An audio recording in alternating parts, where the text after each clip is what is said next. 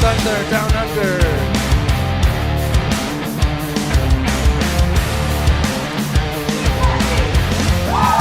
And we're getting ready to go right now.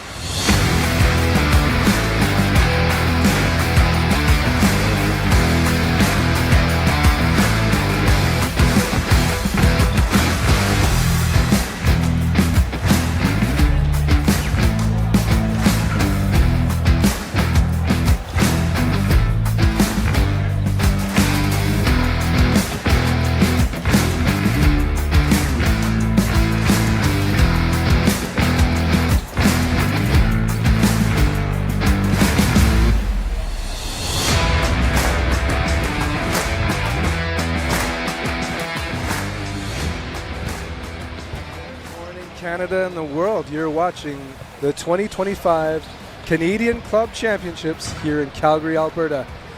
The first match is about to begin momentarily. We're going to be watching Rainbow Thunder go against Caffeine & Co. Rainbow Thunder, number 2 out of Manitoba. Caffeine & Co., number 1 out of Quebec. And as I was studying the notes, it was fascinating as Caffeine & Co. is a relatively new team, started in 2023 with a small core of top-level players, if you know Green Baron. And they've risen up all the way to quarterfinals, but it was Rainbow Thunder that shot them down and ended their run as Rainbow Thunder proceeded to make it to the next round, of course. So their journey in 2025 begins where it ended. Meanwhile, Rainbow Thunder, you should be no stranger to them. They were silver in Manitoba Provincials 2025, 23, 22. Gold medalists. They beat out Rogue in 2024. So they were formed as far back as 2017. They are best known for their colorful jerseys, sideline hype, and epic brunches.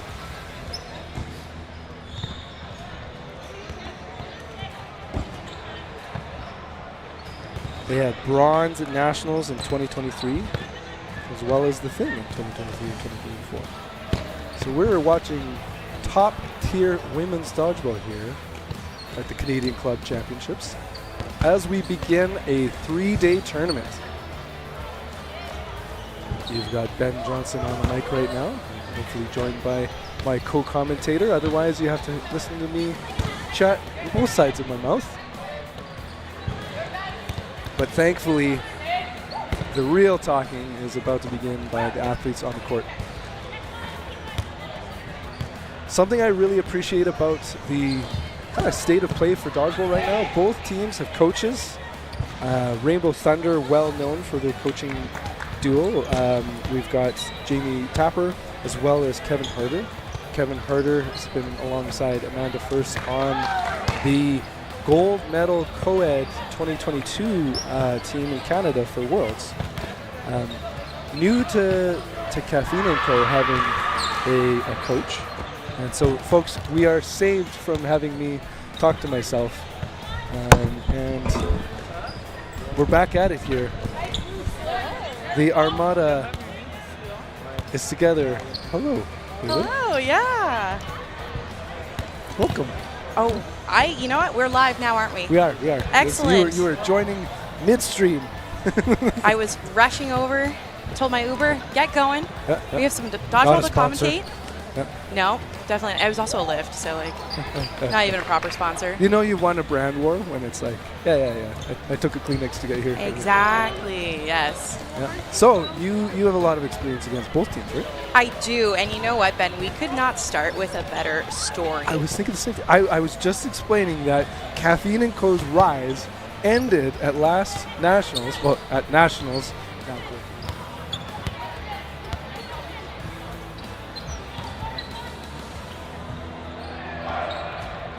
Co. actually beat Rainbow Thunder 6-1. And they played so well. So this is really a great game to come back and forth with, and I'm very excited to see how either of them adjust to each other, what they bring to this as a new strategy potentially. Oh, well, yeah, you just gave me the shivers how much I enjoy watching this sport. I have a theory for you. Okay. So sometimes in professional level sports, during like kind of the, we'll call it round robin to use our terminology here, some teams can kind of not show their hand. Mm-hmm. What if Amanda First is like, you know what, we're not going to show our best stuff at the thing because we're going to show up at the Canadian Club Championships as a different team? Maybe. I mean, Rainbow Thunder is kind of known to have the biggest playbook in the game. However, I do think they're not ones to take an L if they can avoid it, right? Like, I don't think it would ever be a point where we're going to lose in round robin because we're gatekeeping. But like, some secrets. Yeah, it'd be weird to turf the thing. Yeah. Just to like play this mind game. No. And to be noted, obviously, at the thing, there were roster adjustments. Yeah, and that was like kind of the tricky part about the thing. I'm like, is this person a guest? Is this a new player? You know, I actually was likening it to, I was talking with Nathan just a second ago, it's like the first time ever having like free agency in our sports. Yeah. Where it's like, wait, why is this person from Manitoba? Oh, they're just a guest at the thing. I was like, no, they're on the team. And I was like, oh, but this person from Ontario, they're a guest. I was like, nope. Okay, time to start studying as we get lined up here. Rainbow Thunder, of course, wearing the rainbow jerseys on the near end. It's actually quite contrasting in that we've got the monochromes versus Rainbow. Are you expecting defensive, slow pace out of Rainbow Thunder then? No. Ooh, and there's the wicked windmill at the beginning from JC Morris. Rainbow Thunder likes to be aggressive off the strike. They have a good strike. They should be. I think you'll see Caffeine & Co. maybe be a little more aggressive on the defense. Okay. Burn to throw, shifting. There's yet to be an elimination. Let's see that play call. Myra Duarte in the middle. They send it. Ball is up and caught by the ball retriever. So we do have damage. Taylor Ewell is out. Defensive play call happening. Oh, it's a play call coming from the captain. Preemptive throw and a hard throw. Watch it on the right wing. Now, have you ever gone up against this is giving Cassandra Paris-Jourdois. Oh, have I ever? The hammer that she can throw. Yeah, phenomenal arm. And fun fact, Ben, coming off an injury. Oh. Hurt her knee at the thing. Hasn't played since then. Okay. This is her first time testing the knee here at the Canadian Club Championships. And they are very quick into the attack zone. Solo throw, getting up and out of the way. Julie McLaren on the right wing. Should be targeted again. She is. The ball's high and outside for her. So over and under, and how many times we get hit for her? What do you think? We have the perfect view angle. We do have the perfect view angle. You're taller than me, so I'm gonna guess I'm gonna hit once. You're gonna get hit twice. Paris Jadouin, and you're going to catch that one, whereas I don't have your athlete reactions. Ooh, I love the throw. Jobin Ross, you see kind of like it almost curved into McLaren. Yeah, Player advantage here for Caffeine & Co. So back to you. No, Jobin Ross, very experienced. She's been part of the Team Canada program. Actually, there's a lot of talent on both these teams within that program. JC Morris making that block there, two-time world champion for the mixed foam. Team Canada. McLaren first, Morris, veterans of the game. Windmill not connecting on Duarte. McLaren also previously part of the Team Canada foam program. Let's go back to 2019. Yeah. And then, of course, on the other side, you have Corinne Durand, also a multiple-time gold medalist at the world level. Mira Duarte, part of that program. Rising star.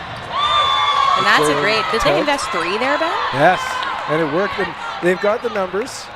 So as we can see coming back here from Rainbow Thunder, is 2 shots. And they do target Duarte again, but she's got a wicked slide. That's why you wear those knee pads, not like those cool Gen Zs who like to kind of go naked on the knees. They want to lose their cartilage. Yeah.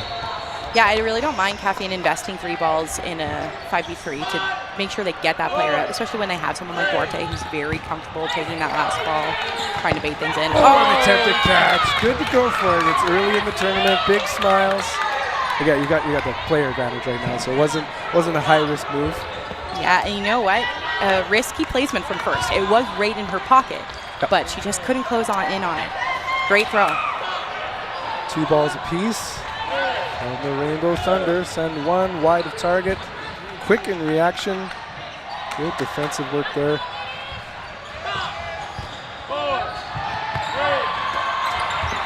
Passer not connecting. Counter, same issue. 4-2. So this is one thing you can kind of get lulled into a slower game with Rainbow Thunder throughout. But I love the pace that's kind of quick and steady movement by Caffeine & Co. Duarte tried the no look there, which is, a great thing to do, especially against a really strong blocker like first. And crisscross. Successful blocking.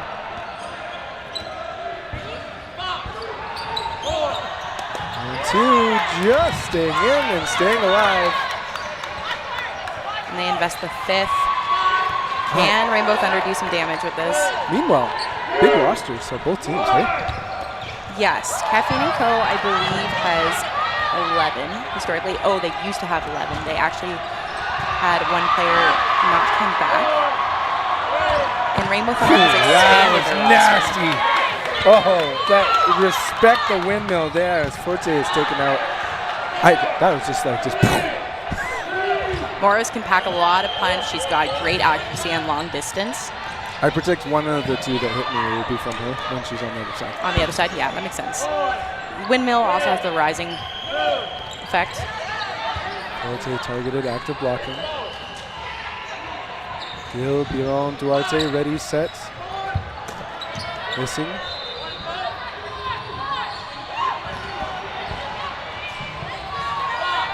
On the offense, Rainbow Thunder. Trademark calling Thunder, and that is a connection on the wrist. Now 1v3. Yeah, great take by Duarte, making use of that angle. No counters. Shot clock resets. Burden the throw on Caffeine & Co. Well, 2 throws. Expertly blocked balls up in the air, and that is out of bounds.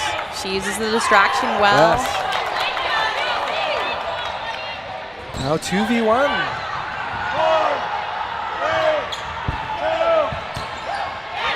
Two ball block. Morris is not afraid to go for the catch on the defense either. So Caffeine has to be very careful about their placement. Especially with that, when you kind of get low and have those 2 balls, you can actually kind of suck that 1 ball in. Great spot to trap it. Duarte applying pressure, head back, and communicate with teammate. Burden the throw still is on Morris. Resets the shot clock.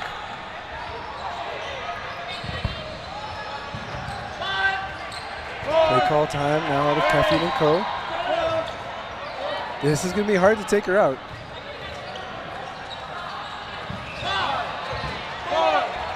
They're holding firm. Yeah, like there's going to be no rush, right? This could be an exceptionally long set. Oh, and they're only down to 1. Whoa! Tried to pull the hips out of the way, but the ball was heat-seeking.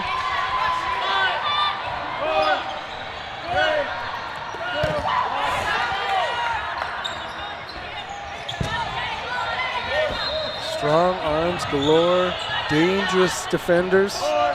1v1, this is what we're here to see. Just like first set of it, the whole tournament is already just so exciting. Yeah, can you believe this is the first point?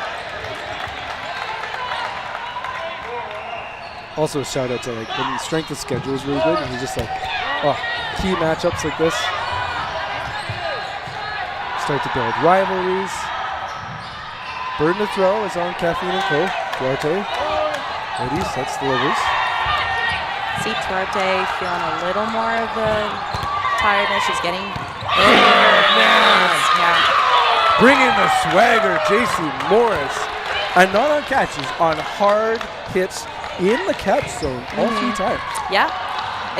It's doable. None of them went for it. Well, they but were punch outs each time. Exactly. And Morris, to be noted too, very careful with her ball advantage. She never ever gave away the amount of balls so that she'd be at a bit disadvantage. She always had 2 to block, potentially 3 near her ankle. Duarte got a little too aggressive with that. It makes her defenses a little weaker. Now on court, Sydney Somerville in the middle, so new to Rainbow Thunder, not new to Dodgeball. Lecouve in the left wing. Rue, number 29, protecting teammates. As we have a couple outs now, so McLaren and Ewell taken out. Full court still for Caffeine and Co. Whew, man, that is just a wicked whip. Yeah, you're going to see them take Perjueden's shot a lot. Hard on the thighs. Christopher, do you know if, like, so from my angle, I constantly see fastballs from her, from Paris Jodoin. Is there other throws? There's definitely a lot of movement to the throw. It comes in really fast, but because of her grip, it does kind of waver in the air. So it is hard to track. It's not just a fastball. It's going to be moving a little bit.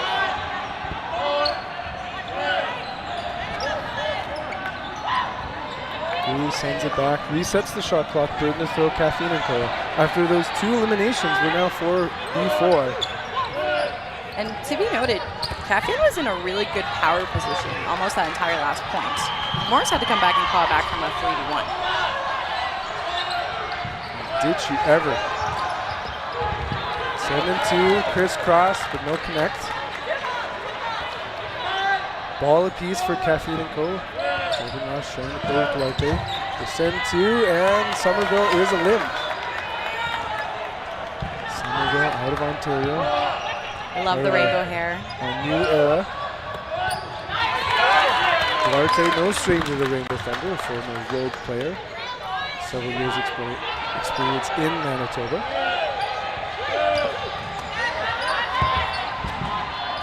Good protection. Sarah Gill handing off the ball to teammates. 2 on target, expertly blocked. We're in another tough scenario, 3v3. No hesitation to send a couple late, and that Paris Jodoin just drops it crazy. She's got a lot of leverage from her height. Yeah. That's what I tell myself. If I was taller, I could throw harder. It's the tendons. It's the tendons. Hip shoulder separation. Caffeine invests the 5th. I have a feeling that 2 balls are going to go at 6 balls. I think like sometimes when you've got that high energy as a team, it's so tricky because like the way Amanda leads her team is just through that extreme discipline.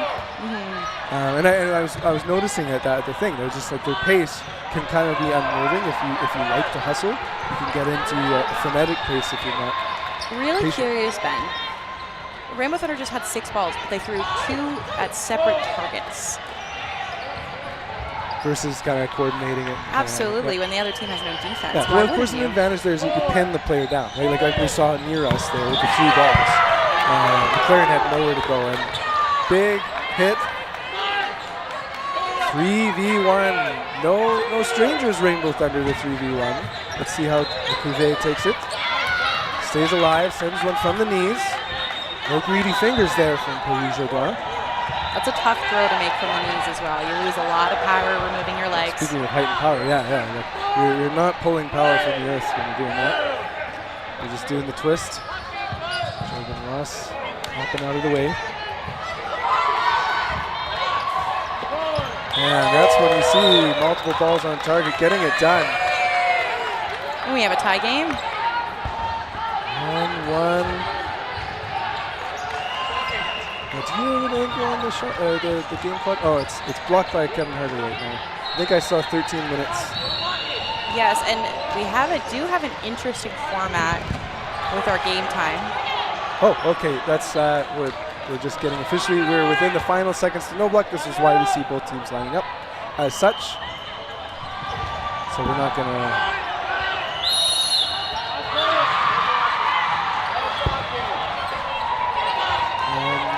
Any second now. Or are they starting it in completely new block?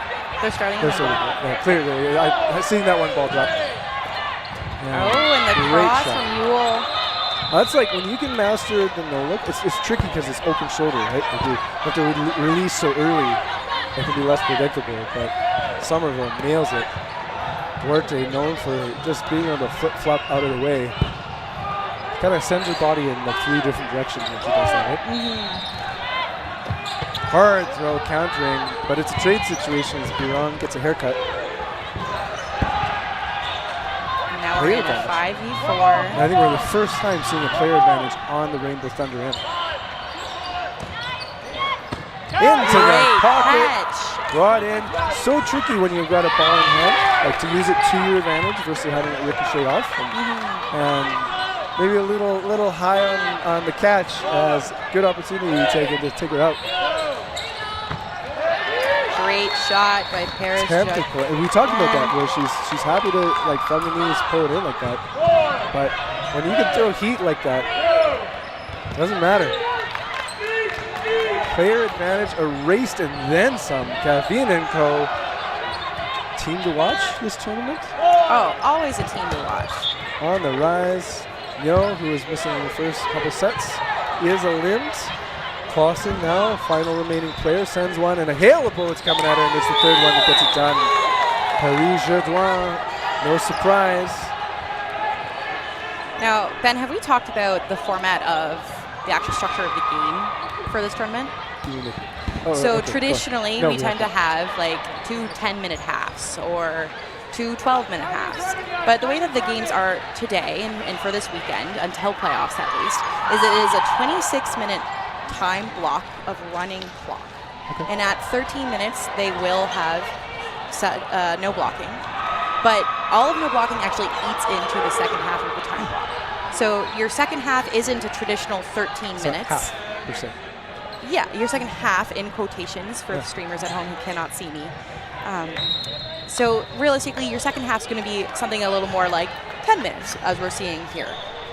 So it is, at the end, probably similar to the amount of game time you are actually playing, but you don't have a traditional halftime where you can stop and really talk about it because your clock is running the entire time. Oh, and speaking of the free agency, are you familiar with Leanne Wilson? Well, Leanne Wilson lives in Quebec, so. But not for all, like, not for many years. Oh, yes, absolutely. Oh. Long-time Avonlea Armada member, part of the original roster. That's why I'm such a huge Caffeine & Co. fan, but has lived and played with Caffeine & Co. since their inception. Oh, wow, okay. And I miss her every day. First cross, and it connects. That was a good one. Do you have like a ship ceremony where you like kind of like old Vikings where you like put them out to sea? She has a ship tattoo. Wow. That's commitment to the Armada. commitment is both of us wearing merch. It's where my flip-flops have gone. I don't know. Oh, they're back there. And a great throw. Yo takes out Jobin Ross. Yule is such a casual blocker.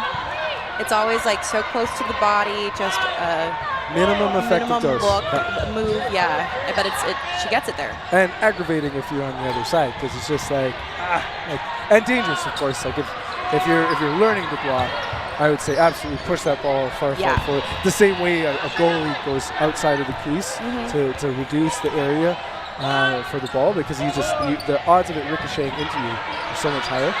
For sure. And it's like she's also unfazed as it's coming. It's just like, boop. Yeah, this is just a casual Monday. And second half players here. Bolsonaro on the right end, Galani on the left. Hey, Oh, Biron invests the fourth, and it's well worth it. And they get the roll back.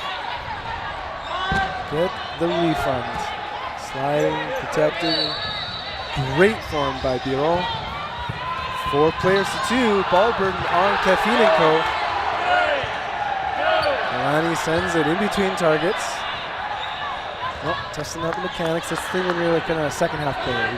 You didn't have that early opportunity to get the rust out, as this is the first match of this 3-day tournament. Both of these teams not afraid to pre-counter. They are shot accurate right now. First time a 1v on the Caffeine & Co. end. Galani, 2-ball block. Sends it right on target. Galliini has such a fun throw. It's such a straight arm, sidearm almost, and it gets a lot of whip and power. Well, and speaking of that hip to shoulder separation, I think one of the things I noticed is she actually gets great hip separation, kind of twisting body right to left. She must be feeling a lot better this tournament. Last tournament she played, she was fasting. I could not imagine That is impressive. having to do that. That is dedication. That is dedication. Oh! Held there. And a final one. Wow. Incredible. 1v heroes. Later, we're going to be talking about your player of the match. And I think, our standout moments so far have been JC taking it to the team. Galani, who had to sit for the first while. And we talked about that rust move. Like, okay, all right. And then pop, pop, pop. She's on. Oh, incredible. That's what I live for in Dodgeball. Let's see those really great comebacks, and that's why every throw matters in this game. I will great catch. And calming the team down, right?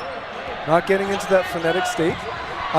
Galani's throw, kind of like a Jason Mickler throw. He makes great use of like a corkscrew with his body. You see that shoulder dropping as a twist. Yeah, I would say their arm movement is very different, but their legs for sure. Good use of full body. And what we see from Biron here after that catch, that is a level of experience to immediately be like, chill.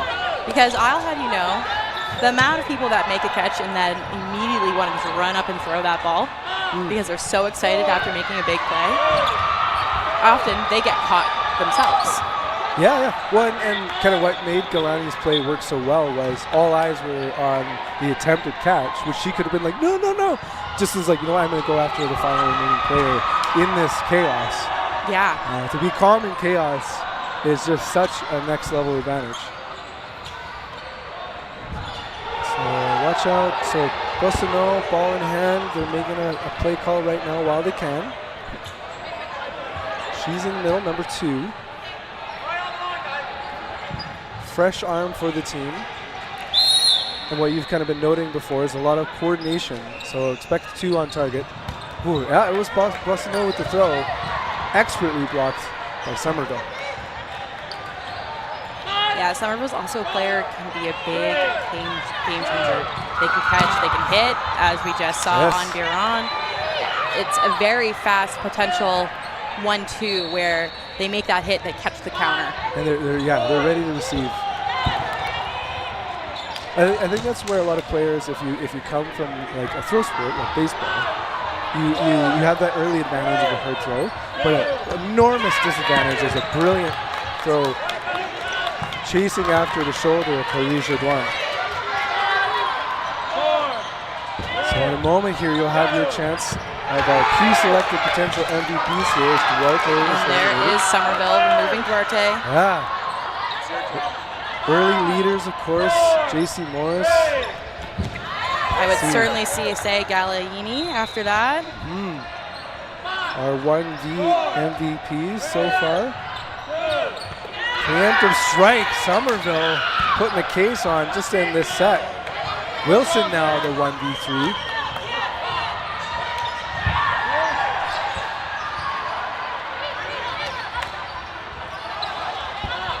And all those balls are stuck in no man's land.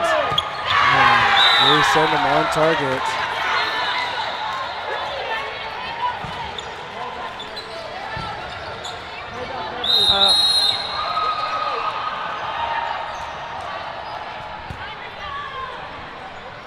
Okay, we're just making our final selections as your commentators here. You're going to see 4 names pop up as your player of the match. Time taken here. And they do have 1 timeout per round robin game. Okay. I believe it's a minute. That's a fair amount of time. It is. You know, we have 35-minute blocks, 26 minutes of match time. Got a little bit of wiggle room there. Unless you're sprinting from the other court, they have a gym. That's about a 2-minute walk. I think the interesting thing about making sure to start using it in round robin is it is an essential part of playoffs. Well, especially when we don't have a traditional halftime in this current format. Yeah. It's really you choose your break. You do. And when you need to dig deep, this is a great choice by Rainbow Thunder. You know, we're looking at a 3-2 score for caffeine. We have less than 5 minutes left on the clock. We have 3 minutes and 40 seconds left on the clock. And defensive both sides. On court right now, eyes on Constantine, who's number 10, inside of the right wing. Back on court after a small break for Rainbow Thunder, Morgan Lecuyer. Holding up the left wing, taking that shot at Constantine. So beware of being named right now. Caffeine and Co. wins that exchange. They're up 5-4. Crosser, ably blocked. It's one thing for Wilson. It's not so sneaky to turn into a 1 player off. And you can vote now for your VC player of the match. They can win the glory of your praises. I think one of and J.C. Morris, one of those names. It's amazing. It's not even a no look. It's just so quick, and then people kind of just watch it hit them. Great shot from Paris Jodoin onto Morris. She knew that she was lining up that throw, and she took advantage of her X step, per se, is probably the lack of word for it, but yeah, her stabilizing pro hop. That's the word. Thank you very much, Ben. It's early. I haven't had my coffee. Whew. The ups, Paris Jodoin showing the lift. And it's a 3v3, and you know what? Taylor Ewell still in the game, and if anyone's going to make a clutch catch to bring Rainbow Thunder back. Lawson unable to block that heat. Wilson in the middle for Caffeine and Co. Eyes on her, yet she throws. Low and away for Ewell. Ball burden now on Rainbow Thunder, 2 balls apiece. Rue and Ewell. Solo throw. Good luck.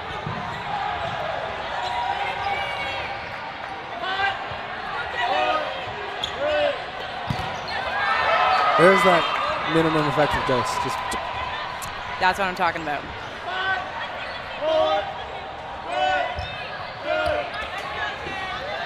Open shoulder, no look. Not quite on target. It's hard to get that accuracy.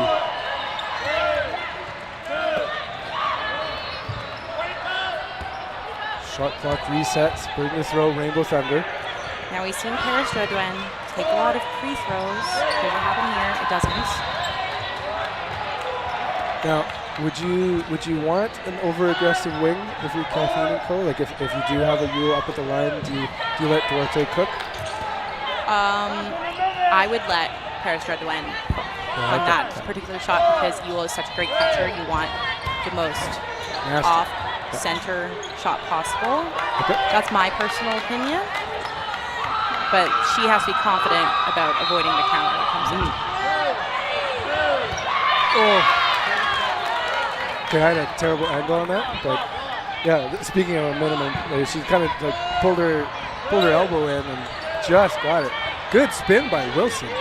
Wow. And you see Yule now looking for that free. She's hungry. She wants someone out. And she does. 2v2, strong throw. Rue showing strength right there now, 1v2. As it's been, as it should be. So close, both teams. The heater getting low, sending the hammer too low.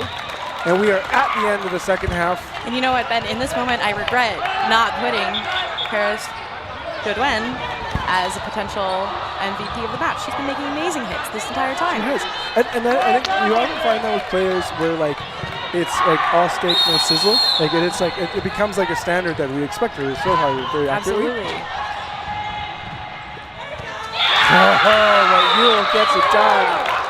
And what a way to add to the storyline. We have a tie game between Rainbow Thunder and Caffeine & Co.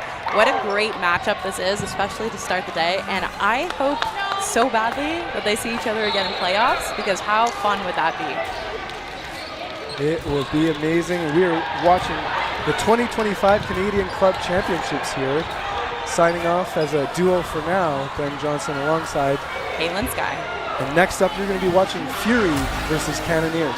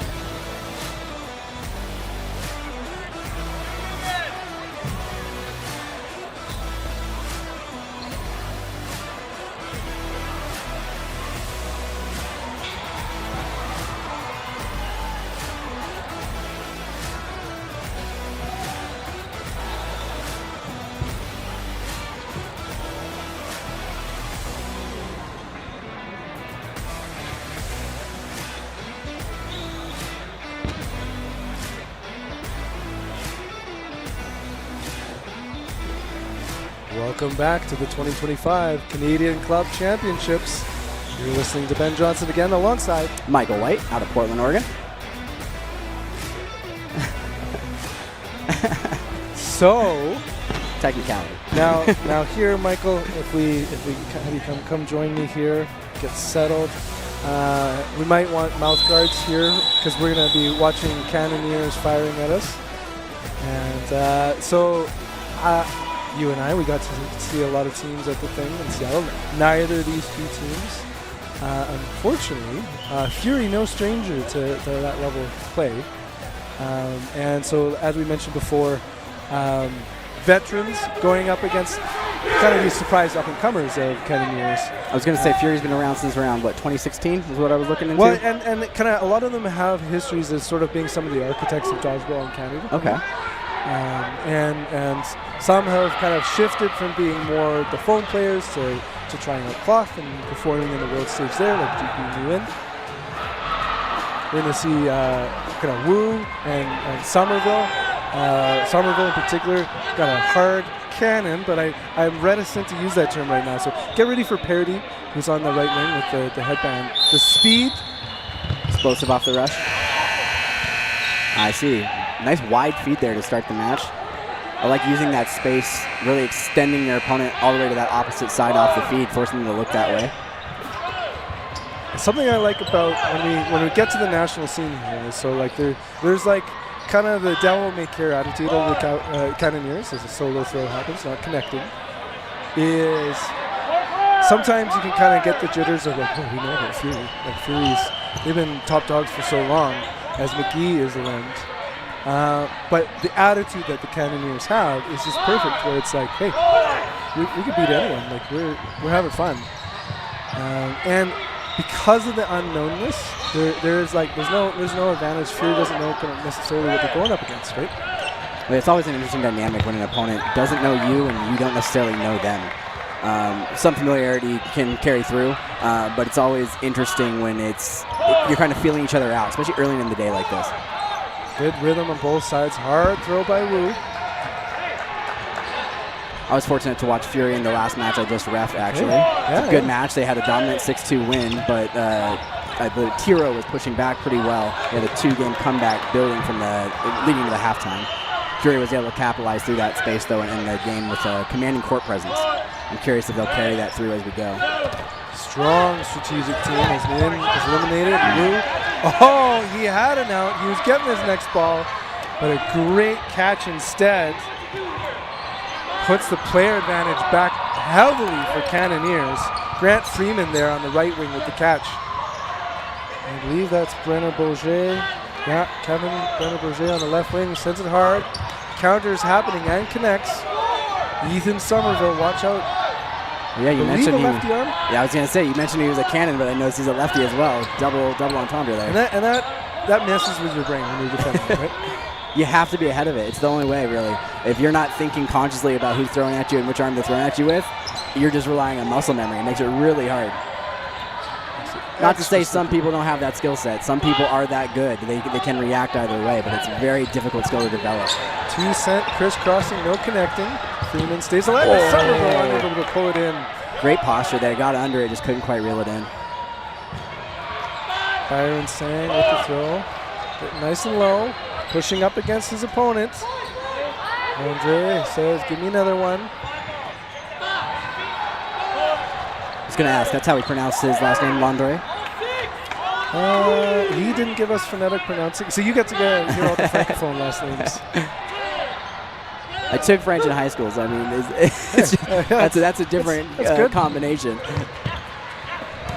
Ooh, hard throw. Ably blocked by Landre. Slowly pushing into the attack zone. Lets it rip. 4v1's pretty tough, though. I like that he's showing patience here. He's not rushing himself. He is still willing to go high up the court. And it looks like Cannoneers was poised to try to take advantage of that, but unable to in that sequence. Early point for them would be a big deal, but Renier taken out. Oh, ref steps in, confirms. Oh. Okay, I was going to say, maybe tell him to go at the back, but no, he's clean. Still 4v1. Hard throw right on the caboose. It's one tricky thing is someone blocks and kind of leaves the back end open. Well, in critical execution there, that's a pressured situation to throw one and then throw your last held ball. You miss that shot, you're basically exposed in a bad position. He was able to capitalize by taking that space and executing that throw. High leverage, gets the reward. I think that's actually part of the strategy in most one-on scenarios, especially when you're down. One, because we're in a timed match. It's better to try to make something happen quickly than drag this out, although it is the first set. But being able to kind of create opportunities where you show your opponent that you might be exposed, but then using that to your advantage. I think that's an excellent skill to have in this scenario. So where do you lie on the knee pads, no knee pads? As a fan, I just feel like you have to be knee pads. I think I'm actually like smack in the middle where I like the most minimal knee pad possible because I do really value that mobility and agility. Also just not having a large bulky knee pad that can get grazed. I think that isn't necessarily the most significant factor, but it does depend on your play style because I lean into agility. Perfectly executed, but he actually, even to that very last minute, Landry had just great hand placement. He was doing a great job of surviving all the way through that, keeping himself low, using his blocking the ball, making sure to keep pressure on his opponent, not allowing them to group throw at him. That was actually really well played. He was just in an uphill battle from the start. Some roster changes here. Speakman now on the left wing, Will Andrusik. You've seen him on the world stage, and Jan up. Opening rush, he's not targeted, it's McGee. Wow. Grenier. McGee brings it in. Ate that one for breakfast. He must have been hungry. It's kind of a shame that like, when you've got all 6 players, you don't get like a +1 for later. Well, that's part of the strategy, right? It's kind of worthwhile to be more aggressive in that moment off the opening rush because there's less of a penalty for throwing that catch. You might as well go direct and fast. If you can place a ball well, go for it. That's great, but it's usually worth the risk because odds are you'll get a catch throughout the extent of your match. And speaking of catch, Anderson gets it. And I'm also noticing Bryce Potvin on court inside of the left wing. So big roster here, or a big changeover at least from set to set for Fury. Loving that posture on the back line from Cannoneers. All 3 of them prepared whether they have a blocking ball or not. Movement, mobility, becomes hard to predict. Hard on target. Good to see Fury executing the pump fake patiently this early in the tournament. Usually teams kind of come out swinging and they lose track of that. That's actually an extremely valuable skill to be applying early on. Getting those early counters out of your opponent, make sure that they're hesitant to throw them, that can really put you in a good position to be successful. Whew, just like that. Brings it in. Counter was not successful. Speakman now making a play call. Many full court here versus 1. Sang by himself. The 2-ball block works, but the rebound comes all the way back to Speakman. Balls exchanging back and forth, and that was a catch. I was so focused on his dodging that I missed the catch. Point on the board. Coaching coming out of Alex Svitlovsky. And I believe, so yeah, two coaches as well. We've got Lynn Kirkpatrick. So veterans of the leadership scene as well. I was going to ask, if Fury's been around for as long as they have and have been so successful, do they have long-standing members that still lead the team, or is that leadership transition over time? Yeah, it's interesting. Well, and like one of the things I think they were dealing with a couple years ago is just kind of the aging stage of a lot of the players, and one of the tactics that kind of veteran teams have needed to do is sort of like start pulling people up from the ranks. But like one of the strengths that Dodgeball Ottawa has is so Lynn Kirkpatrick just herself, top player for many years. You can see she's wearing the Valkyrie jersey. As Grenier is a Lind. So and then Spencer Siro, who's been a long-time player for, and I just wanted to double check. So he, formerly a long-time player for Fury is one of the coaches for Valkyrie, and so you kind of have like the value of like having both genders just crushing it in the community. It really does offer a different perspective that can be incredibly valuable. It's hard for me to speak to because I don't play women's dodgeball myself, but I do see that effect of the difference in pace of play and the way that they can be switched on and off. I think Valkyrie's a great example of a team that does that. And seeing how that can be translated to men's competition as well.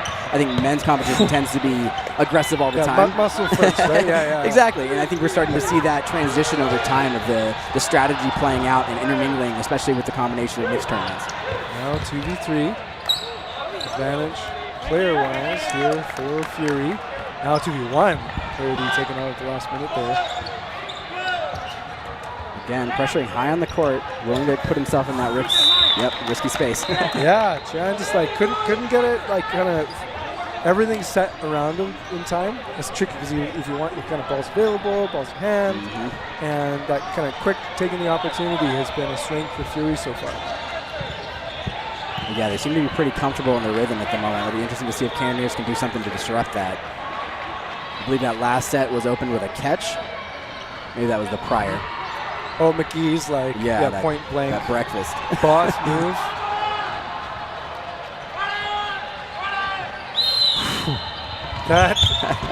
that delay almost was a false start here on Cannoneers. They were locked and loaded and ready to go. Great discipline. Send one, no connection. Pressure, McGee and Wu. Going in for the play call. JP Nguyen is ready there, number 16. Sends it. Whew. Coming back at us. Freeman. Cannoneers looking to kind of show some spice off that back line, trying to keep the opponent off of him. Fury's been pretty comfortable, so I think that may be a wise tactic.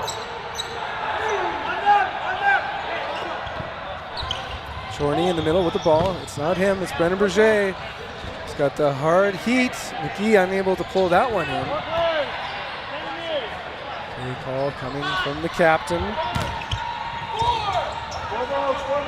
I think that transition there just didn't work in Fury's favor. Threw one ball, then quickly tried to follow. It's a way of catching your opponent off guard, but it can also leave you open to the counter rush. That's all that really happened there. He did manage to get to his back line, but his team wasn't really prepared to disrupt the thrower. Big shot, big hit. I'd like to see that cross-court pressure. Having your right corner just hold this corner down so you can just line up that right no-look. That's like the important thing about dodgeball. Like, you know, we're saying it's a team game. You can play well as individuals, but victory happens when, like, hey, don't worry, I'm going to be sacrificial, or I know I'm a pawn in a chess move. Well, yeah, I think it's kind of a balance of kind of creating the opportunity for your teammate, but also trying to play at pace. That's kind of the challenge of playing at a high level, and since all of these teams are high-level teams, it becomes how do we play at our pace without getting out of control, but also by forcing our opponent into exposed positions. That's really where the teamwork, I think, comes in dodgeball, is how do you pressure and lock an opponent's attention so that you can expose that and use that to your advantage without giving up too many balls and without getting countered for doing so. Hard throw, getting nice and low. Good thing he's wearing elbow pads there. Wins just goes to the ground, quick into the attack zone. They send two on different targets. Brennan Berger is eliminated. Great kind of contact rate coming from Fury. Yeah, both teams really just seem to be pushing back and forth with each other. It's been momentum back and forth from both teams. It's been a good matchup so far. I'm not used to seeing Freeman on that far end, so let's see if it's also whoa, preemptive strike. Just counters for days. The teams are just going back and forth right now. Trade in favor of Cannoneers. Great throw, Kravitz. The ends is out. Two on target. Potvin stays alive. He's got an interesting delivery. I like watching his footwork, and you can tell he makes use of kind of finger placement on the ball. I was just looking. It looks like he's got kind of that wide open grip. Really extending his two forefingers and his thumb across the ball in order to emphasize that spin and curve. And we're in the final 10 seconds until we hit first half, no blocking. So if I'm Potvin, I'm releasing Suns out, guns out. If he knew, and he connects right on target, taking out Chan. Just carrying that over the ball with a little curve. I like it. Trying it again, too. Into the gloves, and Chorney takes it. Matthew Chorney, well done. And I believe now the refs have noticed the game clock. Yep, looks like we lost track of time. That just means we go straight into the no block here. Because it's been such a great match.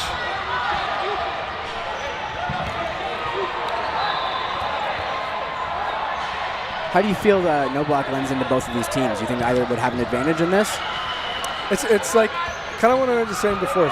Cannoneers have that like devil may care, like not that they're like happy to be here, but that unorthodox versus like deep strategy coming from Fury, and like a respect for like what situational play. So I would lean on Fury. As in they'll be able to exploit that kind of loose nature like they of know what to do Cannoneers. in that moment. But like if it ever descends to chaos, which a lot of times no block does, I'm that's an advantage of Cannoneers is the aptly named team. I was going to say that one lived up to it. Straight from the middle, about 45, 50 feet back. Ooh, but answered. Ankle biter. That left arm from Somerville. Letting it rip. Yeah, they don't mind if he sends a few. Now Speakman taking that right wing. Burn the throw on Cannoneers. Shots exchanging back and forth. Yeah, confirmed. He's clear. I like the willingness to counter there from the back line, even with just 2 balls. I think that's something you can really lean into in no block. The more antsy you can make your opponent, the better off you are. And because it's no block, they kind of have to be antsy, unless they're really trying to bait catch. But even if they are, you kind of expose that quickly by throwing those counters. Beyond gone, 4 remaining from Fury. Patience out of the Cannoneers. But lots of balls on the Fury end. They send one right on target, 2 on target. Parody has been a bad luck situation for most of the stores. They've been right on him, but he's been unable to pull it in. So I kind of wonder for him if in second half he can swap up his strategy. And they're connected.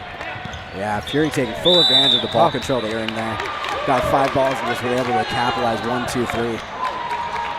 So you've refed, you've seen different format, of course. There isn't really this break here at the end of half. Transitioning really quickly. I think it's a max of 30 seconds between each set, and that carries through the halftime.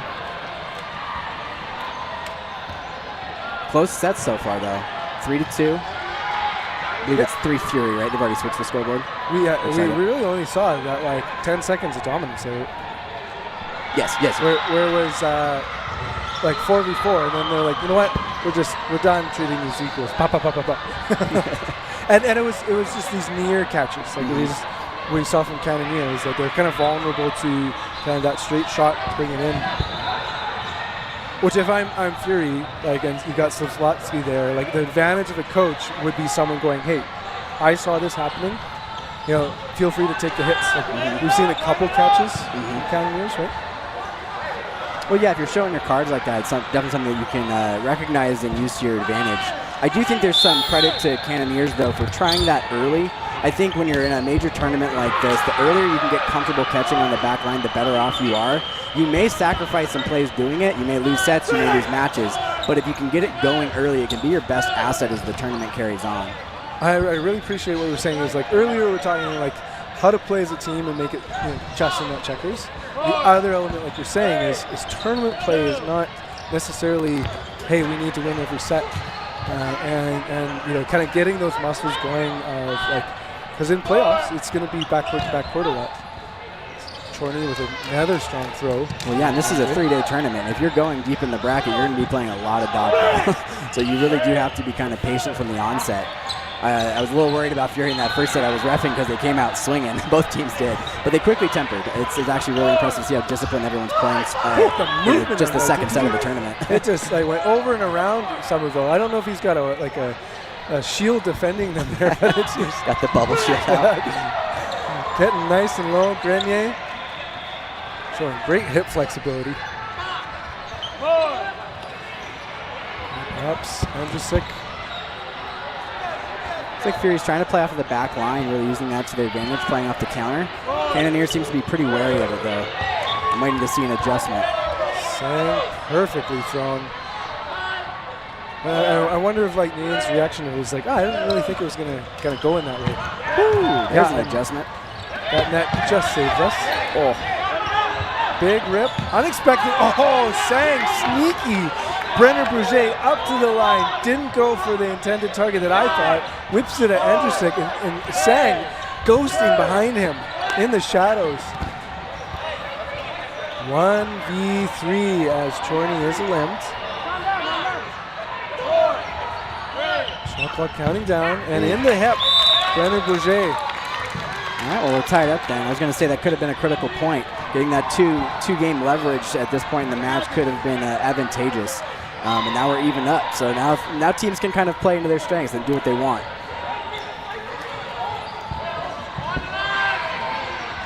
Who was Fury playing in the game you left? Tiro. Okay. Boop, false start. McGee going like, yeah. And part of it is there's like a pretty delayed 3-2.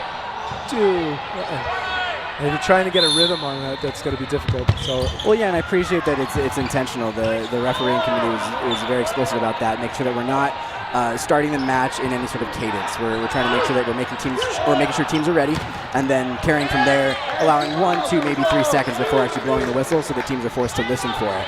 And it's good to see the discipline the teams are showing. Like you saw, Cannoneers nearly jumped the line in one of those earlier sets, was able to hold on to it. They know what they're trying to do. They are listening for that whistle. And a 1-2 punch in the middle makes the player advantage here for Fury.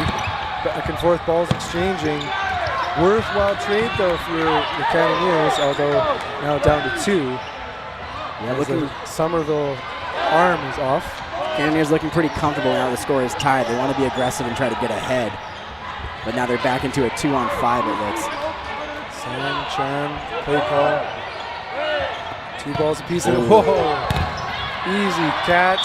Man, great follow throw to get the hit on the legs following the catch, but left himself in a bad position there. 2-on-5. In a moment, we're going to give you an opportunity to vote for your MVP of the match. Ooh, tricky, because we've been just watching such great team play. Now, if I'm thinking, we've had some good play. Brenner Bourget, Kravitz for sure. I was going to say Kravitz stood out to me. He was definitely taking those cross-court shots and making them count. Whoa, big rip. McGee had a great early catch. Oh, yeah, he had that and breakfast a catch opportunity taken by Freeman. A little bit surprised that I didn't see anyone biting on the Fury end. Speakman now out even as well. Best case scenario if you're the Cannoneers. Big rip. Not connecting. Third and a throw on Cannoneers. Ref pausing for a moment so Freeman can tie his shoes. Shot clock counting down again.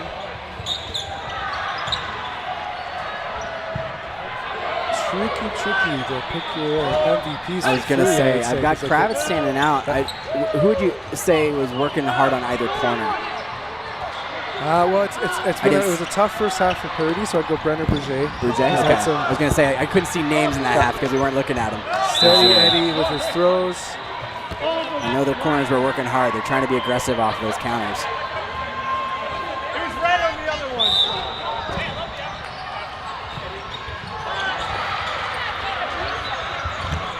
Boom, boom. Trade situation. Chorney and on the end. Cannoneers finally able to get some leverage here at the beginning. Potvin confirming. Oh, is he saying I got the catch? Or and Chorney is being pulled off court. Haven't spoken much about Eric Alain. He's on the left wing right now, number 7. Watch him. Fresh arm and a wicked sweeper there. Yeah, he's got an interesting grip. Really kind of like gets his fingers tight to each other on the ball. Able to really put some wrist movement into it. Coming from more of a side slot than anything.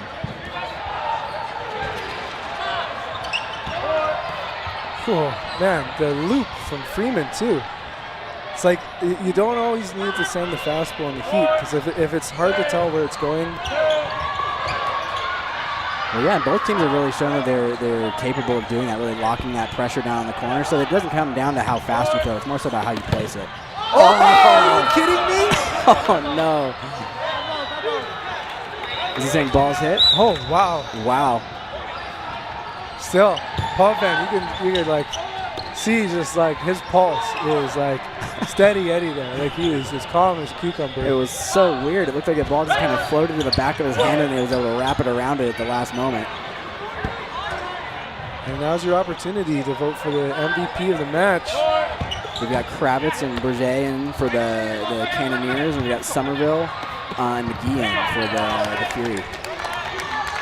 And opportunity for Kravitz and Brenner Berger to build on their case, as well as McGee, who's in a 1v mini situation, making it 1v4 with that excellent hit. KDB, I like it. And a point on the board. So you missed it. First match of the day on court ended in a tie. It was amazing. Back and forth. Yeah. What are we getting right now? Boom. It's 4-4. Only a couple minutes left. Most likely not to end in a tie. But we've been so blessed so far at the start of this tournament of just watching, like, no one kind of run away with anything. Well, yeah, teams are clearly testing each other from the start. It was the same in the last time I repped with Fury against Hero. Fury was able to pull away after the halftime, but only by 4 overall, so it wasn't a walk-away game by any means. In this case, it kind of turned the other way. Instead of walking away, they were able to tie it up, and now we're into the no block. And a smart move by Freeman. We had a very unsuccessful toss back. Kept Grenier totally vulnerable. He got out instantly, but Freeman made sure it wasn't a lopsided start to the set. Looking for that cross again. I like the execution. Just a little high that time. How about instead of KBB, it's like the BB gun. The BB. ABB. Pop back and forth. Right back into that exchange game. Both teams seem to thrive in this area. Fury's trying to keep it under control. Cannoneers trying to press the issue, and they seem to keep opening up that chaos space. It's interesting, like, oh, you got one of my guys? Like, now I'm absolutely going to make sure to neutralize that. Well, this is kind of what I was questioning about the no block. I think Cannoneers is kind of drawing success from that as long as they can get that first out. They're very willing to trade to win the game. If there's any advantage, it's just those catch opportunities, and we've gone in favor of Fury. Parity is a limb again, so we got 3v3. He's been a steady target on that wing, holding up and providing pressure. Kravitz now taking his place. Pressure for Daves, retreating. Get that team play call from Wu in the center. I like the strategic pressure there. Didn't really accomplish much. His teammates weren't prepared to step up and really take advantage of it, but he gave them the opportunity. That can be critical in a set like this. And then now we're sitting at a 2v2. Teamwork's gonna be critical.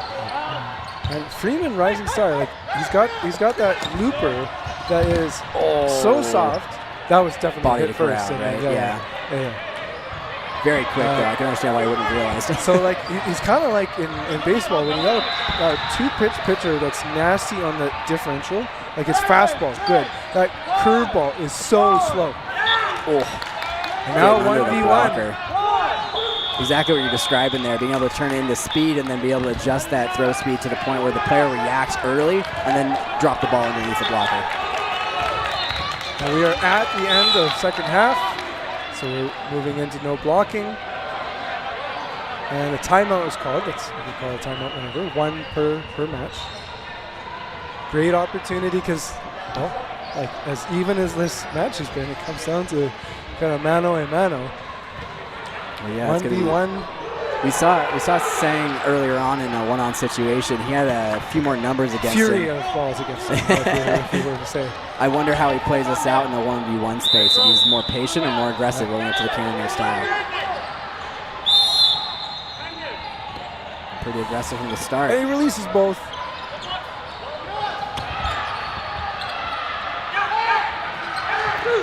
Big ups. Getting twisting off.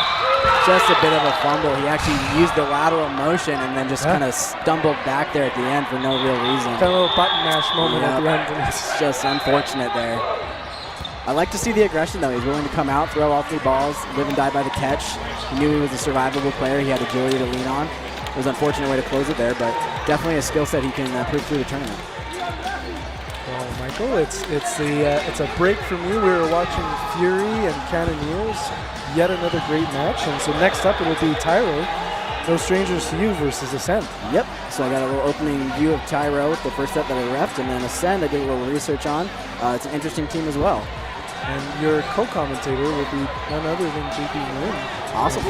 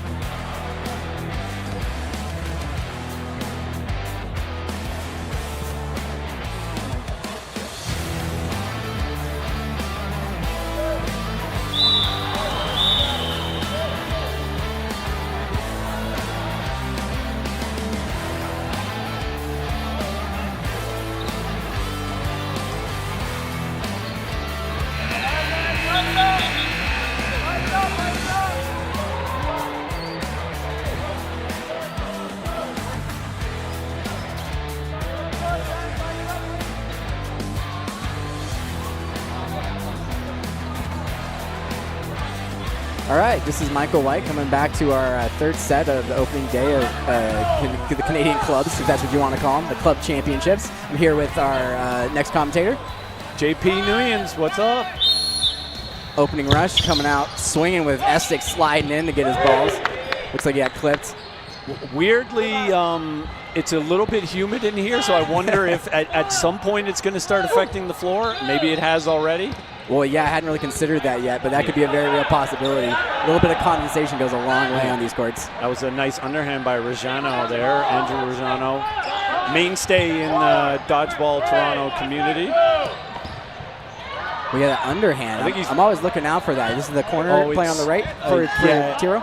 So wherever the camera is, you have your left side here on Tiro. Oh yeah, he's got tons of different throws, drop shots, curve balls. Okay. Best to just get out of the way and not try to block I'll be looking out for that. That's part of what I come to watch. I love seeing people with lots of tricks in their bag. And apparently he's got catches. He's got grabs. Got both hands underneath that one. Catch these hands. 22 in the middle here for Tiro as a big throw, as you just saw there. I'm saying that because we just played them like 2 games ago. So I'm fairly intimate with these players. Well, yeah, I was reffing that match. It was quite a push back and forth there from the start. I believe you guys went up 3-0, actually. Yeah, and then they took 2 from us. Battled back 2, claiming the no block going to the halftime, but then you guys were able to pull away. Yeah, this is a tough team out of Quebec. They ended up beating one of the stronger teams to make it here, Diabolique. Diabolique is, I believe, not even qualifying this year because of Tiro, so they're flying high after that. Interesting. And that's Johnny Lowe from the middle on Ascend, throwing high on Tiro. Well, yeah, it looks like Tiro is able to kind of control the court so far. They're thriving off of their defense. They're not a super countering team. They do thrive on just making plays at the line. Ascend plays a little bit more of a reactive style, a little more chaotic. Yeah, maybe the middle player, the right player Rajano. I think he's wearing a question mark. Yeah, that must be. He's might be a 7. Yeah. Could be the font. He takes pre-throws. He takes full court underhand curve balls. He just hit someone with that, so I really hate playing against him, and he catches a lot. Well, yeah, and throwing underhand, especially with foam across 30 feet minimum, it's hard to read. It comes to placement, right? Yeah. Like, you can't necessarily throw that ball quite as fast as you might overhand. And it's hard to read because it starts out at your feet and then rises up and could hit you in the face. And it can carry movement. Yeah, a lot of it. The opposite of what you would expect. And it somehow comes out very quickly, so he can get you at a lot of pre-throws here. But known catcher as well. Very good blocker. We whittled it down to a 2v2 here. Oh, we got stop and play. Looks like, waiting on the ball to come into the court. Andrew's been playing as long as I can remember. I've been going to tournaments for almost 15 years now. Wow. He's been around a while. You got me beat. I think I've only been competing for about 12. Hey, that's impressive. How many of those are COVID years? You count those? To be fair, not really. Okay, good exchange there by Johnny, taking out Mathieu. Ooh, showing some underhand himself. Yeah. Johnny Lowe going for a 1v1 here. He has all the balls. Yeah, recognizing that ball control there and collecting himself before playing into this. Mitch trying to get himself involved in the game, tried to throw a ball to the ball retriever and failed. So Mitch got to work on his wind-up maybe.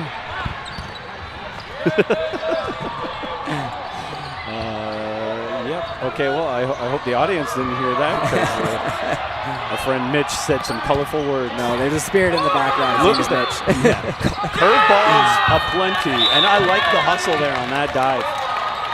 Regardless, I think we're playing, I guess you reffed, so I should know the rules, but if a ball goes out of play, it's 2 feet in bounds, right? We're not playing those rules where it's like catch it, and you need 2 points of contact. Yes, you need to secure the ball with 2 points of contact for a catch to be made. And it's important. I knew that.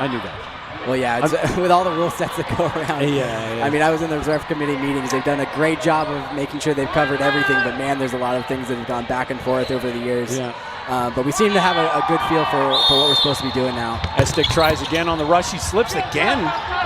More of a stumble, but yeah, almost like he was expecting it to be slippery. He was worried, and then he didn't get the slide.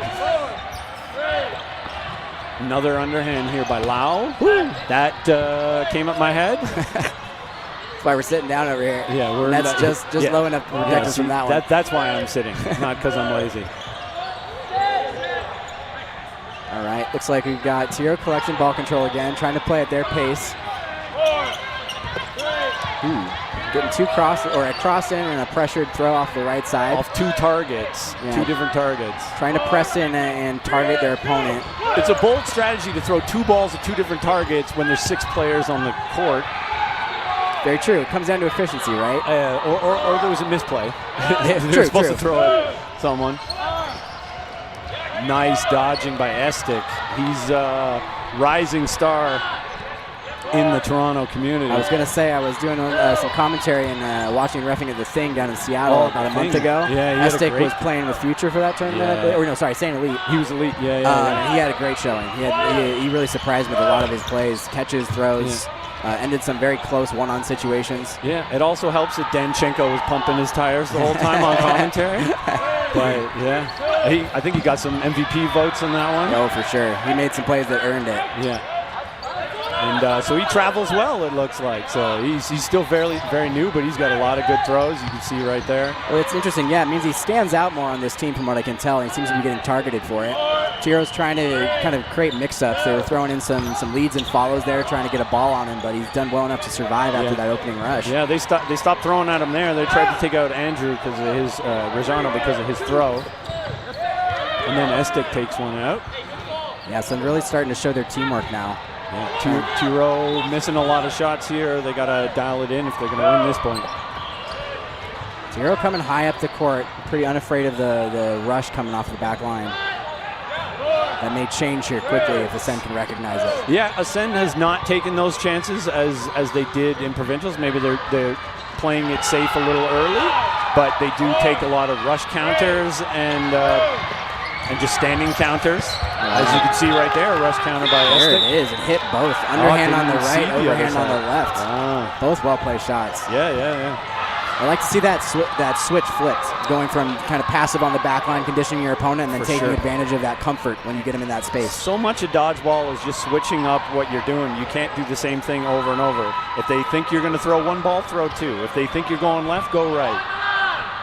You got to keep them guessing. Absolutely. It's the unpredictability. And the more tools you have in your bag, the easier it is to do that. Yeah, for sure. It would seem we have some players that have that in their collection of tools. Yeah, for sure.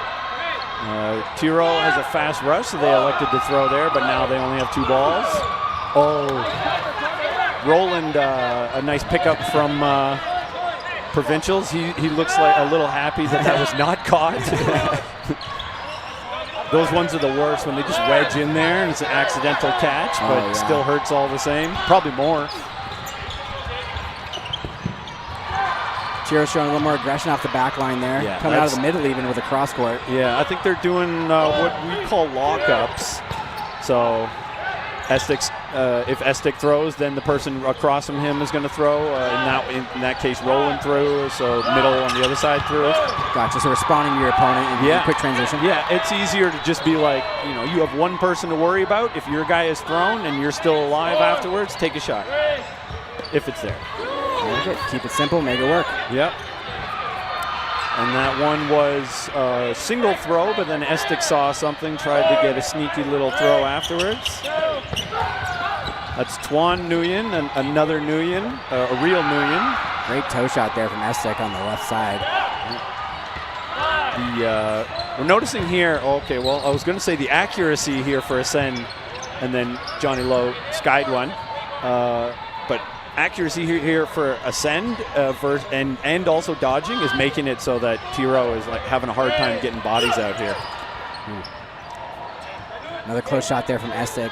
Now that they have the advantage, Ascend kind of has that option to kind of leverage that advantage against their opponent. For sure. They're sitting more passively on the back line, which is interesting because it means they're able to kind of play off the counter more than playing off of the majority. Yeah, and you don't need to worry about too much of, like, they have 5 players, so and a big catch by Andrew Rajano. That's what I was saying. And Tuan is happy for that. His brother in arms. That was great posturing, low and grounded before the ball was even thrown, punishing his opponent for trying to place it lower than he was already at. The man's got hands for days. He catches so much. Oh, earning another catch off the block. Tuan gets that catch. Looks like he was nicked by a ball. He felt something. Yeah, so he's out. Appreciate the honesty. Tough to see that as a referee, especially with so many balls flying. That's smart play by Ascend. You have 4 balls, there's only 1 player. You might as well throw 2 or more. The same going to happen here, I'm sure. It looks like that counter strategy has worked out to their advantage. Willing to throw all but 1. Oh, sorry, there was 2. Ascend is a team that works together, and you've seen that from pop-ups and how they shadow each other. A little aggressive there. Had final ball in hand trying to defend his teammates, but probably worth protecting. Being aggressive to make sure that he can't target anyone he wants. Yeah. You got to make him wonder if you're going to run him down. 2 throws off-timed here for Ascend. Maybe they got to throw 2 at the same time. Yeah, maybe moving a little faster than they need to right now. I think that was a little rushed. Coordinated, but rushed. Andrew looking for that catch. Probably a little disappointed in himself he didn't get that. He got one earlier. He earned it. Good. Nice fake there by Estic to set up the 2 right throwers on that one. Got him jumping in the air with the first pump fake, and then 2 balls came in. Hard to block when 2 balls come in at the same time. Well, yeah, it's good to see they were able to reel that in. It looked like they were kind of losing control even in a 5-on-1, mostly just because they were rushing a little fast in what they were trying to do. They were coordinated, though, so that coordination ended up proving through as the point was played out. They had numbers, so they could afford to take chances. Andrew going for that catch. Not necessary, but they had 5 players, 4 players or something. That's enough. Man, that's a catch. One. Yeah. This team just seems to be in the way for pop-ups. Not the best thing in the world, because you don't get a player on, but you might as well take one of their players off. Well, yeah, it was a good follow there by Tiro to recognize that it was worth throwing that ball to follow the catch. Hey, when there's a pop-up, just unloose. Oh, absolutely. And off the opening especially, because the catch isn't bringing someone in, so now you're just trading for that hit. Yeah. It's well worth taking that counter. Yeah, I mean, even if you give them 6 balls on a pop-up, it's better than giving them a catch, in my opinion. If you have time to throw it, throw it. Loud didn't see that one coming, but tucks his arm in out of the way at the last second. Now, Tiro's managed to put his son on the back line this time. It'll be interesting to see how they play out of this. They have 4 balls. They have control, pushing high up the court. And the catch there, eventual. A lot of bobbling, but a catch. Tiro very intentionally countering and punishing, realizing that they have the advantage in numbers and willing to trade out. Yeah. And this looks like it's going to be our last game before no blocking. Yep, looks like we're coming down to 13 minutes here. That was a nice throw. He did not see that coming, even though it went straight down the middle. Didn't think he'd be targeted. All right. And as time winds down, people just start throwing. ABT, always be throwing. It's honestly a real strategy in the no block. It's more so about getting your ball off first, I would think. Yeah. And granted, it's still dodgeball. You still have to place your shot. Still have to be prepared to catch. But I think by throwing first, you're actually preparing yourself to react in an appropriate way. Yeah. The longer you hold that ball, the more likely you are to block. That's kind of the general nature of it. Yeah. And Tiro makes short work of that. Hits Tuan with one. He's normally a very good dodger, so he's hard to play and no blocking, but good thing I didn't say that before it happened, because I don't want to be accused of cursing someone, so I can't curse him if I say it afterwards, but I can take credit for knowing it by saying it now. Well, yeah, good to see Tiro earning that point and getting themselves back in the match going into the second half. Yeah. We are seeing the clock run a little bit past the theoretical halftime, 13 minutes. Yeah. So they'll have less time to work with, but they only need 2 games. It's a running clock. I'm never a fan of running clock, but I get it as a tournament organizer. Yeah, the logistics. Yeah. So who's standing out for you so far? We're starting to think of our VCU MVP player of the match. Standouts here for Tiro. 88 Germain is usually my go-to. He's snagging some catches, putting some interesting throws on targets so far. And, I would agree with that. And Mr. Trudell here, I haven't seen much from him, but he throws bombs, he makes catches, so I mean, Tiro's on the board now. They had 2 games that didn't go their way, and that one looked pretty dominant. On the other side, either Estic for a lot of his effort, a lot of his high-energy plays, and then maybe Rajano. I was going to say, I think Rayano is probably the go-to for me. Oh, maybe Essex definitely has some great plays. He's been pretty patient. I wouldn't say Essex has been all that aggressive. We may see him kind of shift into a more aggressive play now that they have a 2-point lead. For sure, yeah. I've been saying he likes to take free throws, and I haven't seen one yet. Exactly. So. It's that conditioning we were talking about. Let your opponent get comfortable and then exploit that to your advantage. Yeah. And if you take a counter in front of him, he's going to throw, as you just saw there. So he's always ready. Oh, looks like we got Doucet on the left, a lefty. That might be something to keep an eye on Lefty here. in the left-hand corner. Like to see it. Tiro able to kind of capitalize and gain their 2-player advantage again. That's what allowed them to close that last set. They may be in a good posture to be able to close another one here and put themselves within 1 game of their opponent. Yeah, that was a smart move by Doucet, noticing that Estic was up high taking that shot. And Doucet taking that shot to punish. Johnny Lowe, very hard to hit, very smart player. Well, yeah, interesting with Rayano as an underhand in a 2-on situation. There's, I think, different ways of using that to your advantage, but you have to really intentionally set your teammate up. I wonder if they'll be able to do that effectively in this climb. Yeah, and if I'm him, I'd throw in a pre-throw every once in a while because, you just got to get him to respect that fake. He's throwing? No? Oh, they fished one out. Tremblay not happy with that. He knows he made a fool. And loss. Germain gets caught. Johnny Lowe hits him in the ankles. What we'd like to see from high-level dodgeball is when you do get that 5-ball control, making sure that you do something with it, able to get the hit by targeting one player with 2 balls there. Yeah. Rayano's hit out on the cross court, though, so now we're into a 4-on-1. That's bad ball retrieving by a non-ball retriever, and that's good sportsmanship to give it back. Refs also called it. Johnny Lowe going to take a shot. Ooh. It was a good idea to throw at Doucet because he was definitely going to throw, but it left him exposed to getting hit. So if he didn't throw at him, he was going to get hit anyway. So. Well, it sounds like we want to nominate Rayano here on that corner for a send. Yeah. They what?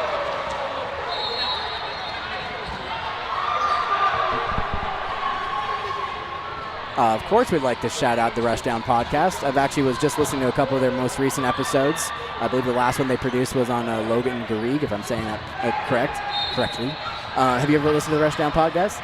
Is it a dodgeball podcast? It is a dodgeball podcast. There is actually the Dodgeball podcast that was hosted by, I believe, Steve Damon and Sergio Leone out of the States. The Rushdown podcast is a podcast produced by Kim Nguyen from Outsiders, another U.S. team. Outsiders, one of the more dominant teams. He's a big catcher. Yeah, big catcher and a sharp thrower. You'd be surprised. He's another Nguyen Win player. Exactly. That's awesome. But yeah, the Rushdown's been doing some great work, really getting into the kind of long-form podcasting, interviewing players, and getting that kind of player experience of what it's like to develop as a dodgeball player, be successful as a dodgeball player, contribute to your community. They've done a really, really good job of kind of keeping up with it over the last couple of years, coming out of COVID especially. That's amazing. Yeah, nice counter by Doucet. I'm not a big podcast guy, but I'm also old and like on my way out the door, so I don't need like tips to get better, I guess. That doesn't mean I don't have room for improvement. That means we need to get you on the dodgeball podcast. That's what that means. I got a lot of things to say. I got a lot of you knowledge. Hear that, Kim? Yeah. JP Nguyen would like a seat. We did play against them in the Clash a couple months ago, and they were a very good team. They took it to us. Well, honestly, I imagine Kim would be very open to doing some recaps with players from the Canadian National, or sorry, I didn't say it, Canadian clubs, the club championships. Yeah.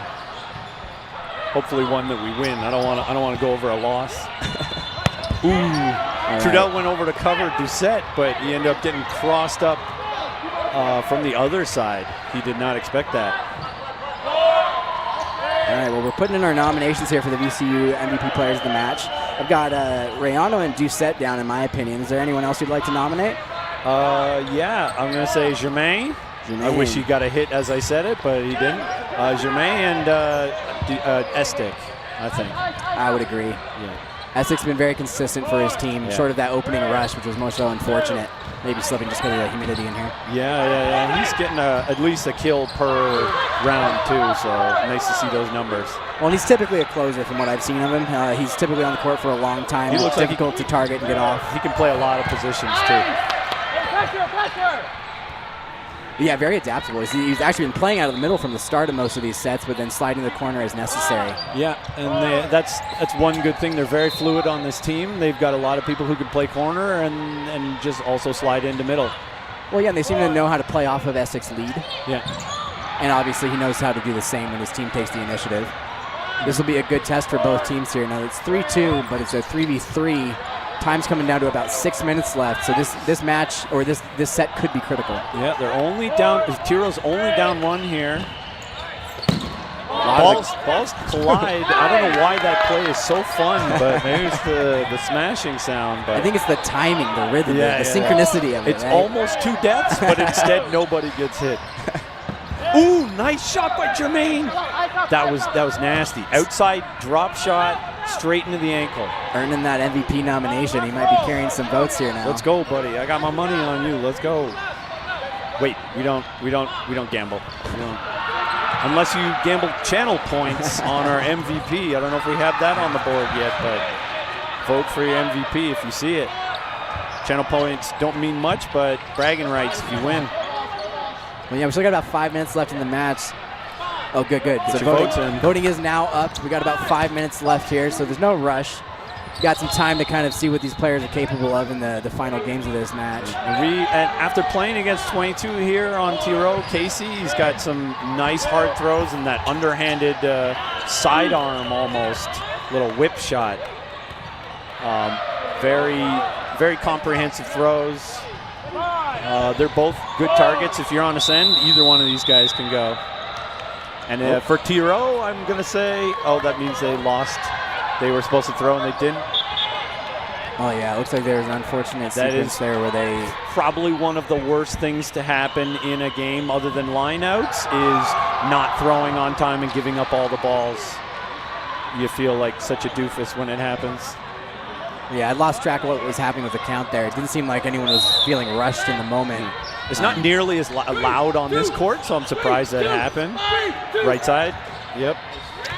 And they got him. Good low, wide-placed balls. I like the patience of being willing to put those just off the body, still able to get that out. Germain staying off the line. Nice drop shot. He's probably thinking that. That was close. Yeah. I do think it missed, but that was close. Yeah. That's kind of the effect you were talking about, though. Having all those different throws in your bag, you can start to kind of work that through this one-on-two. And if you're Ascend, don't stand still. The guy's got so many throws. Now Ascend, it's not an insurmountable lead, 4-2. There's going to be one more game. Maybe they can pull out a quick one before no blocking, but still possible here for Tiro. Well, yeah, 3.5 minutes. As a player in the tournament, how would you advise going into this? Do you ask your team to play at pace, or are you looking to just secure that win no matter the cost? If I'm on Ascend, we only throw when we have to. Okay. It's still a little early to be dragging out the clock, but if they make it to no blocking with even one player left on the court, they now win this match no matter what. So that is what I would stress, but I don't like saying, drag it out type of thing. It's just, I don't like playing that way. If you see a shot, take it, but don't be stupid and take extra shots. Don't be extra. Understandable. Do what needs to be done. You throw one. Like if right here, if you're Tiro, maybe throw two because you need some outs. Well, that's part of what I was asking. So if Tiro's under the gun here, they're down 2. They have 4 ball control there. Is it worth kind of just taking one and letting that majority dictate who throws, or would you rather be throwing 2 balls and try to make sure you capitalize hits early? You need to play on a different level right now. You need to amp it up for this. Throwing 2 when you get 4, even when you get 3 balls, you can throw 2 as well, because you need to start getting hits, because if this game goes to no blocking and there's still one person on the other side, you've lost the match. I was going to say, in that 3 minutes we were talking about, it's already dwindling to 2. Yeah. That's how quickly these the clock can expire as you're playing. A match can easily go 5+ minutes. A game can easily go 5+ minutes. And they got it. if you're T-Row, I'm saying priority targets. Number 1 and 5 are probably easier to hit. 2 and 3 are probably the hardest, and now they're throwing at Johnny Lowe and Tuan Nguyen. Like, those are probably the hardest players on the court to hit right now, so I would advise against that if I was T-Row. Straight shot down the line there, coming right at us. Yeah, I flinched. I'm not gonna lie. Again, throwing at Johnny Lowe. I know you want to throw down the middle sometimes, but like, not that guy. Well, yeah, the efficiency starting to prove through here. Was that a pop-up and a catch? Oh, wow. man. Good awareness there by Roland, although it did just basically land in his lap, so you like to see those if you're Ascend. Big throw there by right corner. And pushed him out of bounds on that throw. Man, unfortunate for Thoreau. Trying to be more aggressive on the counter as the clock is coming down. And now they're putting themselves in a position where they really can't do much to defend. And they threw 2 balls. Okay, they got 1. And then they got a second. Oh, and another. Well, that's an established 3-point lead with 45 seconds left. That's going to decide the match, but we'll have one more game here to play. If there's more than 35 seconds, they play another rush, and however much time it takes to get to no blocking. If I'm on T-Row, I would say, they didn't really take extra chances, but the chances that they did take, they were thrown at the wrong targets. You want to throw and get bodies off the court. And that should be your number 1 priority. And you need to identify who are the targets, who are the catchers, who are the dodgers. If you need bodies off the court, don't be throwing at the dodgiest guys on the court. Well, yeah, and at this stage in the tournament, even though you're down 5-2 and you can't win the match, there's still a lot of value you can draw out of this one set. Yeah, plus minus means a lot. We've seen it plenty of times in tournaments. Well, and the opportunity to learn, right? You're up against an opponent that's challenged you, so now's your opportunity to kind of work through that challenge and see what you can do to turn it the opposite way. And you don't know if you're going to face this team again in playoffs or something. Absolutely. So you might as well, you got to learn, scout the team, figure it out, and adapt. The best teams in any sport adapt. They don't just do the same thing over and over. Even if they're winning, they need to adapt and find other strategies to win. Absolutely. We saw a lot of that actually when I was at the Thing about a month ago. At that level of competition, people are good enough to where you need to recognize when you're not being successful, when the things you're trying to do aren't working out, and having to make those adjustments in-game. It's part of why the WDBF format provides timeouts, although we haven't seen anyone use a timeout in this match. No, and you'd think you would with how hot it's been in here. But, if you can't adjust, even at halftime, you're not going to be it's not a... Wow. I was going to say recipe for success, but, when it rains, it pours, I guess. Ascend making that one look easy anyways. A lot of those points were really close, but that last one, they found their rhythm. You're right. All right, well, it was a pleasure doing commentary with you, sir. Hey, likewise. This is Michael White and JP Nguyen. Yeah. We'll be coming at you with another lineup here in the next set. Oh, this court 1 is on fire today. I'm sad I don't get to commentate a lot of these games, but if you're on for a lot of them, if you're watching at home, stick around. There's a lot of good dodgeball coming up.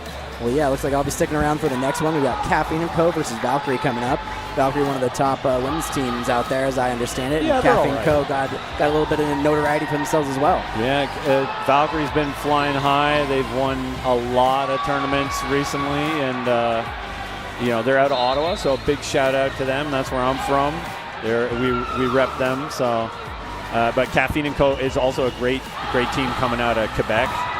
Very strong team, veteran players, and it's always fireworks with these two teams. So cool. Well, it'll be interesting to see. It's the first women's match for me for the day, so I'm excited to see how they're doing. Yeah, it'll be weird. I mean, easy for them adjusting to the lines, but I hate the second line here as a guy playing here. Well, what's up next for you? Are you on court? Or I'm probably playing right now. I was going to say, probably I should let you go. Yeah. Okay. Well, thank you, sir. Yeah.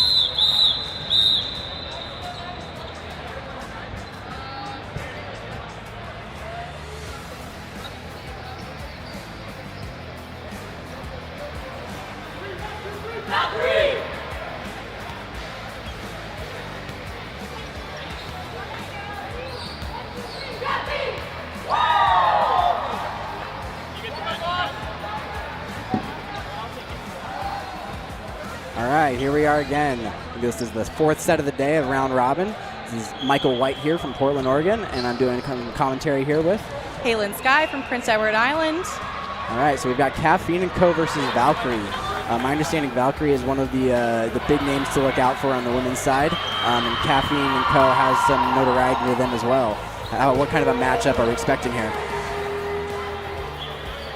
Well, yeah, last I saw these teams was at the Thing about a month ago in Seattle, both invited into that top 6 from the women's side in Canada. Was it top 6? Yeah, it was top 12. It's top 6 out of Canada. Top 5, I believe. Oh, really? 6 sounds right. 6 because right. I think it was 12 on 12. each side. I was just debating because it's 6 from Canada, 6 from the USA. So they're up there.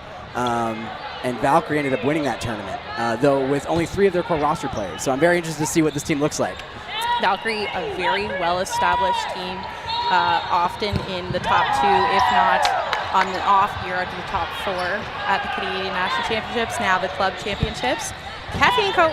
very much an up-and-coming team. They have had some great fights against all these top teams in the round robins.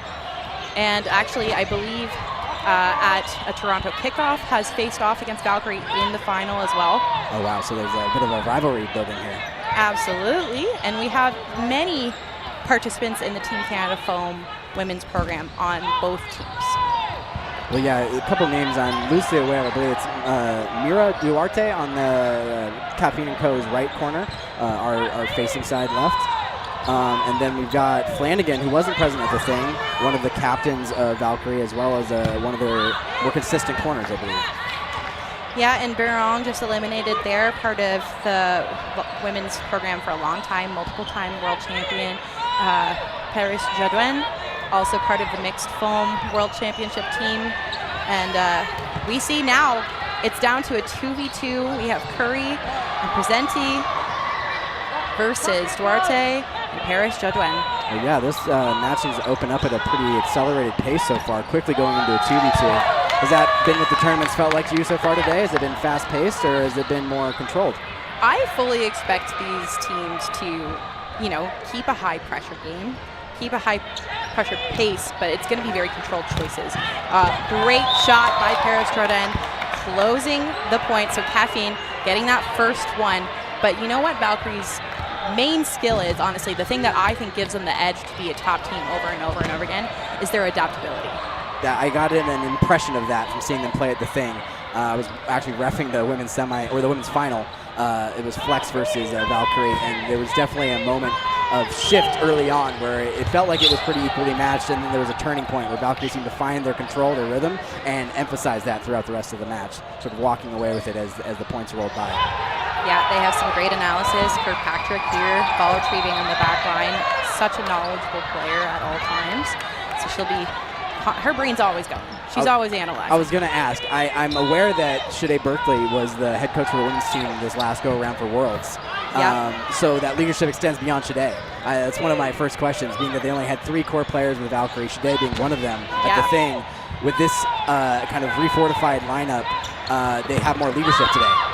And the wild part is, those 2 people we mentioned aren't even the captains. Really? Jenna Flanagan and Jessica Gray, You're captains right. and great leaders in themselves.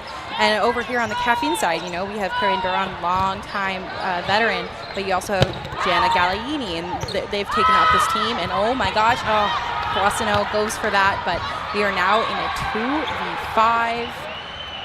We could talk forever about how great these players are and what they bring to this game. Well, yeah, now they're starting to show us what they're capable of. I'm seeing some wicked throws coming from the Caffeine side. Not to say that Valkyrie's slacking in that category, but Valkyrie seems to be really thriving off of their coordination as a team.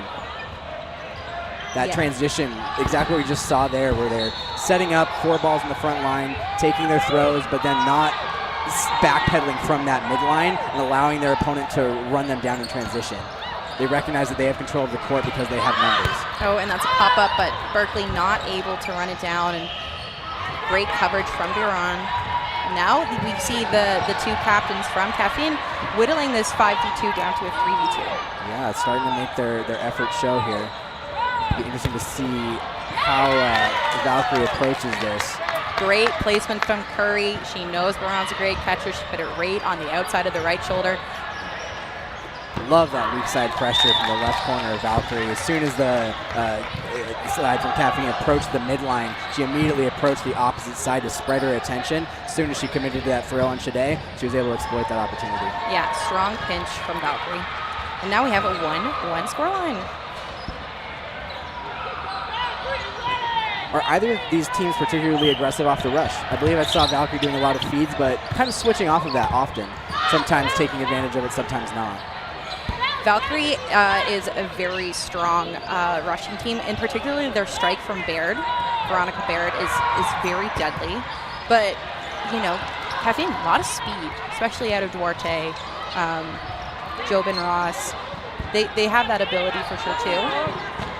Well, yeah, I haven't seen either team really stand out, so maybe they're equally matched. Yeah, we're going to see a really close game all around. And, wow, what a zipper of events there. 3 consecutive counters, 3 consecutive hits, just like that. And it's still even 4-4. And it's wild so far. These first 3 games, as fast as they're going, they're not going wildly out of control. Even that 2-on-5 ended up getting whittled down to a 1v3 to end it. So teams are willing to capitalize in the quick opportunities, but they're still pacing themselves when needed. And so, you know, Baird investing that 5th, but she's got Duarte when she closes in. The coverage is there, and now Valkyrie is up in a 3v2. Back with the captains from Caffeine. And a great shot from Galliini.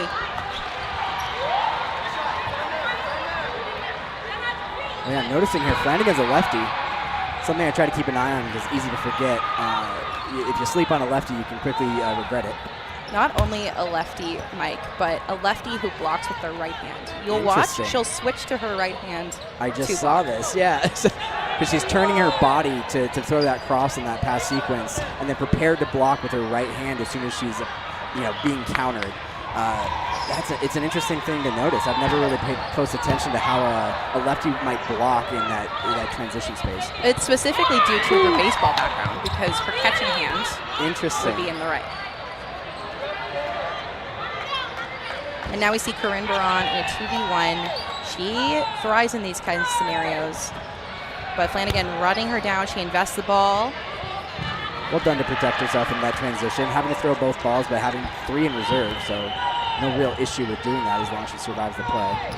And she doesn't mind, but it gets tagged. Great shot by Valkyrie. Another thing about Baron, she doesn't mind investing that throw because one of her best assets is her catching. Oh, really? So if she can bait somebody into throwing a solo on her, she kind of wants that. It's almost intentional. So she's not necessarily outright baiting, as in just throw and hang yourself out there, but countering in the moment that they're throwing at you or right beforehand in order to make them make a poorly placed throw that she can capitalize on catching. Yeah, and the amount of history between these teams, they know her for that too. I love how that can change the matchup, that understanding of each other and how to adapt from one play to the next. Because you can't go into any match and expecting it to carry out the same way. And that was a great strike from Boissonneau. Oh, and Duarte follows up with a hit as well. Just putting some pepper on that one. Little high and wide, potentially catchable, but enough heat on it to get it away from the catcher. Yeah, we're still early in the tournament. Everyone's arms looking fresh. 4-ball sequence. We're going to throw 2 balls from the Caffeine side. Getting the out on Jessica Gray. I would say that's probably well worth it for the 2 balls. Yes, definitely. Oh, and you can see she lined up for that catch, but no cigar. Kind of the opposite effect we've seen so far. So far, Valkyrie's been going up and having control of the game. Now Caffeine has the 5v3. Interesting to see how they leverage that. So they're doing a pretty good job of playing defense off the back line, drawing attention, forcing the attention to the corners rather than allowing Valkyrie to throw who they'd like to target. Oh, and there is a line out on Paris Jodouin.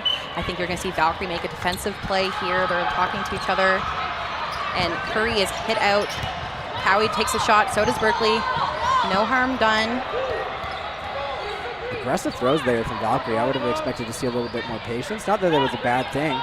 Valkyrie has incredible accuracy, so when they have an opportunity to take a shot at close range, it's going to be a strategic choice, but they're going to make it. They're willing to flip that switch. Absolutely. They'll see the opportunity and calculate whether or not it's worthwhile, so they can punish their opponent for underestimating them in that space. And Cowie is eliminated by Duarte. And And we are in a 4v1. Berkeley very well known for making it hit and then catching the counter.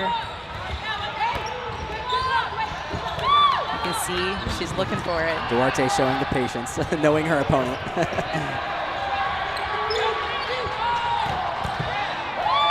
Well executed from Caffeine to close that set. Keeping it close now, 2-2. 2-2, and this is exactly what I expected to be. There's not going to be a whole lot of games that are going to be absolute runaways in this tournament. The women's pools, in my opinion, very well, what is the word I'm looking for? Very well distributed, like very even pools. There's a lot of tough competition. I think I've seen proof of that. It's very much that exchange. I mean, you've seen that through this set. Every counter seems to be answered by a counter. And that's a great catch from Curry off the strike.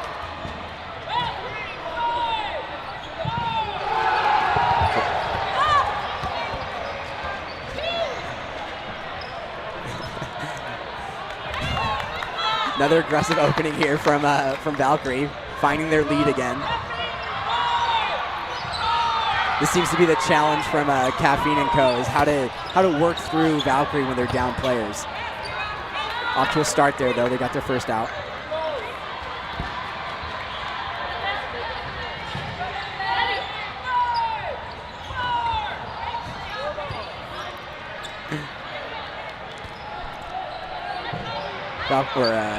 Caffeine & Co. settling into their back line, using their 3 blockers to defend themselves. Valkyrie unable to hit on that last sequence and then earning a second opportunity. So now Caffeine & Co. has whittled it down to 4.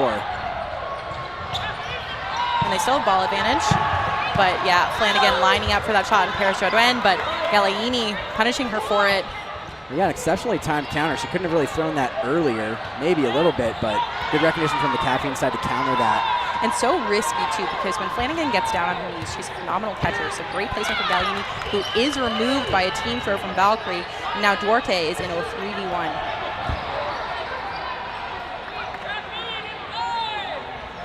Approaching the front line, unafraid of that counter rush. Ooh, just got nicked in the transition. Great split of attention there from Valkyrie. Same idea, pushing that weak side and then opening the opportunity. The first throw was more of a distraction. The second one was the one that was placed for the hit. Well executed. You know, they say a lot of sports are about triangles, and dodgeball is 100% one of those. I'm a soccer player in my history, so I'm well familiar with the triangle. Yeah, and you know, the more wide you can make that triangle, the much harder it is to defend against it. Good job by Cowie getting out of the way of that strike. You can see she's all smiles. Woo. Big hit from Paris Jodwen to get Berkeley. But Paris Jodwen often going straight to the ground after she throws, and then if you delay that counter, you can often get her on that shot. Something she's going to have to watch for later in the tournament. That was exactly the time and execution that we saw from Valkyrie there. It's interesting to see that Valkyrie, when they do get countered, they seem to be prepared to punish the player that counters. They don't seem to be rushed or frantic or disoriented by that counter. They see it, they recognize what they need to do, and they're executing even in that moment. It's making it very difficult for Caffeine & Co. to get ahead in any of these sets. And they're always prepared for that counter as well. The lateral movement after throwing. There, it's taken out by Duarte. A little backspin on that ball, if I read it right, getting it under the blocker. We're starting to come down close to the half. We're just under 13 minutes now. Looks like we're going into the no block. Starting to think about our MVPs of the match, the VCU MVPs of the match. Looks like Duarte may be making a case for herself here. Yeah, it's, you know, both teams I feel like have had strong team performances. It hasn't really felt like one person's really shining, but that name that we're talking about when we talk about hits, Duarte's definitely making a lot of them. Absolutely. And something I see carry through that I'm always trying to keep my eye on is survivability. The longer you can stay in, the more opportunities you're giving your team. So while you might be an impact player, say you get the first 2 hits for your team, but you're not surviving for a long extent of time, it makes it harder for your team to carry, especially against an opponent like Valkyrie. They're going to make you earn every out. So it's interesting to see that Mira's surviving to the end game typically. We're in another 3v scenario here, 3v4 this time instead of a 3v5. But I wouldn't be surprised to see Mira survive to the one-on. Oh, if wow. It goes that way. And Valkyrie invests the 5th. They will only have 1 ball here in this no blocking. and they get 2 hits at Caffeine really doing well to follow that up when Gray was distracted. It's maybe the first turning point we've really seen from Caffeine & Co. climbing back from being down players. It was well executed there. Credit to Jessica Gray for being low in stance for that catch, though. It was a near opportunity. Just And couldn't quite great reel it in. free shot out of Gill, taking out Flanagan. And here we have Curry again. An amazing catch. Oh, did it spit out? Oh, it just did. Oh. I thought it was controlled there. As she rolled to the side, it fumbled out. And so I believe that is Caffeine is going to go up to 3-2 in the second half. I believe so. I think they had it tied up. It was that back and forth push battle from the onset. Now they've claimed their 1-point lead. Still got roughly 11, maybe 10 minutes left on the clock. So still, time to play.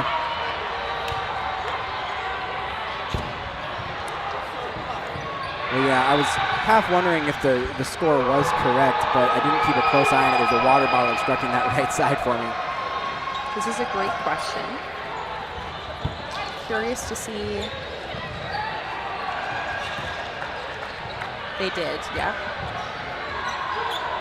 Oh, gotcha. Okay, so we are getting confirmation from production that it is a tie game. Yeah, the score is correct. It is tied 3-3. I was going to say, I didn't see them misflip the scoreboard or anything. It's not that I noticed, but I have a terrible eye for that. I don't trust myself. And we see Wilson entering the game here on Caffeine's side. Well, yeah, so we were discussing Duarte on the Caffeine side. Who's standing out to you on the Valkyrie side? They're such a unit. I It's know, really right? hard to pick one and go from there. I mean, Flanagan always playing great, playing in a corner position too. You get to do more when you have a ball more often. But, you know, I think Curry has also had a good game. Yeah. They've all had good games. That's what makes this so difficult. Exactly. I was trying to key in on who was surviving on the Valkyrie side. Flanagan, as I remember, was taking those counters and typically getting countered for it, which isn't necessarily a bad thing. It's just he wasn't surviving to a late game. But no one else really seemed to be either. It seems that Valkyrie's kind of surviving however they may and just punishing their opponent for throw. If they get ahead, they control that and they win the game. They do, and you know, sometimes you don't survive until the end, but if you're making 2 hits before you get there, you've done your part. Oh, and that is the 5th ball invested. What will Caffeine do with it? Berkeley going to the center, probably looking for a trade option. Takes the shot on Duarte, no dice. And Caffeine did make it up. They got Gray.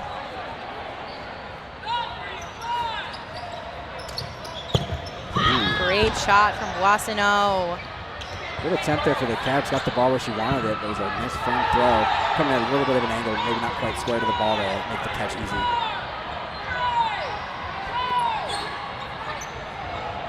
I really like to see Caffeine pressing off that back line. Try to keep an eye on Doctor to see if they're doing the same. When they have 3 balls, they seem to be pretty aggressive, but when they have 2, they may be a little relaxed. That may be what Caffeine & Co. is using to capitalize and get ahead. See Berkeley making the call. Double throw at Jobin Ross. It does land from Cooper. Duarte putting some effort in on that right corner to draw attention, but just not quite enough to get it off of her teammate.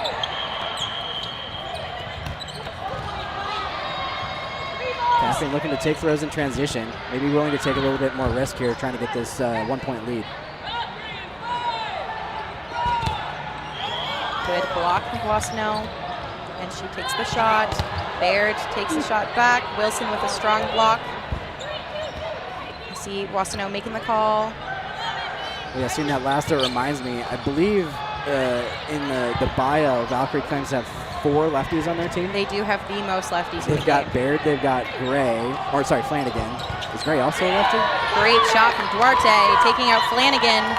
Actually, every player on the court right now is Really? a lefty, Should they? including Wow. Flanagan, who just got out. That's And a gotta great be- shot from Boissonneau. I think that confirms that Boissonneau, one of my picks for player of the match. Absolutely. Now, I do believe we need one more Valkyrie player. They're taking their time out. Who would you say, Mike? You know, I think Flanagan has done her work on the corner. it seems to be kind of a trade battle, so it's hard to be critical of the survivability. And I think Flanagan is getting precise hits when she needs to. I would agree. I think other than that, my other choice would be Curry, missing from that last point, but I think she's been playing great and doing a lot of good work. She seems to be having an impact with her arm. We were talking about that transition space where Valkyrie's throwing and getting countered. Curie's one of those players that's been willing to punish the counter from the opponent. She seems to have been having good effects doing that. Curry, such a fun player to see, especially develop on this team. Was a bit of a floater for a few years, picked up by different teams, playing with different combinations. And I remember, studying all the Ontario teams before coming up, and I often looked at her and I was like, where is she going to find her place? Because she's such a strong player and she's not being taken advantage of. And the last couple of years, Valkyrie snatched her up, and she has just been thriving in this program. And they've been, capitalizing on such a great talent. That's always great to see when you can kind of take what's obvious potential and just put it in a space where it can kind of understand itself in a way, right? Like once the player realizes, like, oh, I'm capable of this, it kind of opens doors that you may not absolutely be able to open yourself, And Boissonneau wins that strike again. She's been so effective on it. Now, good pump by Paris Drouin. Valkyrie with 4 balls. They're going to make the call here. They only invest 1. This has been an extremely back and forth matchup. I believe Caffeine & Co. was the team that opened the set, going up 1-0. Now they've reclaimed their lead. We were talking about Valkyrie being capable of making those adjustments, though, and they just called a timeout. What do you think they may be trying to do to adjust for what Caffeine's been successful doing? It might be a little bit of target selection. I think Caffeine has a lot of big names that they might have been going for, which, wow, great trade out of the corners here between Gray and Paris Drouin, but then Boissonneau taken out, and Boissonneau is a player that you probably need to start targeting more. She's been getting a lot of hits, and we're seeing a little bit of a quieter performance from Caffeine's big names per se, and so how does Valkyrie adjust to that? And that's a great shot from Duarte, again, doing a lot of work, taking out Curry there. Well, yeah, it seems to me that Valkyrie seems to have an advantage of efficiency, typically. But Caffeine seems to be doing a great job of kind of balancing that efficiency, not necessarily through their offense, but also through their defense. They're playing off of the back line and creating survivability, which is allowing them to get enough shots in to play the offensive game equally. It seems to be that Valkyrie's struggling to kind of find that offensive advantage they're used to having. Flanagan with a great hit, Cowie with a great hit, and now Duarte's in a 3v1. And this is your time to vote for the VC Player of the Match. Duarte, one of those options, but so is Flanagan. So let's see who wins this out. He's not the only one-on situation we've seen Duarte in this set. No, she's often in this predicament given her survivability. And maybe that's the adjustment Valkyrie needs to make, is get Duarte out when there's 6 people on the court, when she has less room to dodge. There's a real strategy to that. Something I pride myself on as a player is being a difficult out, and that's very true. When you have less space to work laterally, it makes it a lot harder to survive, especially if you can work in crosses where you pin and press a player to a corner, and then get that cross and then they're committed to the block or dodge. 100%. Duarte clearly exceptional about using her lateral space. She seems very jumpy, capable of using her counter to protect herself as well. So when she's got all this room to work with, she's just, comfortable, I would say. And so Valkyrie, will they do a team throw here? They throw 1. I wonder if they'll be going for a pinch with Duarte coming up to the line. I don't assume she's going to come that high. Well, Duarte's pretty comfortable with the lead right now. We're coming up on about 3.5 minutes, just less now. So she's not really in a rush. If she can tire these 3 players out, it's to her advantage, even if she loses. That would then tie the match, but there's still time on the clock to win the next point.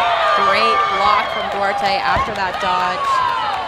To be fair, if she can burn this clock in this 1v3 all on her own, she's claimed the match. And that's a great shot on Flanagan, disrupting that. That's one of those things where Valkyrie needs to commit to that throw regardless of it coming in. Yeah, they seem to be very, intentional in being cautious on the front line, not even throwing 2 balls. They're trying to throw the 1 pump, the 2nd pump, and then follow with the 3rd to feel out what Duarte's doing. but Duarte's kind of playing against that by being patient with how she's countering. And you see Duarte is very excited. They're taking a timeout just to give her a little bit of break. But you know what I would be doing, Mike, if I was Valkyrie in this moment? Duarte is such a great dodger, blocker. When you have those 3 arms, invest 3. Take the shot, put 2 on the original throw and then 1 on the follow-up, and hopefully get her in that transition space when she's trying to change her dodge. When you have 3 bodies and you are against a solo thrower, your chances of dodging are a little bit stronger, in my opinion, especially with Valkyrie's talent. But we're seeing them take a very patient approach to playing Duarte, and she likes that.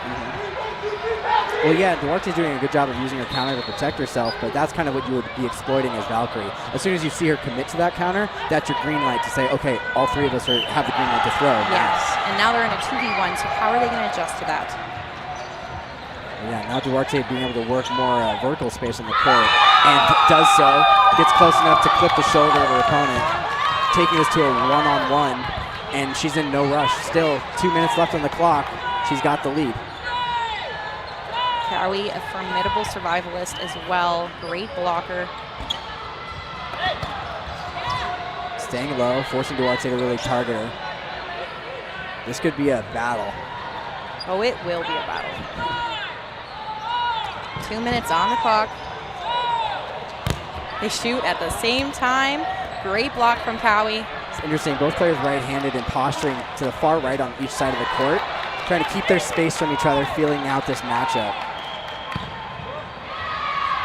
You see Duarte has a ball in no man's land a little bit. She invests 2. Cowie takes the shot. Wow. Yes. Felt like a big risk there, but then seeing Duarte make that lateral dodge, it's like, oh, no, she knows what she's doing. She does, but you know, something I always tell my rookies, never throw 2. I lean into that very hard, too. It's one of those things where it feels juicy just to take that opportunity when someone might be close to you or they might not be expecting that immediate follow-up, and you can't get away with it. But you're right, it's a big exposure. Oh, and we have a flag on the court. There's a discussion happening here. So we have a potential false start. I believe, though, it looks like Caffeine was looking for clarification on something, and so maybe it was them saying they are not ready, don't start. Often the ref has to confirm, are both teams ready? Oh. Yeah, it's good to see the appropriate reset. We want to make sure teams are always ready for the opening rush. It's a critical part of the match, especially at this stage.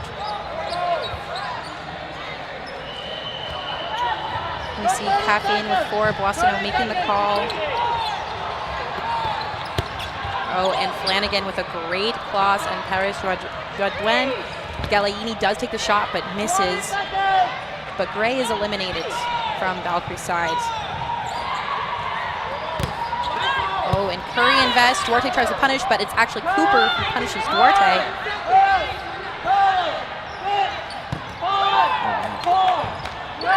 Great shots out of Caffeine. I was about to say Valkyrie looked to be in control there, but Caffeine answering back. And now they are going to go into no blocking in a 4v3 advantage for Caffeine. But you know what? No blocking? Sometimes man advantage does not matter. I was going to ask, what's your approach to the no block scenario? Especially as close as it is, the point's critical. Do you like to be more aggressive in the no block, get your ball off first? Or do you like to kind of settle in and work as a team to kind of play through this, especially if you say you have the advantage as Caffeine? Oh, Mike, you know it's never that simple. It's so dependent on who you're playing against, what you have on your team and on your side of the time. Oh, and Present called out, and now it is Cowie and Cooper in a 4v2. They take 2 shots on Cooper. She sidesteps it. So now Valkyrie with ball advantage. They have 5. They throw at ball. Jobin Ross staying nice and back and safe. Boissonneau taking the cross, hitting the bench. Pretty composed there on that corner, holding 2 balls even in the no block. Looking pretty prepared to catch if it comes at her. Now the throw coming close. Oh, and Galaini getting Cooper. And that's exactly what Caffeine should be doing. When they're up in numbers, they could take those counters aggressively when burden is on Valkyrie. Cowie survives. Oh, but Boissonneau Great placement. And Caffeine defeating Valkyrie here in the round robin at the Canadian Club Championships. One of the most back and forth matches I've seen today, and I've already seen a couple. That was a great matchup. I'd love to see that swing back and forth. Teams re-strategizing through their timeouts and the push and pull of the match. Absolutely, and this is why I'm such a Caffeine fan. They've got the ability to do it all. They can do it all.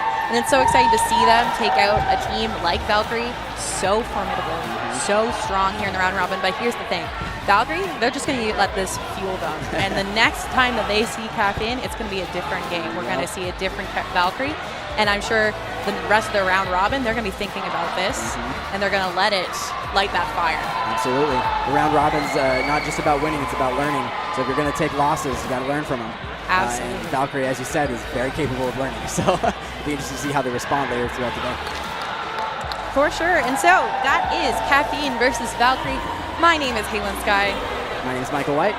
And coming up soon, we will have... Let's see, pulling up the schedule right now. Hardest Foam versus Apex. You're not going to want to miss it. Yeah, that should be... Well...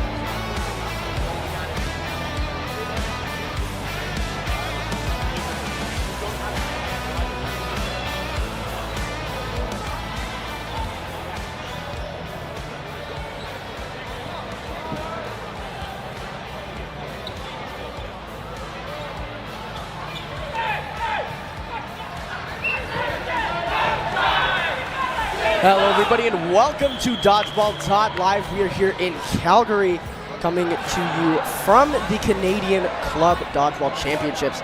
Today on Court 1, I am Nicholas Danchenko. I am joined by Stelmack. and we are about to see what I'm hoping is going to be a great match. I'm not super familiar with this Apex side right in front of us in the darker jerseys, but I'm very familiar with the, I believe, 4 or 5 time reigning champions of British Columbia, Hardest Home. Yep. Taking on the Manitoba number 5 spot, Apex. So Okay. this should be an interesting matchup.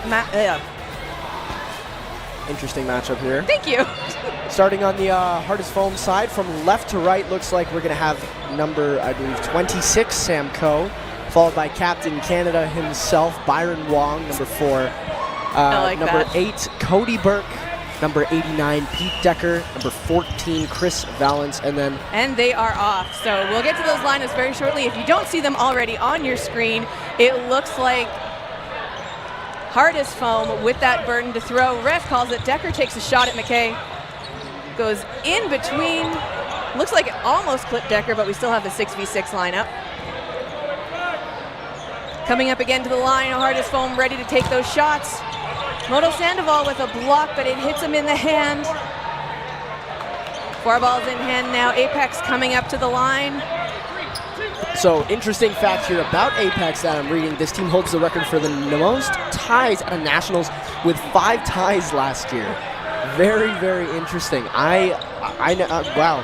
They're Ooh, right in the Byron Wong. laptop. Byron Wong takes a rip straight. Oh, what a grab in the middle. McKay manages to stay in, and my laptop manages to stay not broken. That was a hard throw. Oh my Byron God. has a great arm, takes a rip straight, hits the commentary booth behind Apex here. All right, Moto Sandoval and Boudreau with balls in hand. Hardest Foam coming up to take their shots.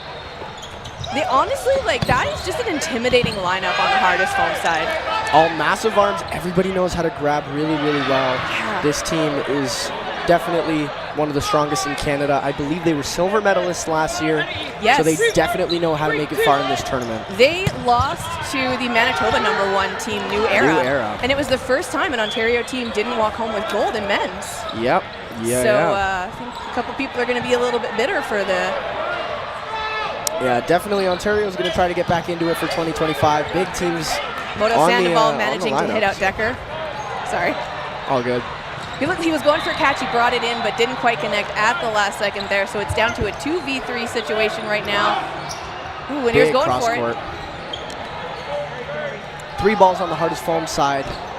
Let's see if they spend And 2 here. 3 players coming up, taking the line. Just 1. Chris Valance, big throw from the middle. One's going to get returned. Bringing it in. They're just taking their time, aren't they? Hardest Foam take their time because they know if they put either 3 of those players on that side, that any of them could just take one big rip at one of the players on this Apex side, and definitely happened with Moto Sandoval just now. It is just big rip again from Chris. Samson left now for the Apex side. Still against those 3 players on the Hardest Foam team. I think the key here definitely to survive. Hardest Foam, their biggest asset is their arms. A little bit slow on the backtrack, so if Samson can run them down, he might be able to find some success here. You know what? I think Samson has a fighting shot. He is a pretty squirrely guy. Hardest Foam seem to struggle against some of the more squirrely players. I definitely remember watching their match against Tidal from this recent BC Provincial qualifier. Good block by Samson.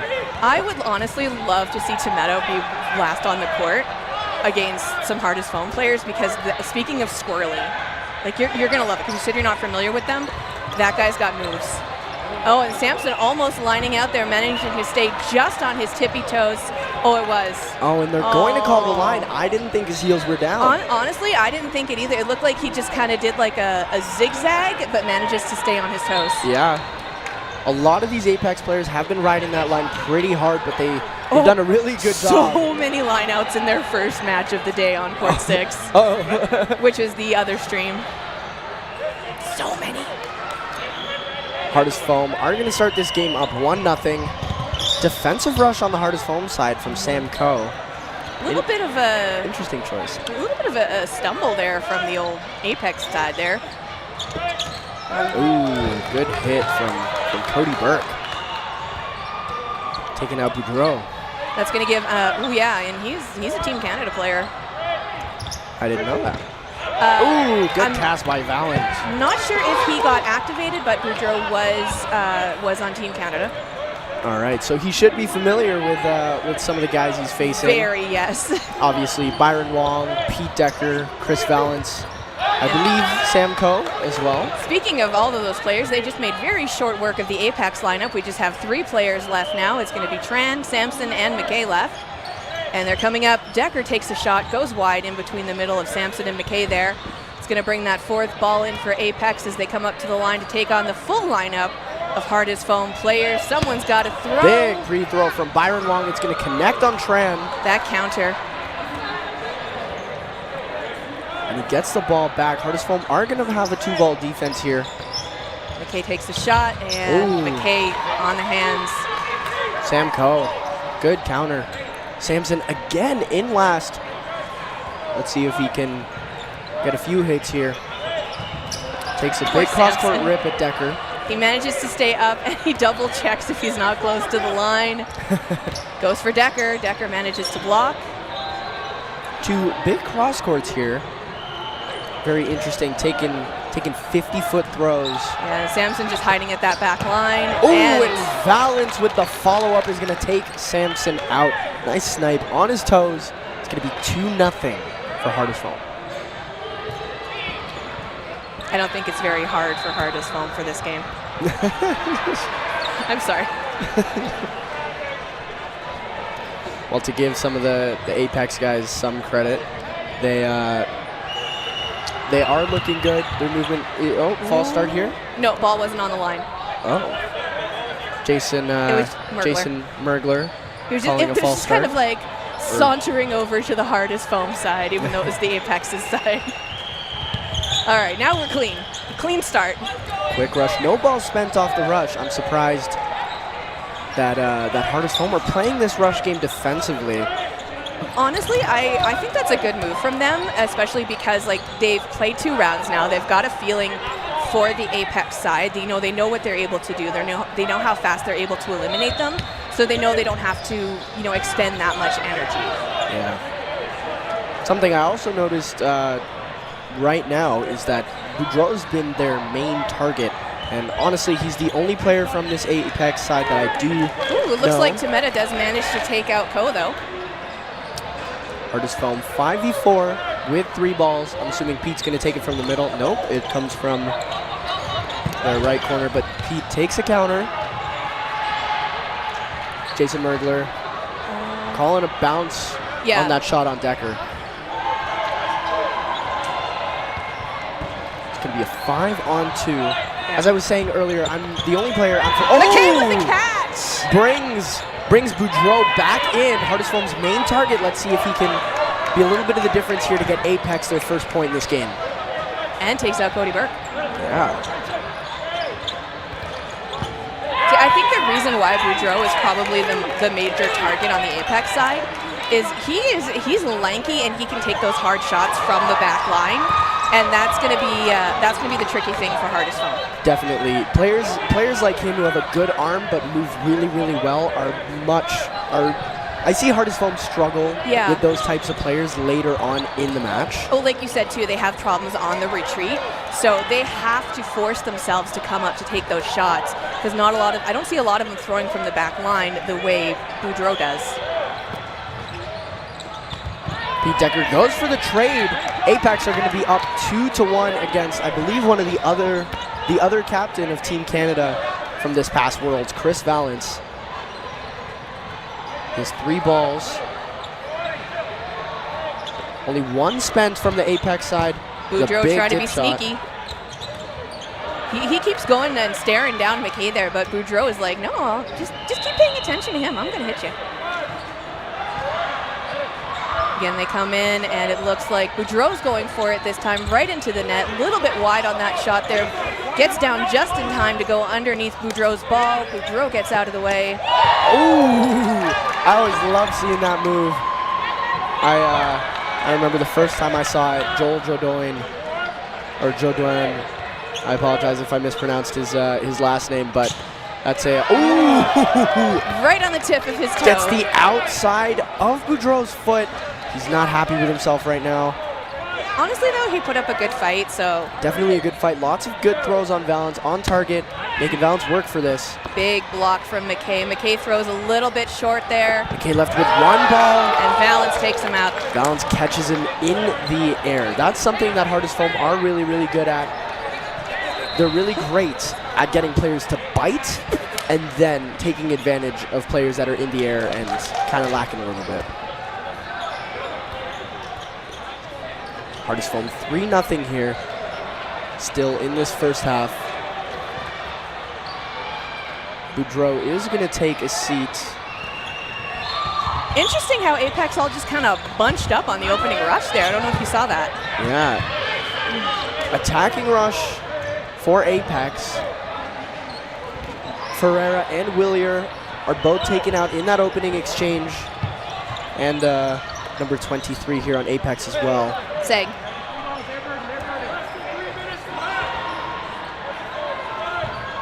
Hardest Foam. Big rip.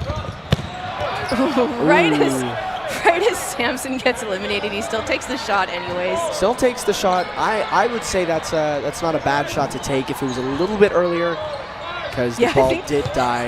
Honestly, I think he kind of paused midair and was like, what? I'm hit? Okay. Yeah, exactly. It's amazing how he paused midair, too. Ooh, Pete Decker. His ball tailed right into the feet. And then Tometa goes out. It is just Moto Sandoval left. But Hardest Foam is going to need to watch out, though. Moto Sandoval is a sneaky little catcher.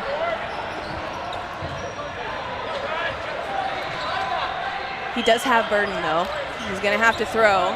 4 balls, big cross court. Cross court on Wong. He takes a sneaky shot at Decker. Ooh, Decker goes out. From like 60 feet, cross court, corner to corner. But he's going to be in a mood about that Good one. tag. Good throw on Sam Coe. Goes for the grab, but he doesn't get it. David and Wong both connect. 4-0 Hardest Foam. It would have been cool to see Moto Sandoval catch, though. He has. I was hoping for it. Honestly, he has some of those like amazing clutch catches that you always want to clip. I'm hoping we get to see one of those here. Boudreau back on the court. Let's see if Hardest Foam are going to take a rip at him. Looks like Hardest Foam going with that defensive opening rush again. $5 they throw at Samson Boudreau. quick to the line. Ferreira doesn't take it. Some lineup adjustments on this Hardest Foam side. We have number 23, David, number 12, Willier. And right in the feet of Ferreira. He gets taken out again. Yeah, Chris Valens and number 6. I keep forgetting his name at Hardest Foam. Von Stev. Von Stev. Okay, number 6, Von Stev taking a seat for the last 2 here. I think this is the first time we've seen Willier on court too. Yes, he played in that last set. This is his second set in this match. Speaking of Villiers, gonna take out McKay. Doesn't Samson. even break his stride. Comes in there trying to take that cross-court counter that was coming off Moto Sandoval, and Wong just manages to like bring it in. Samson throws straight, lots of tail on that ball. Byron doesn't get a clean block. That's something I've noticed being behind this Apex side. And it's gonna be no blocking. So that hit on Tran does not count. The whistle went. Tran is still in. We're going to go into no block now. No blocking here. Something I noticed about Samson, he has this nasty tail on his ball that just clipped Byron. If you're, I don't know where the camera is here, but I hope that that right translates there. on film. There we go. Trying to wave at it. Samson gets taken out. Pete Decker with the cross court. They make quick work of the Apex team with that one. Quick work. Hardest Foam are up 5-0 at half. Shutout. Yeah. Very, very dominant display from this Hardest Foam side. I mean, again, you have the BC1 team taking on the MB5 team.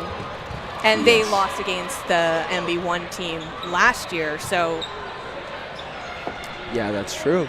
So maybe we'll see a rematch of last year's final. I mean, they've got a taste of victory, and now they're just like, I like gold. Looks like Valance is going to come back on for Hardest Foam. And Decker's going to take a seat. Looks like David's going to be on the opening rush here for Hardest Foam. Again, very, very defensive from this Hardest Foam side. I'm quite surprised. And Apex decide not to attack, which I think is an interesting choice when the other team is going to take that 3-ball open. And just the one player from Hardest Foam running for the ball, too. Yeah. Boudreau goes for the grab. Another ball almost hits us in the commentary area. I am not wearing a shirt with a target on it. That's twice now. Ooh, Ferreira trying to get a sneak. Sam Coe all over that line. Sam Coe He just all over that line, He was up like and down. in and out and back and forth.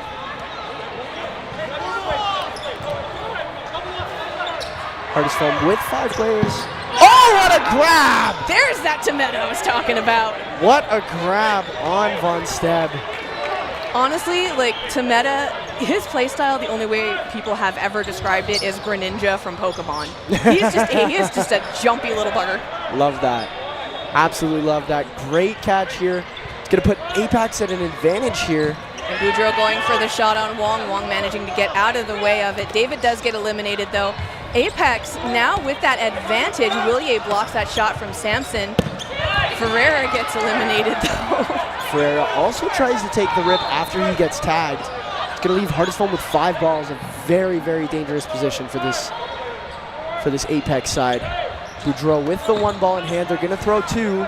Willier is going for Boudreau. Joey LeBlanc, the corner official, calling Boudreau out. I thought that bounced. I think it might have been a line violation because he was right in the corner. Otherwise, like, I would have felt it on my chin hairs. Not that I have any. Just Samson left. What is up with Samson? Samson surviving very, very long in this game. Hey, they aimed at you this time. Samson's going to survive the 1 ball from Wong. William manages to get out of the way. Samson going for him again. It gets down nice and low. He's like, stop throwing at me, dude. I'm going to hit you. And he manages to put his arm out, but it does not count as a hit. They're counting him down. Samson needs to throw. 5 seconds. Good throw right from in the middle. Samson. Knuckled a little bit. Taken out Willier from very far back. Yeah. Looks like they're going to spend 2 here. None of them connect. Samson left with 5 balls. Hey, he finally changed up his targets. He went for Valance. Cross court at Valance. Sorry. Valance going to counter rush. Ooh, Nice little big, split jump. nice Love big the hops. Russian splits. Wong, and he goes for the grab. He doesn't get it. Hardest Foam up 6-0. I'm quite surprised Samson decided to go for a grab right there because he was surviving really, really well while Hardest Foam were putting doubles on him. And with his fast up and down the court, I did think that he was going to get at least a hit or 2 there. I'm surprised he went for that grab. I would not be that confident in front of Byron Wong personally, but that's also because I can't catch anything. I think Apex called a timeout just now. We're going to have a 30-second timeout here. Don't know who called it. Probably Apex.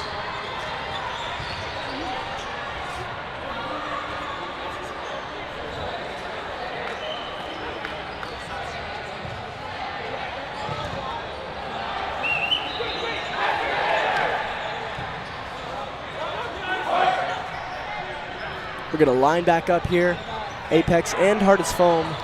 If you are just tuning in, it is 6-0 Hardest Foam. I believe we are probably about halfway through this second half. Jason Mergler showing off the time, but I can't see that from here. Yeah, me either. Defensive rush from Hardest Foam again. Apex late to the line. David doesn't decide to take advantage of it. Yeah, a little bit of confusion coming between Tran and Tometa. Something that, big curveball from Von Steb. Moto Sandoval getting nice air up and out of the way. Nice and high to get out of the way from that curveball.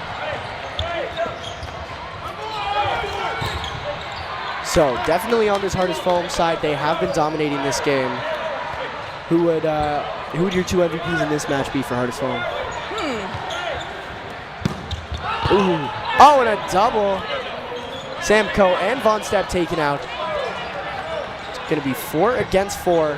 Honestly, I gotta put David for hardest foam just because he's been constantly the only one rushing for that ball, and that takes a lot of energy. David and Samco have done that 3-ball opening rush, which is very, very interesting. I've never seen that from hardest foam. Byron Long gets tagged out on the cross. Definitely Byron and Valance are my two MVPs here.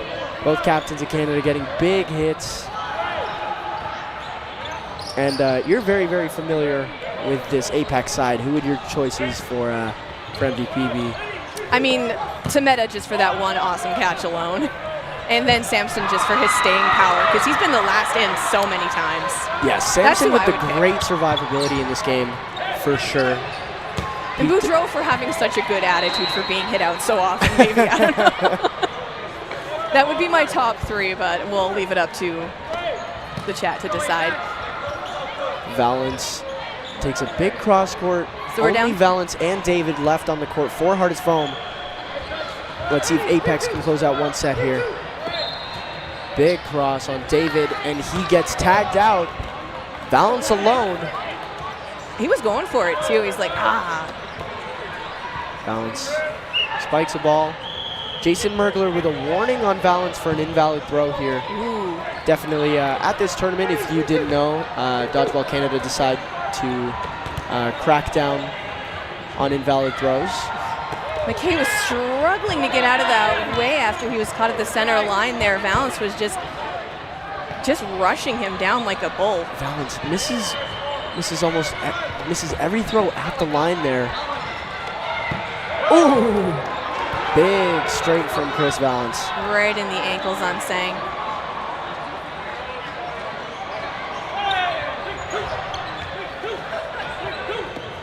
Lots of pumps here. Honestly, it doesn't even look phased. Valance doesn't even look phased with the pump fakes from the Apex side.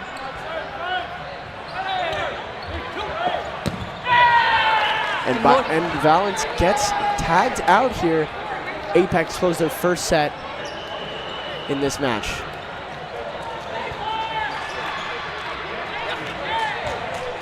Yes,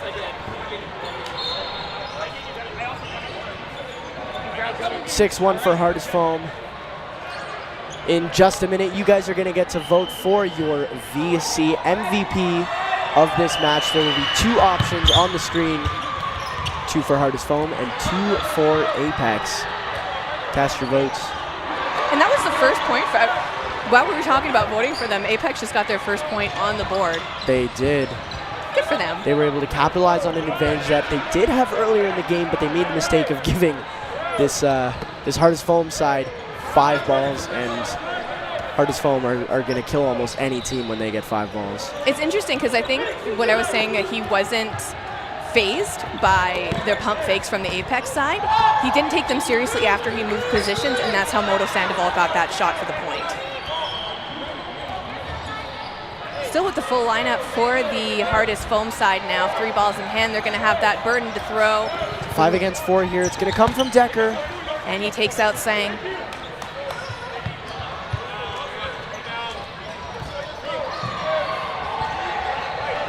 Hardest foam, 3 balls up to the line. 2 spents on Apex's side. Counter's going to come from Von Stepp. And he takes out Moto Sandoval, and he actually has to shake it off too. Samson gets eliminated. Hardest foam only losing 1 player in that exchange, being Chris Valance. So here's where we're going to see that jumping around from Tameta. Ooh, point blank shot, David. Except if that happens. Just Tran now left for Apex. Decker from far back. And Von Stepp's throw is going to connect. 7-1 for hardest foam. They're going to call that one a hit. On And your screen right now is the VC MVP of the match. Be sure to vote. Definitely Definitely my pick for this game is going to be Byron or Chris. I can't decide quite yet. I think a lot of the hits have come from mainly them two, but everybody's been getting a lot of hits on this hardest foam side. 7 points. Samco is going to counter. Does not connect. Apex now with Burden to throw. McKay makes the play call, coming up to the line. And a couple fakes there. Moto Sandoval takes the shot. Lots of crosses in this game from Apex. Point blank in the face on Moto Sandoval from Decker there. Very interesting choice going cross court for a lot of Apex's throws when they have a three ball at the line with 6 or 5 players. Decker getting hit out in the toes. Apex left with 3 on the court. Boudreau, he's made it to the final 3 for the second time in this game. Sampson, good block. Oh, we see Joey a LeBlanc. line being called though. And it's on Sampson. Looks like Sampson lined out there. Apex seemed to be struggling with that line today, as you said earlier. Samco's taken out by Boudreau. It was a nice clean shot from Boudreau. Like 45 feet, very, very far. Sam jumps, can't get over the ball. Very fast throw on Cody Burke. Bonstad not happy with himself. He did get tagged out. 4 balls for hardest foam here. He was not expecting that one. And they're And going to spend 2 on Boudreau. They make the hit. of course he's going to be the target. So we've got Tran left now. Goes for Wong. Wong blocks. Ooh, big curveball from Wong. Had a lot of power on it. Chests Tran. 8-1 here. This is definitely the biggest scoreline I've seen today so far. Yeah. Setting up for another run at it. Samco back on the opening rush. Apex finally spend on the opening. Ferrer with a Very, very late in the game. 1 minute remaining. Ferrer taking a nice clean shot. Sampson going for Burke. He's going to find Burke. 5 left for hardest foam. Apex have an advantage, but hardest foam could get two hits here. Only 1 spent. Boudreau goes for the grab. Looks like Decker may have hit him in the thumb pretty hard. Holding his hand. Hope he's okay. He bounces back pretty quick. Throw from the middle. Return on Sampson. That was a very, very close call on Sampson too.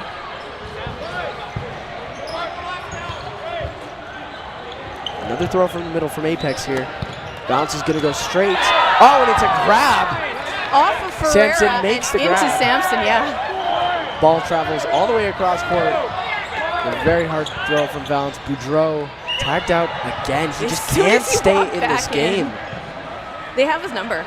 They have his number in this game. They are just not letting him play. He's only made it to the final 3 players on the court 1 time in this match without being caught back in. I mean, Boudreau's a very talented player, so he's not getting the chance to, really utilize his skills because Harded Foam is they're just targeting him. Definitely a good player to shut down on this Apex side. I'm unfamiliar with this team, but I do know how good Boudreau is. I've faced off against him 2 or 3 times, I think, and I have a lot of respect for his abilities, that's for sure. I think the lankiness helps. Definitely helps with those quick throws. Okay, going for a catch, doesn't connect. Double on Apex, and there's only going to be 1 left. Oh, they get 3 in that exchange. Okay, Ferreira this gets is called going to be out. Moto Sandoval. Ooh, curveball on Pete. Let's see Pete Tameta stays do alive. it. Bounces again. Pete's going for that grab. Big pump. I thought he was going to throw that. I completely fell for that pump from here. See, and here's the thing is he is very quick on his feet to meta, so we're going to see that play style that I was talking about earlier. Another curveball straight at Pete. Oh, goes for the grab. Willier is going to take him out. Yep.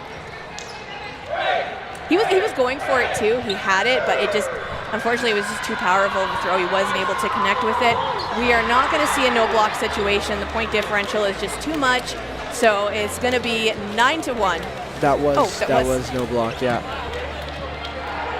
So no block in the round robin is played regardless of the point differential, but when it comes to playoffs, that no block is no longer played if the outcome of the match cannot be changed.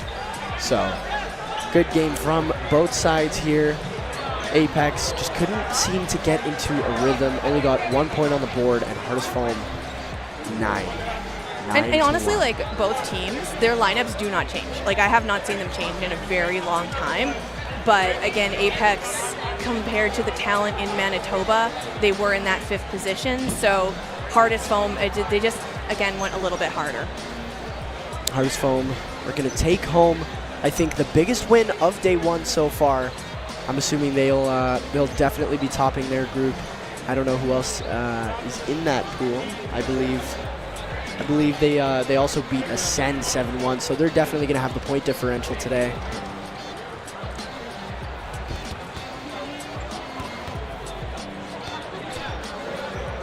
I'm just being informed that Hardest Foam earlier today lost to Tidal. Interesting. Shout out to Tidal coming back. It seems like teams that lost to Hardest Foam in a very close match at the BC Provincials have come back recently to beat them. Howell beat them at the Thing, which is something that they struggled to do during Provincials, and Tidal beating Hardest Foam. That's interesting. All right, so next up we are going to see Rain taking on Riot here. Two Prairie provinces taking each other on. Riot from, I believe they're from Calgary, right? Calgary natives, and I think they're mostly. I believe they're Alberta, no? They are an Alberta team. I think it's a mix of Calgary and Edmonton players. And Rain coming out of Saskatoon. Rain, I'm not familiar with Rain, but I was just reffing Riot, and of course, I think everybody familiar with Megan McCaffrey. Excited to watch these two teams play. I was just reffing Riot earlier today. They've been playing very, very well, and I think this is. I don't know if Rain has played today, but I believe they probably have. I've right? seen Riot play earlier on the stream. I don't know if Rain has played, but that's going to be it for me on this stream. You're going to still be here, and we are going to have someone new joining you very shortly. Yes, sir. We will be right back for Riot versus Rain. Stay tuned.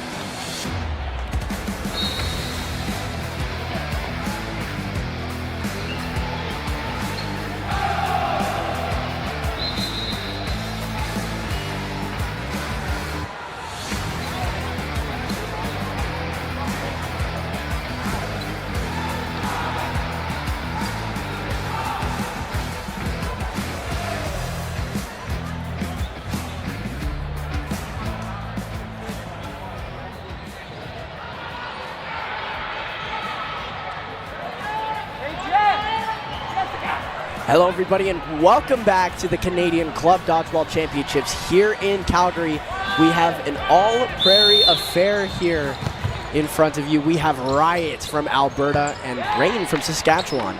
Battle of the silver medalists. Silver medalists. I believe they were both silver medalists at their provincials? That's what I'm talking about, yeah. All right. Well, I am not familiar with this Rain side. I am Nicholas Danchenko. I'm joined by someone who used to live in Saskatchewan. Yeah. Mr. Matt Wood. I miss it. Good people there. The environment, people make up for it. So, are you very familiar with this Rain side? I imagine there are a couple faces you recognize. Yeah, for sure, absolutely, yep. So, and I know the ladies from Alberta too, in Edmonton here from Riot. They took me in for 3 weeks while I was living there last fall. Oh, awesome. So, I didn't know that about you. Yeah, I went for work last September for 3 weeks, so they let me drop in on their dodgeball. That's awesome. Yeah, but so Rain. So I guess Saskatchewan just had their first ever provincial qualifier. Usually it used to be an individual tryout, but this year they had the minimum requirement of 4 teams, so they were able to put in their own rosters, which is great. So now we got mostly players from Saskatoon here from Rain, but we got a couple from Regina. All right, so players from kind of all over on both sides. I believe Riot are Calgary and Edmonton, not just one city. So yeah. So Wong getting hit there, and then refs calling her out. So what can we expect from this Rain side? What do you know about these players? From the Rain side, they got good throws, very powerful throws, and then the captains there in the middle. They also can catch a lot. So if they don't have a ball, that usually means they're a good catcher. All right. For the most part. Definitely. I know Riot do make some good grabs. Lots of good arms here on Riot as well. Left corner, 99, Megan McCaffrey would be my main target for this Rain side. And who would be the main target? Wilkinson right there, who just threw at McCaffrey, is a good target. She was on the #1 SAS team last year when they had individual tryouts. 3-on-3 here, still in the first point. Megan McCaffrey gonna take a throw at the middle player. At Toth. Toth, yeah. All right. Lindsay Toth. Learning names here. Lindsay Toth, as we were just talking about her, takes throw out of the middle and gets countered. Nothing connects. Still in the first point here. Number 22. I believe that's TJ. TJ. Straight throw. 4 balls here for Riot. Big cross court. Something I've noticed about these last few games on this stream court is a lot of teams are throwing a lot of cross courts. Yeah, I noticed that on court 6 as well from Fury. I think if you can keep your person in front of you honest, then your opposite corner can get that open cross shot, right? Yep. If you keep all the attention away, why not? McCaffrey gonna take a pre-counter. And Shemelski with the block in the middle from TJ.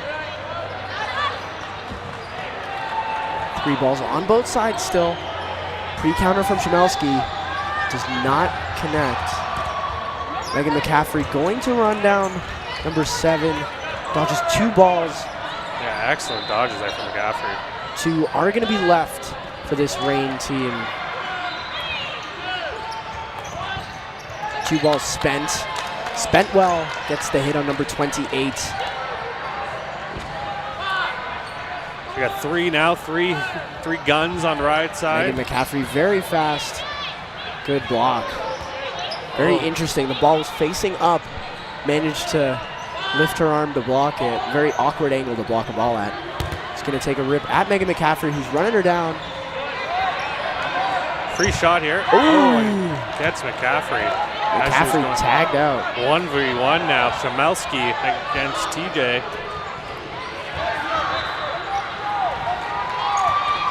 4 balls for TJ. Good block. 2 blocks from Shemelski. And Shemelski's going to take it Let's Riot go. Good job, Shemelski. up 1-0. Riot, good opening point. Very even match so far. Oh, yeah. Stayed at a 3v3 for a while. Both teams using that 3-ball defense to the best of their abilities and having success with staying alive for a bit. I believe that was like a 5-minute set right there. Was that? Yeah, it was. Only the first point. So who's new on the Rain side? Let's go. So yeah, the person who's running 55, that is Loire. Tasha Loire. Didn't meet her. Someone who I also think that I recognize from watching Youth World, which happened in the same venue. She's playing in youth? No. Oh. I think the third in from left to right. Oh. Number 4. Oh, no. Gets tagged She out. wasn't playing in youth. Oh, No, she's over 18. okay. Maybe it was somebody who looks like her. I thought I recognized her. So Rain with 5 players. Captain making the call. Throw out of the middle from Riot. 4 balls left for Rain.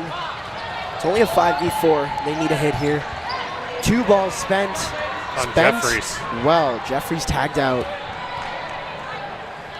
Even matchup right here. Takes a pre-throw.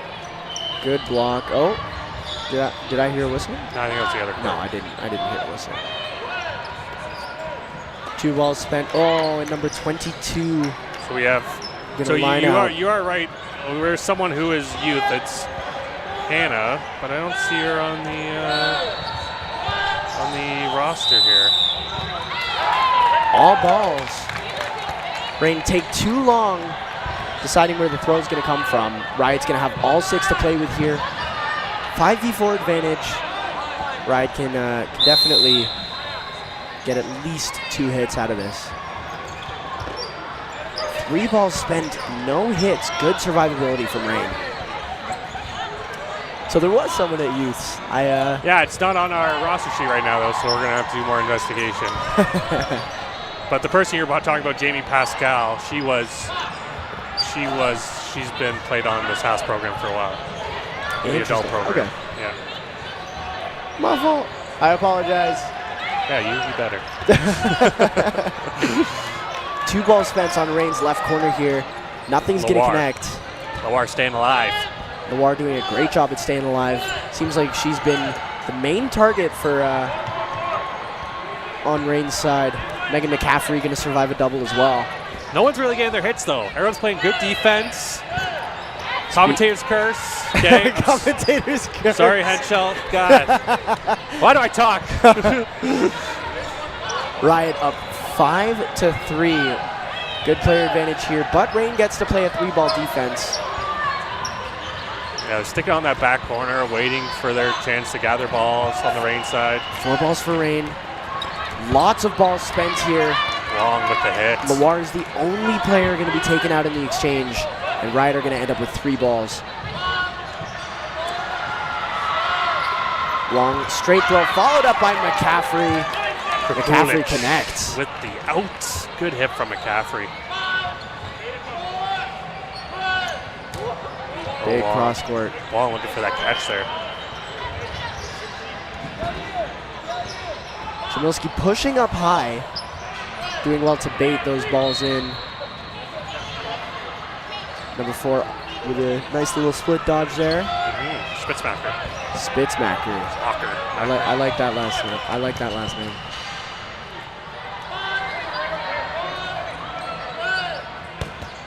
Good curveball, good block. Lots of rundowns on this Riot side when with only 1 ball. Very interesting that they aren't trying to collect and They're getting eager. approach the line as the team. They're getting eager to get their outs. They want to keep the match moving. Latot doing a great job staying alive. Curveball straight and popped up into Chmielewski. Yeah, that was a very comforting pop up there. 2-0 here for Riot. I think the first set was a little bit more even than this one, but still not a very dominant display from this Riot side. If you were watching that last game, Apex against Hard as Foam. This is very, very different. I feel like a more even matchup here. Okay. Oh, I didn't watch it, so I wouldn't know. 9-1. Okay. Well, it's all within the points, right? Read between the lines. Yep. It would be like a 5 or a 6v1 left on the court Cool. for Okay. most of them. Well, 4 balls for Rain here. One spent out of the middle. Big throw there. from As you said. Hensel.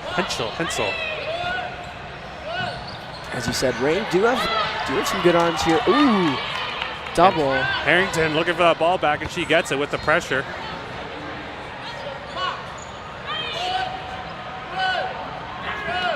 One ball spent, popped up, Oh, distracted. Number 3 is taking out another 2 with a smile on her in face. one exchange. Okay, well, I saw that. She smiles. She knew she got caught, and she's laughing about it. One ball spent. Shamilski goes for the grab, gets taken out.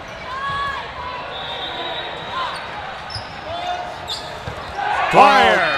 Classic catch from Dwyer. Pulling it in there. Great catch from Dwyer.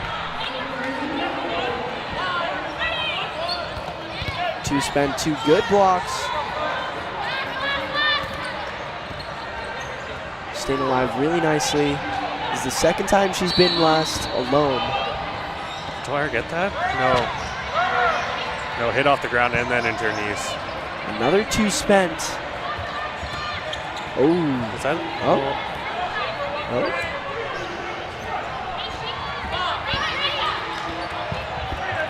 Tries to catch Riot's backline sleeping. Right, taking their time. And Dwyer with the follow-up. It's going to be 3-0 Riot. All right, so on Rain's side, you see any player adjustments? You got Pascal coming back on. You got TJ coming back on as well. So I think this would be a very good lineup for Rain right here. Some good heavy throwers. I'm curious who the youth player is now. No, I was just told she's on Farrell, the other SAS team. Oh, okay. So no youth player here. No youth player here. So I don't know who you're looking at. I'm maybe still you're alone. Yeah, you're still wrong. Pre-throw from the Rain side, but staying alive. I was not entirely wrong. There's lots of good youth players coming out of Saskatchewan. I'm excited to Heck see. yeah. Definitely the one I'm keeping my eye on this tournament is Cohen Padley. I've had lots of talks with him, watching the Youth Worlds, and I'm excited to see how he plays today. Were you in Worlds? No, I'm too old. No, not playing, of course. Oh. No, it was during Ontario Provincials. Oh yeah. Okay. Which, if you missed, that was a good tournament as well to watch. I missed it.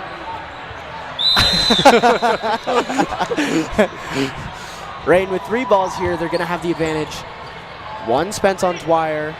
Harrington does try to pre-throw on Rain's left corner, Loire.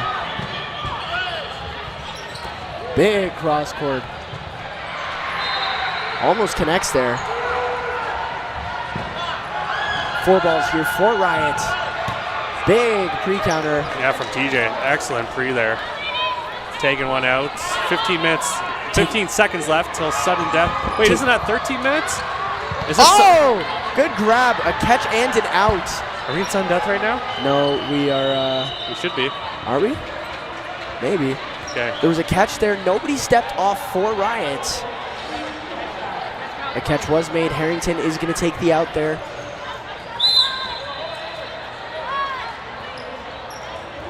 That pre-throw from TJ, definitely worth it. Totally. Now Because they managed to survive 3 balls, drawing in even a 4th on that 1-ball play. Dwyer by herself now. Dwyer reaches for it, bounces in front of her. Yeah. Okay. Good hit. Good And call from she Dwyer. does get called Yeah, out. I think she got clipped too, so that was a good hit. Rain get their first point in this game. It's going to be 3-2-1. Okay, so that was no blocking. There we go. We missed that. So at half, 3-1. Definitely Definitely still a close match. I don't think the score reflects how close these sets have been. I think the score is close. You know, if Rain brings it back, you know, this is a crucial point for sure. Definitely the turning point in this match. At half, you're only down 2.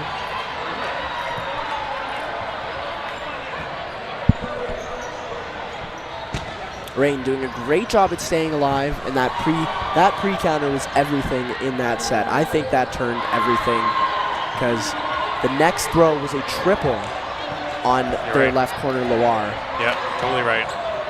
And that resulted in a grab and 4 balls, leaving only Wong and Dwyer left on the court, who got picked off. So Rain coming out. Ooh, both teams spend, but Dwyer is going to win the exchange. Toth gets taken out. Yeah, from Jeffries, I think, or was she? Ooh, great grab. There you go. Number 19 on right has a really, really weird release angle, but yeah, comes. Oh, Julie Kukulic with the second catch of the match, of the point, of the minutes. Dwindling down right now. They're going to be second guessing, and she dumps one. Gets that's a little bit antsy there. That's what happens when you make 2 catches. Your adrenaline starts rushing, you get all fired up. 5 balls for Riot. Riot, only one player gets taken out. They're going to have 3 balls. Riot doing a great job of staying alive. I think, Rain doing a great job staying alive. I think Riot needs to adjust their target selection a little bit and try to make more use of that 5-ball scenario. Yeah, Wilkinson with the hit now on. And we got a shoe tie, but Wilkinson just got a hit now on Spitzmacher, I think. Anyways, who we got for player of the match? What are we thinking here? Player of the match. Now with the little Interesting. break. From this Riot side, I think Shamilski and McCaffrey are my 2 MVPs so far in this game. Both have been really great up and down the court, surviving really well. Both of them were in the final few players in every set that they won, and I believe in the set that they lost as well. And making good hits, good up and down the court with their counter rushes. A little bit antsy in my opinion, but ended up working for them in the end. What about I think if Dwyer can come in and win this point here, I think I'm gonna slide her in there instead. I'm gonna use my vote for her. Let's see what she does with this point, though. On the Rain side, I think we know the 2 catches in this set crucial, and I do think, in my opinion, Loire has had a very big with the impact. big catch though on Wilkinson, bringing back in a player on the right side. Now we have a 3v3. There's that weird release, that weird like underarm, sidearm kind of release. Yep. 2 spent by Rain on Harrington. Neither of those throws connect. Riot have 5 balls to spend here. 2 are spent on Pascal, who survives well. Yeah, she's a tough hit. I mean, but the other 2 girls on Rain are catchers, so, you know, it's kind of, you know, what's the best, worst case scenario? As I was saying earlier, I think my MVP for Rain, my vote's definitely going to go to Loire, has been that TJ, yeah, I agree. That target. I agree. And we'll see what happens with this point. Riot's definitely been targeting TJ and Loire in this game, and both of them have done a great job staying alive, and Loire managed to draw in 3 balls, which in my opinion was that turning point of that last set that they won. All right, so we'll put in number 12 then from Rain. Even though she just got hit and now injured. Oh boy, I hope she's okay.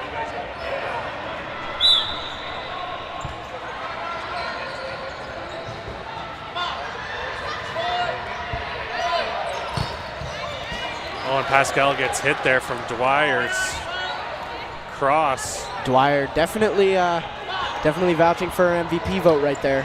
Did you put her in? I did. Oh, I thank you. Thank you for putting in my recommendation. Toth last on right here. Takes out Dwyer. Only 2 left. She has all 6 balls, lots to play with. Takes out Harrington. It's a 1v1. Big point here. 2 balls for Riot. Big point here. Can she get the hit on number 19 from Riot? Oh, there's that weird release. Good block from Toth. Ooh, that ball tailed really hard. Very, very close to hitting right there. Gonna be able to play that two ball defense. Comes in. Oh, no. And the weird little knuckle manages to get through Toth's block. No. Oh, that's heartbreaking. I thought Toth had that right there, thought she taking had out it Dwyer too. and Harrington to make it a 1v1. And then that really, really close shot before she got hit.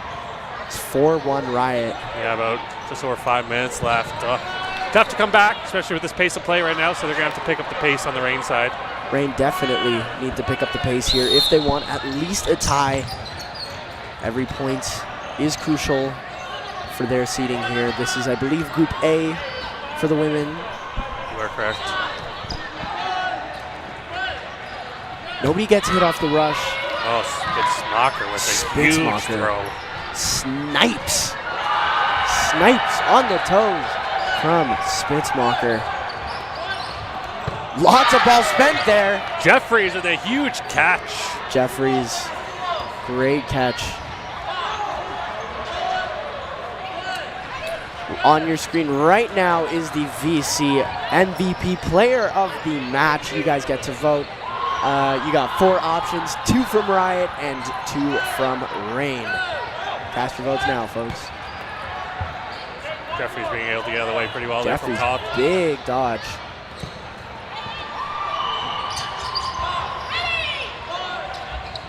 Good pump fakes on the right side. Throw comes out of Wong. It's going to be a throw. Return on Chmielewski. Good target there from Wilkinson, targeting Chmielewski. Great hit by Wilkinson.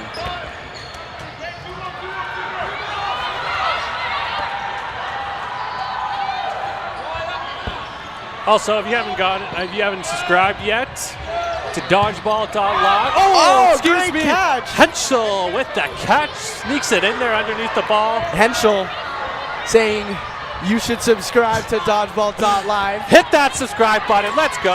And if you got a Prime subscription, you get a free subscription to Twitch. So use that free subscription for Dodgeball.live. Yes, sir. 2 left here for Reign. They have 3:36. Can they close out this set? Try to come back a little bit. 4 balls for Riot. Straight. Toth gets hit out. Good hit by Pavone.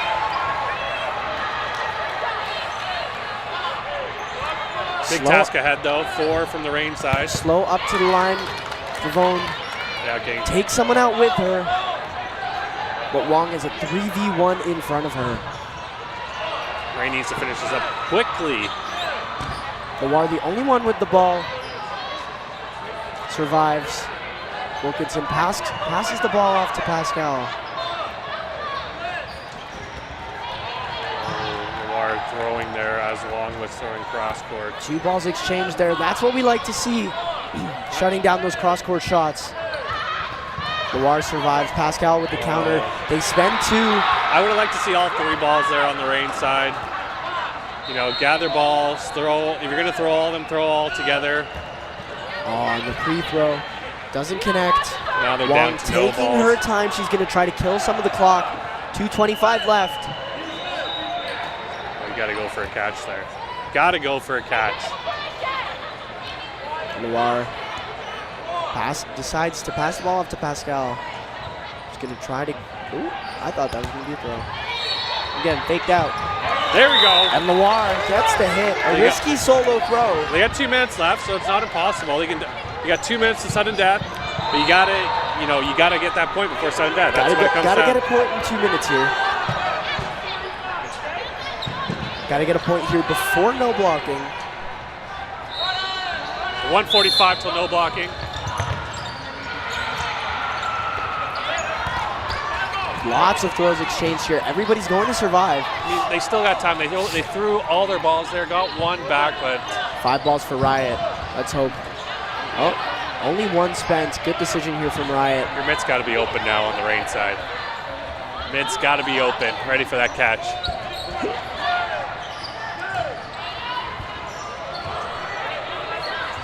Lawar survived another throw. Handed off to Pascal in the middle. 3 balls for Rain here. They need a hit here, and it's a great toe shot on Jeffries. Great throw from Pascal. Yeah, doing a great job of getting those low targets on the feet and the ankles. Wyatt, TJ Wyatt. A little pre there, a little early on the pre. Pre-throw. I think, that's a good idea with 1 minute left on the clock here, but it doesn't connect. Riot do spend 2. They didn't need to. 45 seconds. Looks like Riot is going to take the win. Favone gets tagged out. 2 quick hits there. Don't say never.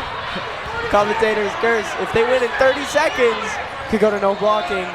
And we need some catches here. Change the result.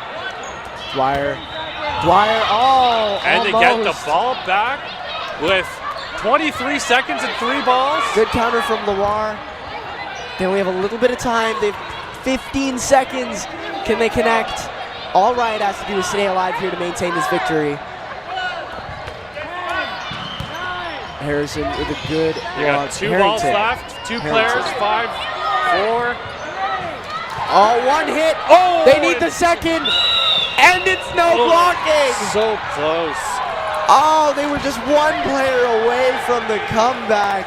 So close. That would have been awesome to see. We love the drama here on Dodgeball.live. All right.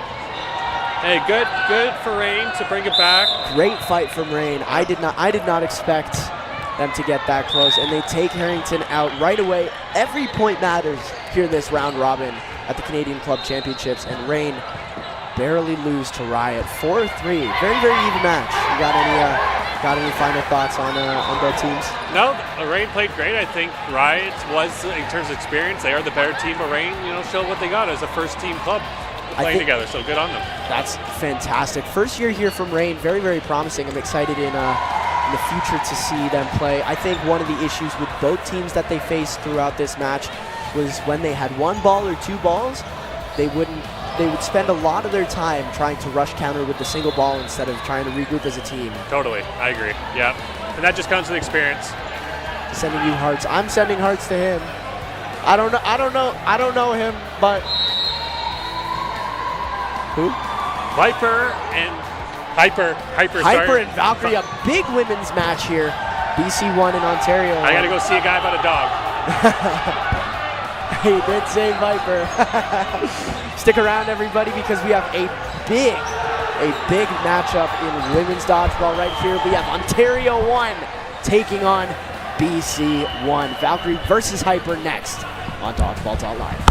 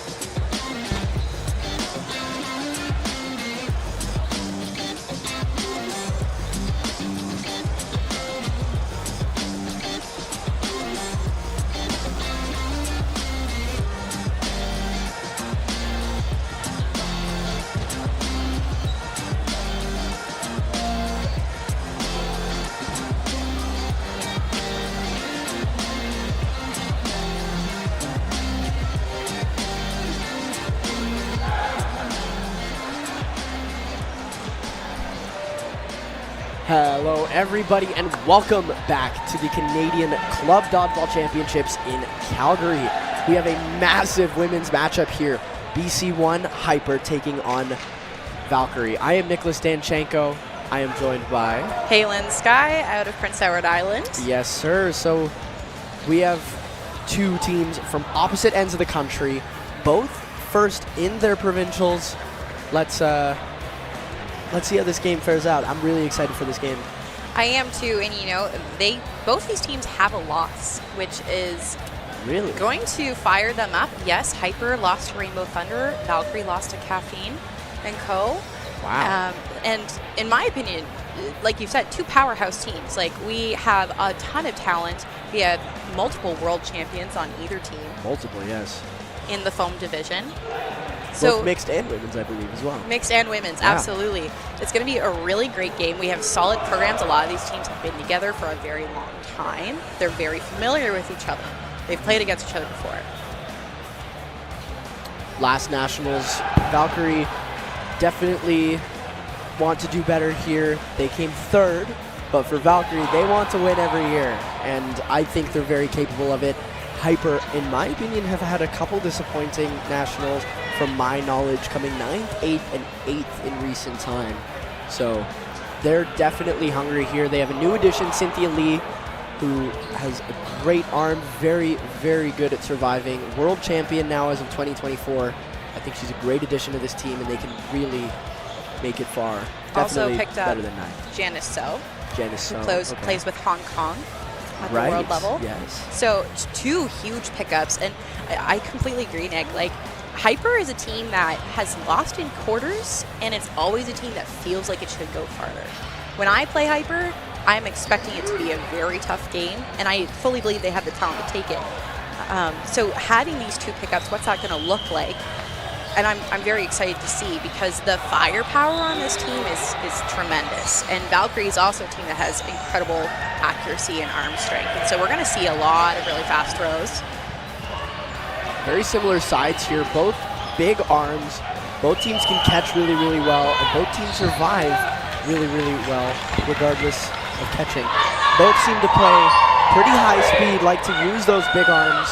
Lots of counter rushes, lots of pre-throws, lots of counters from both sides, from my knowledge, watching these teams in the past.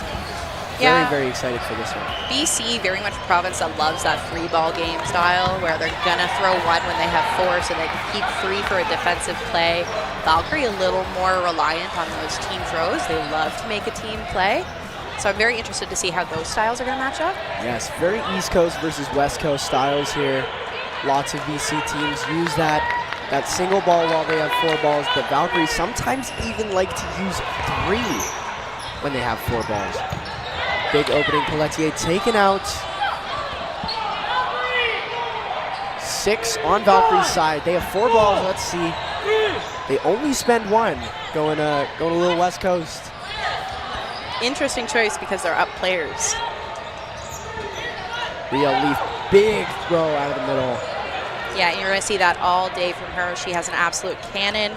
Part of the reason why she won MVP at the World Championships in mixed foam. Cynthia Lee survives a double.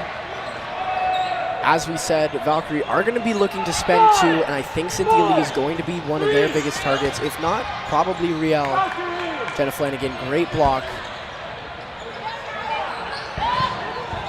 6 for Valkyrie, and 5 for Hyper. Throw's going to come out of Flanagan. She's going to find her target. Nice straight throw, gets under the block. Yeah, And great Leaf is going to placement. take that left corner. I do not want to line up against Leaf in that left corner. I do, but I don't at the same time. Yeah. Like, I'm excited to play her one day, and I feel like somebody who definitely reminds me of Riel on this Valkyrie side is Katie Curry. Claire Curry. Claire Curry. I agree. They I have that apologize. big wind-up, that height that gets them the leverage. And they use 2 from Hyper to take out Flanagan. Great target selection. Yes. I'm sorry, Claire, if you're watching this back. I'm sorry. I'm a little tired and hungry right now. Yes, 2 massive arms on both sides. 2 very, very tall players as well. 4 here. Cynthia Lee's going to find Curry. And that follow-up from Hyper is going to hit as well. It's a very, very even game here. Hyper now have the advantage.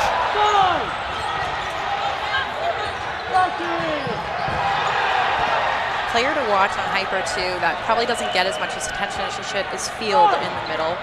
Absolute incredible catcher. And when that comes online, Hyper just has this momentum swing that fuels them.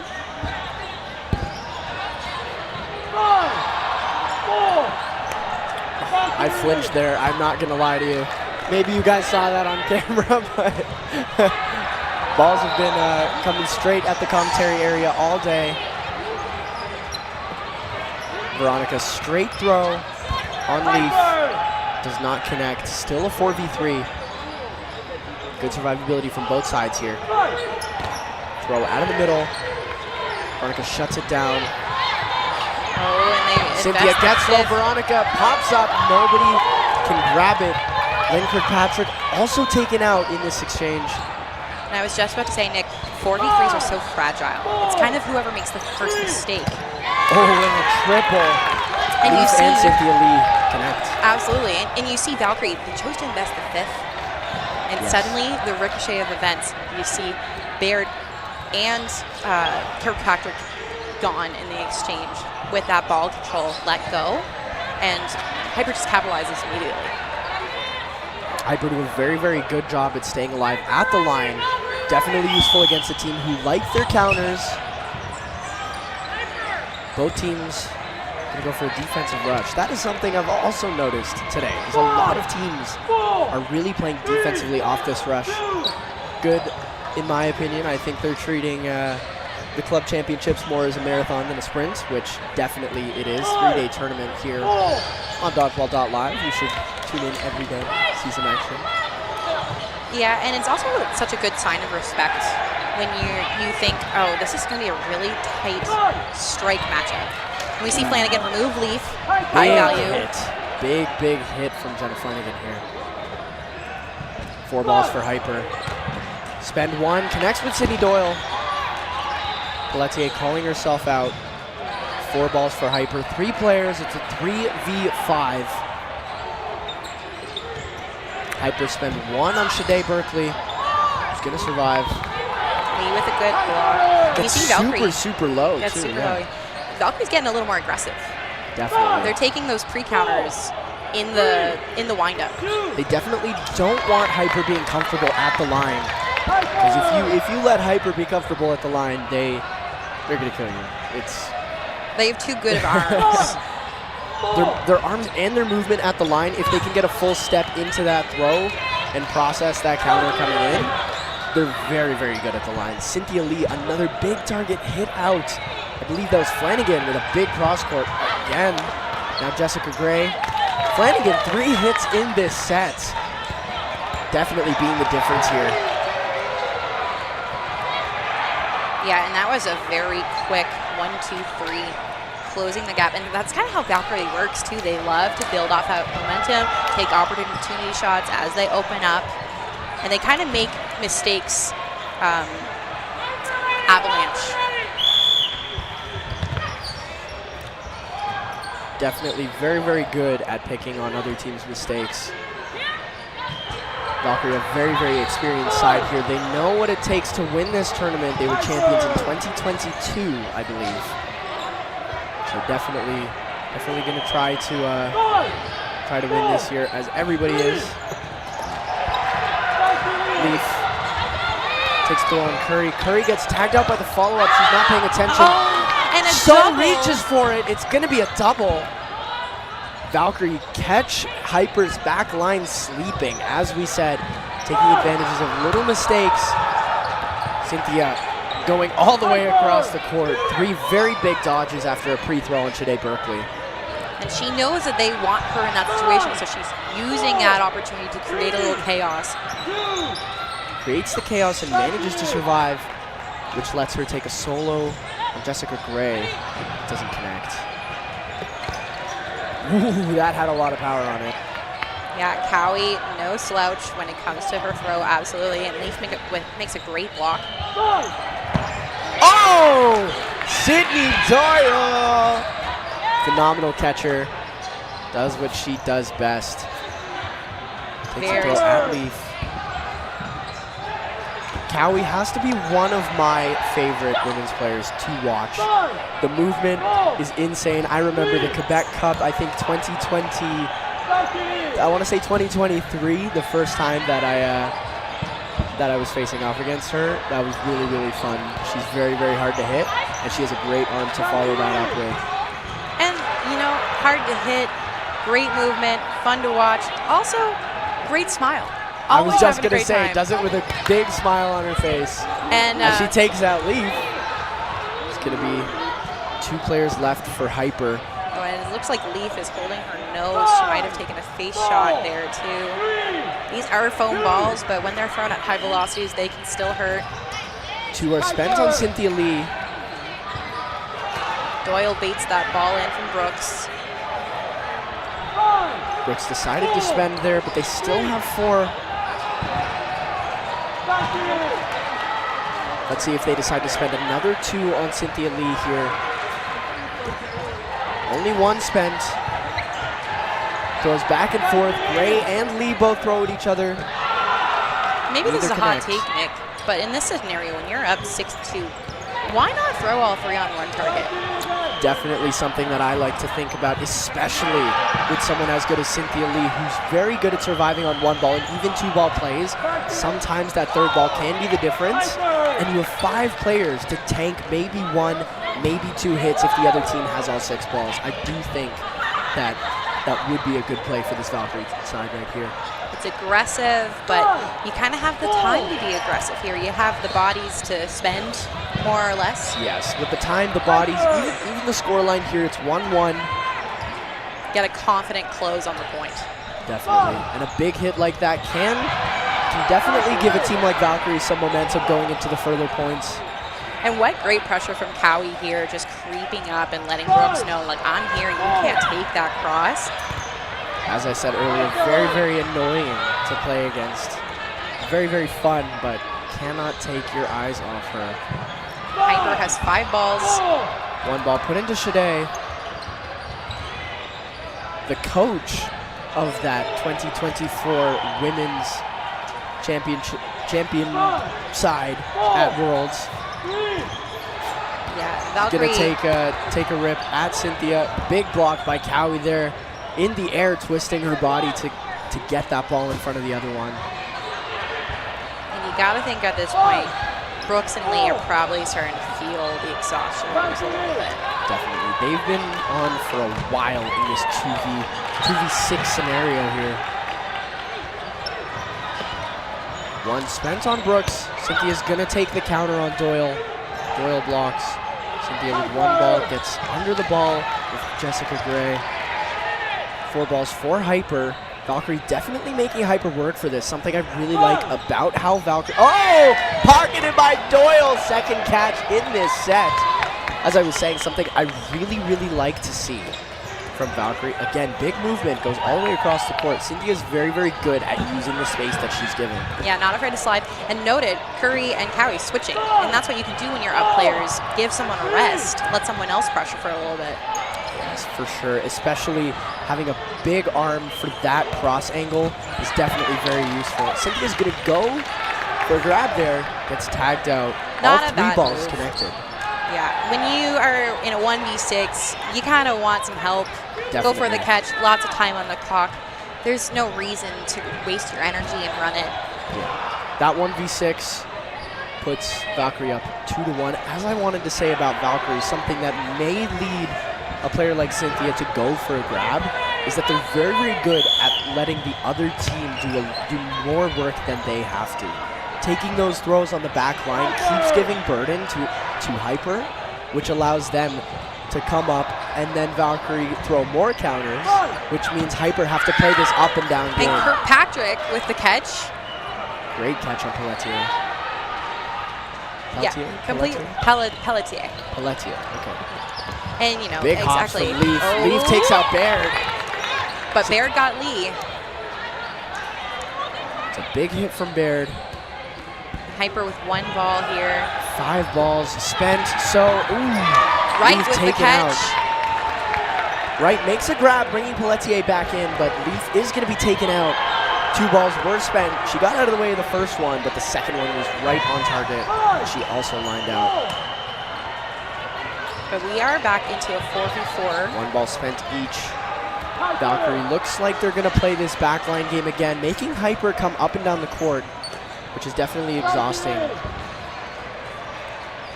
Especially when you only have 2 players and you have a high volume of throws in those scenarios. It just makes you so tired, and it's a little discouraging sometimes when you're facing 6 players that all they do is throw off the backline, making you do all the work when you want them to do the work. Absolutely, but you know what? All 4 of these players got a nice long rest in that last point.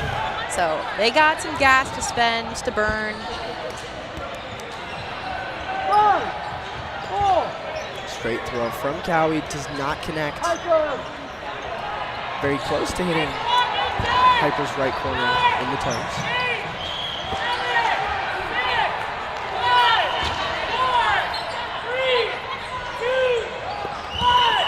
Three balls spent before no blocking here. And you see Wright eliminated just before the no blocking begins. So we're going to be in a 4v3. Honestly, not that bad. Not that bad. Definitely still winnable from Hyper. It's a 4v3, a very, very close set. They need this point. They're down 2-1. I thought I saw 3-1 for a second. 2-1. Definitely going to want to take this tie going into half. Great shot from Lee to get Cowie. Good exchange there. There's only 1 point of difference still. Pelletier and Cowie taken off the court. You know Flanagan's probably lining up a shot here. I'm definitely expecting a Flanagan pre-counter. Gets out of the way. Dead Flanagan, ball. dead ball. Probably one of the most satisfying parts of the game. I love seeing throwing, hearing a dead ball. It's very, very, very, very satisfying for sure. Oh, wow. Sneaky! Flanagan gets Lee to bite. And Kirkpatrick with a big cross. And that He's is so something alert. Kirkpatrick is known for. Those sneaky crosses. I've definitely been hit a couple times by those. She That's for sure. knows how to read a court and see where people's attention is. And Flanagan closes that point, and she takes full advantage of that. And you know, Lynn is such a Kirkpatrick, sorry, is such a tricky player. She knows that other people know she throws a drop shot. So sometimes she'll even bait her own grip, so everyone watching goes, "Oh, it's Lynn throwing, or it's Kirkpatrick throwing." And she's faking it. Someone else is going to take the toss. So you fully expect it. And she's always playing those kinds of mind games, which makes it so hard to figure out where the throw is coming from. So hard, especially difficult when you're facing off with someone like Jenna Flanagan. Massive arm. You definitely want to pay attention to that straight coming, but having someone as annoying to play against like Lynn, who's very, very accurate with her crosses, it's very, very difficult to deal with. And this is just some of the amazing chemistry from this Valkyrie team that's been together for quite a while now that you really love to see. Absolutely. And now we're getting into the second half. And Nick, I have to ask, like, do you have any players that are standing out for you right now? Definitely Cynthia Lee on Hyper. Definitely. I think Cynthia Lee's been fantastic. Definitely. I can say that so much because Cynthia's movement has been insane in this game, getting fully across the court in more than 1 point in a row. Just using all of her space, and even when there's 6 players on the court, it's really difficult to be able to survive, even when you're going across the court, when Valkyrie is going to be throwing 2, 3, and sometimes even 4 balls. Nick, do you see what I'm just saying? Cowie and Curry were doing the cam on the sidelines. And you might think that, you know, it's the second half, people are getting tired, they've been playing how many games? Nope. But noted, Valkyrie has a great, oh yeah, the dancing's going again. They do it strategically, so 2 people sit every match. They don't play that match. So for instance, earlier when I was watching, Doyle and Kirkpatrick did not play against Caffeine & Co. Interesting. You know, putting someone on the reserves, giving them that extra rest. Definitely using the experience to know how to get through a long tournament. Again, Cynthia Lee, surviving till the end, and she has gotten a good number of hits in this game. And noted, something that we're missing from the Hyper team that I usually associate with a great shot from field is there hasn't been a really catch yet. No, there's only been, I think we've only seen the one in the first half. Definitely more catches coming out of Valkyrie. I know Sydney Doyle has, I believe she has 2. And field questioning if she caught that. She thinks she did. Ref is saying yes, it was. Ref calls it a catch. As we were saying, commentator's curse, I guess. Commentator's curse, or commentator's blessing. Commentator's blessing, yeah. There you go. And Hyper got a grab out of that. oh, and Wright takes out Doyle. now we have Kirkpatrick in a 3v1, and guess what? She loves this kind of stuff. Yes, definitely loves 3v1s or solo scenarios. And you see she tries to throw that drop, but her grip just doesn't quite keep. Hyper's going to have 3 balls. I wonder how many they're going to invest. Good discipline from Hyper to not spend a lot. Ooh. They spend all 3. Well, I don't mind I meant it. on the counter. Ooh, Cynthia Lee tagged out. Lynn loves this scenario. Has the big arm, has the very, very good movement on the back line. And it's just so fast. You think you might have an opportunity to track down. Wright goes for the catch. Unfortunately, cannot close it. And now it is a 1v1. There's that drop shot. Nice little sailing drop shot from Lynn. 1v1.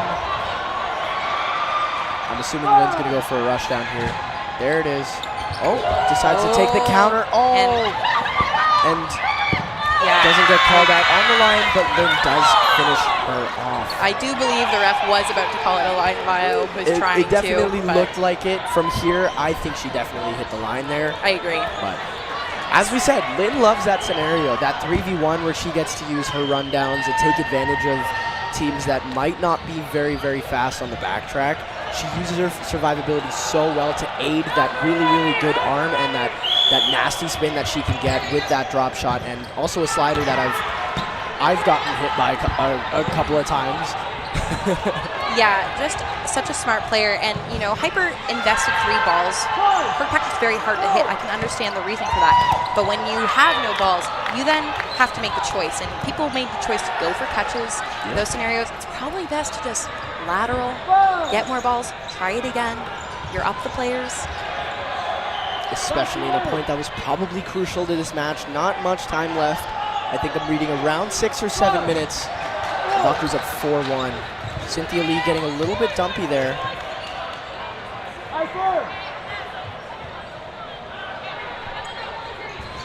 We see Hyper making the call. Cynthia takes it straight on Jessica Gray.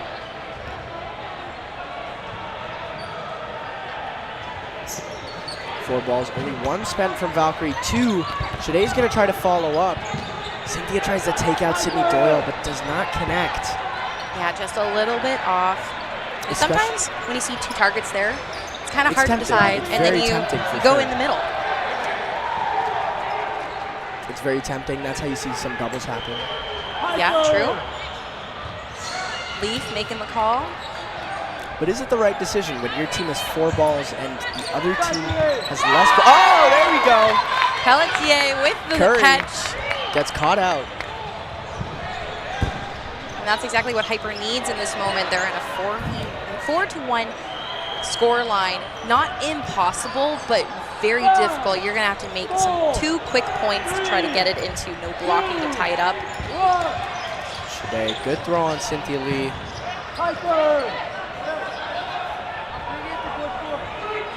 Something that I'm quite surprised about watching this match is that Leaf hasn't been playing the corner as much as I expected. And definitely has a lower volume of throws in this match.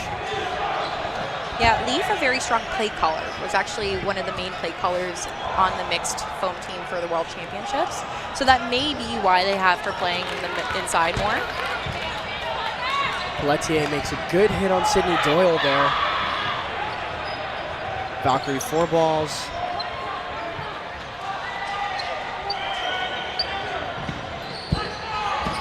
And with the time crunch and the point deficit. Oh, block? Block, yeah. This may be what.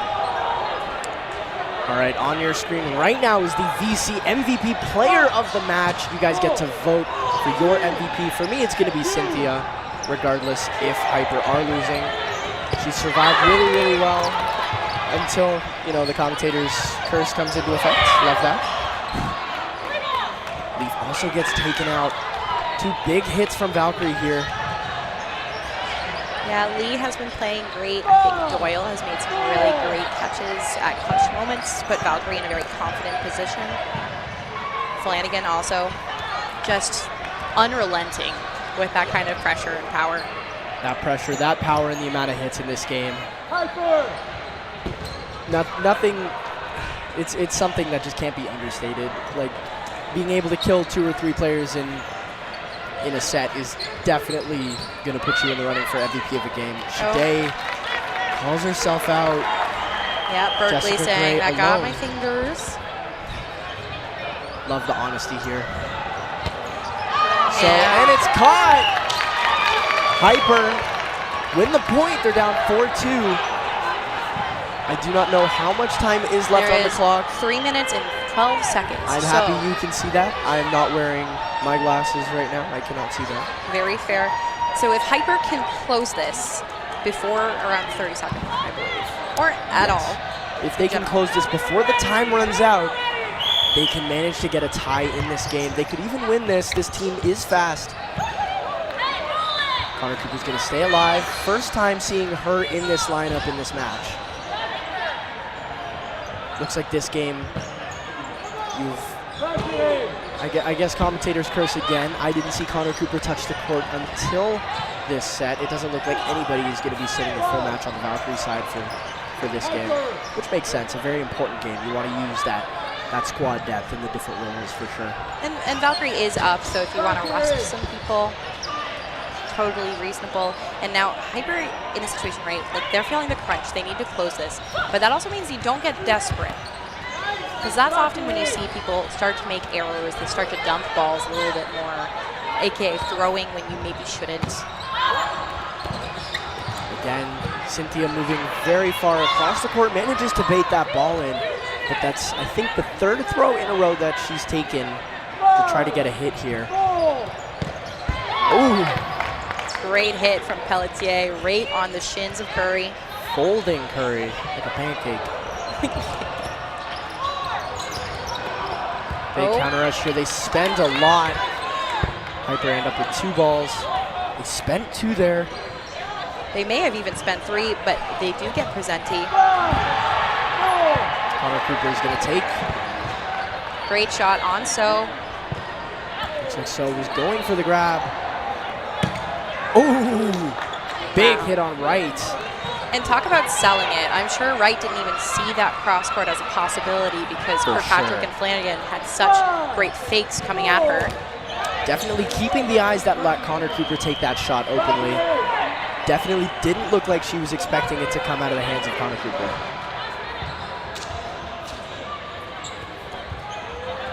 Flanagan takes it straight on Pelletier. Cynthia's going to try to return on Cowie. In my opinion, that's not the move. Cowie's just such a great dodger and blocker. Cowie eats those up. I feel like in this scenario, Cowie just loves seeing that ball come out of Cynthia's hands. It would be a much more probability shot, in my opinion, for the cross to come into play. The straight on with Cowie isn't working, but maybe Flanagan's distracted, trying to look at Pelletier. Maybe that opens. Maybe let Field take the shot since Lee has taken it 5, 6 times in a row now. Again, I'm expecting the ball to come out of Cynthia's hand. No. As you said, Field. They hear me. They do. They hear you. 10 seconds left on the clock till no blocking. Doesn't look like Hyper's going to be able to pull out this point. 3 balls. They need 2 hits and a double. They only get the 1 on Jenna Flanagan. Cynthia goes for the grab. Can't get it. And Valkyrie are going to take the win in this game. It's going to be 4-2. Going into no blocking, Hyper still definitely want this point here. Definitely matters for their seeding. As we said, both teams do have a loss. Hyper now have 2, which it's probably likely that another team has a similar record. Every single set matters. It does, and plus minus always comes into it. That's a great hit on Pelletier. Now Field is alone. Field, again, great catcher. Things can happen. that's a great shot from Again, Kirkpatrick. Kirkpatrick doing exactly what we talked about. Yeah, a great game regardless, and I think if you see these teams match up again later on, come playoffs, it'll be a tighter game, especially with the length of playoffs coming into it. And the reality, too, is I think Valkyrie has not played Rainbow Thunder yet either, which is one of the losses that Hyper has. So this pool could still just be a giant game of rock, paper, scissors. It could be. Definitely a very stacked pool. As we said, we have Valkyrie, we have Hyper. We also have Rainbow Thunder, which I believe also made the semifinal last year. I think that's the team that Valkyrie beat in the bronze medal match. Yeah, Rainbow Thunder, definitely a strong team. Same thing, they did very well at the thing. And Caffeine & Co. is also in that pool. Yes. Which anything can happen with them. They've beat Valkyrie. I personally think they are an under-hyped team. They can go the distance, in my opinion. Definitely. I think that's a team that could be winning the title this year. Caffeine looked very impressive at the thing. And they, if I'm not mistaken, they were Quebec 1? Yes, they are Quebec 1, and it's their provincials was pretty dominant. Caffeine & Co., another great team to look out for in this women's pool, this A pool, very, very stacked. Coming up next, we have Dark Horse versus Toronto Blitz, a matchup that I'm very excited to watch. I'm very familiar with this Toronto Blitz side coming up, being a Toronto native myself, but for now, taking a little break. Stay tuned for Blitz versus Dark Horse. Thank you very much.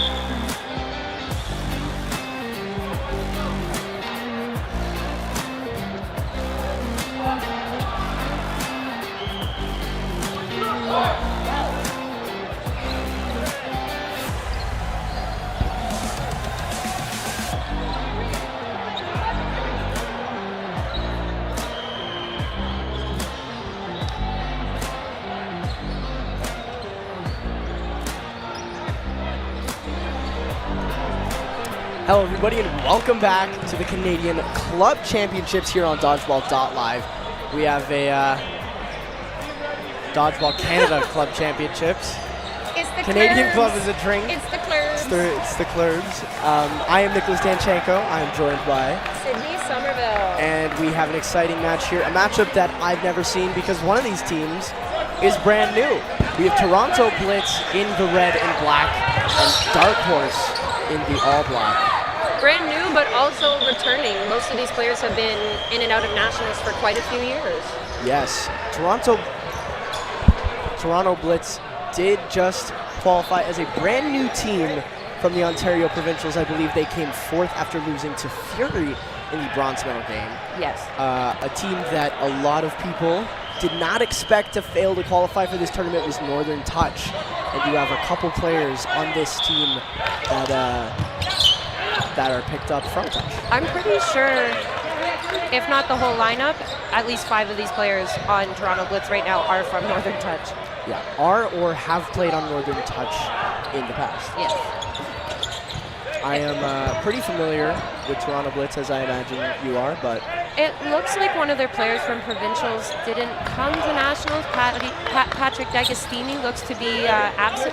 there's no D'Agostini, there's no Alan Hoover.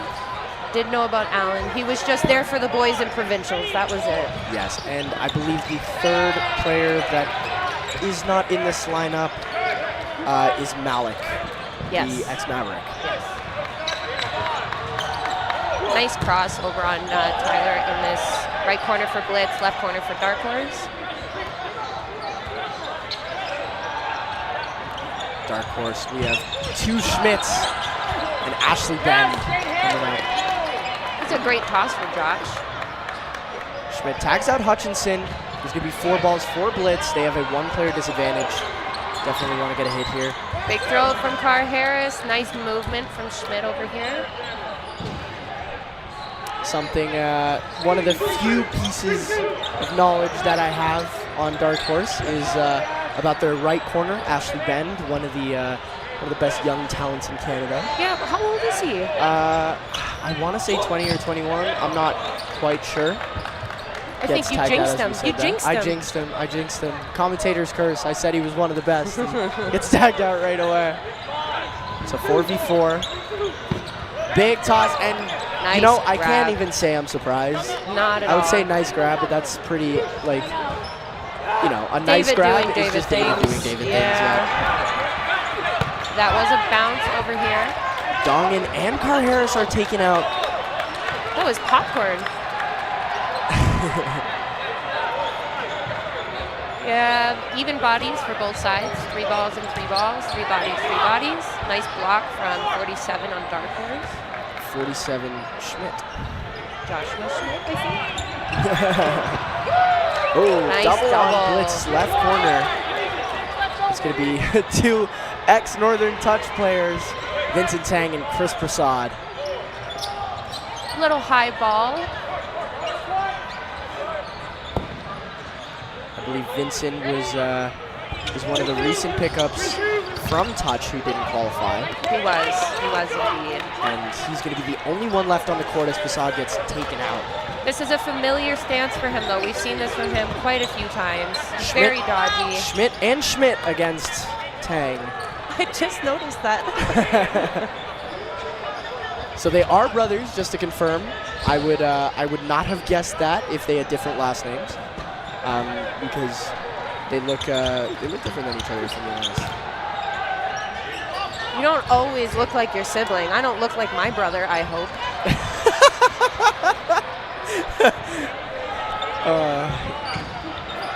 That's mad disrespect to Ethan. And number 47, one of the Schmidt brothers, is going to close out the first point of this game. Not a very dominant display from either side here. Went back and forth in Pretty terms of even. momentum. Very, Yeah. very even. And David Carr Harris already has a grab. Once again, we are not shocked. I do love that he's actually playing, though, because at Provincials he was mainly shagging for his team, kind of letting everybody else filter in and out. When I spoke to him, he mentioned that it was just a bunch of old-timers coming back to the court. Looks like a false start on Dark Horse's side. One substitution made on Blitz's side, I believe. Vincent is off the court, and we have a Toronto native, native also to Dodgeball Toronto. We got my boy Austin, number 22. Austin Hordat. I don't know how to pronounce that. Hordat. Your guess is as good as mine. One of the handful of pickups from this Toronto Blitz side. This Blitz side is very, very different from what we saw at Provincials. Good pressure coming out of Hutchinson. 3 taken out off rip by Toronto Blitz. Really active corner in the left wing for Toronto Blitz. That'll be. I'm trying to see what number that is. That looks like Papa is eliminated. Stefan Agnew, number 13 on Toronto Blitz's side. Their left corner.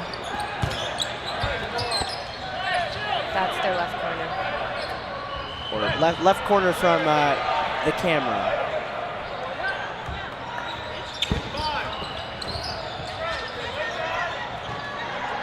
Agnew takes a throw out of the middle. Oliver Job and Zeller still left. Zeller with a big arm. I'm not very familiar with either of the players that are remaining on the court. I just met him yesterday. I believe he's staying in our Airbnb with Rainbow Thunder. Oh, neat. Very, very nice guy. I've heard very good things from my fellow teammates, for sure. I believe his name is Brett. Brett Zeller. Takes a throw at Prasad. Prasad gets out of the way. Just high up the court. Hutchinson will make the call. Prasad Nice tag. tags Zeller. Very, very good spot from, is that Chris? Aaron Oliver Job. Olivier Job? It's going to be the last one in. Again, your guess is as good as mine. Olivier. And he gets Called on called a out. hit. Called on a hit. My boy, Austin Hordat, getting the hit here. It's going to be a tie game. Oh, Dark Horse, coached by my captain and my coach, Jamie Tapper and Amanda First. Manitoba. Very promising, very promising. So as I mentioned earlier, Toronto Blitz look very, very different from their squad at Provincials. I think half of their team are brand new pickups for this tournament. They are missing some key players, I will say. Definitely. They managed to pick up Tyler Dongan, Scott Finlay, who hasn't touched the court yet. Same thing with Kerry Burrows, who hasn't touched the court. I think they have around 5 pickups for this tournament, which is big. Basically took Northern Touch.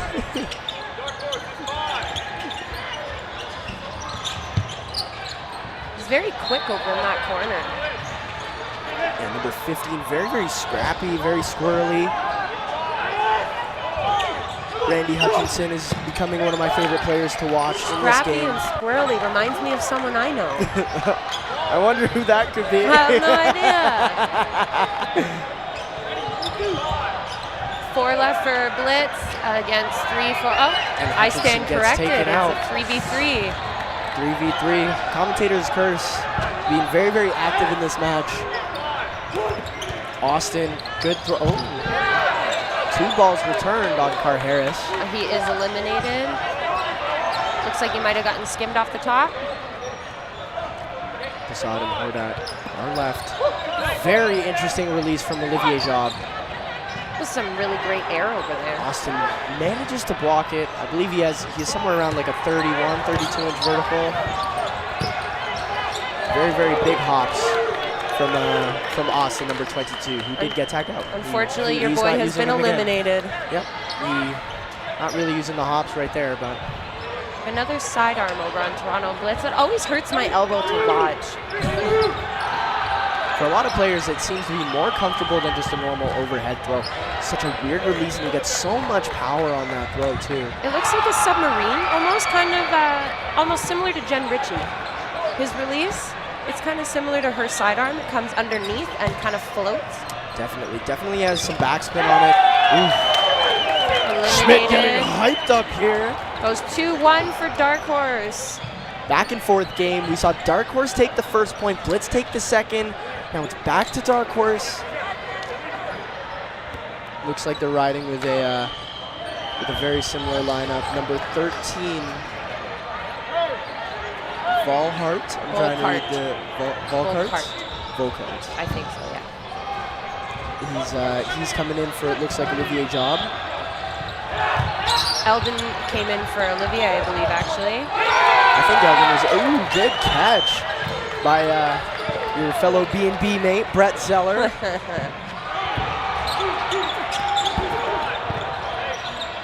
Dark Horse's movement is definitely picking up from the first couple of sets. They're not so flat-footed. They're getting a little bit lighter on their feet. And their ball placement looks great. Ashley Bend with that quick release, can't find Hutchinson. I'm so used to him having those bright orange shoes. Who, Eldon or Ashley? Ashley. Something very nice to see here is that Eldon Wu playing after, I believe, returning from quite a long injury. Was it an Achilles? Did he blow out his Achilles? I believe that's what it was. It was either his Achilles or it was or something in his knee. But fantastic to see him back in action. I think it might have been. I remember that clip being posted. It's terrifying. Oh, yeah. Dongan lines out. MVP for this game, backline. Definitely in the running, I'll tell you that. Yeah, both Schmidt's approaching the line. Beautiful throw from Josh. Hordat being a little bit lazy on the line. Didn't move. Didn't even get his ball very close to that. A little bit of a ditch over here from Blitz. Agnew spikes it in front of Schmidt. Big throw from Zeller. He's going to take out Agnew. Ashley Bend. Wow, they just smothered Great commitment. Great commitment. Ashley Bend really aggressively sticking to that line and getting the release on Tang, which is going to connect. It's a great play when you have, if your up and body is up against one person, you have two balls on your side, committing to that throw regardless of the trade. And that's something in this game I've noticed Dark Horse has done really, really well. When there's one player remaining on blitz, they manage to close that very, very fast. They're very efficient, they use their balls well, and they're usually all on time. It's the Amanda Tapper special. Little bit of a fumble on the opening rush on Dark Horse's side. It will be on them.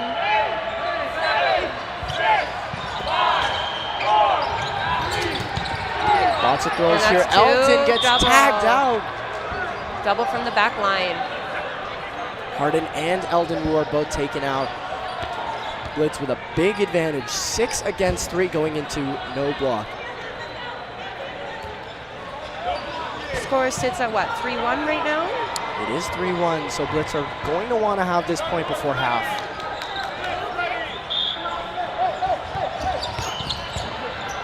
There's a duck out. Nice throw from Ashley. Bend returns on Prasad. Oh! And Dongan, a 60-footer to catch Olivier Job sleeping. Big throw from Ashley Bend. Or that spikes one in front of Zeller. I think Zeller wants the catch. What do you think? I do. I think he looked like he was going for it. Great toss from Ashley. Takes out another Vincent. one. Takes out Vincent Tang. This is a good two bodies over here. Ooh, and Dongan takes out Ben. Brett returns with a hit over here on your boy. Zeller survives 2. Great movement from Zeller. Somebody who I just noticed touching the court for the first time is another pickup. One of the 5 pickups from... Vinny! Yes, Vinny Minucci. Zeller, he was looking for it, could not make the grab on It was Dongan. there, but it popped right back out. I think Dongan's making his case for one of Blitz's MVPs. He had 3 kills in that last set, really bouncing back from getting tagged out 2 times in 1 point at the beginning of this game. I have to say I agree with you. First half, a very, very back and forth first half here. Both Pretty teams evenly matched. very, very evenly matched for sure. Everybody seems to be pulling quite an equal weight. It's really hard to pick out an MVP in this match so far. I think I would look at Bend or Josh Schmidt for Dark Horse. Bend, Josh Schmidt, and Zeller are definitely Zeller's also definitely up my there, 3. yeah. I can't nominate 3 though. We'll see how this the beginning of the second half pans out before you guys get to vote for MVP. I'm eyeing Carr Harris for Blitz. I was going to say the same thing. Carr Harris and Dongan definitely making his case after that no blocking set here. Vinny Minucci is going to remain in the lineup. And it looks like the lineup's going to be relatively unchanged. Burrows and Finley still on the bench. They have not touched the court in this game yet, and it doesn't look like they will be at this moment. Looks like they're running with a 8-man rotation. And a false start on Toronto Blitz. This is the first one of this half, though, I believe. Is it, if you have 2 in the same half, you lose a player, right? Yes, 2 in the same half.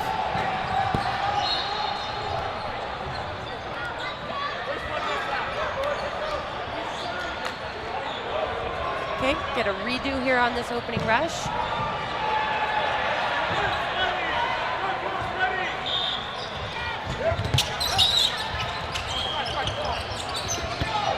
Ooh, Josh Smith gets tagged out. Almost gets it. And the ball is up in the racetrack up here. There's a passerby coming down. Let's see if he can grab it for us.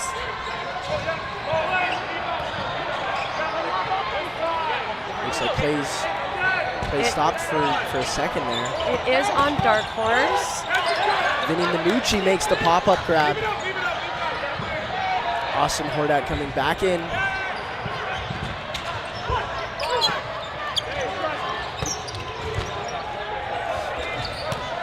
Dark Horse spend 2, they can't find anything. Blitz is up 6-4. Mikuchi? Which one is it? We'll just call him Vinny. We'll call him Vinny. I misread his last name. I said Minucci. I apologize for mispronouncing that. Number 18.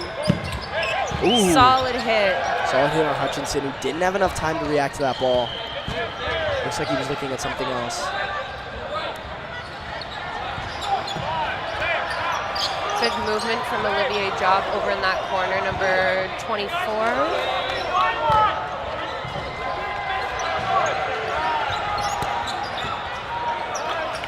Looks like their left corner over for Dark Horse was paying attention to that high ball and got tagged in the ankles by the trail.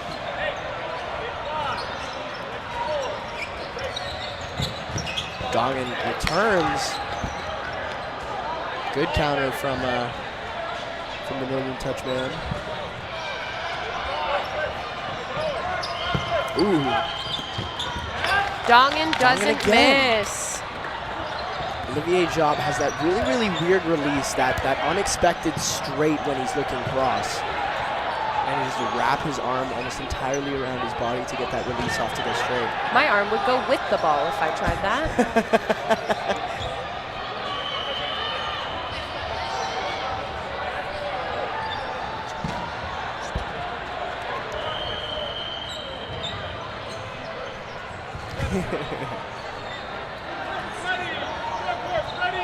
All tied up, a very even game here. Vincent Tang so quick off the rush. Nobody spends on Eldon, who's just kind of in limbo in the middle for a second. They took Brett for Dark Horse, and Carr Harris is eliminated for Toronto Blitz, so they're at an even 5-5. Even exchange. Good movement from Eldon. Vinny survives. Eldon gets tagged out. Dongan catches he's got a bunch of people sleeping in this game. Unfortunate. Looking for the ball from the Shagger. Looks like a finger block over here. Good honesty from Prasad. We love integrity. We do. Refs can't see everything, right? Ashley Ben with a big cross. He's got such a quick release. Very, very snappy for sure. Tang looked like he wanted to counter there, but very, very good cover from Josh Schmidt. 4 balls to Dark Horse. Is it? Yep, 4v4. 2 balls spent again. Dongan's going to survive. Dongan does stay alive. Definitely the man to hit right now. He's been very impactful in this second half. I'm waiting for a Dongan catch. Vincent Tang takes one on Ben. Vinny is eliminated. Vinny gets taken out. Dark Horse spent 2 on him. So they're up in the body advantage, 4-3. Dongan tries to catch someone sleeping. It doesn't work. Good block by Dongan. Oh, it could have been a grab. I was totally expecting him to reach for that. It could have been a grab, or it could have been a hit if he had kept walking. It could have. Not a super common thing that you see, but it's very funny when you do see it. Ooh, good cross nice from Ben. cross. Very big exchange here. It's going to be a 2v1. Hutchinson, Bend, And is both that taken both out with Schmitz? Dongan. And it looks like it's Schmidt and Schmidt still on the court. Again against Vincent. Against Tang. We're running it back. All right, on your screen now is the VC MVP player of the match. Be sure to vote for who you think is the best player in this match so far. I think mine is going to be Schmitz. Schmidt, You know what? There we go. He does get the hit. There's the commentator's blessing we were talking about earlier. Did we bless Schmidt or did we jinx Tang? I think we blessed Schmidt. There you go. I think we blessed Schmidt. Okay, we'll take that. we'll take it. 4-3 in favor of Dark Horse. Squinting at the clock to try to see how much time is left. I'm assuming there's under 5 minutes. It looks about It's gonna be 4.5, 4-3. I think. Ref just said 4 minutes. We got Yeah. 4 minutes on the clock. Still a very even game. Car Harris doesn't spend, and he gets punished because of it. Dongan gets taken out by Ben. Brett and Wow. Car Harris did trade. They're down to 3 on Toronto Blitz against 5 on Dark Horse. Something I'm very surprised about is that Eldon Wu has been kind of sticking in the middle during that opening rush. Ben, wow. It looks like We should have put Ben. We should have put Ben. it always happens. You put up MVP at halftime, and then somebody does something really cool, and apologize. we can't fix it. But just know, I'm sorry, Zeller, but I think my spot has to go to you. It has to go to Ben instead. listen, Ben, if you watch this, we see you. We You're a see valid you. player. We fumbled. We might have fumbled a little bit. Austin quick off the rush. Blitz needs to slow it down a little bit and start playing to their strengths. There's too much popcorn. They definitely got antsy there. They're trying to match Dark Horse's speed, and I just don't think it's the right. I don't think it's the right call right now. I don't think either. That was the quickest and most dominant set in this game. Timeout's going to be called here. For Dark Horse, We're going to have 30 seconds. 30-second 30 timeout. seconds. Yeah. I believe you get one timeout in round robin, and then in playoffs you get 1 timeout per half. Yes, I think. that is correct. And it also, I believe, in round robin is a 30-second timeout. I believe playoffs is a 1 minute timeout.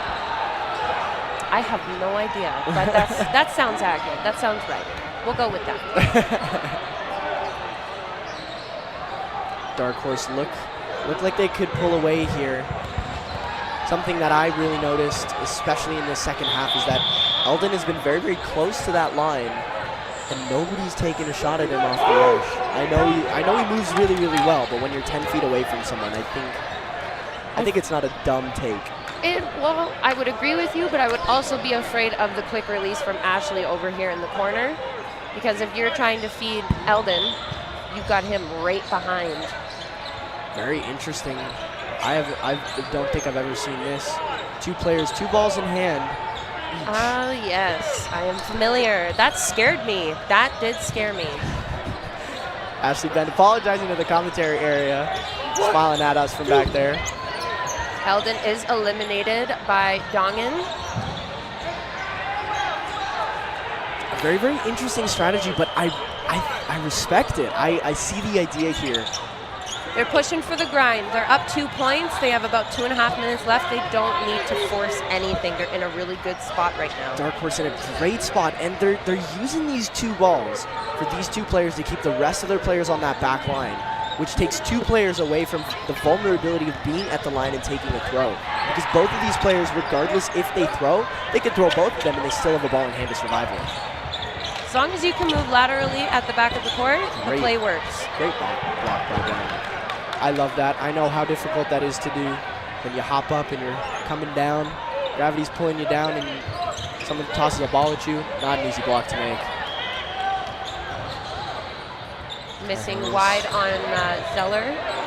Big tailing ball right there. Doesn't hit Zeller.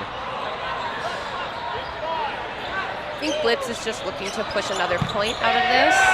Definitely. They definitely want this point before no blocking. Great pressure from Dark Horse, making Austin very uncomfortable at the line there. I think it's coming from middle ball. Little bounce. Bend, and I apologize for not knowing your name, number 10 on Dark Horse. Klappa, I believe. Klappa? Klappa. Klappa. Yes. Car Harris is looking for that catch over here. He almost got a little greedy. Ooh, Ben I don't is know if that's the eliminated. move. Ben also goes for a grab, but in this scenario, you're up 5v3. I don't think you need that there. It looked like a pop-up panic, almost like maybe he was looking to pick up his ball, and then as he looked up, his eyes caught the throw. Hutchinson taken out. Car Harris answers by taking out Zeller, and we're down to Klappa and Schmidt over on Dark Horse. Klappa stays alive. Dark Horse with 5 balls. They have all 6. Car Harris just trying to bait in that catch. Schmidt's going to take out Agnew. Agnew is eliminated. Dark Horse still with 5 balls. Oh, they had all 6. Car Harris, a eliminate good throw. Schmidt. Leaves Dark Horse with all 6. Car Harris up to the line. He's going to try to make a grab here. And I would not be surprised if Car Harris makes one. No, they're looking to eliminate before the clock runs out, but Klappa is dragging it. That is the move, though. Grind and it out. Klappa drags it into no blocking. Burn the clock, grind it out. It's a risk. You don't need to risk. You're in a good spot. Dark Horse, very, very fun to watch now because I've never seen that 2 in each hand. I've seen on a 3 ball that one player has 2 on defense. I've never seen them using that in an attacking scenario like anywhere, whether it's in the US, whether it's in Canada. I really, really like that. And Car Harris, lovely, just makes, while he's running forward, just pockets that. Makes it look easy. That was a fantastic game. Very back and forth. Fantastic game and such a smart ending from Dark Horse. That one moment in matches like these with teams that are this good, one set that you play to and you let the other team control could make the entire game slip. And I think that's what happened for Blitz. That one set that Dark Horse had where they came out swinging, they were hitting all their targets. It looked like Blitz was trying to keep up, but unfortunately they just couldn't match that pace. And Dark Horse carried that momentum going into no blocking. They carried that momentum all the way to no blocking with their great defense and their very, very smart play, keeping everybody protected with, as I said, that 4 ball in 2 players' hands. Make your corners the primary targets, because if you're throwing at the middle, you've got 2 balls right across from you. So you're damned if you do and you're damned if you don't. That was a very great match. I am Nick Stanchenko. I'm Sydney Somerville. Thank you for watching. Stay tuned. We have Group C coming up for you. Next up is going to be Requiem versus Pitch Perfect. Stick around. Great dodgeball action coming to you from Dodgeball.live. At Plurb National.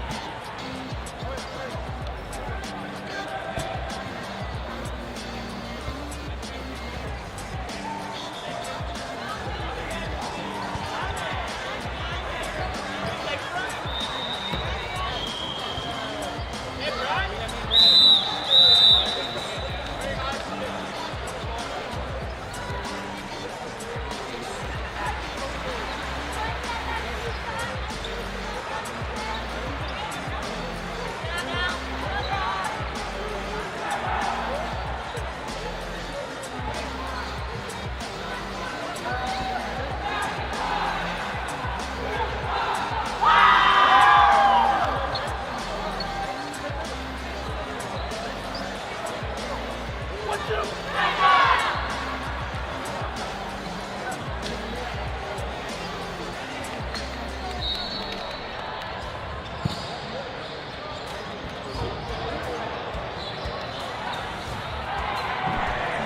right, we're back on court 1 at the Canadian Club Championships. We've got a women's match coming up with Requiem versus Pitch Perfect. I'm sitting here with Kendall Stelmack, thank you so much for introducing me, Mike. and this is Michael White from Portland, Oregon. What do you know about these two teams? They're pretty unfamiliar to me because I'm from Portland, Oregon. Fair enough. All right, so we have the Quebec qualifier. They are the second place team. That is Pitch Perfect. And then we have Requiem, which is, just bear with me one moment. They are a mix of Calgary and Edmonton players out of Alberta. With the playoffs for the Alberta teams, you actually, it's a tryout to be picked for a provincial national team. Wow. Club team. So they got depth. Yeah. They've got some depth. A lot of players that I'm very familiar with, and some newer faces. And then the Pitch Perfect team, I'm not sure if we have seen them before, but definitely a lot of those players are very experienced with the dodgeball scene. Okay, so new form team, but experienced players on that team. They look like it. A lot of front court coordination there. Pressuring aggressively, even willing to throw the all but one ball.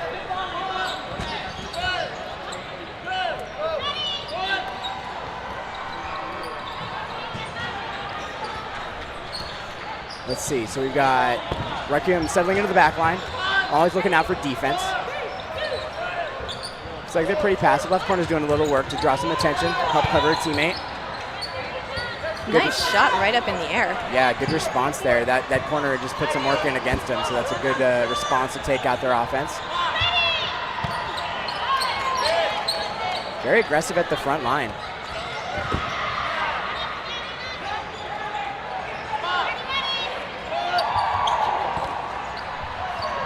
Three-ball defense from Pitch Perfect, choosing to play off the back line, throw a counter.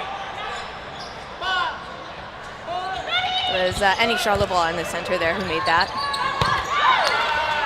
Rose goes for a block, but unfortunately it does connect, so they are eliminated. Playing at a good pace so far. I've noticed a lot of teams seem to be settling in as the match goes on, but everyone seems to be opening up pretty aggressive, trying to get that first point. And as you're watching the game, don't forget we are going to be throwing up those names that we're going to see in the second half for the player of the game. So make sure you get those votes in as soon as we post those names. Is anyone standing out to you so far? It's short-lived so far, but it's a pretty even matchup. Yeah, we're still in the first set, so I'm going to give it a little bit. I'm always looking out for that standout play, the difference maker, to see if it carries through. Sometimes you have hot moments. Sometimes you just, you get going. Sometimes it's like a stable factor, things like leadership, court communication, pressuring off the corner, survivability, all of those things. Or those really clippable moments, like going for that big catch and everyone just going, ooh. Oh yeah. Or that massive hit, or like an accidental triple. That's like, yeah. Mm-hmm. Or, managing to stay alive for 5 minutes during like a 1v6. Like, yeah, you earned that just for staying power alone. Exactly. It's easy to take those things for granted too, but they really do have a big impact, especially as the match plays out. Mm-hmm. Nice block by Charlebois there. Yeah, a lot of great lateral movement from the near side here. Doing a good job making themselves hard to hit.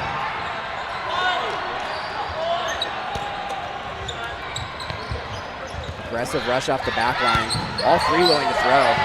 This is a great block from Cheng. Didn't even break their stride. I really love to see that kind of aggression, especially at this stage of the tournament. You kind of have to try things, take your shot, see what you can get away with.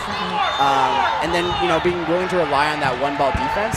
I think a really good team can punish you for that, but I like that teams force them to have to do that, And they're putting up a really good pace, too. Like, we're not even halfway through the day on the stream, so I like that the teams are pacing themselves.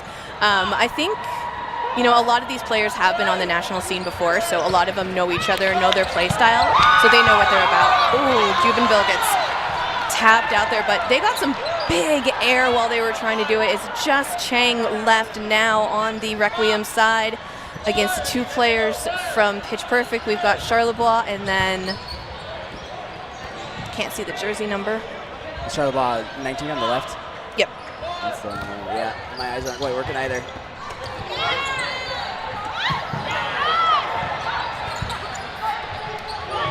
Nadeau. Down to a 1v1 now. These can grind out for a long time if you take your time with it. I've seen a lot of players being really aggressive. They end up going into this kind of punching match of back and forth and back and forth. Love the aggression there when they came up to the line to throw at Cheng there.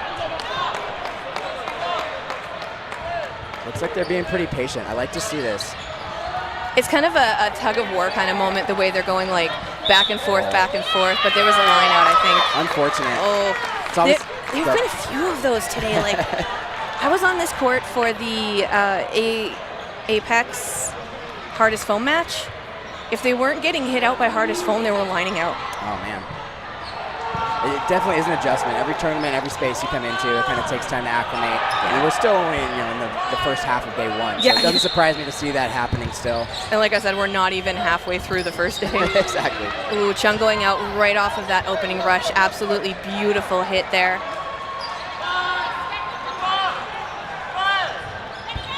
Four-ball offense, opting to throw 2 at the same corner from the same side. That makes it a little difficult for defensive transition, but they did a good job of handling that pressure in response. Love the aggression from that guard on the Pitch Perfect side. On the left side facing the camera. Yeah, she looked like she had some wicked shots in that first set. They responded and took her off the court pretty early, but she definitely has an arm. Yeah, definitely making themselves a target, and that was...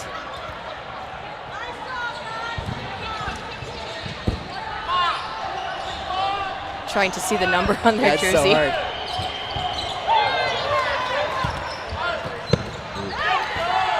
Aggressive counterplay, trading blows, down to 4v3, Pitch Perfect with the advantage. Nice block by Law.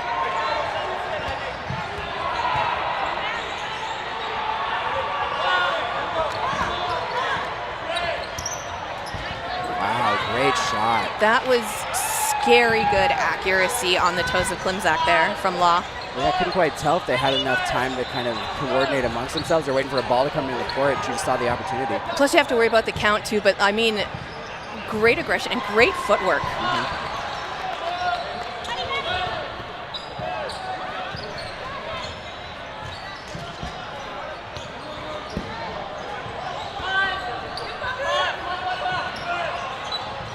Finding a rhythm there. Great defense and transition from Law. Oh, no way. Oh, my goodness. Oh, and it's live. Oh, wow. I've never seen somebody quite make a catch like that. That was incredible. She reached way outside of her body, but not with one hand, both hands. Sorry, and they cupped the ball, got it to rebound to the other side of their body, and then almost did the same thing. I think there was 3 bobbles, and then the catch. That's why the other player kind of was in disbelief. Yeah, absolutely. That was... I mean, that definitely could get you voted player of the match. That was incredible. That was just pure reaction. I mean, to reach out like that and to be able to make a play is one of the most difficult things to be able to do in the game. If they can show any sort of consistency doing that throughout this match, that could be a problem. Love that Klimzak coming up to the line, putting a lot of aggression in, trying to chase him down. Yeah, she might need a little bit of help from this other side. Sorry, Day. We see Cheng coming up, making that play call in the center there. Passing it off back to Klimzak. She's in the guard position. They only have 2 balls now. Pitch Perfect with 4 balls in hand. Great only effort. Sending 1 over. Great effort on that left corner. Can't quite read the name. Number 8. How do you pronounce that? There's a K in there. Klimzak? Klimzak. Recognizing that the opponent is pressuring in her opposite corner. Doing a good job to demand attention. 2 balls being thrown over from the Pitch Perfect side. That's going to put burden back onto the side of Requiem with 4 balls in hand. Play call being made by McKay. And she is taking a side shot cross court right into the guard. And that's number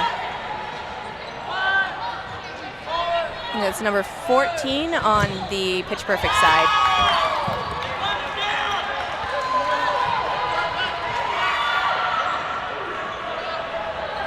Requiem's coordinating their defense.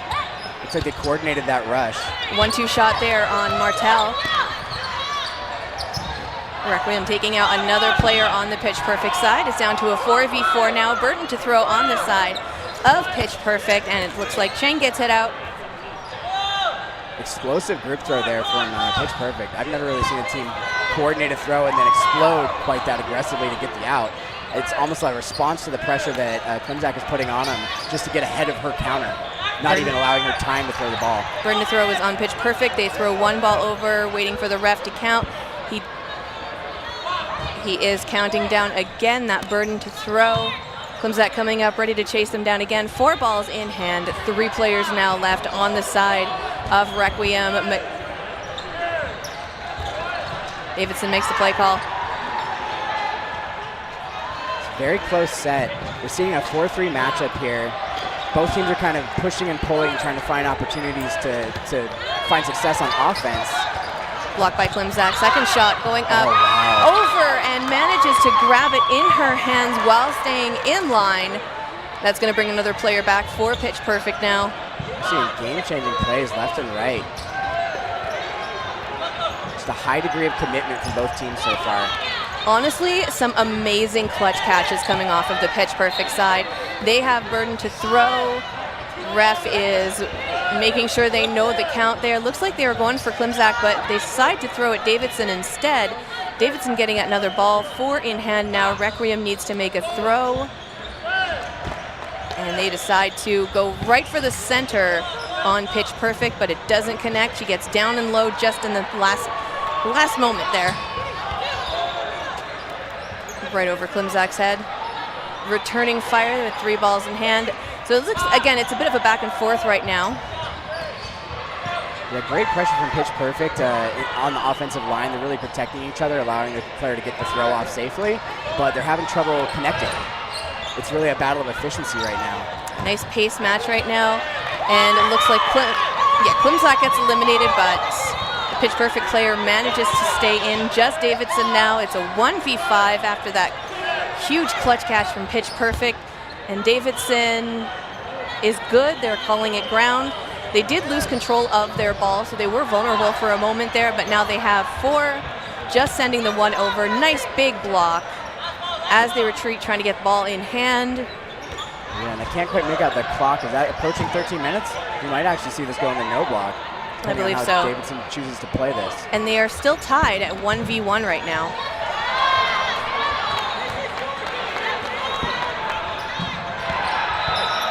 And that is 2 on Davidson, and they get eliminated. So we're going to start in no block. Ref just made the hand signal for it. It's really a decision to be made there. Davidson's in a 1v4. Playing that into a no block, it can be exhausting. And they're back on the court. Exactly. So maybe giving up that point, going for the play, extending yourself, looking for that opportunity. If it doesn't go your way, you now get to play in the next set in the no block. If you're confident in your team, that may actually play out in your favor. Cheng managing to avoid that throw. Had the ball in hand, but it did go a little bit wide there, so didn't accidentally block. And then that's a 1-2 on Charlebois. And they managed to get down out of the way. Ball burden is now on the side of Pitch Perfect, coming through the center, making that play call. Nice big throw. Very aggressive counter from that right side, but doing a great job of using their space. And that's Dermont being eliminated. They're taking the space in order to get close enough to their opponent, demand that attention, and then take the shot, almost creating their own opportunity. Still the full lineup for Requiem up against those Pitch Perfect players. Cheng loses control of the ball, goes over onto the Pitch Perfect side. Oh. Unfortunate pass and bobble there. Oh, almost happening again. They're figuring it out. Pitch Perfect with 4 players. Back in control and gets the hit. Yeah, just slides past Charlebois' face there as she gets down low to avoid that shot from Chung. You see them coming up now, 4 balls in hand. Pitch Perfect needs to throw. Going for Jubenville, gets high air up and out of the way. So far, the corner play from Requiem has really been impressive. Actually, notice that Klimzak is subbed out for Chang on the left corner, but they're still having solid effects. It's interesting that they can interchange those corners and still be able to do what they want to do as a team.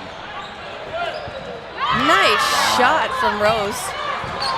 Just steps up on her own and takes that shot.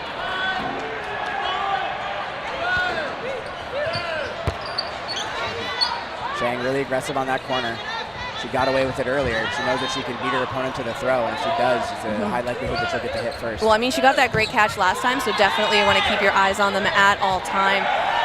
Doing an absolutely great job now. It is Requiem. Again, they still have their full lineup of 6. Sending one over. Rose gets down low, out of the way.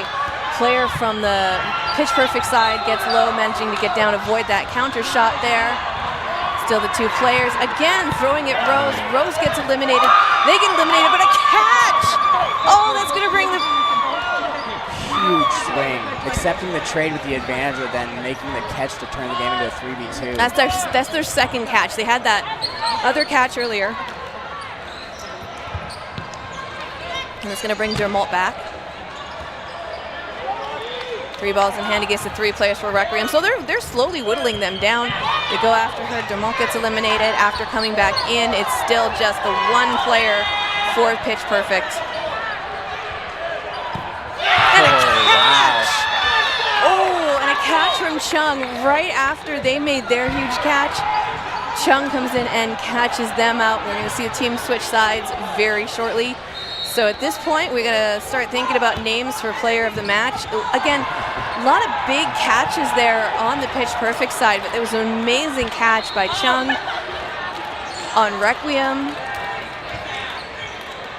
Man, Law with that reach. that reach to catch, whatever I know. happened. I'd love to see that in the highlight. I mean, you want to vote for everyone, but you know we can only pick 2, but it's like... Well, yeah, we got to start thinking about it. Stop making it hard for us, you guys. Stop being so talented. Oh, The teamwork is showing through on both teams, too. The fact that I'm absolutely loving it. We're at 2-2. The parity is great.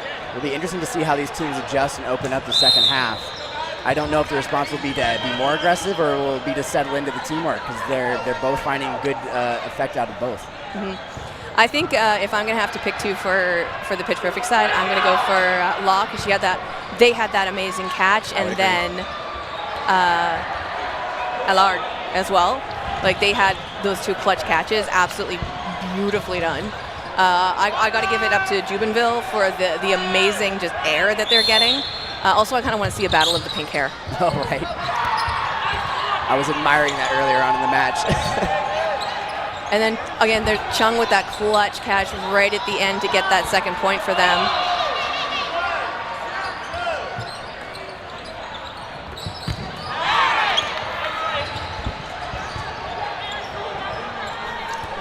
All right, Pitch Perfect, they have Burden to throw now. Tate making the play call with Dion. Rose going for it. They touched it as soon as it hit ground. Ref's going to pause the clock, and I think they're going to talk about it for a second. Personally, I think what happened is as soon as the ball hit the ground, as soon as the ball hit the ground with Rose, she went for it, but she touched it after it hit the ground. I would personally call that no hit. I didn't see quite what happened. That's okay. I just told everyone. We're just getting those names down for player of the match. Well, it looks good. The refs were able to come in and come to a quick decision there. Yeah, Rose gets to stay in, so yay them. All right. And back into it out of 5v4.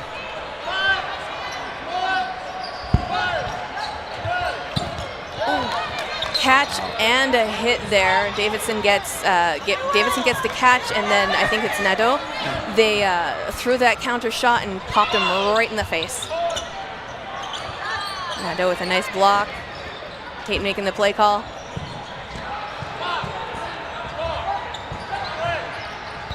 And they were going for Jubenville. And they had Tate's number on that one. That's a huge throw. It's a good lead and follow on offense, and then that transition, a sellout play trying to defend her teammate. I like the commitment. Difficult play to make, though. Martel with a nice block.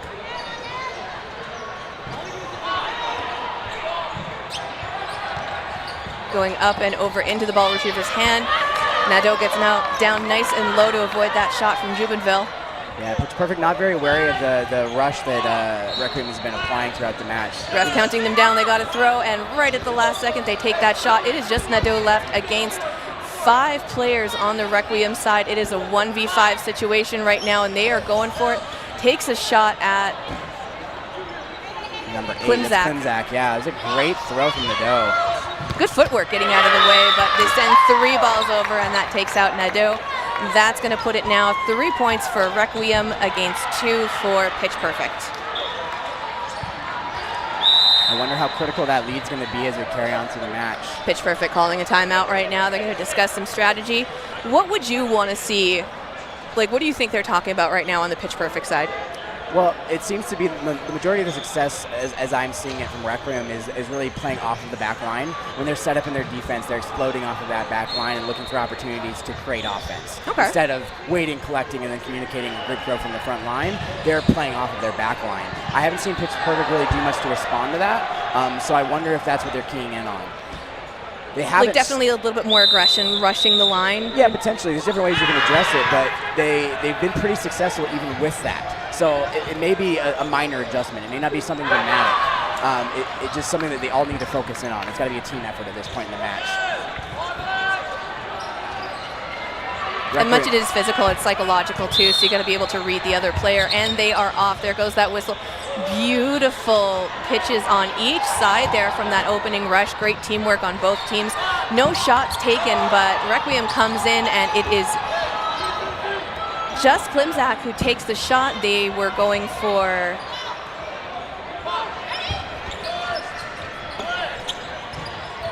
Dermont. Number 24, Dermont for Pitch Perfect. Well, yeah, I was going to say, I couldn't remember if I've seen her rotated in yet. Oh, yeah, they've played a couple matches. They had a really good catch earlier, too, I think. And Oh, you're right. Looking from the opposite side. That's their solid right corner has been a problem, but also targeted very early for that reason. they haven't changed up a lot in terms of players on the court. It's just a matter of getting those hits in on the Requiem side. Law getting eliminated there. Well, yeah, up to this point in the match, they've actually been responding by playing off of the back line themselves. Oh, wow, and capitalizing on that transition there. Dion seems to have an athleticism about her. It's just she's kind of waiting for the moment, and when she sees it, she's just hanging herself out there, taking the throw, either getting the hit and then making the dodge. Beautiful clutch catch there from Klimzak, and don't forget the player of the match is up now. Get your votes in. Tell us who you love the most between Pitch Perfect and Requiem. Klimzak definitely making a case for herself. It's East versus West with the Alberta team taking on the Quebec team. Great pressure from Pitch Perfect, even with just two players on the court working to protect each other. Nadeau goes for the block, but it goes up a little bit high, but they had great court awareness to make sure that they stayed out.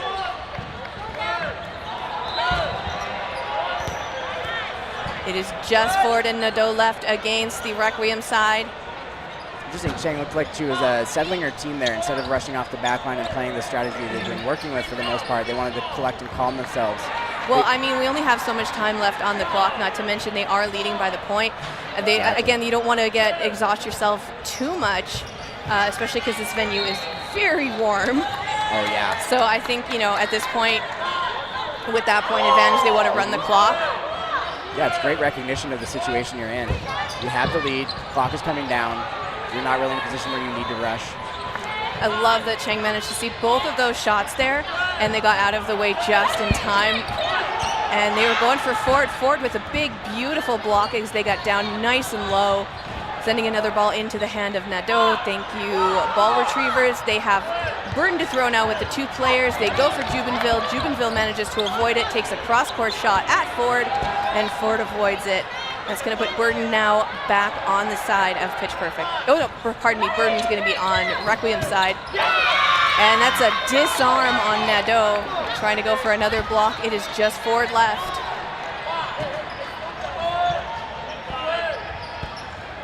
Nice block by Cheng there.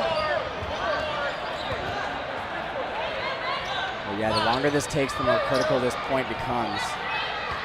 This becomes a strategic shift of, is it worth playing this out, or is it better to kind of commit to a play and see if you can move things along so that you can get more time out of this match? Beautiful blocks by Ford just now. It was 1-2. They got down nice and low, had both balls in hand. Did send one back over into the side of Requiem, though, but I mean, honestly, just staying alive at this point is... Again, 1-2, getting down, sliding out of the way. Definitely have a tendency to dodge to the left. So if Requiem catches onto that, it's going to be bad for the pitch perfect side for Ford there.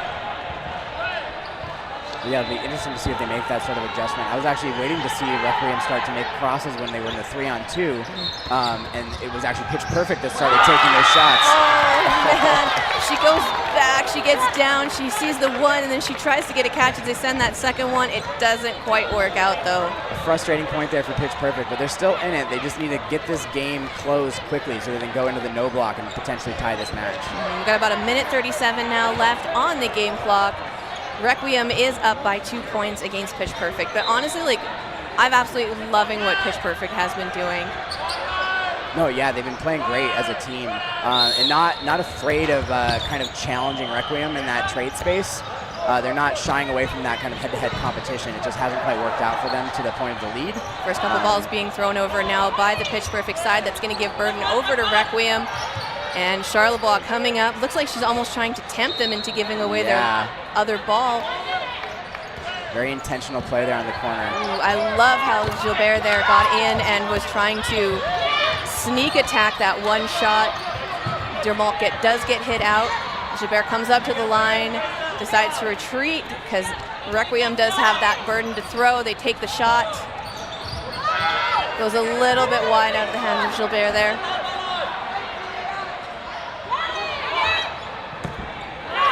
Right into the knees on Allard. Requiem is looking confident. Tate making the play call coming up.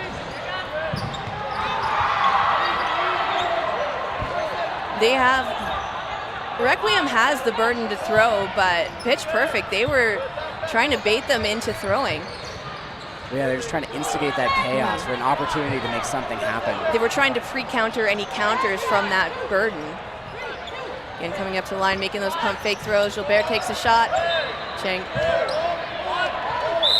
Chung managing to stay in. And we are now in no block. So they're lining up. They are going to make sure that they do not block with the balls at all. However, catches will count. Requiem with 5 players still on the court, taking on the 3 left from Pitch Perfect. Goes for Ford. Ford drops her ball, gets out of the way, manages to stay in. Play call being made now by Tate, coming up to the line, and Ford takes a shot in between Klimzak and... Just barely under the foot there. Dowell. Dowell on the Requiem side. I don't think I've seen them on the court for this game, so this is a little new. We have a last-minute change to the lineup. 4 balls in hand now. Requiem with that burden to throw. They've got another one coming in. So that was 5 balls for them, 1 for each player as another one was passed over. Coming up to the line, taking that shot, but Pitch Perfect managing to stay alive. And Dowell making the play call, going for Gilbert, but Gilbert managing to get out of the way just in the nick of time. Chang settling her team again there, trying to find the composure they need to close this game. They do have the match won, but she's not wasting the opportunity to learn from this situation. And we do have it now into a 3v3 situation. Not sure if that was a hit. Chang double checks with the ref. Ref calls it ground. I think my eyes tricked me. I thought that was a direct to leg, so I must not have seen it well enough. Well, staring through the net doesn't help either. It kind of makes you go cross-eyed after a while. Based on her reaction, it definitely didn't seem like it hit her. I mean, you always want to make sure. Chang managing to avoid both of those shots. Coming up, looks like they already got hit out, but it almost looked like they were going to do a no-no move. And for the hip kids at home, that would be an unalive throw.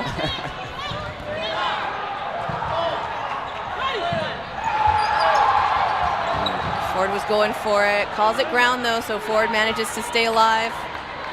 Dowell passes the ball off to Chang.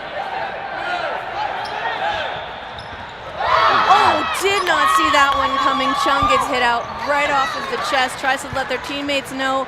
Unfortunately, no one hears or sees it, and they are eliminated. So we're now doing to a 2v2.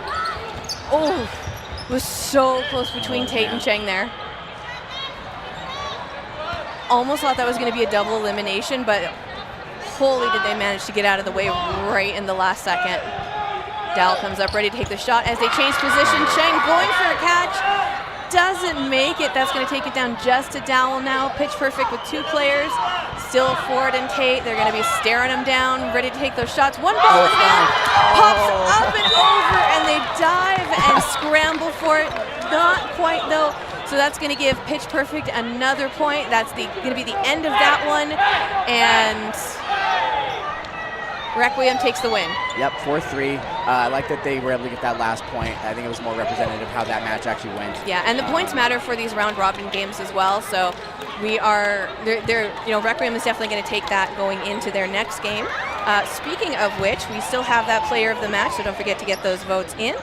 And just going to double check something real quick here. Yeah, who do we have coming up next? All right, we've got Howell and St. Elite coming up on the next match. Ooh, that should be fun. That's a nice little rivalry. It's growing. It's a baby team kind of in Howell. They're not baby players. They've been playing not collectively for a long time, but have individually been playing for a long time. They've found themselves as one of the better competitive teams in the BC region. St. Elite had some competition with them at the Thing about a month ago, and that was some fun dodgeball to watch. Both very aggressive teams. They can surprise you in different ways. Should be interesting to see what they're bringing to the tournament today. All right, well, that is going to be coming up on the stream very shortly. Thank you so much for being here, Michael. Absolutely, you too, Kendall. Awesome. Stay tuned, everyone.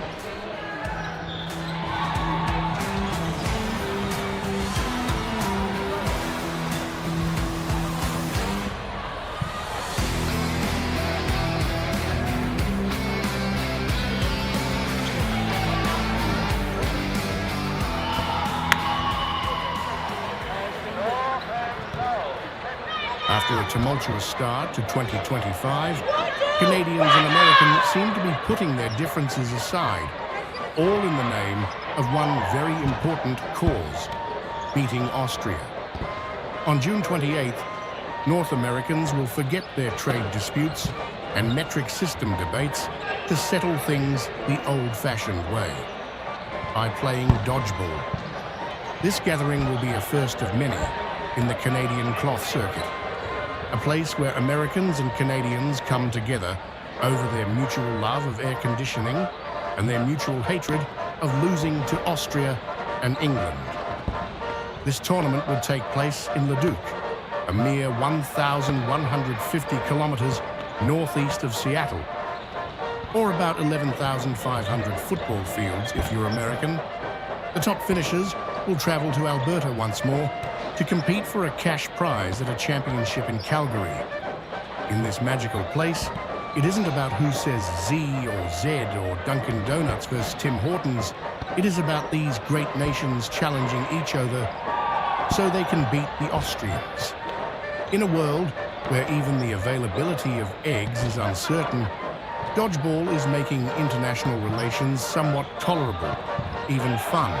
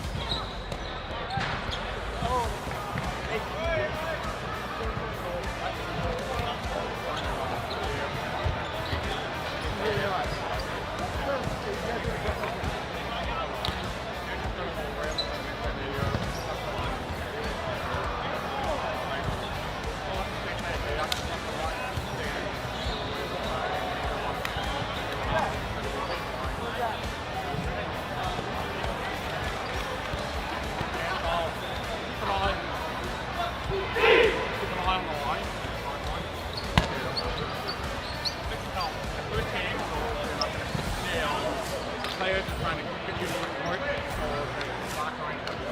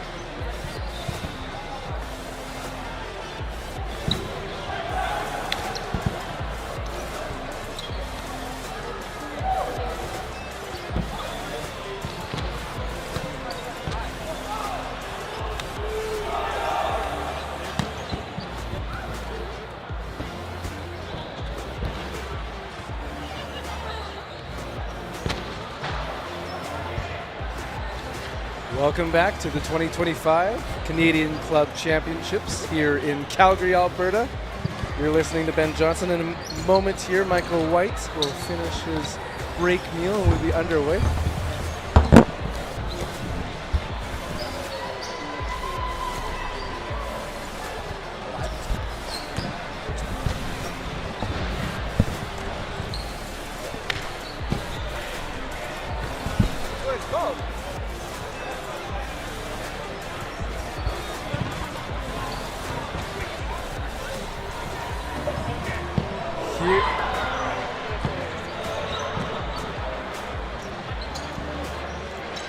the near end, we'll be watching Howell out of British Columbia. And on the far end, the champions of Ontario, Saint Elite. Are you a Pokemon man? I was. I can't say I'm as active as I once was, but okay. I've been rethinking watching the Indigo League. It's funny, it's previously some of them were known as Z Warriors. And they're as mature as those men are. I do appreciate the shout outs. I'm excited for this match. This is two teams I've really grown to enjoy watching. Howell being kind of a new concoction that's kind of figuring out how to play at their best as a team. And then Saint Elite being a team that I'm less familiar with, but really enjoy watching because they like to. You're gonna love this. They like to do things. They're very, like I say, aggressive as a team, but flipping that switch is what they've kind of proved to be good at. They'll do it when they need to, and they'll settle down and lock it down when they need to. And what's amazing about, plenty of veterans on, actually, well, both teams. Both teams, yeah. But, year 3 for Saint Elite. Reforming as players, so Moody Yusuf, we're just kind of doing the hug there with Estabrook's former, earlier in the day when we were watching. So we've got Mavericks as a longtime number 1, renaming. Who are we watching earlier in the day out of Ottawa? Why am I drawing a blank? Ottawa. Amazing jerseys. I've got Prince Edward Island stuck in my head. I got Tempest and Black Flag. Who else are we watching? Mitch, back me up here. I was with you. Mitch has got his mic off. Yeah, I love it when Mitch pays no attention. Out of Ottawa. Top team out of Ottawa. Top team out of Ottawa for the men. Oh my goodness. Yeah, we're talking about Fury. My goodness. Okay, so as we get going, the top 3 for many years. And so what's been wild and wonderful to watch, we talked way too much about Fury there with that awkward pause, is Saint Elite coming together, rising to the top. And it's just, they've got this style and they've got this swagger, and it's awesome as Estabrook's is taken out there. And then on the Howell end, Hard as Foam has been winning as long as there's been championships in BC. We had selections committee before that, and then since then they've been the champs. And so, funny enough, there's a 3-headed monster of teams forming together. So former men's hyper, we've got Matthew Ebert here, and Zion Leaf on the other end. Nocturnal teammates, Chung, Cheng, Wong off, kind of the remainder of the sidelines there. And so that kind of like, what do we do when we've got the kind of Goliath happening? Both teams making it happen. Of course, Saint Elite here, they've got 2 players. They made it happen in Ontario. Yeah, I wasn't able to watch any of the provincial finals except one. I had it planned out. I was going to try to watch all the finals and semifinals. Yeah, of everything, because you got, I think, 7 or you have all 9 provinces holding a provincial. Well, yeah, tournament? PEI did selection committee, but otherwise, yeah. Oof, gotcha. I saw there's 10 provinces represented today on the men's side and 9 represented on the women's side, correct? Yeah, no, weird. And notice the athleticism of both sides. It's not just like you and I were just watching that previous match and Team 6. That was just a lot of throwing. Whereas like this, the dancer moves here, both teams are so full body control. Yeah, I mean that's really the best way to describe both of these teams. To have them all on the same court is just athleticism everywhere all the time, and that's what makes it fun to watch. You know. It's figuring out how to do that and use that athleticism, but in a refined way. And I think that's really like where Howell's at now as a team, is they have all the talent they could possibly need. It's a question of how do you apply it as a team and play a team like Saint Elite that is that athletic and that good and that organized. It's a real head-to-head matchup. Let's see how this opening rush. 9 out of the 10 provinces represented. Oh, gotcha. Our farthest east province couldn't make it. So we have plenty of players who have Dodgeball Canada national experience on the world stage. Caught that? Wow. Yeah. I think he had 4 balls thrown at him, went airborne, dodged 3, and caught one cleanly. Just chooses one on the drop. That's good to see. Ebert wasn't at the thing with Howell, and he can have an impact. And so there's 2 Eberts, Connor Ebert, also out of Victoria. When they've been playing on Hyper has just been a dynamic duo of older brother, younger brother, but his height and his size, it's just the heat he can send. Meanwhile, while we're watching Estabrook's retreat, have you seen his unbelievable curve throw? I've seen glimpses of it. I haven't watched him play enough to really become all that familiar with it. It's got a hard turn that it can do. I don't know how a ball can kind of go all the way, say, to Cheng here, and then just whack and hit long. Swing hard left. I'll have to keep an eye on his throw.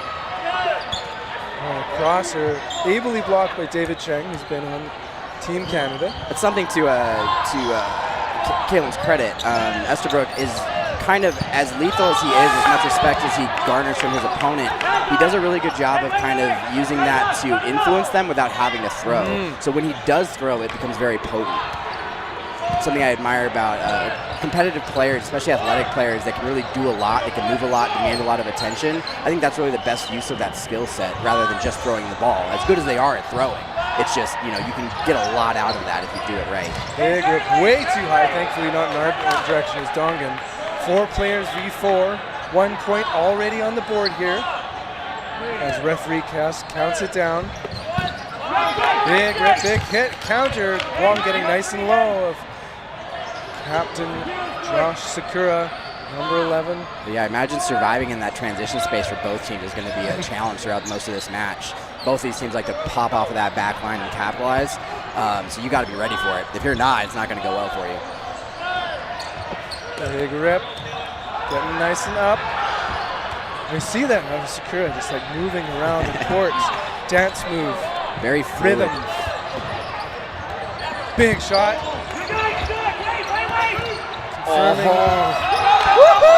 Did he get that? I had a body in my way. Refs don't seem to question it. He's calling the catch. Brooks is calling catch, but he is not a referee. And everyone's going to come in here. Hopefully, yeah, we did stop the time. Yeah, this will be a tough call from the refs. They'll need all eyes on it to see what actually happened.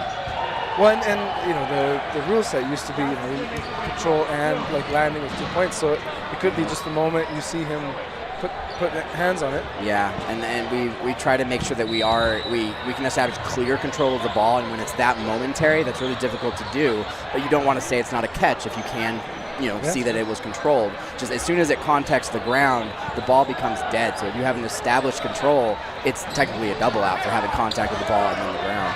They believe it was a clear catch, so. Catch confirmed. Kenneth Ng, you're back on now, 3v3. Big twist in the game. Nasty. Wicked cross, yeah. I see what you're saying from Estabrook. You let him do that a couple times. You better be ready for it. Mohamed Moody Yusuf, he's got spinning. The ball on it. Impressive. Yeah. That was a laser from Leaf. And he magically twisted around the ball. Yeah, it was confusing to watch. Yeah, I was like, he's still dodging somehow. I don't understand. Probably the most body control you'll see is out of Moody there. Oh yeah, I don't know Moody well, but I've seen enough highlights to know Moody.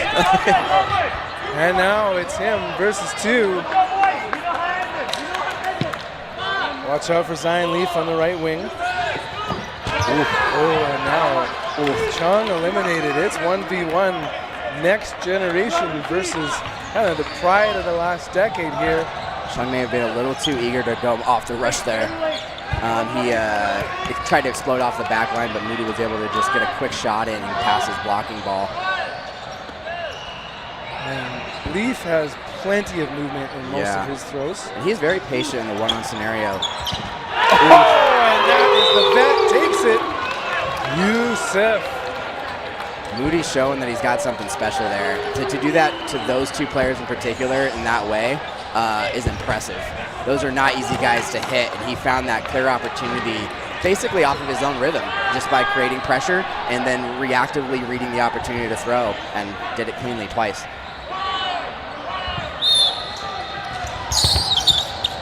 Meanwhile, some roster changes. Guy Armston, call him the big target. That's his fun fact. But funny enough, he dominated at Nationals last year with catch after catch and just could be as calm as ever. Jackie Young now, number 6 in the middle. Yeah, if I'm remembering correctly, I believe at Provincials, St. Elite played Mavericks in the final. Yep. And that's where St. Elite won. That's the first time I've actually seen Armsden play. They say to call him the big target, I believe is his nickname.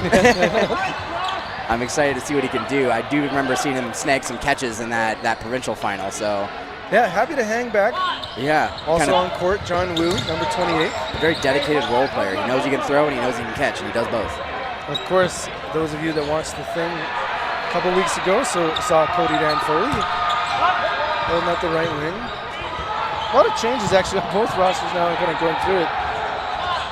Do you remember? Yeah, we had Kevin Chung in there on the previous set. We were talking about him. Hubert New, middle, stays alive. Are you a hat wearer when you're playing? I am on and off. I go between headbands and hats, but I've kind of leaned in towards the hats. My only downside to it is that occasionally it'll get flipped off your head. But it still hit your head. Yeah, exactly. It's just a teachable moment. That's how I see it. Like, if they knocked my hat off my head, I'm not playing well enough. I think in a court like this, with these bright white lights, it is like a hidden gem. Oh, yeah, look at that. Yeah. I'm wearing a hat right now. We didn't even know. I didn't even look up today. Cross, not connecting, and a counter also, both sides staying alive. There's one limb on the St. Elite side. Full court here for Howell. Leaf, Leung, Ebert ready for the play call and send it one. Quick retreat. No defense. Both teams really struggling to throw comfortably, and that's a result of the defense from both teams. They're pressuring enough, or at least coordinating their rush post-throw, that they're keeping each other antsy. That's making a lot of these throws really wild. These guys are all very accurate when you let them throw comfortably, and they can throw some heat and they can put some movement on it too. Yeah, the nasty factor is the next level. But a lot of these throws aren't showing that. That's the thing. I think it's a real a result of the defense that both teams are playing. Oh, there it is. Looks like Howell relaxed a little bit. Sands taking that front line and taking that opportunity. That's how they can throw. Yeah, and to your point, nastiness comes out. St. Elite saying, no, we are going to take a commanding lead, 4 players to 2.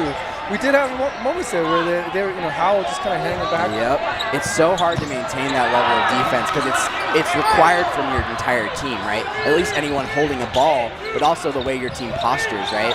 Any openings you show your opponent, they will take.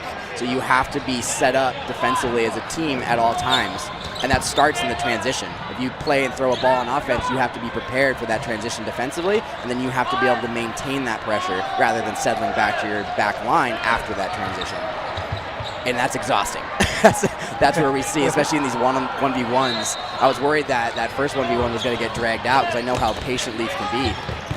He can take that 1v1 for 5 to 10 minutes. 30 minutes. Yeah, exactly. It doesn't have to end. It's just someone's, got to get a hit eventually, but there's no rush. As we see, Hubert New getting hit out. Lucas Lau is going to be on center court. Zion Leaf going to be sitting this one out. Well, yeah, I like the quick response there from Chung on the right. As soon as that chaos sort of ensued, he started to respond to it and sort of checked it. They weren't able to come out on top in that set, but I'm hoping to see that play through at the beginning of this one. You don't want to see that unravel again. Chung ready to go, David Chang. And we have Kenton Wong ready for the toss back. And wow, so much action. Damage on both sides. Yusuf Liang out. And Cheng. Is that a double? Oh, no. All right, I was talking Lau up earlier, I believe. This is the guy that throws those pump fakes. Lucas Lau, he's been a member of Hong Kong. Gets up, down, left, right. Good thing he didn't have long hair there. Esteruk's kind of intimidating without a ball right now. Only a 1v4 and the score is He's still like, close. give me a ball. Who drawing there's attention? one. Gets taken out. Using that little outside drop to wing off the blocker. Did Esterbrooks get it in the face? He's kind of, oh, we might have a full send here. Ready, 1, 2. Ooh, yep. And connect hits me. Great just all-out execution there from St. Elite. Willing to throw all 3 and just put them on target. It's a tough decision for Lau to make there, is to try to survive or try to make the catch. And ultimately, you can only pick one. They're not giving you time to think about it.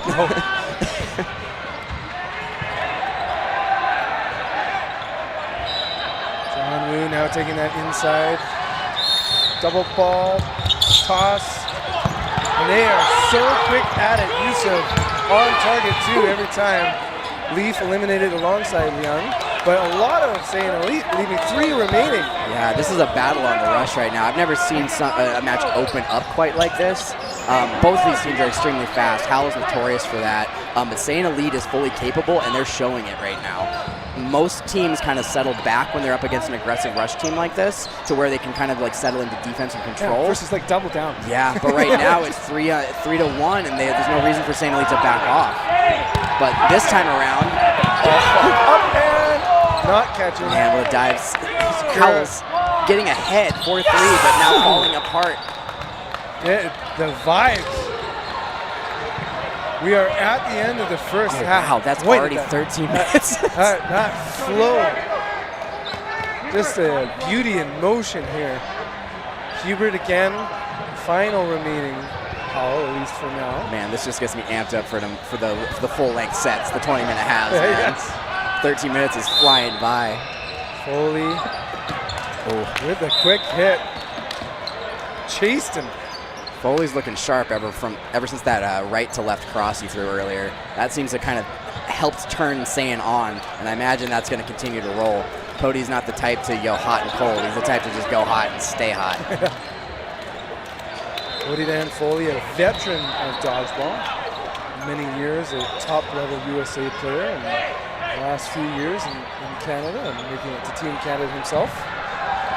So Ian Randall, likely a second half player. I think they were saying like came out of retirement. I imagine he is our player/coach. He has selfishly given up his competitive playing time to coach our team and make us all better players. Not many players will do that, and we believe he's one of the best coaches in the game. I love to hear that. That's respect from the team. Well, there's real value in doing so. It's like contributing to a team and being able to play. There's certainly a firm sense of reward from doing that, right? We enjoy it for one, but coaching really does. I think it's a weird niche right now. The game is changing so quickly that it allows a lot of creativity from coaches. They can try different things. They can advise different things.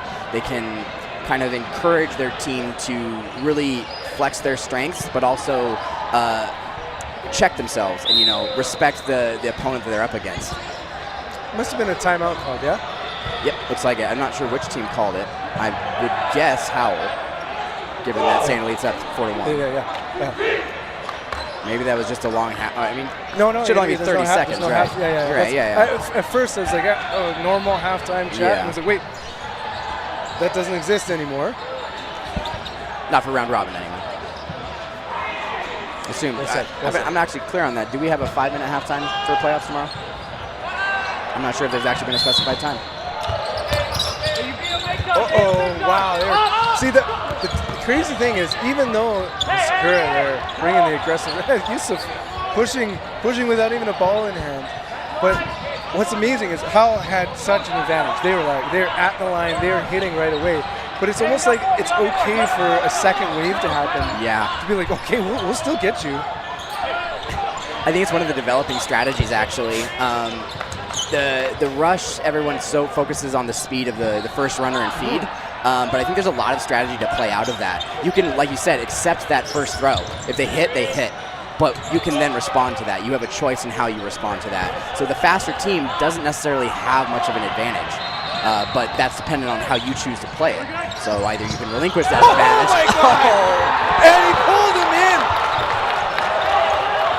Line ref saw it clearly. He was looking at it. I couldn't quite tell if his foot went over the line. I think he was just on the edge of it. Well, he would have slid right through if it wasn't. I've never seen a team save like that. And man, I mean, he was coming in hot off of that catch too. He slid back like 10 feet right up to that line. And that was wild. He's not a slender man. There's a lot of meat to stop right there. Yeah, he's got momentum. Someone had to stop that thing. Holy, that was beautiful. That's why we watch dodgeball. Everett's looking to let it rip over there.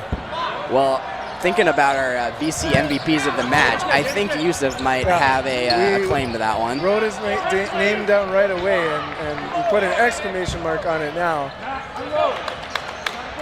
Matthew Ebert by himself. Getting clips. Yusuf riding high. On the Howell side, I feel like I should nominate Chang. He's been playing his corner and kind of responding when needed, but Howell is struggling as a team right now. They really need to do something to swing this momentum back their way. They don't really have time to waste another game here. Well said.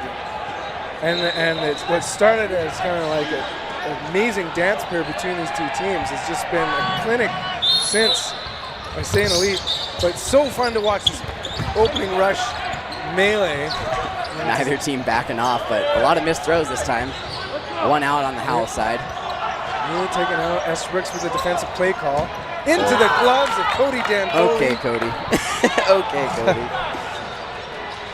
That'll be my second nomination. I love watching Cody play dodgeball. I've been playing against him back when he used to play with Boost, TC Boost, when he played 8.5 rubber. And to see him play 7-inch foam is something else, man. The movement that guy can put on the ball, the plays he's just constantly making. He's a glue to any team, and man, is St. Elite a team. Who else would you say is standing out on the Howell side?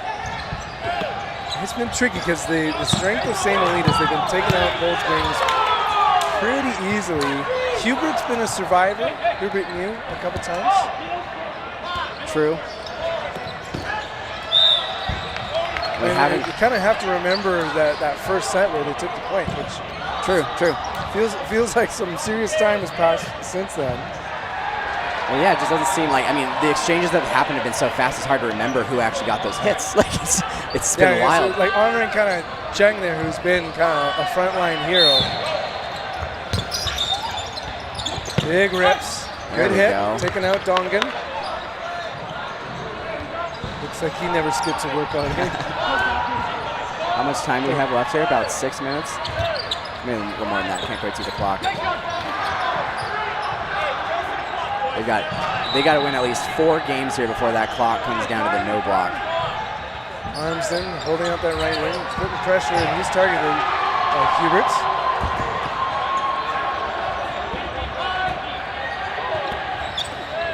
I want to see someone from Howell really commit to the play. We're at a point in the match where they need to do something. They need to make something happen, whether it's just chaining hits or if it's making that game-changing catch. They got gloves out right now. Ebert continues to be targeted. They have neutralized Ebert and Leaf. Expect Leaf to let it rip right now. Chang sending it. New keeping himself alive. It's that hidden talent. We often don't see kind of that MVP work when it's just like surviving. Getting clips. New keeping himself alive. Great active blocking. Kenneth, don't call me Ben Ing. Readies, and he's targeted quickly with a preemptive strike. Chung initiating that counter again now. Allowing his teammate on the opposite corner to collect off of that first hit. Best chance of the point right now for Howell. Chang is eliminated. Yeah, I'd like to see a little bit more creativity in that corner play. But watch out, Yusuf hasn't been taken off, and he's got 2 balls in hand. Wu protects himself, stays alive, 2v3. 6 points to 1. All right, get ready. 1, 2, hard throw, hit. Yusuf getting nice and small. Howell really just not pushing back hard enough against St. Elite, in my opinion. I think St. Elite's kind of found their control of the court, and it's allowing them to do a lot of things that they weren't getting away with in those earlier sets. We are in a 2-on-2, though. Howell's not out of this game.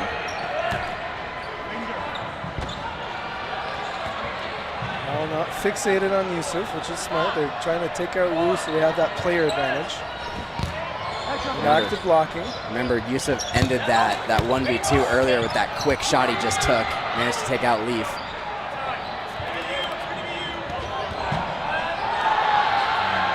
We need one more nomination from the Howell side. Who would you like to put down?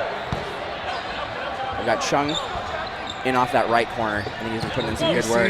Well, if we could wait just this final set, because this could make a difference. Otherwise, Hubert New would be my... Let's put in Hubert then. I wouldn't disagree with that. It's been a balanced effort from the Howell side. It's just they haven't quite been able to find the momentum they need to get into this match. That's not necessarily a bad thing, though. St. Elite's one of the most confident teams here, I would say. They're pushing themselves for gold this year. Well, and that's the thing. If they really want to go far in this tournament, they're going to have to learn from their mistakes, but this is an opportunity to learn from. They can carry this into tomorrow, into the playoff matches. And it's not like they're playing all that poorly. I think small adjustments will have a big impact on how they play this out if they end up rematching tomorrow. Joining this set, Steven Chatterton, number 8. Look at him, center, as well as Wu. Cool thing about Nathan Wu, he played on Team Hong Kong Mixed Worlds this past year, so 2024. Interesting. Austria. And I understand Hong Kong had a pretty good showing. Oh, yeah. And dominated Youth Worlds. Oh, yeah, I've heard. We got to up our game. Good throw, perfectly placed. Taking out Liang. Now 2 remaining for Howell. David Chung. Watch him. Chang has a hard throw. But Wu, brilliant block. Chatterton protecting his teammates. Going back. Fresh arms from Wu and Chatterton. Expect them to be sending some. I don't know if Dongan's upper body ever gets tired. Great shot there from Wu. Everett's really been struggling to survive this set. I don't know quite what it is. It may just be a little passivity, watching. You're trying to figure out what to do and you're thinking too much maybe. Sometimes it's as simple as just commit to the play you're trying to make. If you want to catch, go for the catch. If you want to dodge, commit to that dodge. If you overcomplicate it, it can spiral pretty quickly. And it's like, we now have your VC player of the match here. So who do you think, and why is it anyone else other than Moody Yusuf? This is democracy and vote, but for those who have eyes to see, that was legendary. I'd almost give Josh Sakura there half a point for just pulling him in. I mean, there's definitely some competition on the St. Elite side, man. I was thinking about a lot of names for that nomination. And you can see they're playing like they've got the win, cycling through players right now. Not that it's like a V line, but like you keep fresh. Randall, Armsden, Dongan get to do their thing now. I would hope that like right now Leaf is not taking the wing, which is good. And here it goes back to it. But like, can they mix up their strategy? Because what has been going on wasn't working. Exactly. There's different things that it hinges off of. Survivability being one. If you're a strong corner but you can't survive, it doesn't do your team much good, right? So you got to kind of mix things up and figure out what might work. And if you find that things aren't working across the board, you need to figure out how to play better as a team. You need to do something differently collectively. Great opportunity for a point right now for Howell. Dongan by himself. 3 balls. Coming at him, 1-2. Dongan 2-ball block. Flex 5 here, in no rush, but not really any reason to stall either. You can just let it rip. Easily holding 3 in hand too. Got a little skippy to that. A little backspin to let it float towards the end of his throw. I love doing that. I wish I was better at it. So I expect a lot of movement from Zion's throw. He can drop it like nobody's business. Yeah, it's interesting. I'd almost say Zion's more comfortable throwing a distance because of that movement. He really likes to finesse that curve. You can see it when you're watching from behind. I was just saying too, like with personal space as well. So just like when he is in a 1v situation, it's kind of like letting him kind of be the little Zion King there and kind of roam this own terrain right there. A little pause in the action right now. Burden the throw is on Howell. Getting that ball back, and it's tossed in. Lucas Lau already sets, delivers. 2-ball block, stopping the Leaf throw.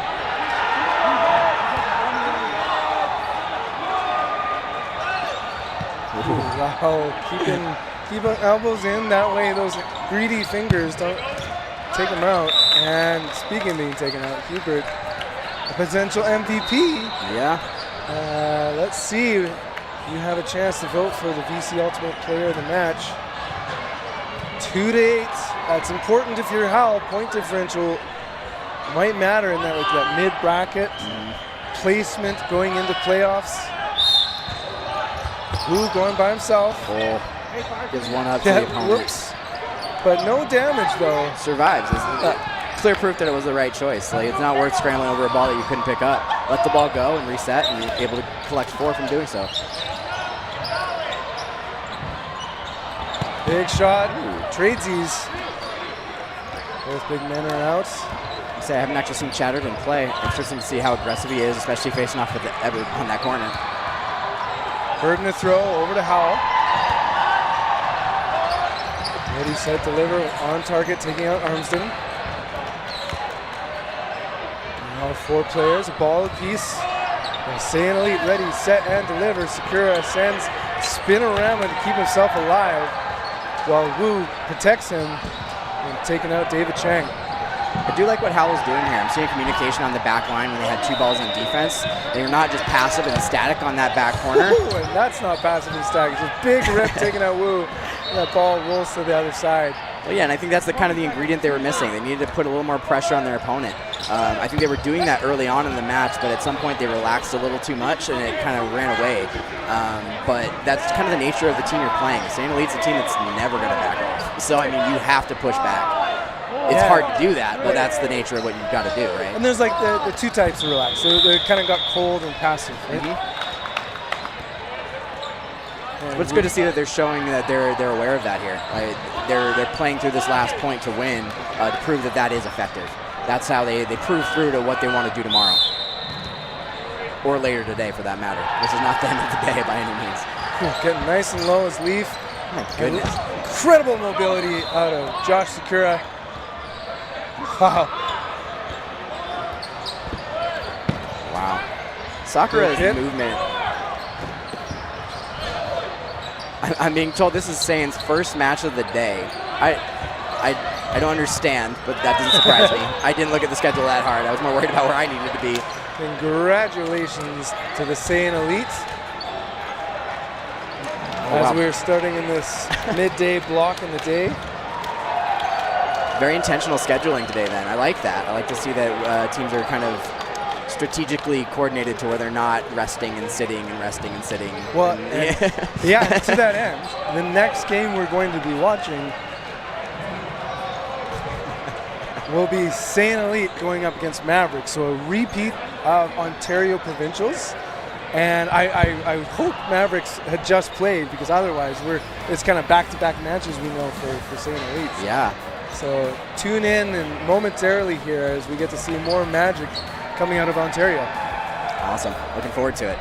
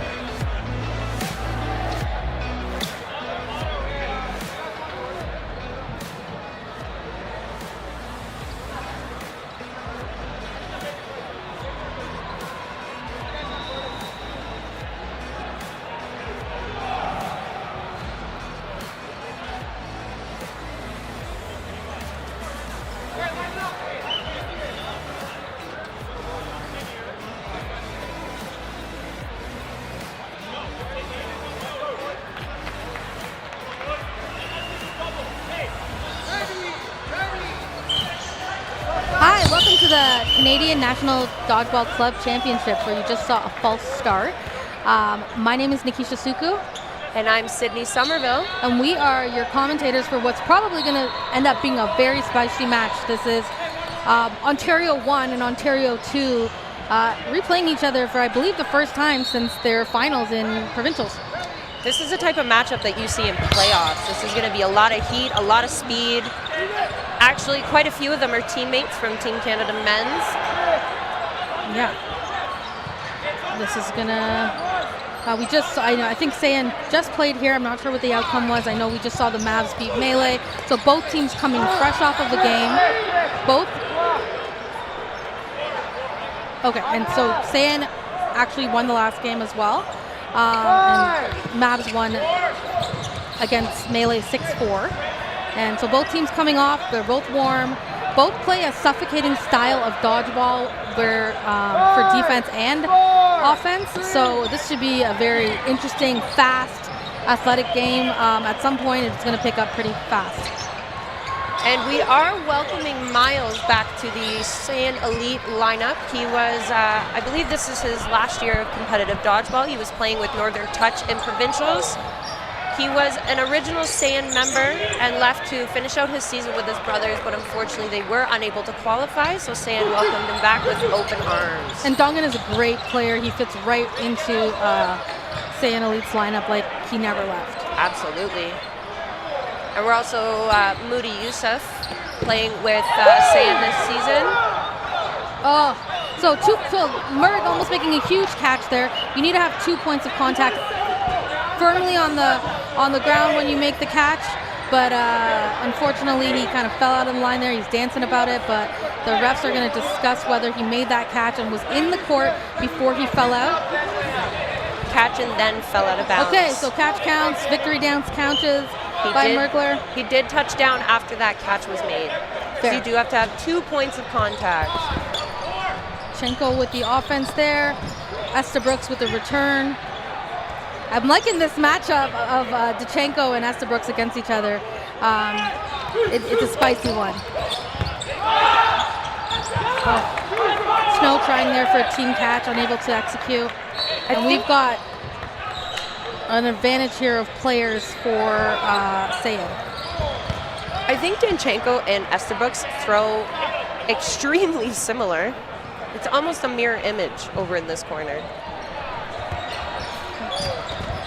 Woo! Amazing take there by Estabrooks. Ing trying for a catch there at the top of the line, gets tagged out. Elite still with the player advantage 4-2. Eustace trying to, with a pump there, I love that. He pumped at Dachenko to have him move, but just going right over the head of Dachenko on the actual execution of the throw. Is unfortunate though, giving all of the balls to Mavericks, especially with these 2 arms left on the court. Estabrooks taken out. Tate tries to take out Dongan, unable to connect.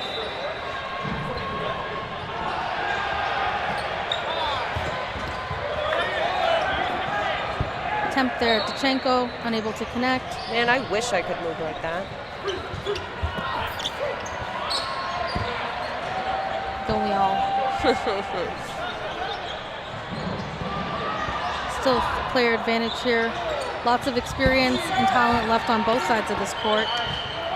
They want Dachenko gone, but unable to connect still. He basically disappears behind that block. Yeah. Oh, great look there by Tate. Awesome look there. Friends helping friends. Sending Dongan to the line. We've got 2 veteran players on the Saiyan Elite side, Moody Youssef and Joshua Sakura. Big take there by Sakura. Thought even by his body language that he was looking at Tate. Another block there by Youssef. He's getting close to that back line, makes me a bit nervous.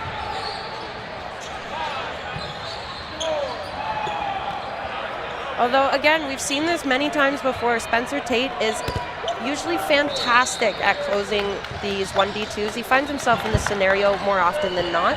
Yeah, Tate's definitely a grounder. Offense coming up here And Yusuf with a beautiful throw there. Fantastic placement. First point for Sayan. I don't think there's going to be a single easy point in this game. That was well hard worked for.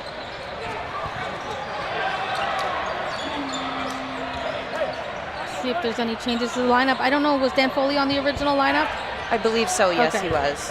It was so long ago, that point. And we're off. Also a big fan of the welcoming out-of-province players. Dan Foley makes the swap from Future back to his home base with Saint Elite. Such a strong team on both sides. I can't think of a team that wouldn't take Dan Foley wherever he wanted to go. Mavs here got a throw with 4 balls. Unable to connect, but great throw there by Wood. Speaking of Dan Foley, nice ups over here. Dan Foley, the cross on Merg, unable to connect. Merg blocking it. He also, CDF has one of the Beautiful throw by Merg. one of the most fantastic titles in dodgeball. He was the top player in the States, and then he swapped over, and now he's one of the top players in Canada. So what we're watching there is Esbrook makes a catch after he was hit, but the ball that hit him hit the floor before he made that catch. So he's a dead player, so that catch does not count, but not making it any less beautiful. It's a beautiful catch on Joel with a ball in his hand. Joel always catches with the ball in his hand. That's like his thing. Whoa! This is just amazing dodgeball. Great take there by Mergler. Wood asking if he was hit. Everybody letting him know he was. Valance saying, that's the call. Give him a ball back over here to Elite. And why did they get the ball back? I'm not sure if Matt just took the ball and gave it back to them while he was still alive. Oh, I see. Yeah. So if you're a dead player, you can't touch the ball afterwards, You right? definitely can't hand it over to your teammates when you're dead. You're in a coffin. No moving. It's a good way to describe it. Fantastic hit, Kenneth. Ing with a great cross court there on Merg, and Josh and Sakura and Ing switching places there. Throw will be here on Sayan Elite as they have more players. Shodan with a big counter there on Ing, a response. Garcia Silvera trying to catch Josh on the transition in the back line, which is a great take because Josh on his way back from the center line. Josh on the back line is Sakura is just too hard to hit. Sakura, one of the greatest dodgers Canadian dodgeball has ever seen. Incredibly fast, very agile. One of the things about Sakura, and that's Dongdon taken out. One thing about Sakura is he's actually able to change the movement of his body while he's in the air. A lot of people, they get caught when they're jumping, when they're doing their ups, but he's able to change position and dodge while midair, which is a phenomenal athleticism. But he's got his work cut out here with Garcia Silvera and Jordan in front of him. This is definitely no small task, that's for sure. I believe he's moving to Calgary after this tournament, is he not? Yeah, him and Rowe.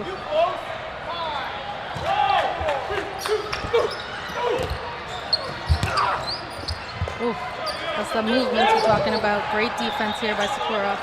Great awareness too, court awareness. He knows where his lines are. Even if he's close to it, he knows. He's got a throw. Yeah, that's a great call out, Sydney. It's like he doesn't even have to look to know. I don't know what that was, but I don't know. By Josh's Somebody face. tell Garcia Silvera this is not figure skating. We are not doing triple axels here. This is dodgeball. And you know what? That was spectacular. We said we were going to see some of the best dodgeball of this tournament, probably right in this game, and we did not lie to you. Sydney and I did not lie to you. And this is a 1-1 game.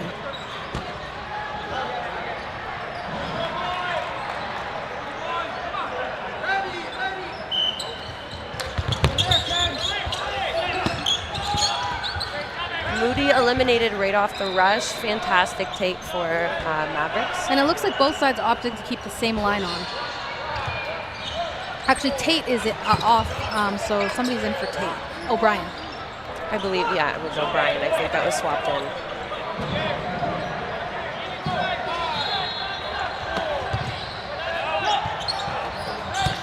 Oh, teep catch.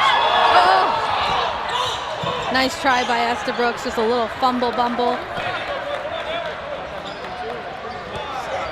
Somebody clip that. Beautiful show. What do you call him? CDF? CDF. Taking out Wood and making it look easy.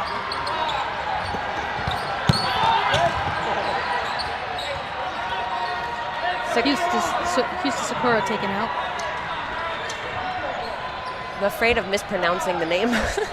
You know what? You just say sorry later. You buy some booster juice and you call it a day.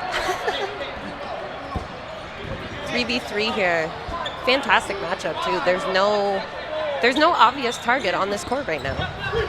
Oh, O'Brien and Cody Denfoley taking out. Beautiful rush counter there by Dachenko on Denfoley. And then the fetal position dodge right after.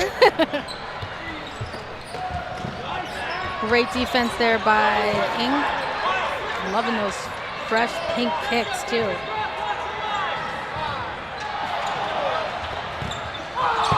Beautiful placement from Miles. And Danchenko lines out. Very unfortunate way to end that Such set. a great game. Unfortunate, but yeah, like you said, like some things come with experience. Like Sakura there, like when he was the last one on there, he did not come close to even lining out, no matter how majestic and grand his movements were. Dachenko lining out there, still for how much he dodges, stays in bounds, but it's an experience thing that will, come more and more naturally the more he plays. Oh, I would have slid right out of bounds, honestly. And Sakura really fast off that rush. Moody sending Tate right to that line. Looks like Saiyan opted to give up 2 balls there, trying to catch Mergler off the back rush here. We have 1 ball in the hands of Ing over on Saiyan. Goes for a trade and is unsuccessful. 2 eliminated. Player and ball advantage for the Mavericks. Great defense there by Estabrooks. I'm right in front of him, so anyone at home that thinks he got hit, that did not touch him. Very clean, very clean. My knees hurt watching that, but very clean.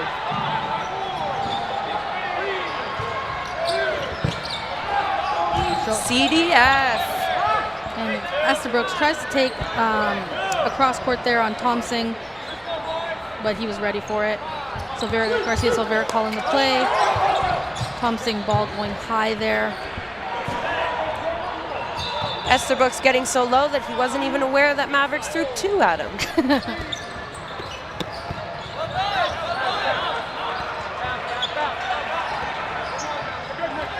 This is a very defensive line on the Mav side. It's not one of those players is an easy person to hit.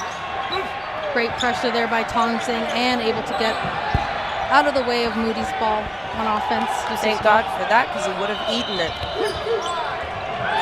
And Thompson taking out CDF. Saiyan Elite has to throw here. And they're definitely putting a lot of their offense onto Dachenko. 4 balls here for the Mavericks. Garcia Silvera experienced there, calling the play. Dachenko able to get that 5th ball and then call a timeout now. You have 5 balls here to start after this timeout if you're able to keep the balls. Coach Vic Ravilli having something to say here. It also gives a breather here to Saiyan Elite. I believe we'll also be going into no block right after this. It looks like we have about 6 seconds left in this half. If my eyes do not deceive me.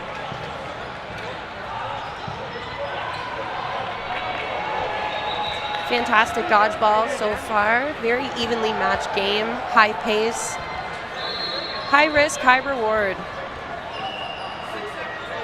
Yeah, and if you're just tuning in and you think that all dodgeball is like this, it tries to be. But this is the best dodgeball you'll see. Some of the best dodgeball you'll see in the country. Garcia Silvera taken out there. And now, as you said, Sid, we're going into no blocking. So great quick win hit there from Saiyan Elite, able to take down some players before the no block. Judging by the reaction, it looks like in that timeout huddle that may have been pre-discussed that they wanted to get rid of Maddie before no block. some big cheers coming out of Sayan's side. Chenko taking quickly. Thompson taking out Sakura. Oh, Estabrooks with a big finish. And we're going into the half with a 3-1 lead with Sayan leading the match. Any thoughts about the game so far? I mean, it's a 3-1 score, but oftentimes with games like this, the score does not reflect the game itself. They're very close sets, very, very talented teams. None of them have been easy. They've had to fight for every single point. They've just, I think where Sayan Elite is shining, they're a little bit scrappier than Mavericks right now. They're closing with flying colors. Yeah, and then you have some unfortunate stuff that happens, like a line bio that costs a point.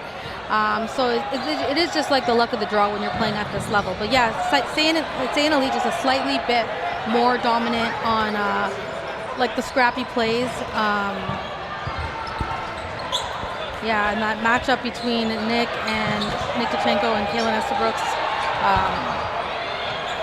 is a really entertaining matchup to watch. So we're looking at to see if there's any line changes here as they start to line back up. Tom Singh is off for this set. I believe they brought in... He played a great match, though, last set. Well, Tom Singh, Jodoin, and Danchenko are off this set. I believe they brought in O'Brien, Snow, and Tate back. Great hit there by Woods. Sayan Elite sticking with their lineup, it looks like. I mean, with the lineup that's had this much success, I definitely understand why. Great Mergler elimination. getting tagged there.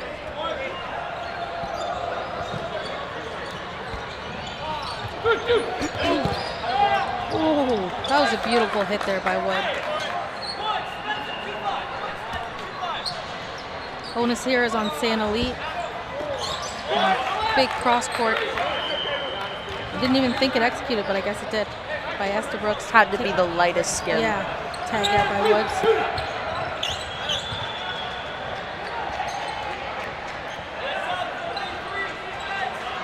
Four balls in the hands of Sayan Elite approaching the line. This is another favorite matchup you like to see, Garcia Silveira with Eustace, but they're switching it up a little bit. Apologies with Sakura.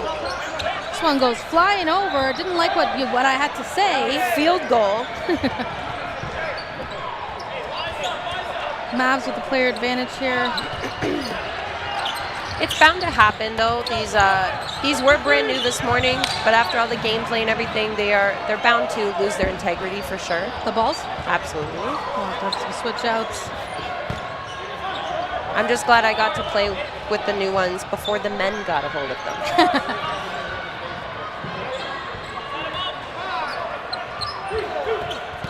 Oh, beautiful execution there on the throw by O'Brien there on Moody on the shoulder.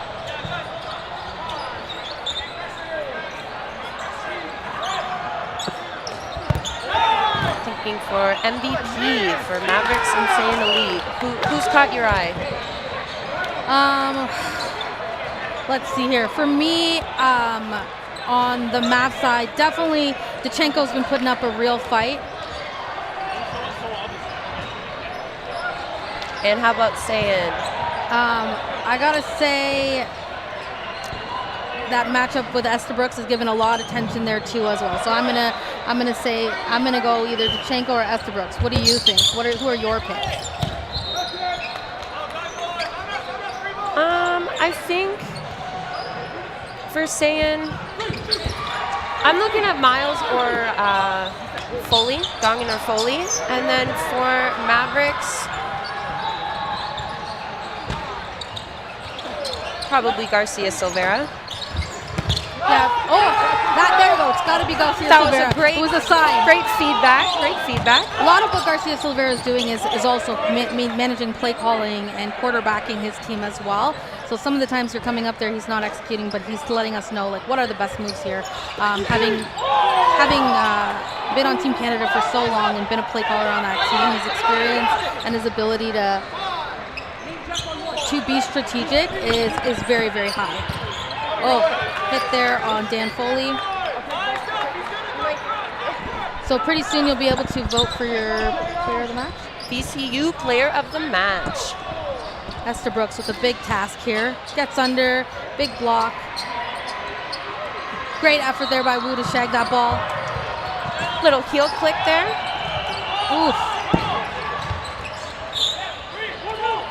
Great discipline to not go on his own. Mergler rushing up. I would have taken it, and my throw is like 1 kilometer per fucking freaking hours. But yeah. It wasn't me. Sorry about that, everybody. But we're now not really into the game. It's now a tie game, 3-3. I believe a timeout was called for the Saiyan side. So, you know, we've got a 3-3 game here. Both teams are playing incredibly well. You're seeing amazing athleticism, really good play calls, really great team throws, really great defense. Anything you're noticing here that could give either team a better advantage, from your opinion? Honestly, no. I mean, the teams are answering each other. Every single time there's some sort of punishment, the other team feeds it back. None of these sets are won overly dominant. It's all been close. It all comes down to the final few players. This is a very quick exchange with a lot of people surviving it. I think Woods and Yusuf didn't, but everybody else did. 5v5. Saying that, a lot of people really close to that line off that rush.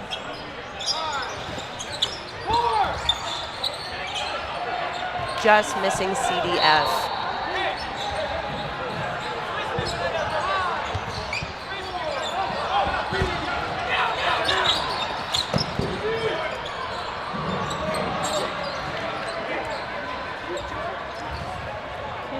Advantage here with the balls for Mavericks. Chose to go 2 balls on Esther Brooks. Great choice there. Merg going in front, and either Snow or Tate going on the cross there. Esther Brooks able to get around 1, and then Merg taking advantage of that block going high. Snow just slightly tagged out there. Great placement. Garcia Silvera. It's so hard to throw cross court like that outside of your body as well when you're playing on the left side, unless you're left-handed, which, woo! Garcia Silvera just taking names. I feel very confident about my MVP choice. Garcia Silvera tagged out there, but definitely put in enough work. Dan Foley taking advantage of that lull in play there, very smart, but Mergler just able to see it. And Dan Foley with a big job here.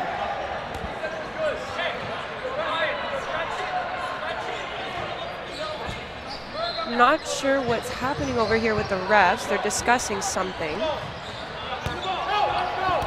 Clock has been paused.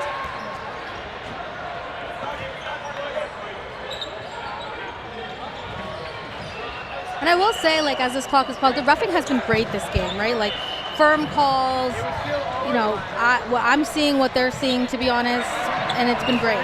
And in a game like this, reffing matters. Dan Foley tried to take a quick counter from his knees there, doesn't execute, but they aren't able to hit them. I very much appreciate how into the game the lines people have been. Oftentimes it's difficult to find linesmen that'll actually pay attention. Oh my gosh! There was a catch! Two connected, 1 catch. That was phenomenal. And Yusuf back in the game here. I'm not sure who the catch was on, but Snow quickly tags that in and finishes that point.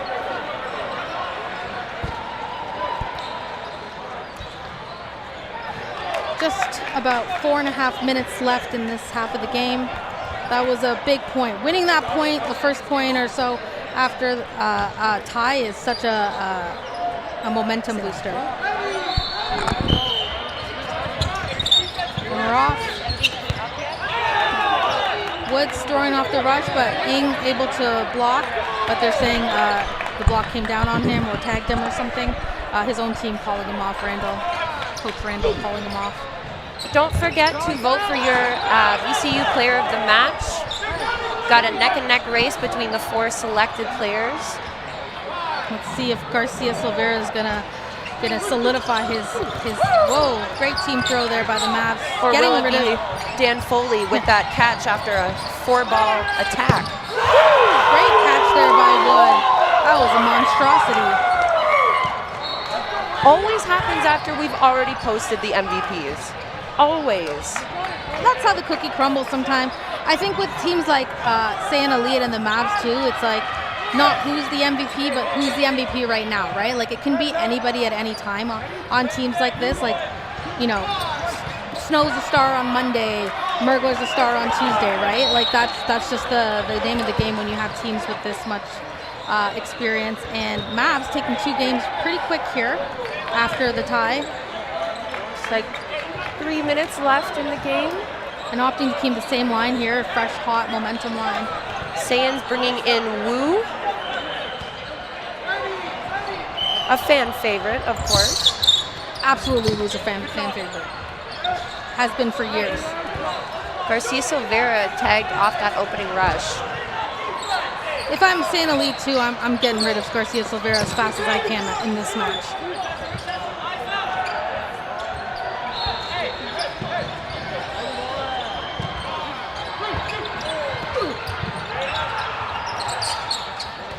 No connections on the offensive throw there from the Mavericks. Estabrooks just missing. Mergler calling the play here.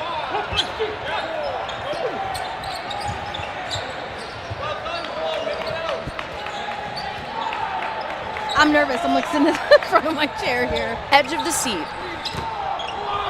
Great block there by Mergler. We have player advantage on San Elite, right? 6 players to 5? Correct. This net is screwing up my eyes. You're good. Oh, Dan Foley trying for a catch there. And he was in the right spot. Just really, really great power there from Wood, popping it like just out of his reach. Ing with the great laterals. And Sakura calling the play here. And tagging out Snow. And Wood trying with the answer. And then Estabrook seeing a freedom for him to answer, but nobody connecting there.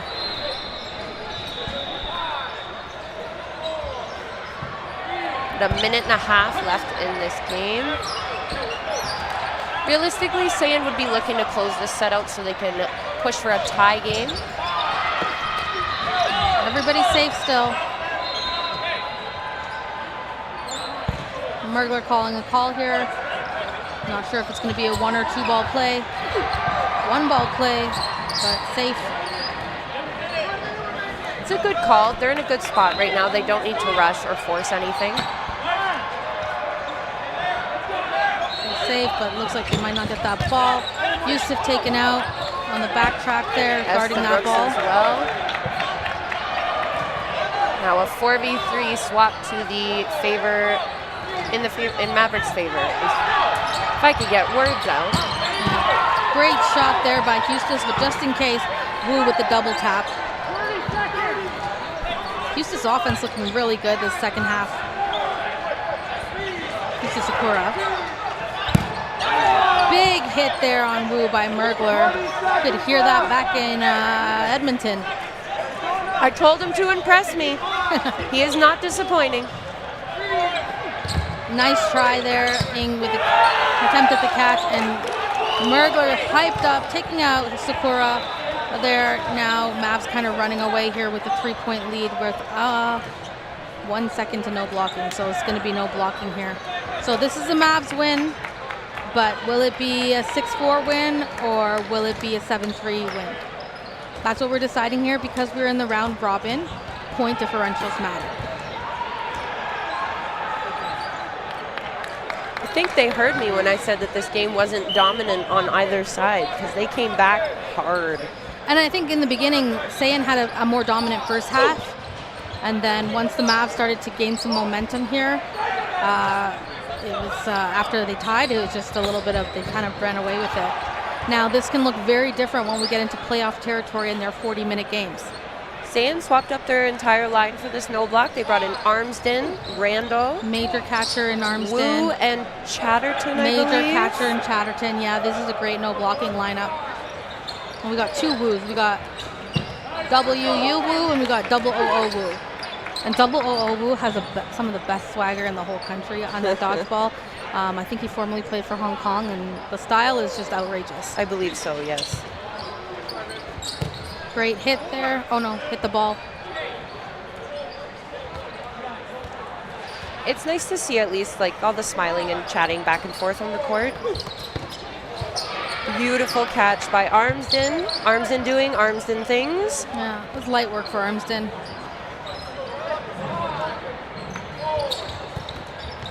Tom Singh looking for that counter. Still able to not connect, but able to get out of the way of that ball from Armsden. Chatterton looking for a grab there, unable to. It popped right back out. I hate those ones. It's there, and then it's not. And Randall making a call here. Oh, I think that one catches, but we're not sure if he was dead by the first or second ball. I believe the second ball that hit him did die before the catch. At least that's what the ref has called. Yeah. Valent's smiling because he's keeping his call. We love a ref that does that. I made the call, that's the call, we're sticking with the call. Yeah, nobody's perfect. Then I think that was the call anyways. But yeah, Rich getting tagged out there on a 1v1, at least taking somebody with him. Joel, one of the most experienced closers in the country with success. And so let's see what he does here. Oh! Tell me I'm perfect. Tell me I'm right. I told you guys. That is, and it's just Dachenko and Jodan against Randall here.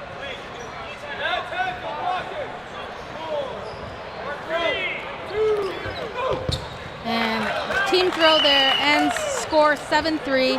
Let's see if we see this matchup again, maybe in the playoffs in a 40-minute game, and see how that goes. I'm Nikisha Suku. And I'm Sydney Somerville. And we're signing off here live from Calgary, Alberta at the National Dodgeball Club Championships.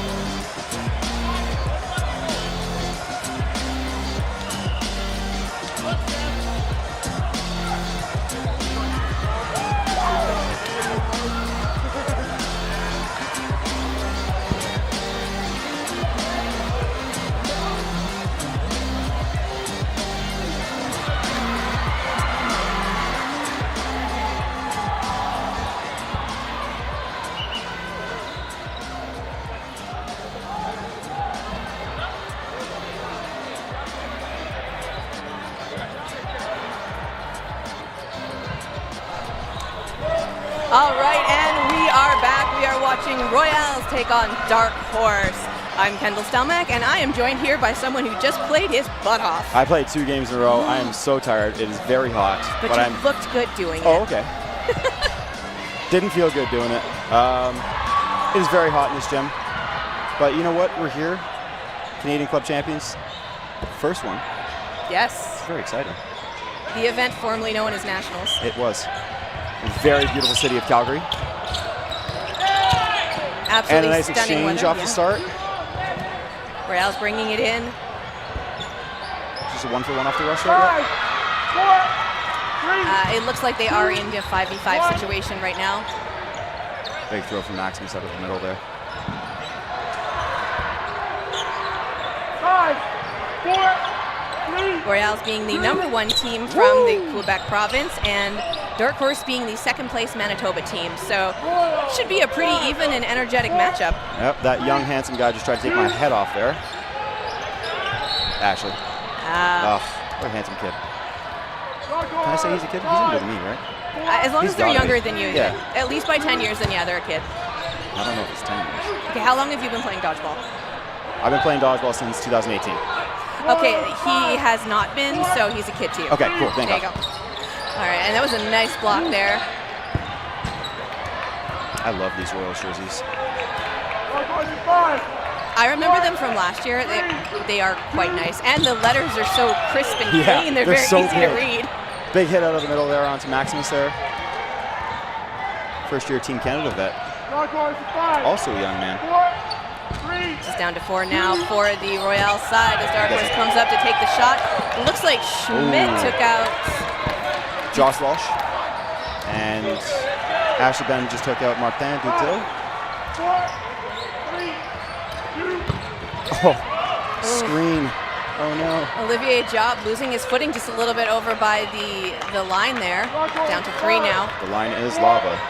3, 2, 1. Good Nice pump fake. Yeah, I was just about Right? to say that. Like, nice big pump fakes from the Dark Horse side. Like, honestly, I've seen a lot today, and Dark Horse were the only ones where I was like, oh, and I flinched. Right? Patsy just barely avoiding that one. Good 2-ball block there. 4 balls in hand now. So it's Benoit and Patsy against the 3 players from Dark Horse. 4 players, sorry. They're going for Ben. Ben manages to stay alive. He screams out, hold, because he knew that they were going to throw their balls over. Burden now over to the side of Dark Horse, coming in, ready to take that shot. And Ben going after Benoit. Oh, and he lined out over the center line. Ooh. Or all balls? Oh, all balls. All balls. Okay, so Ben is still in. I cannot hear. That's But okay. I can't hear the throw count. I don't think he could either. That's why they had to throw them all over. Fair enough. 2-ball play there at Ashley. Gets out of the way both.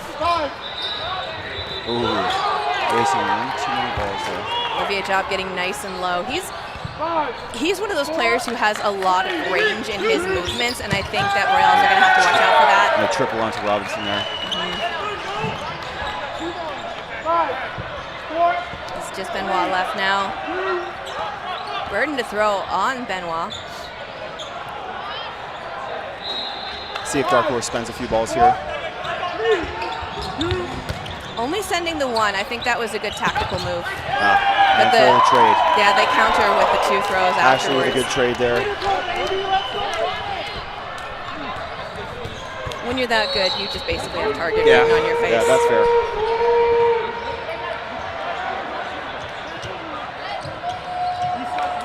I mean, as a Manitoban myself, like I've seen the progress that Dark Horse has made ever since they became a team, and I gotta say I'm very proud of them for taking that number 2 spot. They have worked for it.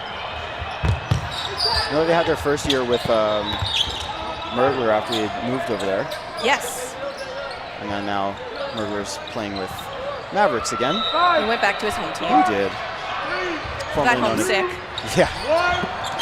Oh wow, screens not him too there, sure. but Oh. unfortunately Patrick does go out. He's trying to human shield him, but I think Maximus might be just a little bit bigger than Martin. Taller, that is. Good effort though, good effort. Oh, right up and in, and Zeller doesn't manage to get it. Slides over as he's going out. It is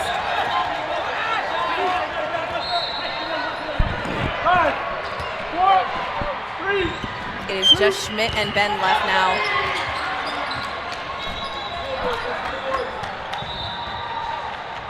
Five, 4, 3, 2.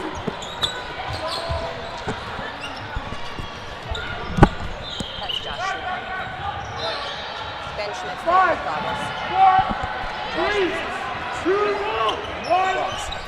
Here's my teammate.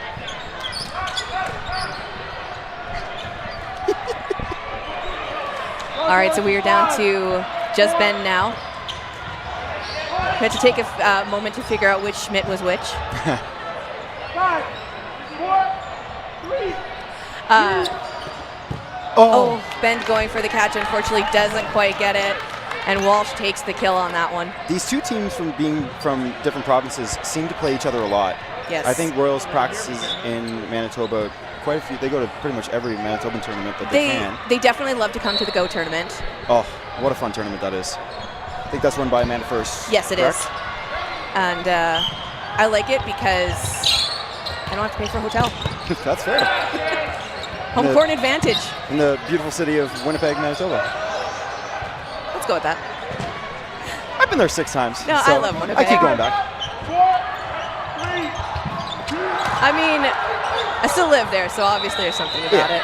All right, so we see the ref coming in, making a call there. Kalapa going for it as they make that play call. 4, 3, 2. Up and over. Josh, double from Josh onto Eldon. That one's Josh with the goggles. Thank you. I'm not going to live that down while the rest of the game. Okay. No. All right. He's wearing very long shorts for him today. I mean, I wasn't going to bring it up, but yeah, they are excessively long. Yeah, for him. For him, yes. For him. 4, 3.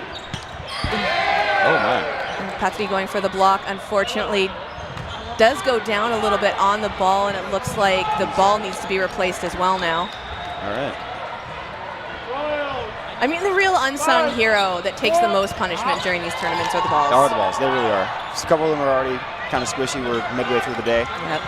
That's okay. Beautiful volunteers getting the balls down to every court for us. Having extra balls. Good block there from Schmidt. That's Schmidt too, right? Thank you. Okay. I'm making sure. Okay. I'm familiar with most of the Dark Horse team, but some of them I'm a little confused sometimes. Yeah, it is still Ben Schmidt. Woo! Big catch from Martin Dutil. Big smile on his face at all times. And he's celebrating it too. Oh, takes his eyes off the glass for 1 second there. Got a little bit distracted on that celebration though. And refs are speaking now. Too much pandering to the crowd from Dutil. Too much. No, I'm kidding. Oh my goodness. I mean, honestly, if I had a catch like that, I would be like, I would celebrate it. Absolutely. And I mean, rightly so, because like especially like how fast these balls get thrown and the level of athleticism from both teams. Yeah. Like catching a ball is no small feat when you're at this level of play. We have just Rousseau and Walsh left going up against Ben Schmidt, and he blocks nice and low, double checking with the ref, and he's like, I don't know. Oh, and the ref is yelling at the what? The ref is calling it no hit. I think he was just a little bit confused. He couldn't tell. Blocks again. A little bit. I mean, honestly, based on that block, like, there's a lot of places, especially the knee pads, where you can't always feel it. Yeah, of course. It's the padding. Ooh. I think we should just play no block ball. I mean, we are going to get into no block very soon, and then we are going to have to pick our players of the game. How long? 2 minutes? No, 13 minutes. We got about 4 minutes left until no blocking. Yep. It's 2-1 now for Royals. So they are going to line up again.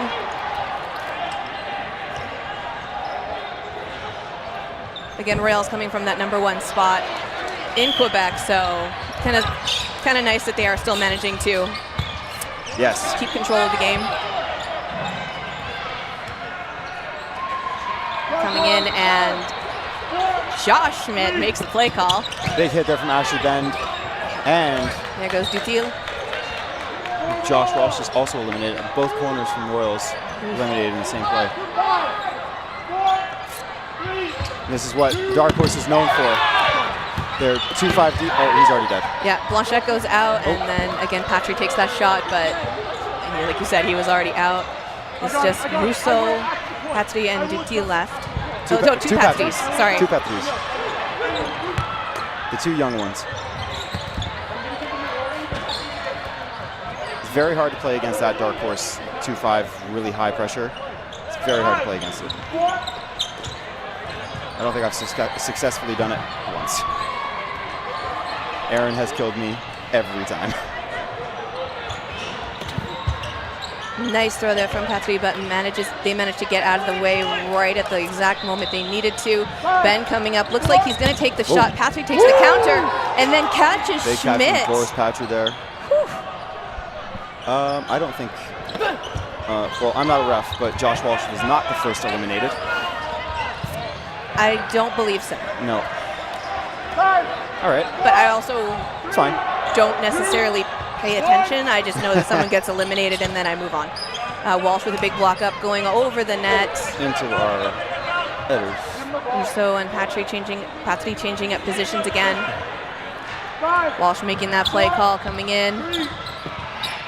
Going for Harder. Harder manages to block it. What a good name for dodgeball. Harder? Harder. What a good name. Rousseau coming up to take the shot. Looks like they were going for him. Good block. Just a little shy of the knees there, but he manages to slide out of the way instead of making a sticky fingers catch and fumbling. So smart. Once he comes up, looks like he's just trying to chase him down. I love the aggression coming out of the Royale side. Like they love to keep pushing Dark Horse to the back line there, and it's working so great for them. It really is. Especially because we see a lot more of the aggressive pump fakes from the Dark Horse side. Good throw. Honestly, they have just been pinpoint with their counters on the Royale side, and I'm loving it. Their early counters have been so good this game. Oh. It just chef's kiss. Like their counters have just been chef's kiss all game. Yeah. And even with the counters, it's making Dark Horse play on their back, on their heels a little bit.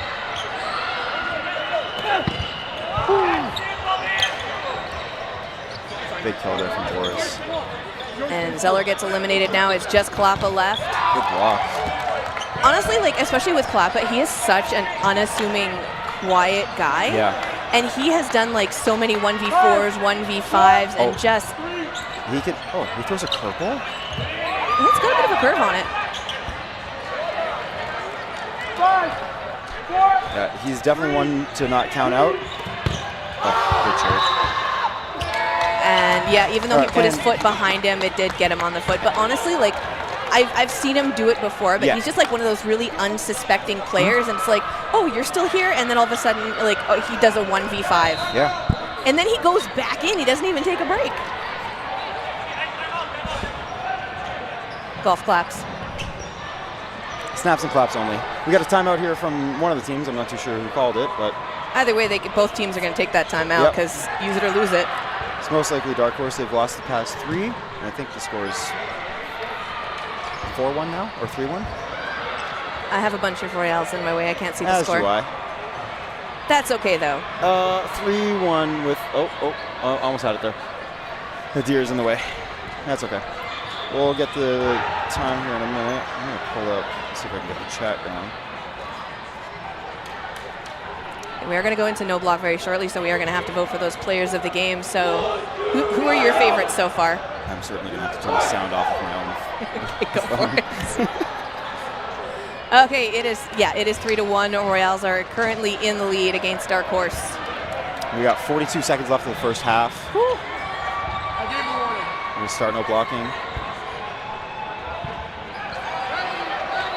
It's interesting formation for that rush. It is. Oh, big catch from Ashley Ben there on Josh Walsh. Ooh, off the rush.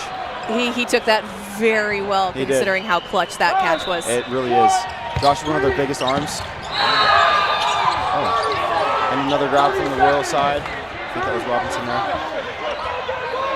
Love Patsy coming up to the line, trying to bait them, even though they have 5 balls. And good dodges there. Running low on time. Oh, Chris has the... Zeller was making himself a target there. They were trying to get those balls, but honestly, Royale's just holding the line. We see Blanchette making the play call, and they were going for Wu. And Ben. Oh, and then the clock goes, taking those shots as much as they can. I think Benoit did hit out Bend just as the whistle was going, so he does stay eliminated. They do manage to take out a couple players on the Royale side as well, so it looks like it's going to be 5v4. 4. I think. Yeah, 5v4. You don't have to be this many.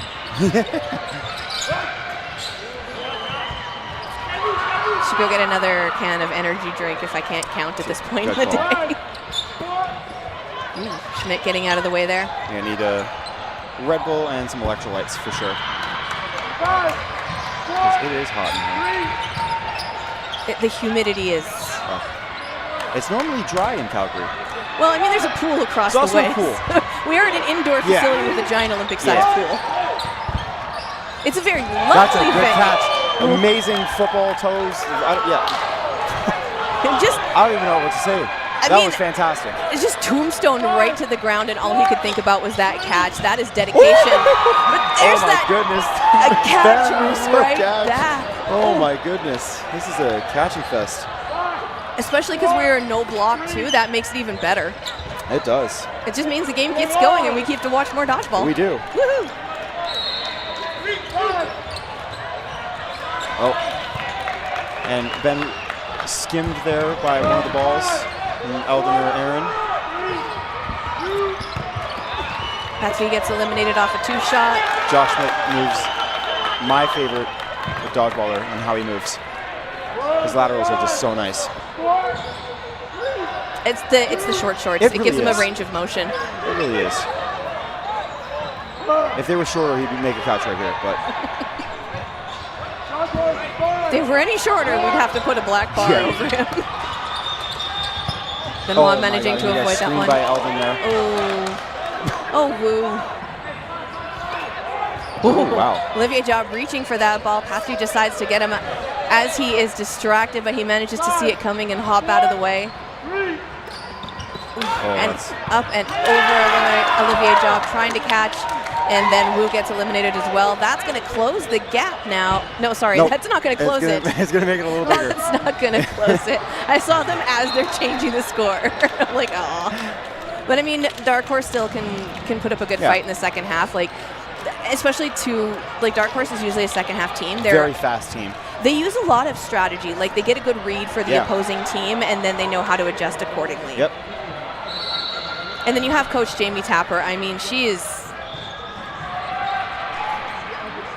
and her and Amanda First, like, they both have like ridiculous strategical knowledge from their years as legacy dodgeball players.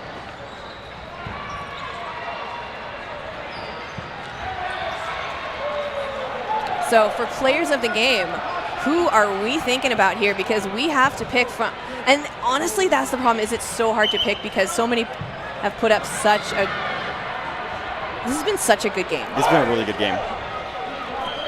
Even the score doesn't really dictate that, it's been a very good game. Dark Horse and Royals have been playing very well. Now, I gotta give one to Bend because he had that really good clutch catch. Oh, he did. And then, who was it that had that really good catch coming off of the other catch on the Royale side? Oh, there's been a good few catches on the Royal side. It's tough to narrow them down. Both the Patchers have made a good few catches. Yeah. Oh, who have been playing? Ooh. Bit of confusion off that opening rush there. Pacheco gets eliminated early. That's okay. It's a 2-for-1 trade, I think. So many Royals jerseys in the back there. And Dark Horse coming out swinging in the second half. It's halved. Good one. I think Ben definitely putting up a good fight. He had a lot of those catches. I think we're going to put him on the list for player of the game. Kloppa going out. I think it just skimmed him off his nicely coiffed hair. Beautifully coiffed hair. It's well coiffed. Some close shots there.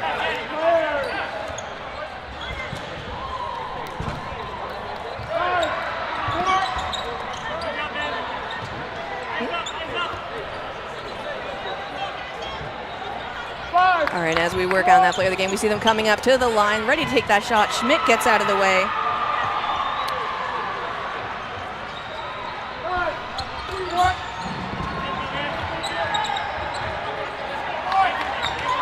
Coming up to the line again, they got 3v4 right now. Ready to take that shot, going for Bend. That guy is just a target right now, and it is Patsy took the shot, had 2 balls in hand. That's going to give the burden now over to the Dark Horse side with player advantage. Ben takes a shot at Patsy, manages to avoid him.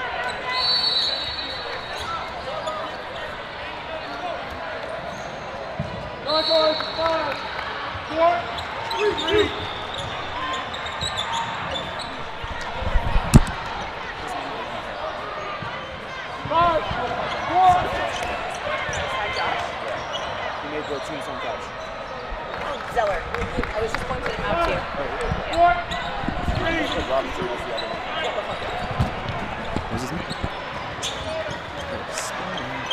All right, now 4 balls in hand. We see Dark Horse with that player advantage. Still, they are going after. Looks like, oh, Patsy, and takes him out in the knee.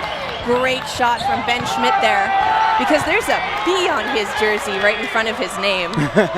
And he's also on the side of the court that I can see that. And a quick set there from Dark Horse. They close it out, but I think that's the thing that's really going to affect morale a little bit on the Dark Horse side, is they had to send 3 to take him out. They did. And that's okay. I mean, it ended the point. It is, absolutely, but like, it's not a great, it doesn't work strategically. Like, well, he was the last player in, so I can definitely see why they would do a full send like that, but you know, if it's something that needs to be done for every player on the Royale side, that is not... That's tough. It gives them a tactical disadvantage on the Dark Horse side. It does. But I think with the time counting down, I think they had to full send there. Oh yeah, absolutely. They want to try and get more points on the board, or at least close the gap, because we are still in a round-robin games right now, so the points matter. Ooh, good throw from Clapper there. Good block from AOJ. Those are cool tights. Which ones? Aaron's. Oh, yeah. A big shot from Maximus there. It's his first time on the court in a good few sets. Yeah, we've seen a pretty solid lineup. Not a lot of changes on both sides, really. Adir's in for his first set of the match here. Oh, big hit from Ashley there. Oh my goodness. And then a cross-court shot right into the ball retriever. And Josh and Ashley were both not looking. Very unlucky.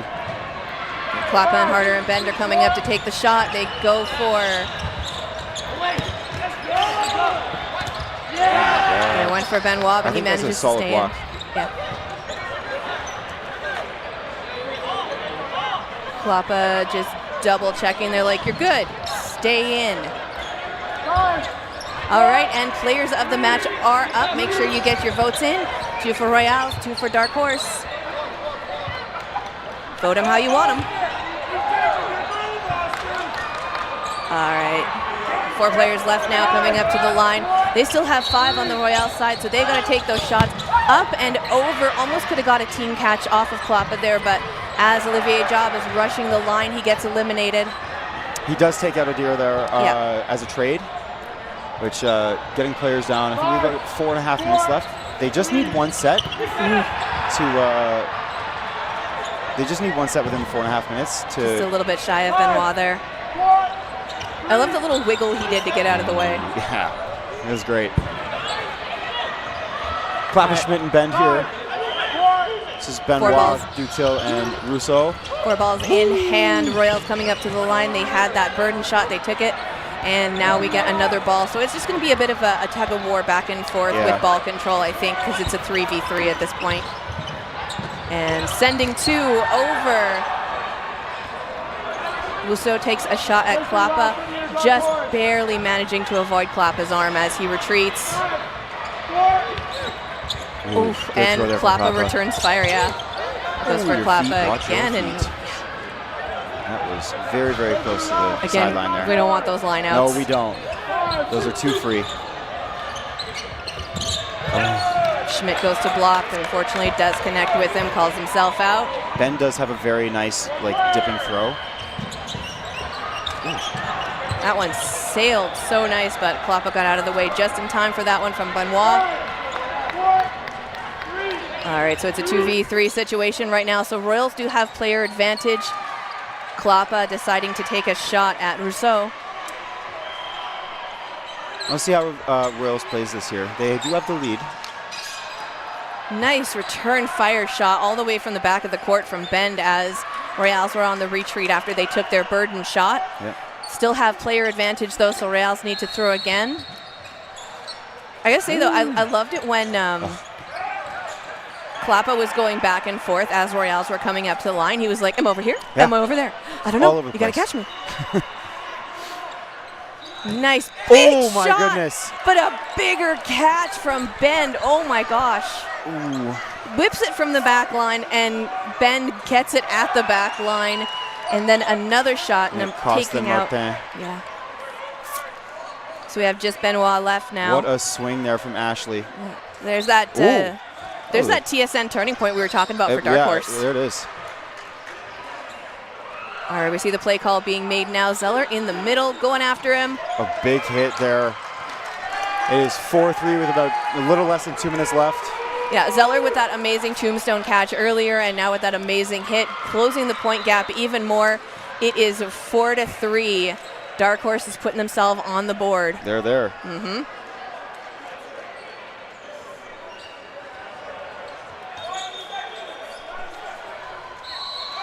All right, refs calling them ready, and they are 90, off. 90 seconds left. A little bit of a slow start from the Dark Horse side there. Royals just.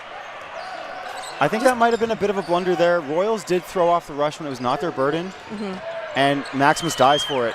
Well, you know, Burton is they have the 10 seconds to throw because they did get the point in the last round, but that doesn't mean they have to. So Royals just decided to take the shot, especially because there was that confusion at the line from Dark Horse. Ben trying to go, and it's a 1-2, especially after that catch. Oh, and a double off of Bend. Yeah, and then Wu gets a line out. Big hit there onto a deer. Yeah, so Amel's eliminated from the Royale side, so we now have just the 4 players left. We're going for Schmidt. Schmidt gets eliminated. Good honesty there from Schmidt. Josh Schmidt. Josh Schmidt gets eliminated.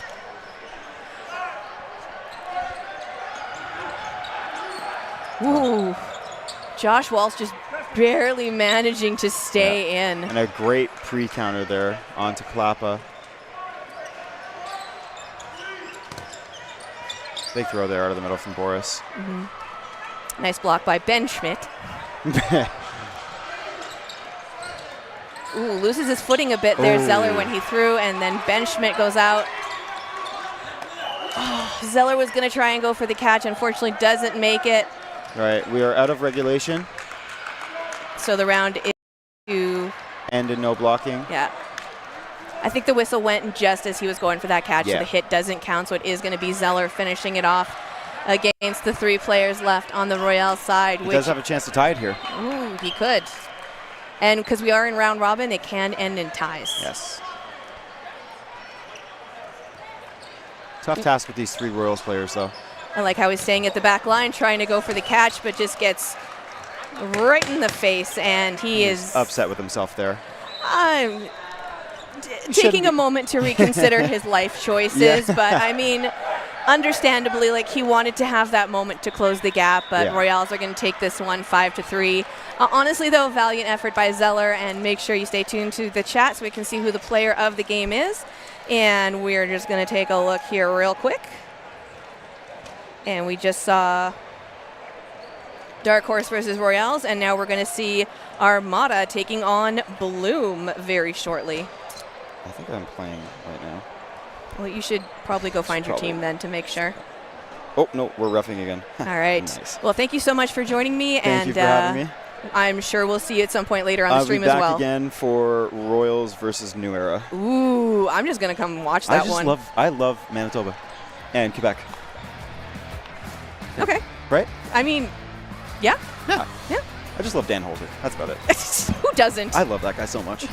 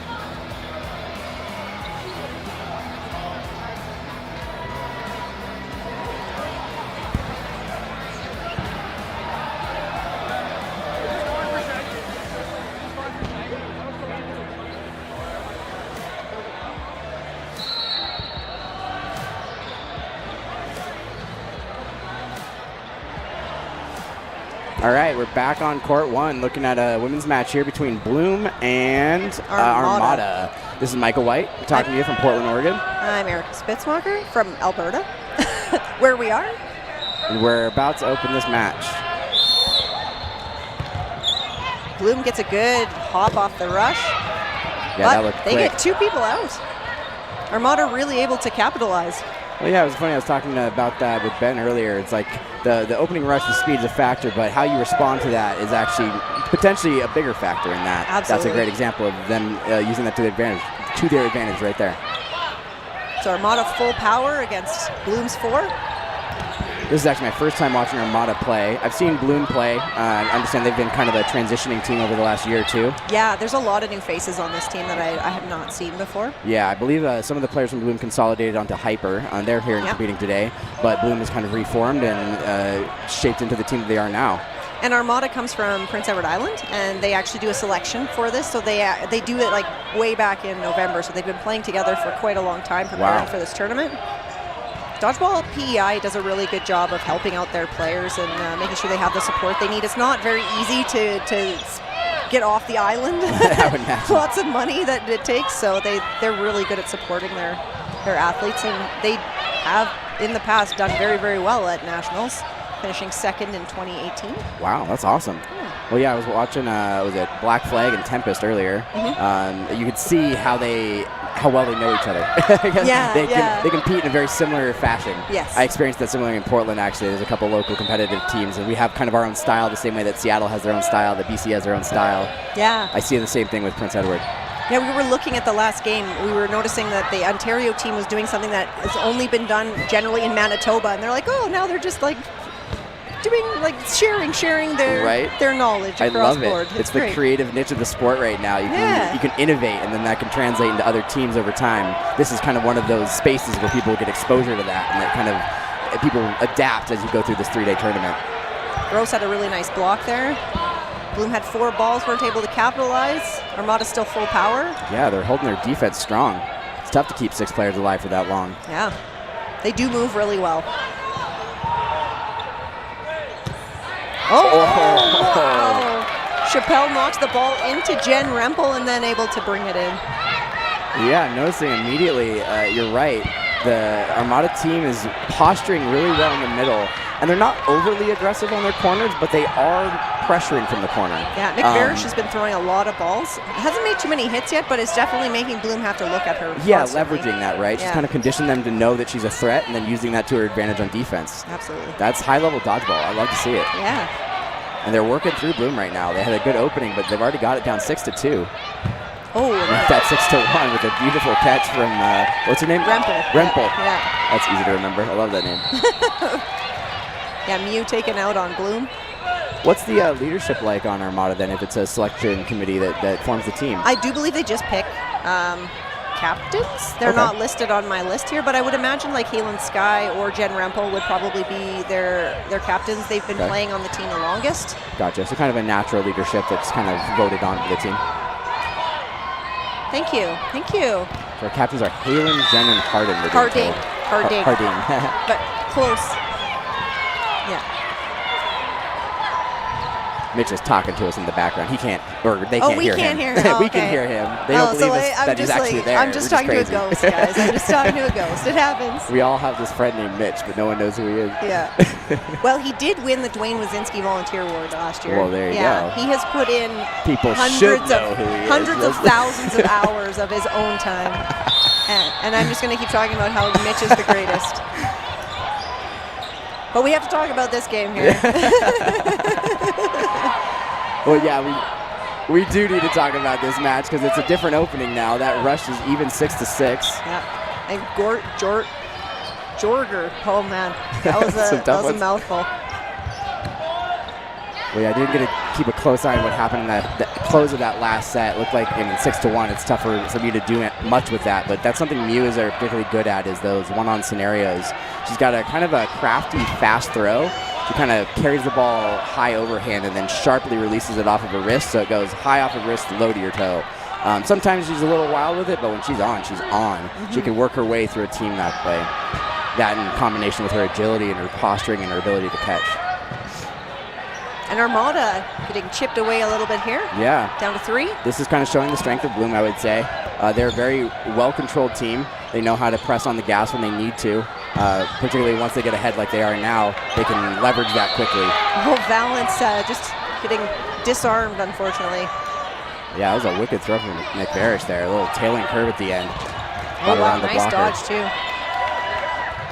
Always interested to see what the kind of the 2v2 dynamic is, especially with a team I'm not familiar with. Something like that. So both players pushing high up the court and kind of unfazed by the pressure from Bloom there, being successful with the hit. Bloom is going to need to respond to McVarish's arm, especially while she has support from her opposite side. The teamwork is showing through there in the 2v situation. You don't see Bloom really throwing a lot of crosses, I would say.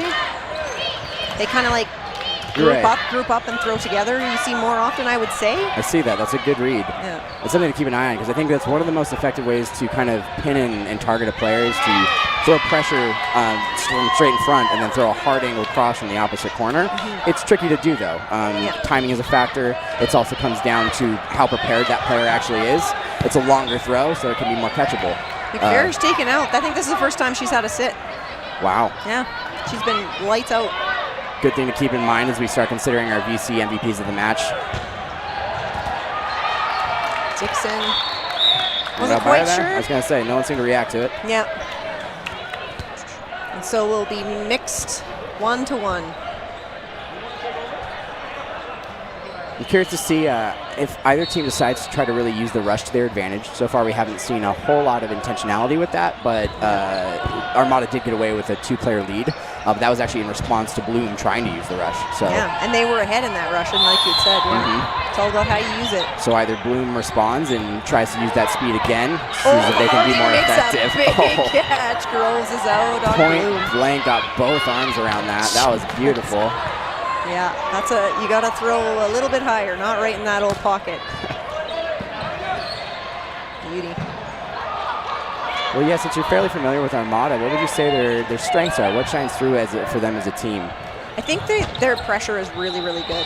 I can see that. Yeah. I would agree. I'm surprised at like how I guess tight that pressure is too. It's not a lot of loose kind of individual pressure. It's very coordinated, very in sync. And that's really like the key to that in my mind is that how to play defense as a team is to synchronize it. Yeah, and it's funny how we were talking about that they always like move forward together and stuff, and and then they didn't. They were still standing in the back line. Isn't that how it goes? You will see it. You will see it, I promise. Well, it's a credit to Bloom. If they're challenging that pressure, then that's what they need to be doing. Yeah. And Bloom is certainly a team capable of doing that. They don't have the arms that they used to have necessarily. I'm not as familiar with this complete roster, but losing Cynthia Lee, obviously she's one of the more talented arms in Canada. Yep. And I believe, I forget the other player, Cynthia and I'd have to look at the hyper roster, but I do know. They're both very talented players. Yeah, definitely. But that's also a credit to Bloom for where they're at now to be so competitive, having lost 2 talented players. Like, but they still have really good leadership from people like Stella Valance. Exactly. Yeah. And that's what I love to see is like the fact that the teamwork is ultimately what matters most. It's a great sign of a experienced and I guess complete team. Yeah. And they're purple. I feel like, or were they blue? I feel like they've had like a bluish or teal pink combination. I might be imagining that. I've definitely seen the purple jerseys before. Yeah. Harding. Oh no! Oh, just unable to put some hands on that. And I don't think that quite clipped McVarish. It was hard to tell from this angle. Yeah. She didn't react to it, so I assume it didn't. She was kind of reaching over Taylor, but couldn't walk past her. Oh, wow. Varish with just a rope. That is against a very good catcher too. That was an impressive throw. Yeah, it's really because it has quite a bit of downward movement. Oh yeah, it seems like she really wraps her hand around the ball through the throw, so it almost elongates the time it takes for it to come out of her hand, which she kind of uses. So like she's pressuring with her lead step and her form. That caused I believe Sue on that right corner to slide and turn right, which was preemptive. So she ended up not allowing her the opportunity to catch the ball, committing to a dodge, but allowing McVarish to place her shot. That's not easy to do. And she's doing it consistently. Yeah, and staying alive. Exactly. Like you said, how long has she been in the game? Like, I think she's been out once in the 3 sets we played. Yeah, at the very end of that last set. And she's here in the 3v2, and this is like where it can be challenging to survive because you're down. You don't have the advantage of being able to like leverage and trade, right? Yeah. I find Taylor's throw is really hard to read, too. A lot of people are struggling to read it off her hand. And it almost is like, it doesn't give like the full line. It's almost like not full extension, kind of. Yeah. Watch it here. Oh, yeah, I kind of see what you're saying. Yeah. She just kind of takes out balance. Gets it's very it up hard to read. there and then uses her wrist to just send the ball. Yeah. There's definitely a skill in that, too. Yeah, and very hard to read on the other end.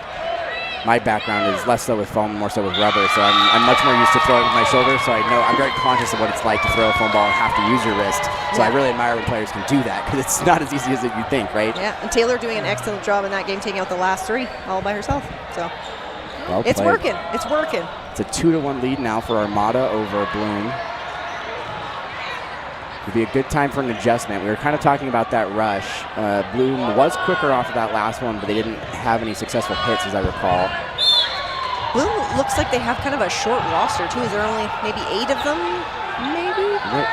Oh, yeah. They got one as a line retriever over there in a red penny, and then they've got one more on the opposite sideline. Oh, no, then they got more. Oh, I lied. Oh, Jenkins makes a big catch on Groves. It's funny to hear that, because back in the day, having 8 players would have been like, too many. Yeah. Why would we do that? Now it's like if you don't have 9, we're like, you're crazy. Yeah, our arms don't. It's 3-day tournament. You have to have some reprieve. And I believe the max roster is 12, right? That might include coaches, though. I'm not certain. No, it is 12. I'm pretty sure like Rainbow Thunder has at least 11. Wow. On theirs, yeah. Yeah, I got to watch Rainbow Thunder a little bit of the thing. They really stood out. They had some interesting methods to how they play as a team. A lot of innovation. Yeah, definitely. Their captain's kind of coach, Amanda First, definitely has a lot of brain, what do you call it? Brain hive? Like, what's that? That mind hive? Ingenuity? Hive mind? I don't know. Yeah. Bloom coming back to the line to throw. They got 4. Dixon able to block. And Jordan taken out by Rempel on the counter. And it's still on Bloom. They've had 4 balls a lot. Haven't really been able to get a ton of hits. Armada has really been able to stay alive. Well, yeah, I was just about to point that out. Like we were talking about their corner work and their defense and the synchronicity of it. They're turning that into offense. So, I mean, that's really the ideal defense is your offense, right? Yeah. A lot of teams do that by rushing off the back line. It's a pretty common tactic in Seattle. We see it a lot in BC as well and throughout Canada. Yeah. But I've seen a lot of different styles of dodgeball today. Dixon makes a catch on Sue. And that's the kind of thing that you can kind of create with that, right? With that like constant pressure and antagonism, it can create opportunities where catching becomes a little bit easier. Yeah. You kind of get a feel for it as a team rather than having that come and go kind of sporadically. You can never rely on it. The way they're playing right now, they can, and they're leveraging that to their advantage. This is really impressive team dodgeball. And that's not to discredit the individuals on the team. I mean, we're talking about the talent on the corners right now, but the way the middles are posturing, it's a team effort. It's really impressive. Oh, we must be into no blocking. We've got Groves got caught on. And oh, yeah. Just under 13 minutes now. Yeah. I believe that was Ramsey who got hit out, but she made a catch, so Groves comes on. This could pose an interesting challenge to Armada. I'm not certain either way, but the way they play, no block can affect that. If you can't use your blocking ball, it may change how you choose to pressure your opponent. Oh, wow. Nice shot by Dixon. Takes out Groves and then takes out her other buddy. I don't think it was the wrong move there from Bloom. I think they were just a little late to the punch. They both tried to throw, which in no block I think is kind of your best defense. Better to throw your ball first than to try to react to what your opponent is doing unless you really want to commit to that catch. Yep. But they were a little late to the punch, so it was a 4-on-2. Everyone got to throw their ball. That's going to leave you in a tough spot most of the time just by odds. Yeah. But now we're going to see what the transition's like. They got a little time to talk, see what they can fix. They're not out of reach of this match by any means. It's only 3-1. And that's kind of the nice thing about these shorter matches. Everybody's generally in reach. Mm-hmm. Well, and I wonder, Armada seems to be a team that does a really good job of playing off of the back line.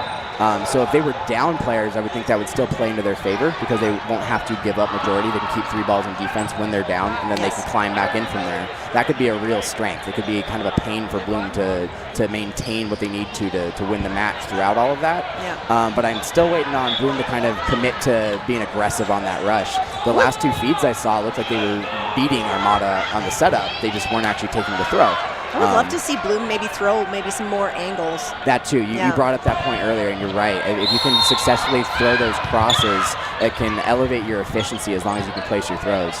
And I would believe Bloom is capable of doing that. We'll see if that's what the plan is. Nice throw by Jorger. Rempel's not quite sure. Oh, it's a bounce. Seemed like it. Armada to the line. Kennedy throws. Jorger counters, but just a little short.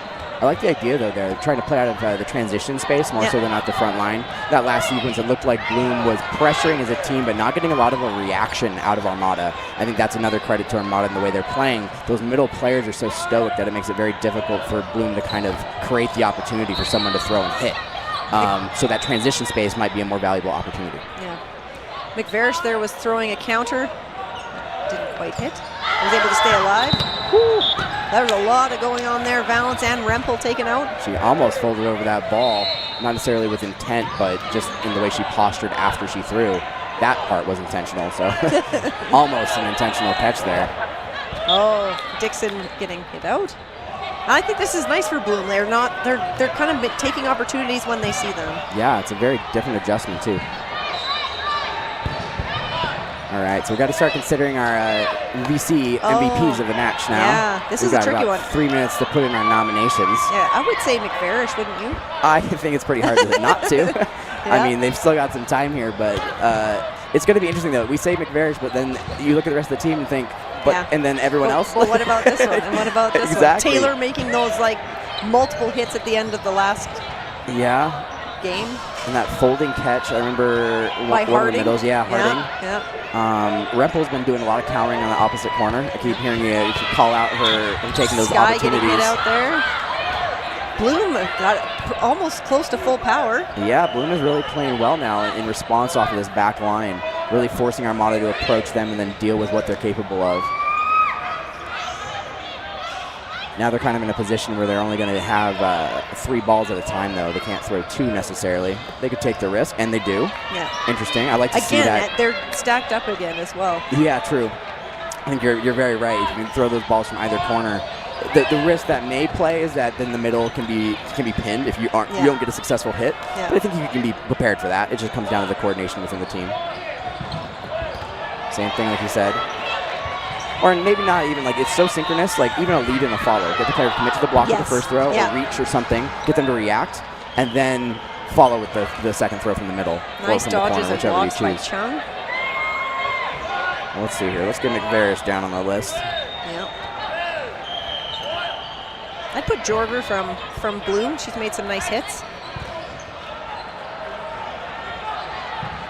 Let me see. I'm not familiar with Jordan. Oh, this left corner. Yeah, she has. And especially since we've seen this kind of transition out of the half, she seems to be one of those key components to finding that transition hit. Yeah.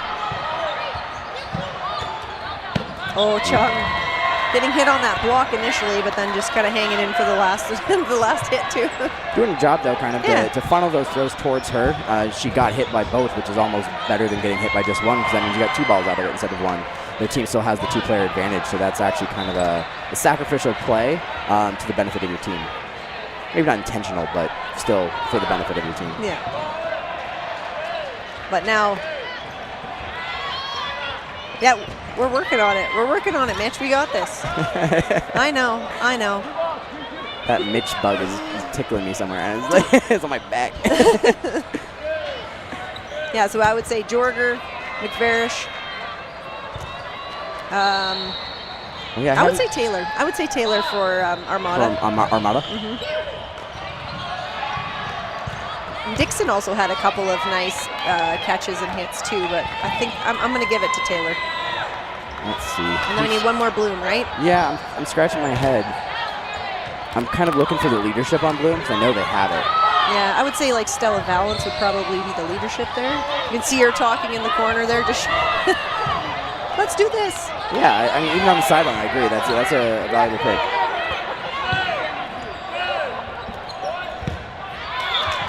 And McVarish getting hit out.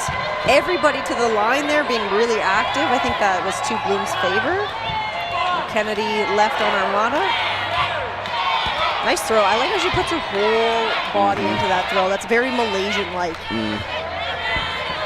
Again, Bloom is really showing the discipline right now. They're not really overextending, although that was the solo throw. You know what? I like it, though. Quick to the line. I think I've never been it's the right against choice. the solo throw. I think it's kind of a recreational tool to tell people not to throw solo. I think ultimately your goal is to be able to throw solo and not get caught. Yeah. I think you should be able to take those throws. Yeah. They have to be the right opportunities, obviously. Exactly. But, yeah. And place it within a safe space, right? Like you can throw a ball without centering it on somebody. Like just Yeah. because you're trying to hit them doesn't mean you have to do that. No pocket shots. Yep. It just becomes a discipline and muscle memory. And, we all throw catches sometimes. That's just the way the game goes. It happens. Oh, nice shot. Jorger able to close it out. Nice, slow, steady win there from Bloom. They got ahead, controlled the whole point, made it pretty much impossible for Armada to climb back into that. They worked through their arms early. They didn't really leave that on the table like they were doing earlier. It'll be interesting to see if they can do the same and replicate that. One thing I don't see either real team doing either is like chaos. None of them really, neither team is really into chaos. They like it very controlled and methodical. You should have been here for the Saiyan Elite Howl match. Oh man, that must have been all that chaos. was nothing but chaos. Well, I mean, not nothing but chaos, but man, Controlled I chaos? don't know if I've ever seen more chaos. Let's put it that way. I've been watching a lot of dodgeball over my time, so. All right, so get your vote in for the player of the match. Jenkins hit out by an Armada. Yeah, it seems like Bloom is really feeling this now. Like they've kind of fallen into a bit of a groove. Well, yeah, I just noticed they're kind of switching their players off the corners, maybe for an offensive-defensive strategy, like they're just doing now. We're going back out to the left for offense, you sliding over to the left for defense. It's nice to have players that can kind of play wherever. A lot of people kind of favor certain spots, but it's nice to keep moving around and making people continue to guess.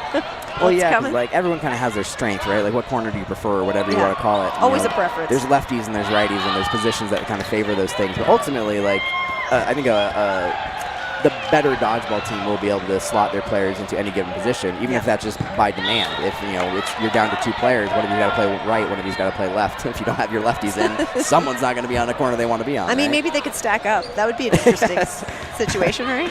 I have seen it recently, actually, at the thing. Successful? Some of the women's teams were doing it, and it was very strategic. They were doing it to kind of funnel the throw. Yep. And then as they would spread out, it would kind of prove the tell. It would say, oh, they are looking at me. It would say, oh, they're not looking at me, therefore you need to be ready for it. Just that movement, by not being completely spread out and static, really does actually kind of, I guess, expose what your opponent's looking to do.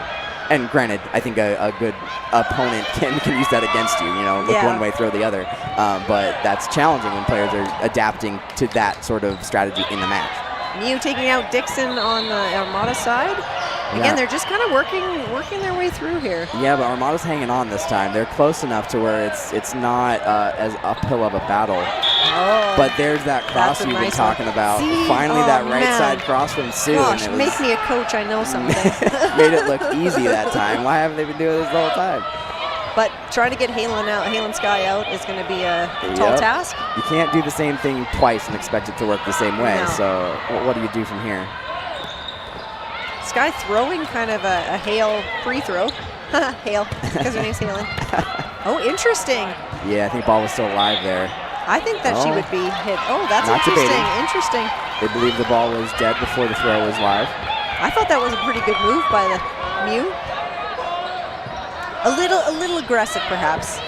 Yeah, that was a nice throw. There's a lot of movement, downward movement on that one from Sky. Yeah, I love to see it. That's all the tools in people's toolbox is always interesting to me. Yeah. Because people don't do this, the tricky throws all the time. It's that one weird one you throw 1 out of 10 times. Wow. Oh yeah, you saw that one too. Yep. And she's doing that with an overhand. I know a lot of women, several in Portland actually, that have some very tricky throws. They kind of throw from a slide slot to get that effect, where it just sort of like floats out for a low throw angle and then drops real quick at the end. That's cool. It's kind of a similar effect that she's doing from an overhand throw. Yeah. I think they're going to talk about whether Wu got hit on the bounce. I thought it was a bounce, but I don't have the best angle, so I can't. I think they're going to leave her in there. Didn't look like they were confident it was a hit. Yeah. Just the way that the ball popped up afterwards, it looked like it probably. Yeah, it's one of those things where it's like ground to foot, and then it looks like it popped up. Yeah. I had one of those earlier today while I was reffing. It's always one of those plays where players look at you and like, what just happened? It's like, I don't really know, but like, you got to make a call one way or the other. You do. There's so many. Oh, what a nice dodge by Sky. Blue trying to grab the ball just out of reach.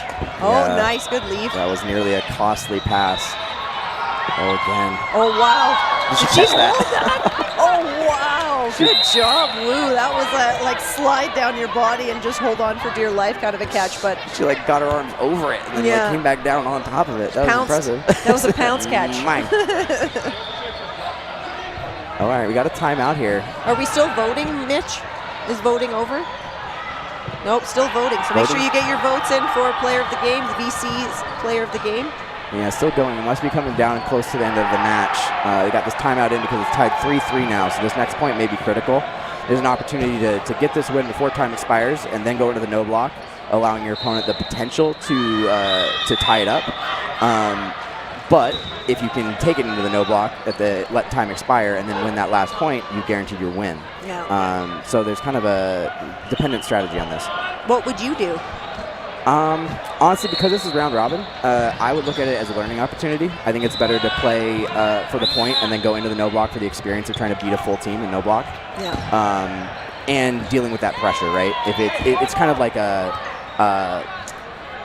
risk, but a low risk, right? Like worst case, you're going to tie, right? Yeah. So if you can get that first win, secure that, use that end time to go into no block, you can actually play through that. And even if you lose, bummer, we tied. But if you win, you've learned something from it. You've gained that opportunity to better a team in the no block. Taking out McVerge and Rempel early in this game. Yeah, Blue really has kind of proven their adjustment worked. Yeah. And nice to have that momentum going into kind of these last few games. Well, yeah, that's kind of what I was talking about no block in the first half, is because I think it's actually suitable to the way Armada plays. I think no block can actually lead into being one of their strengths, but the same can be true for Bloom. Yeah. Right now it's proving through that Bloom kind of pulled the trigger earlier and got their lead, but holding on to a lead in no block is one of the trickier parts of the WDBF rule set, I think. Yeah, you have to be able to move pretty darn good. Yeah, because, I mean, it changes the dynamic on defense. If you can't defend yourself, whether you're up or not doesn't matter nearly as much. It Chung comes down takes to, out Harding. comes down to how effectively you can throw, really. It's almost a purely offensive game. Bloom to the line. Again, going back to their stacks. Oh, looks like that's time. I think they're calling an out on Dixon and time. Yep. So we will go into no block. It didn't quite make the full game through. 5-on-2 no block. Armada's been pretty intentional with using their counters throughout this match. I wouldn't be surprised to see them push back and throw before Bloom lets a ball go. Yep. Wow, you can see the future. And she Amazing. executed well there, got the hit at the right time. That's kind of why I think no block leads into defensive abilities like that.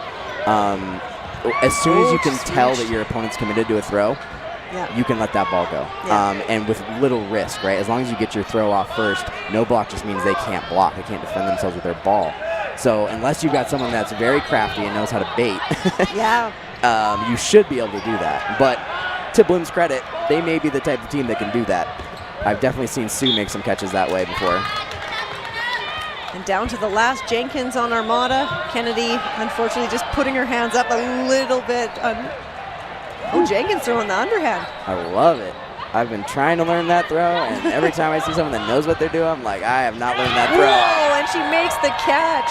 Okay, was secured. And a hit, yeah. I was going to say. No, that wasn't secured, yeah, I guess. Oh, I don't know if I agree with that, but the ref's got to make a call here.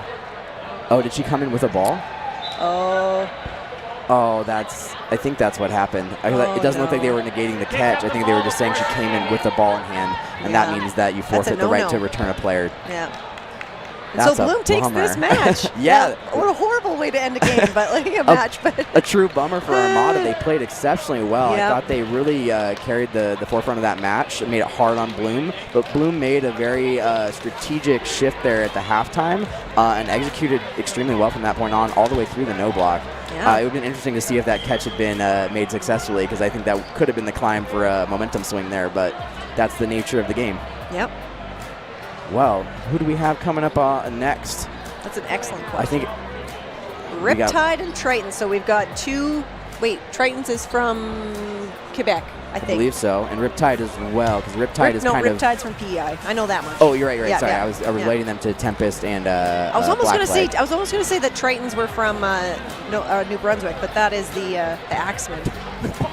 Oh no, you got that on the live stream, dude. Yeah, I was going to say. Not the place to warm up. Not like that. Well, it's been a slice. Yeah, it was Michael. a pleasure. So I nice really to meet enjoyed you. that. I think Yeah. it'll be fun to do some more commentary later throughout the tournament if we get a chance. I hope so. Alrighty, well, I'll see you on the next one. Yeah.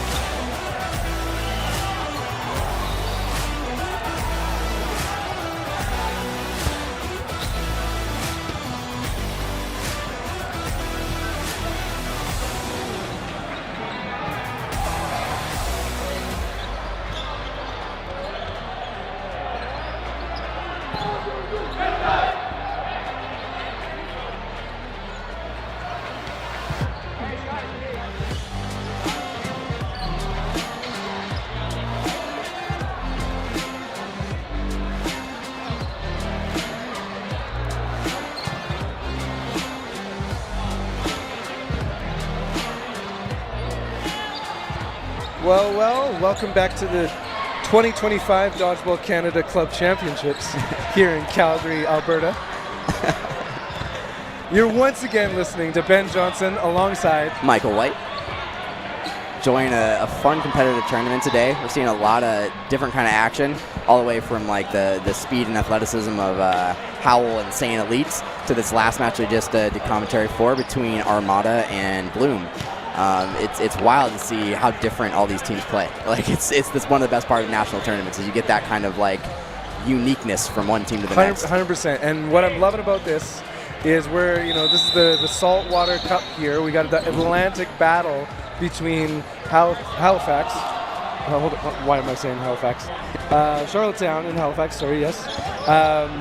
And so Nova Scotia selections, we mentioned earlier between us, the two teams coming out of PEI. Small towns, small communities, they know each other well. This is a big trip over, so we're very thankful to be streaming right now for everyone back home, family members, spouses. This is just like, they know these players well, they know these boys can play. And many have played for many years. Brody Champion was saying, he's like, I've been playing for as long as some of these people have been alive here. You know that life. I'm getting like, there, yeah. I'm out here recruiting players local to me, and I'm like, man, I'm that guy now. Yeah, welcome Gen Zs. We need the young ones. We want more. Meanwhile, Riptide, they used to be the young kids. They've been playing together for 8 years now. 4th place in Nationals in Montreal 2022, and shots fired. And a sore body right now. Yeah, that might have been a pulled calf. It looks like he kind of came down on his right leg. We were briefly mentioning Tristan, and oof, yeah. Okay, well, hopefully just an odd start to the opening rush. Could be a leg cramp or something. He's flexing it. Doesn't look like he's in too bad a shape. Hopefully nothing that's going to hold him back. Is limbed. Tardif as well. So I would say fan favorite, also just kind of nice guy, Dalton McKenzie. He's hanging back right now, number 12, so keep an eye on him. Okay. Hard throw, Canadian national player Devin Sivens has represented, he's on Riptide right wing. Okay. He's represented Team Canada. Meanwhile, Barkhouse and Sokoluk take one out. And actually, we can work on your East Coast is like dairy. So and it's like they kind of say car like with an R. Yeah. Well, and kind of East Coast USA can have some of that too, right? I don't know if it's a true representation, but I've watched some Letterkenny if you're familiar. Boy, am I ever. I love that show. How you now? Good ups. Targeted Sokolik, and he's a limb now. 1v3. All right, getting some one-on action early on in this set. Lawton pushing up. Big bodies. Ooh. More like just tall bodies, right? Like it's not like we've kind of seen some real racks of rib here. These guys are just tall and lean. They're not football players, but they're big. And what's always impressive is how players like that can be mobile, get small. Conversation going right now. Yeah, it's actually, I think one of the cool parts about dodgeball is that it brings out an athleticism in taller players that you don't see in other sports. Because really, like, being really strong isn't that valuable. Like, obviously, being able to throw a ball, sure, great, but that's not necessarily as much about strength as it is about kind of throwing mechanics. And using your length as a taller person, and then you have to have that combo with your ability to survive, your agility, right? So there's a neutralizing issue with like every strength. If you're super strong, okay.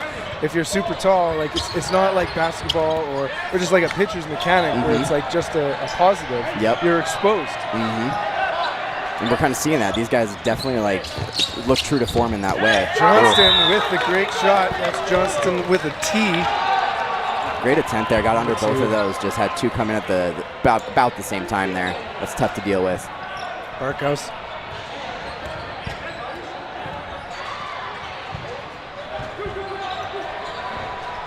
Oh, yeah. Are you familiar with the Rushdown podcast? We did a little shout out earlier today. We'll do one more now for the Rushdown podcast run by Kim Wynn, one of the members of Outsiders.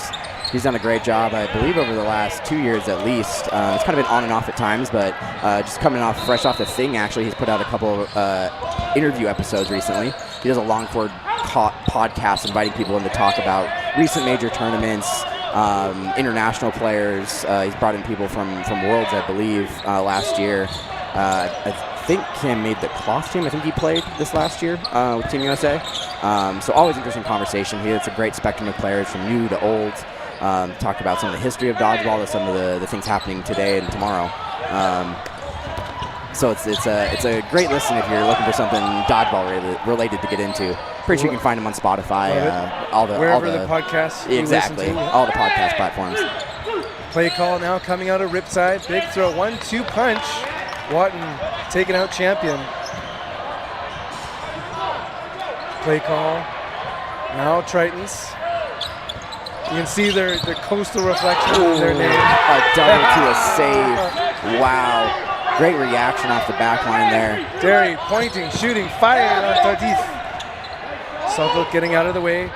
McKenzie pushing, protecting. Wasting no time there to get the 3 balls on 1 target. I like that speed of execution.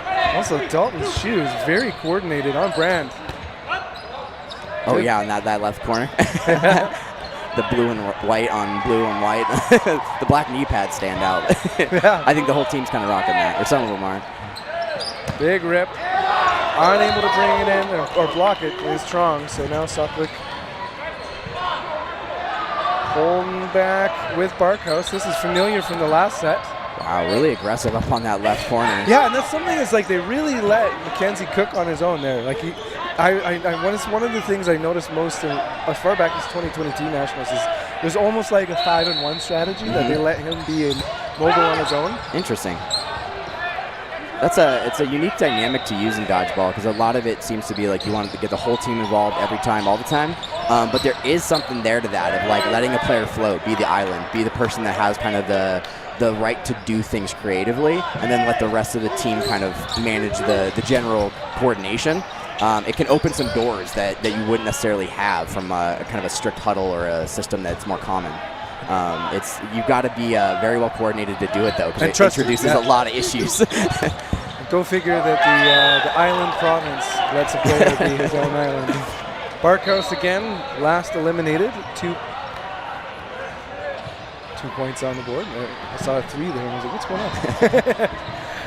Well, yeah, 2 hard-earned wins so far. That was not a quick set by any means. We're already down 6 minutes in the match. Now on court, number 15, Jazenko, ready to take a toss back, as well as number 23, Murray.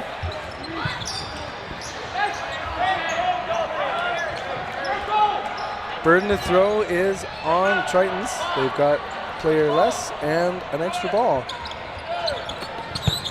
Big shots. Counter is successful, taking out Strong. Derry out in the process. Yeah, maybe a little overcommitted in that group throw. They kind of approached the line in one rhythm and then decided to throw it. It kind of created a tell, and that opposite corner decided to punish him for it. Meanwhile, some good news. I think it was Tristan Evans, if I recall correctly, who had that opening rush injury, and he's good to go. Oh yeah, he's back on court. Doesn't seem to be limping on it. That's good. You not want to see people get injured on day one. You don't want to see him injured at all, but at least get a play into the playoffs, I would hope.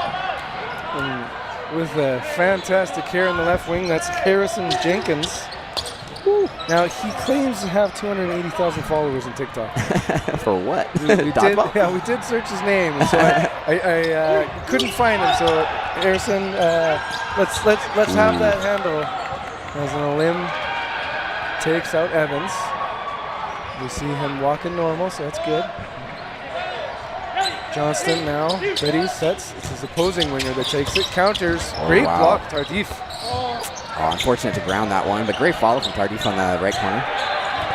Realized they had some open space there and took the shots they could take. Earning the 2v2. McKenzie, 2 balls in hand. Ready, set. He sends it between targets.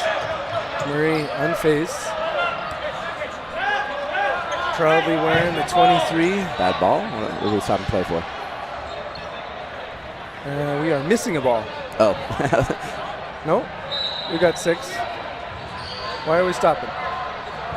Oh, they're stopping time. Maybe he was trying to call timeout? I don't. Huh.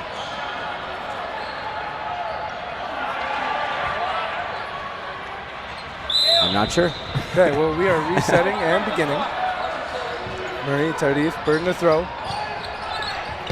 McKenzie sends it back. Yeah. Yeah. Johnston saying, yeah, I got him out. Don't waste the ball on me. And McKenzie taken out there. Yep. Good action. Falling behind. 2-0 now, 2-1. So ending that point streak. But yeah, it was a kind of an obvious tell on both sides there. One side was trying to double on the thrower because they had burden to throw. The opposite corner was making it obvious that he was going to rush. He was over there twitching, and it became a little too obvious, I think. So once they threw, they were a little prepared for it. They were able to get away without getting hit, and that allowed them to close the game in 2 clean hits there. That's when you get that frenetic energy. It's like, I know what you want to do. It's so hard to play without showing what you want to do, right? And even the best that do it, you know, you can't be perfect, right? You get so eager. You might think people don't know, and they'll still know. Winger on winger violence here. Watton taking out his imposing end. Well done. Player advantage now, Riptide. Their burden to throw. Derry in the middle with the play call. Getting Simmons. It's got a left-right sweep on it.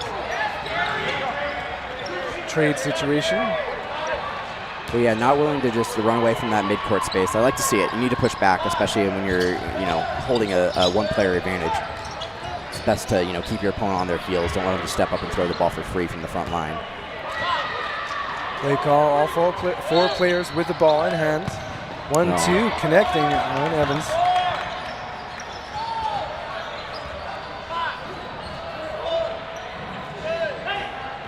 Four v4, hard on target, sniping out the shoe of champion. Johnston, it was Watton, high-low.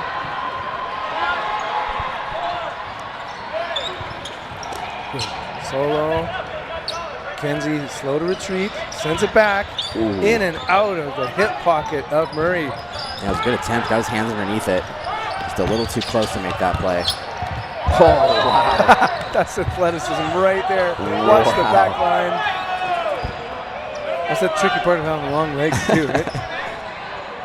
Well, I mean, honestly, yeah, that guy reminds me of another player from Portland. Shout out to Greg Long. He's one of the craziest dodgeball players I know. He dresses himself up in all this padding, and he just goes airborne like that and then comes down on his body, like his hip, whatever else.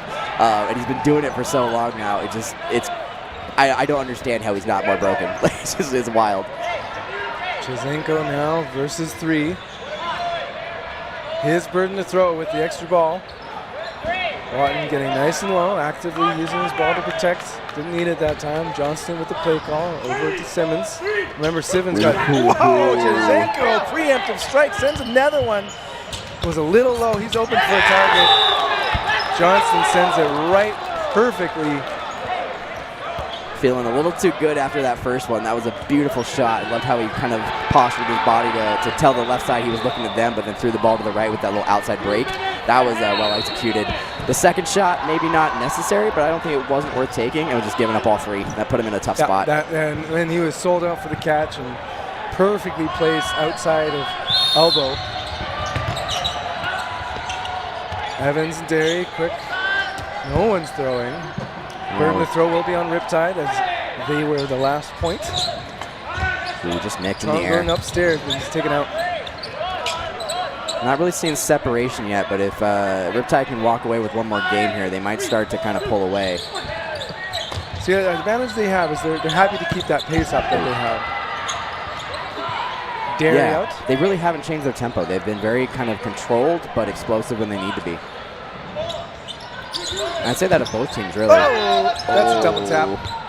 Looks like it from this angle. Ref saying he's safe. Okay. Maybe a glance to the ground first. That was a close one. 1 minute. Saplik lives to see another day. As the Simmons pushing up, checking in with his teammates. Evans saying, hey, hold on, let's make a play call.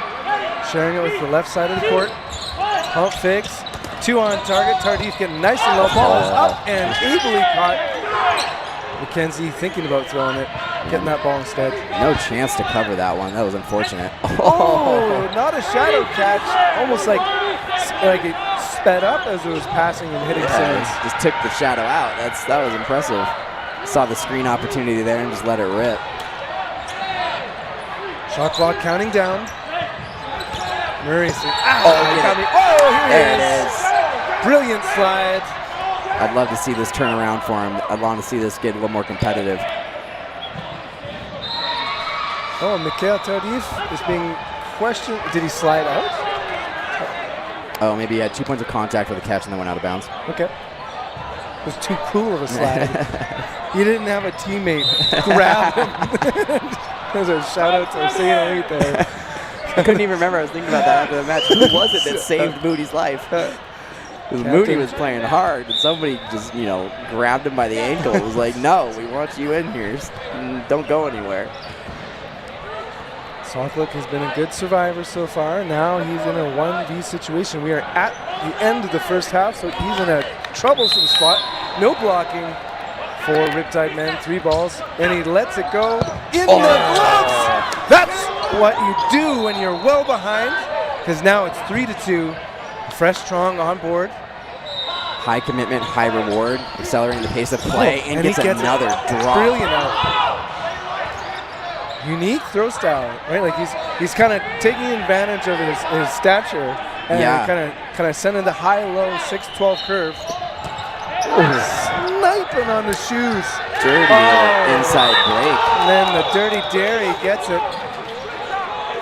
I can see the experience showing through on Riptide, the way they're throwing the ball. I mean, both teams, but Riptide's really got like this kind of poise to when they throw. They kind of see the opportunity and know how to finesse it to make it more effective. That last throw was a great example of that, kind of seeing a player off balance, placing it low and just letting it bend right into his foot. It's one of the most beautiful things about the 7-inch foam balls is like, if you're not familiar and like say anyone with baseball, you're like, oh, you can put movement on it because the seams. Yep. And very hard, firm seams. And all there is just like the one kind of compression spot to fill in. And so if you're like outside of that, it's just like gripping that ball and hand placement and and of course like that shoulder movement. Like sometimes it's just like painful to watch. Yes. It's just brilliant to see players have pitches, which like I don't know about you, but like that 7 to 10 years ago, it was just hucking balls kind of hit. Well, yeah, it's like I liken it to like a ping pong ball or a wiffle ball. It's light enough to where you can get that kind of movement on it. So it really allows you a lot of creativity with how you throw the ball. Contrast that to a baseball. You can throw many different curves on a baseball, but it's less dramatic, right? A ping pong ball, you throw that kind of curve on it, it's going to bend hard. And it's got a cycle that can, right? Yeah, exactly. So the 7-inch is kind of in between those two. It's got more weight like a baseball, but it's still a larger, smaller than other dodgeballs, but a light enough ball to really catch air and drag that spin into different curves. That finesse is really what I think makes it one of, if not the most creative ball type to throw. And that, in turn, challenges catchers, which is an interesting level of the game. I think a lot of people describe 7-inch foam as a thrower's game. I wouldn't say that's necessarily wrong, but I also think it drives more competitive catching. I think it creates better catchers because they have to respond to that, right? You can't play dodgeball and not catch. You could, but it's not going to be very fun. Okay. 1 point of contact. Yeah.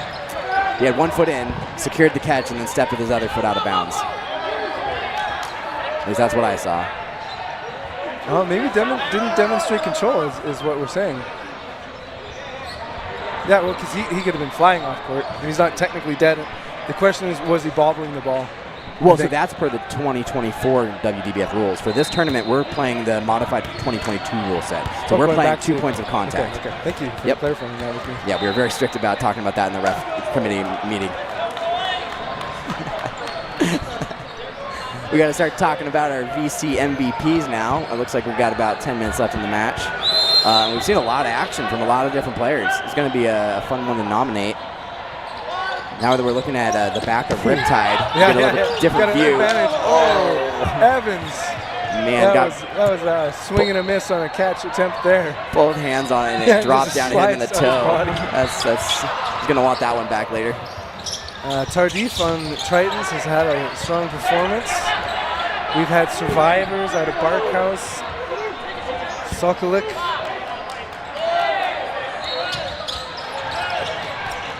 We haven't had dramatic moments, unlike Johnston's had some good finishing moves. Yeah, remind me of the name. It was number 2 on the Triton's right corner. He made that big catch in the game. Oh, yeah, Sokoluk. Stefano Sokoluk. I think he's going to be one of my nominations. Yeah, he had that up-down curve. Yeah, he's getting creative. I think he's kind of working into the way he likes to play throughout this match. I wouldn't be surprised to see more highlights from him as we go. Burden of throw on the Riptide men. Hailing from Charlottetown, PEI, home of the 2019 Dodgeball Canada Nationals. Johnston with the play call, sharing it with his wingers. Watch Simmons. Johnston calls his own number. Simmons protects himself. Quick into the attack zone, providing pressure. He gets countered, unable to bring it back in, but it's a trade situation. Simmons got his back. Well, Johnson has just got this agility about him. We've been seeing it throughout the match, that like aerial dodge effect that made us think of Moody. The way he's playing right now, he's just very active in the face of the opponent, drawing so much attention, but not getting out for doing it. I love to see that kind of demand of attention. Oh, using 2 blockers, yeah. I'll give him a nomination. Oh, that was a catch! He snagged that. Oh, wow. It was a no look. That you can't. Like, I looked down for a second. Oh my goodness! It was like, oh, game over, but then it just stuck there. Ooh, good counter there from Johnson. Can he come out of this? Yeah. Ooh, he's real close to that back line. The intent doesn't matter at all. Oh, but that one is intentional. Let's go, Johnson. Nearly ripped that ball apart. We'll let you throw your votes at that guy. Why not? TJ, number 2. Wow, all right. Well, Simmons should be happy with that one there. Thank you for Simmons. So, do any of those boys make your potential MVP list here?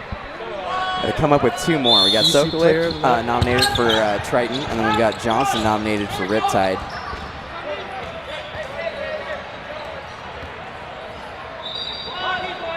We have a couple different players coming in now for Riptide. Hayner, number 10. Yeah, actually, good one. Shout out to the second half. Tyler Hayner. Yeah, Johnson stepped off after that last catch, it looks like. Also, shout out to his family back home. Ooh, another live save. Oh, got it. Derry. Great follow-up. I think McKenzie probably has earned his spot here.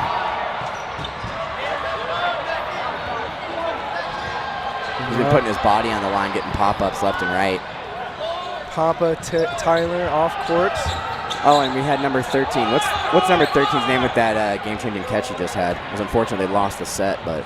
Oh, on Tritons? Yeah, Triton, number 13, their left corner. Mikhail Tardif. Tardif, oh yeah. Hey, a man of the hats. He was doing a lot on the back corner on that left side in the first half as well. 4v3. Player advantage for PEI. Simmons sends it wide of target. Champion get a nice and low, but he's targeted again.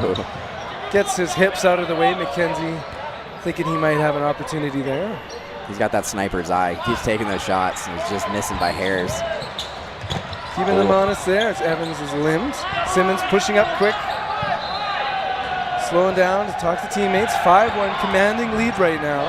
And 5 balls to 1 ball right at the moment. This could be a pivotal moment for Riptide to close this. Oh. And showing why he's one of your potential VC Ultimate players in the match. Tardif targeted with many balls. That's what it takes to take him out. And Sokolik still on court with McKenzie. We're just kind of waiting on Johnson to get back on court. Whoa, right at us. Champion now against 3. Will Champion be the victor, or will it be Riptide?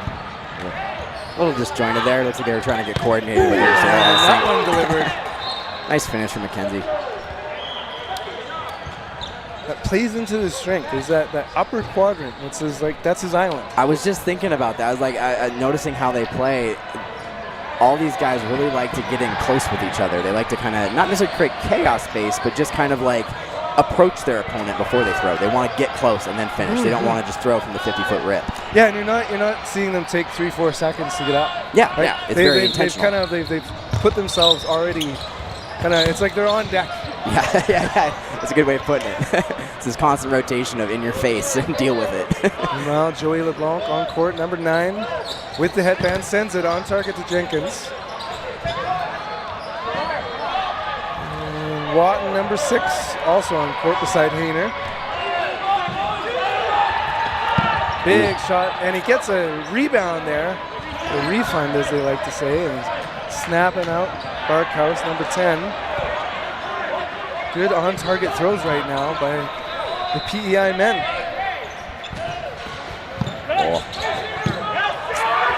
Thud, thud. Tardif is out, as is Trong.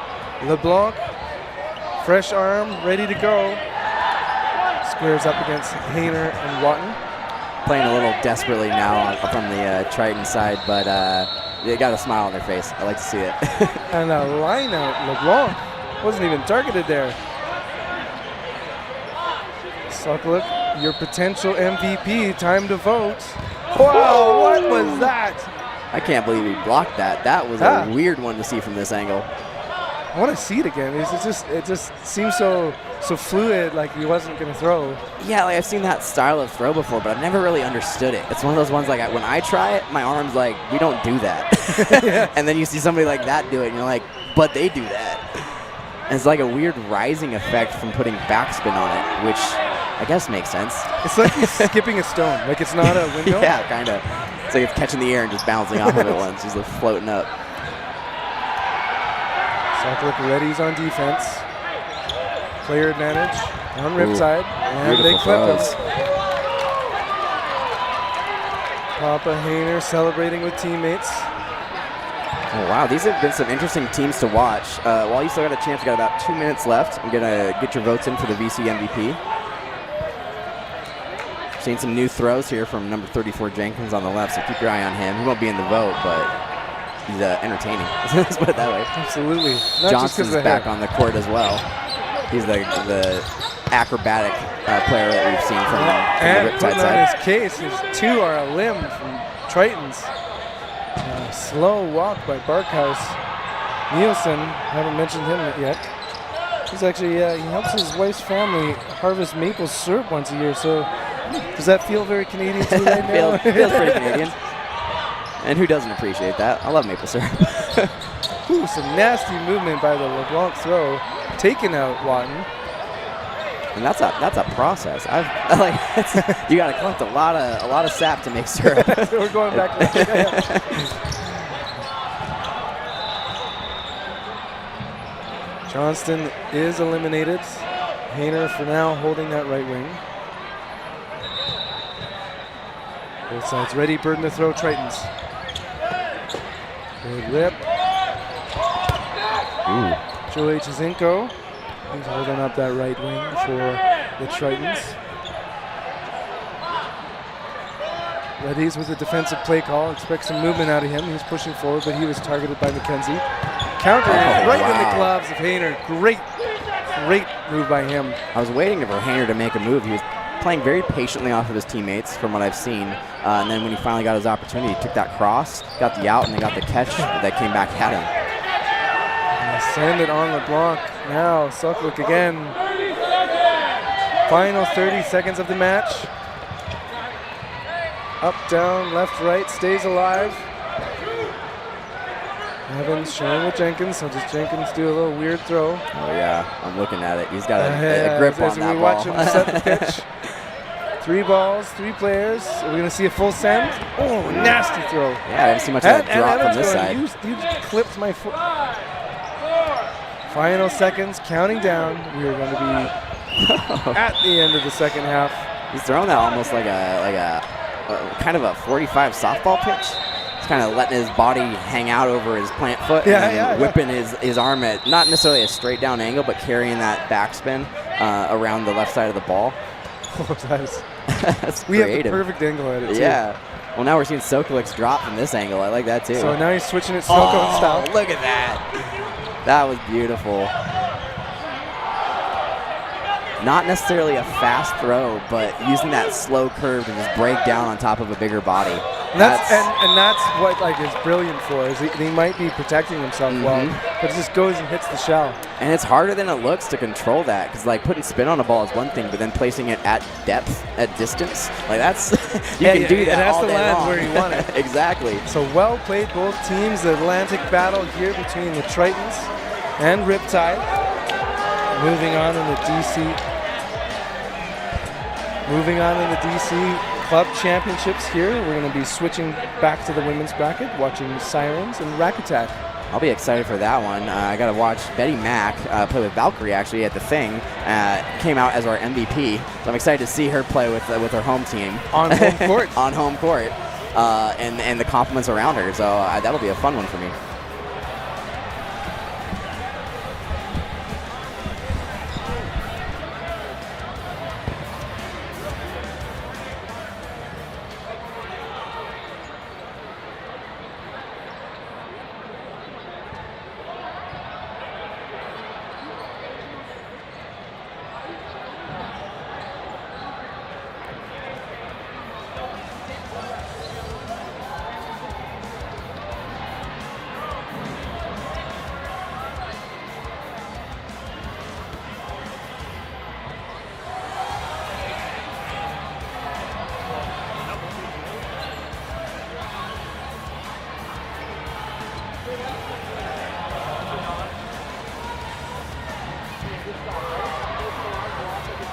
I don't know how it all went. It's like I got lucky. I was honestly when I stepped through, I was like, shit, I'm dead. I think I closed my eyes on that. We got a lot of people in this class. We were very comfortable. We walked in so bad. How you guys doing today? Good. We only lost so far. We need to go in. 6-4, but we were up 6-3, and I don't know if the guys on the court were that like nervous for winning a lot, but they should have been. They should have been. So like, it was TJ fucking closing. Yeah. Bro, good shit. That player's in it. I was yelling at the Kale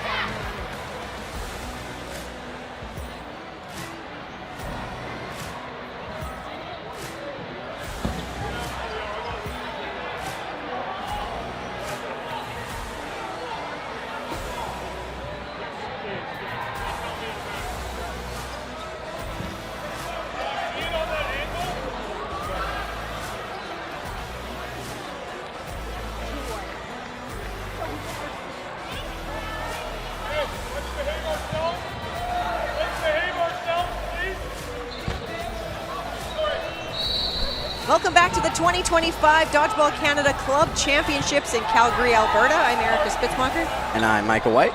And we're joined by a couple of phenomenal teams from across Canada, kind of covering both sides of Canada. We've got the Sirens from Nova Scotia, and then we have Rack Attack from the home team from Calgary, Alberta. Both these teams have played together a long time. Nova Scotia actually does selections for this team. They do have a couple of players that are not from Nova Scotia. We'll see Jocelyn Luck on the left wing from Ontario. From our point of view? Yes, left on from Gotcha. us, yeah. And an early hit on McKim. Rack Attack have played together for quite a few years. Missed out on Nationals last year. It was a really big upset. Everybody was very surprised that they weren't there. So they're definitely here to show them that they're still incredibly talented and relevant. And there, Tiffany Trung makes a catch on Tiffany Wong. Middle of the court, not really a bait catch, but it looked like it. Yeah.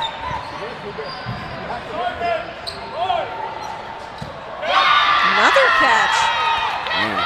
Sirens, wondering if they've been on a rest a little bit. They're looking a little cold. Yeah. Some of those throws just don't look like they have the pepper on them that they could have. Gia Bader taking out Jocelyn Luck. Sirens left with two, Angie Miller and Amy McNeil. McNeil, a long time dodgeball player. She's been on Team Canada several times. Maybe twice, actually. I've said several. Twice is probably the right answer. Miller with a nice throw, but Bader able to block. Oh, well. Got one off first on that right corner. I didn't even see it. And we're looking at Rack Attack full power.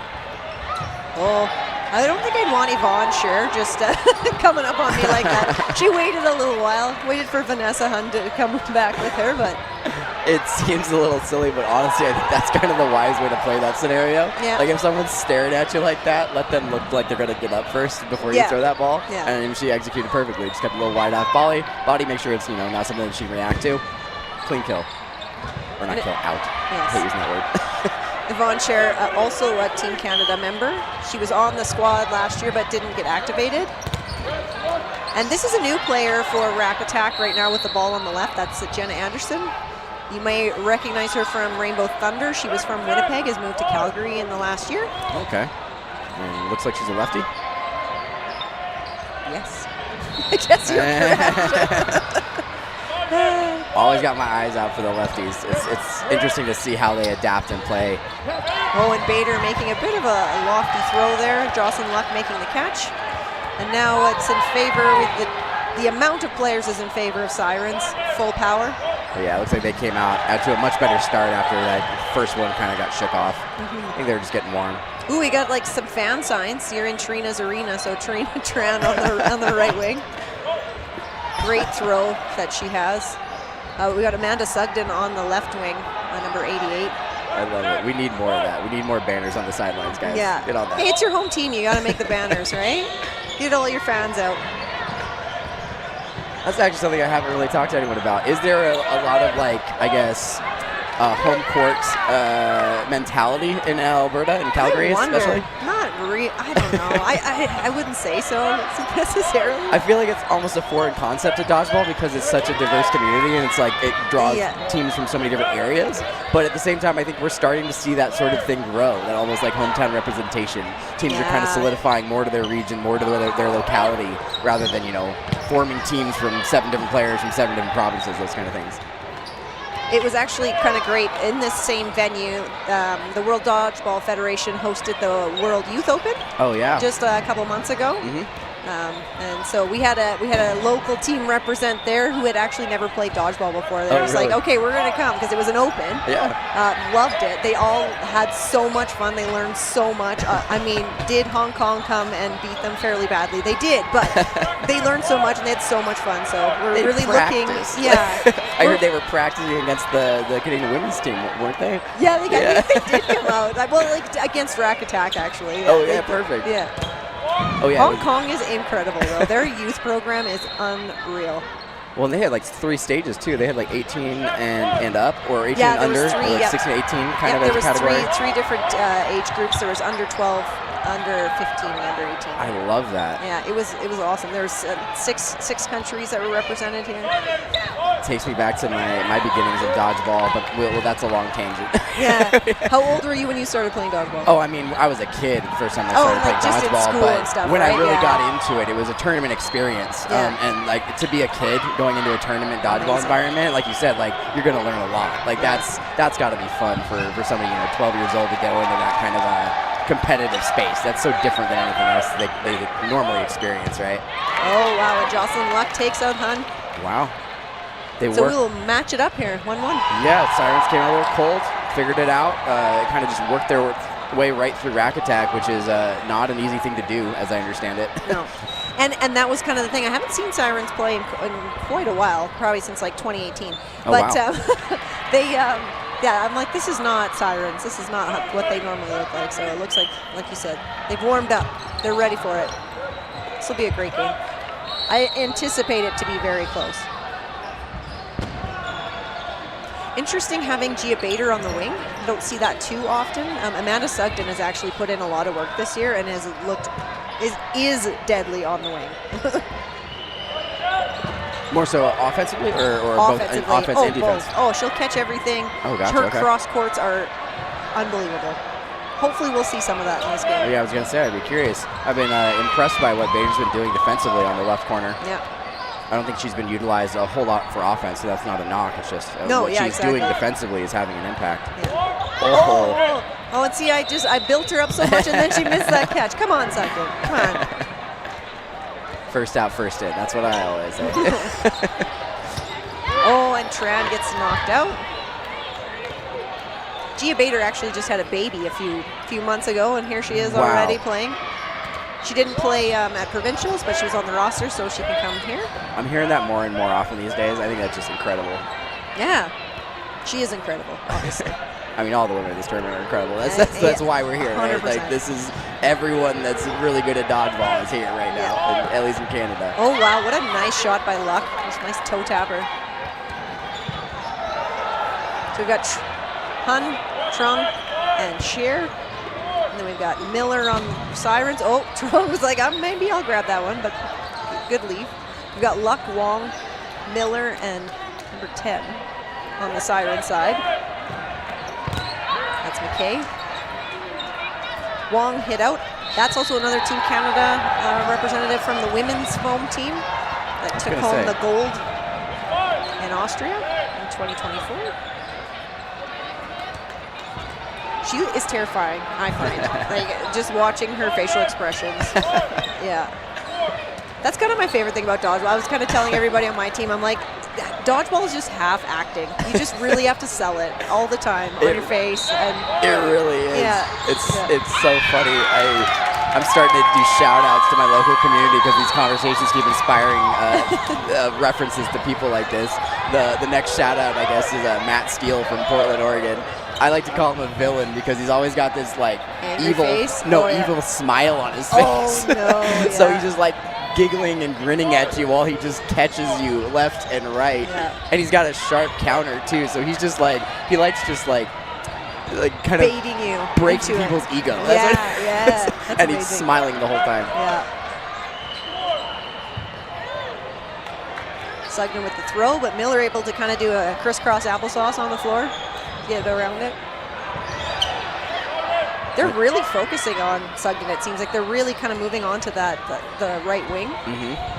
I would also do the same. I don't like when she throws at me. Nice throw there.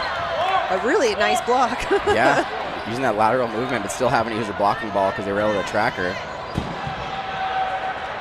Lots of balls here for Sirens. Trung making, and another catch by Trung. I think that's the third catch this game. Yeah, start taking notes over here. Yeah. That was impressive. Very nice. That's the second bait catch I've seen from her. On the first comment, I said it was like a bait catch, but not really, because I mean, yeah. Who actually does that? Apparently, she actually does that. So. That last group throw by Rack Attack, a couple sailed a little high there. So unfortunate they couldn't capitalize on the 4 balls. But I think McKay is out, so thinking about it. And 1 more point for Rack Attack. They're going to take a timeout and talk about it. They do have a coach, but he plays on future. So he's probably playing right now. Unfortunately, they're in the same pool, so they won't always have their coach with them. You know who that coach is? I'm learning names now. It's Nigel Wong. Nigel Wong, okay. Yeah. I have heard the name. Yeah. And Sirens also have a coach of Stefano Sokolic. But he's on the Tritons team who just played. I gotta watch that match. Yeah. He was one of our nominees actually for the MVP as well. I would have, yeah. I watched some of that game as well. He was amazing at staying alive. Yeah, he's really good about using his court position. I'd say he's the type that likes to bait. He likes to put his body out there, but he finds a lot of success in doing that. Yeah. And then in combination with that, his throwing ability, just throwing these like drop curves, not like a fast breaking ball like most baseball pitchers would do, but more of an open hand curve that just slow and steady and drops on top of somebody when they're not expecting it. Seeing him finesse that placement was really impressive. So this seems like kind of an interesting time for Rack Attack to take a timeout. What do you think they were kind of talking about? I appreciate it, actually, especially in round robin. I think making early adjustments because you can, not necessarily because you have to, is actually a really keen strategy. I think it draws more value out of the timeout if you can afford it. Because like you said, if you're really trying to win and you're trying to place for seeding, you may need to save that timeout for when you need it, right? Yeah. But if you can, take a timeout when the game hasn't really gotten away from you and you can still kind of shift things around, try something different, I think that's actually, it can provide more value throughout the course of a tournament. And talking about changes, for the Sirens, Hannah Finley has come on. Let's see if I can pick out a face. Second from the left? Second from the, yeah. All right. There Yeah. Betty Mack getting the ball at the line. Yeah, finally seeing Betty Mack on the corner.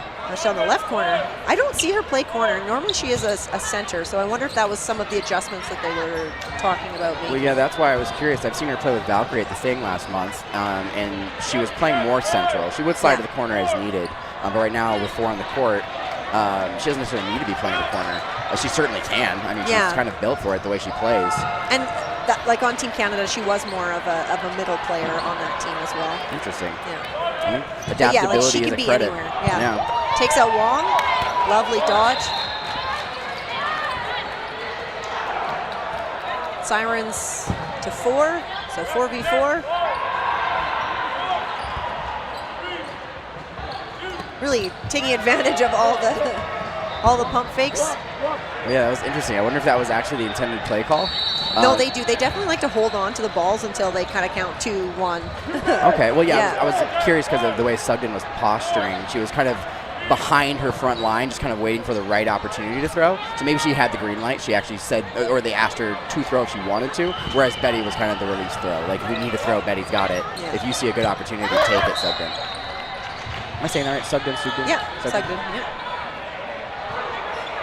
Good response from Sirens, weathering that storm of offense from the Rack Attack side, and able to respond and take out Sugden. Oh my gosh, what a lovely dodge into the catch.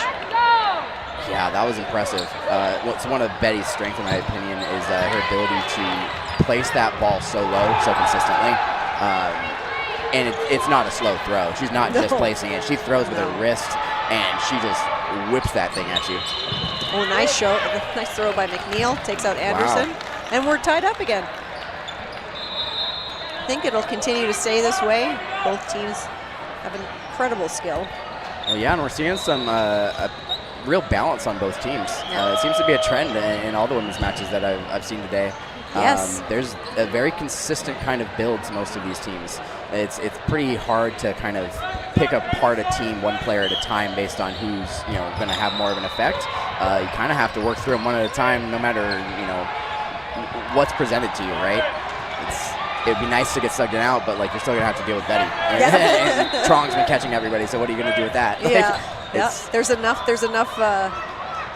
hard things to do on this court. Yeah. In a way, it's almost like I think that should be the expectation of a high level. Is that you need to forget about who the player is and who you're targeting, and more so focus on how do you guarantee or create a high or inefficient out, right? It's not about taking 3 shots to hit that one player. It's about taking 1 shot to hit any player. Yeah. That's how you ultimately dismantle a team, is with 6 throws. You hit 6 players or you make a catch, but ideally you're not hanging yourself out there and, over-expending throws trying to get somebody out just because they're the threat. They're the most intimidating player. That's something I've really had to adjust to, I find, in this game. I just want to get the hardest throwers out first, but it doesn't always make the most sense, like you say. So Wong throws from the left wing. Anderson throws it back again. We are into no blocking now. Oh, we are? Wow. Yeah. Time's flying in this match, too. Yeah. It's a fun game to watch. Yeah. I really enjoy Ariana Card's throw in the middle there, number 9. She's also the president of Dodgeball Nova Scotia. Oh, really? Yeah. Oh, and Finley gets knocked out.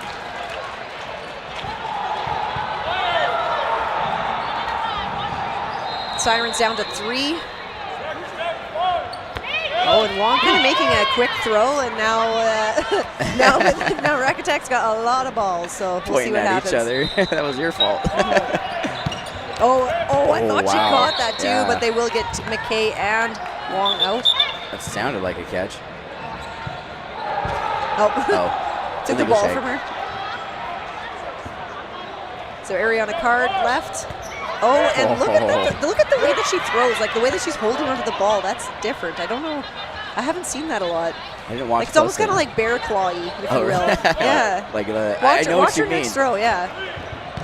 Oh, but she won't get one. Unfortunately, not in this game at least. Rack Attack takes that point. Still a close match so far. Yeah. And not really a fast-paced set. I have seen some of the women's teams kind of be a little more aggressive, be more responsive and counter-aggressive off the back line. This seems more like a poised and patient. Like, we want to get coordinated and pick our target and place our shot, and they'll just kind of live with that exchange. Yeah. Both teams kind of finding ways to get ahead, in that I guess, throw-for-throw matchup. Although we did see some big catches early on. I wonder if that'll continue to carry throughout the rest of this. Yeah, why don't we? Let's see. We need a shout out to our Rushdown podcast, a dodgeball podcast that's run by Kim Wynn out of the U.S. One of the players from Outsiders. If you're familiar with some of the top teams in the U.S., Outsiders is one of them. He's been doing a great job of getting different players onto the podcast for a long-form podcast conversation, interviewing players from old community members throughout the U.S. to players from Worlds in Austria last year to more recently even young players coming up in the U.S. like Logan Garrigue, another Outsiders player. Oh, yeah. Only 18, much like the young Nick DeChenko playing with the Mavericks. I think they actually talked about in their most recent episode about those two teaming up on a team here eventually. Stuff we love to see is that combination of young talent coming out and testing some of the old wise ones out here. That is like, I'm the president of Dodgeball Alberta, and that's kind of like our biggest focus right now is like, let's get the kids in. We need them to come in, and we've seen a little bit of, with the World Youth Open, we've seen a little bit of build there. No leagues in Calgary yet, but that's something we're hoping to build on in the next little while. Oh, Jocelyn Luck just bobbles that ball about 4 times, but is able to bring it in and bring back McKay. And the Sirens will talk about it and get that throw down. Mac unable to bring that one in. Wow. Yeah, they've got her number. Yes, Sirens is really like kind of just taking Mac off the court one way or another throughout this match. Not necessarily like just outright, just cleaning her off the court. She's putting herself in good positions trying to make catches, and it's just not working out for her so far. Yeah, and her dodging is so strong that might be time for an adjustment there too. Yeah, that may be the transition. If the catch isn't there for you, it's usually best to kind of recognize that and lean into your other strengths. Yeah. And Betty certainly has other strengths that she can lean into. She's got all the strengths. I'd be curious if they were to put her more on the corner, if she'd be able to kind of let her arm go a little bit and just start working with that, play more offensively than defensively. The one thing that's nice about Rack Attack, though, is like even if Betty Mac's not having her best game, they have such a great team behind them that they can make adjustments and everybody can contribute in different ways. I feel that's the same thing for this Sirens team, too. Mm-hmm. And even credit to that, if Sirens is focusing on Betty, that means that she's alleviating pressure from other players on her team.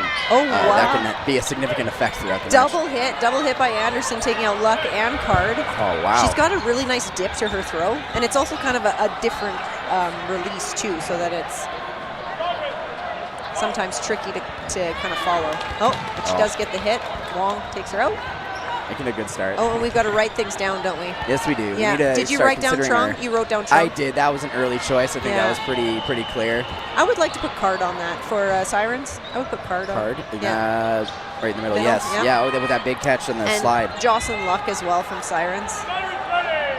On the Rack Attack team, yeah, we had put Trung. I think Vanessa Hun probably too. Number 3 in the middle with Trung. Oh yeah. Yeah. I think those would be my Those would be my choices, but I'm open to suggestions, obviously.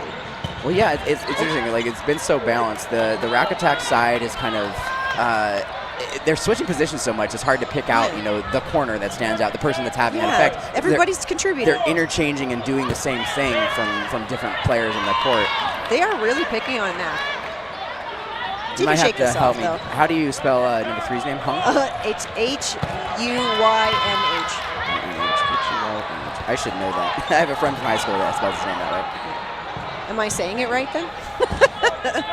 Well, my friend Philip Wynn says Wynn. Oh, Wynn. Oh, that's probably more correct. And then we need to nominate one more from the Rack Attack side. Trung, right? Sorry. No, we got Trung and Wynn from the. On the Siren side. We got Card and. I already said it. What did I say? Oh, Luck. Luck. L-U-K. Cool. We got our VC MVP votes or nominations coming in for you. Should be up for voting shortly.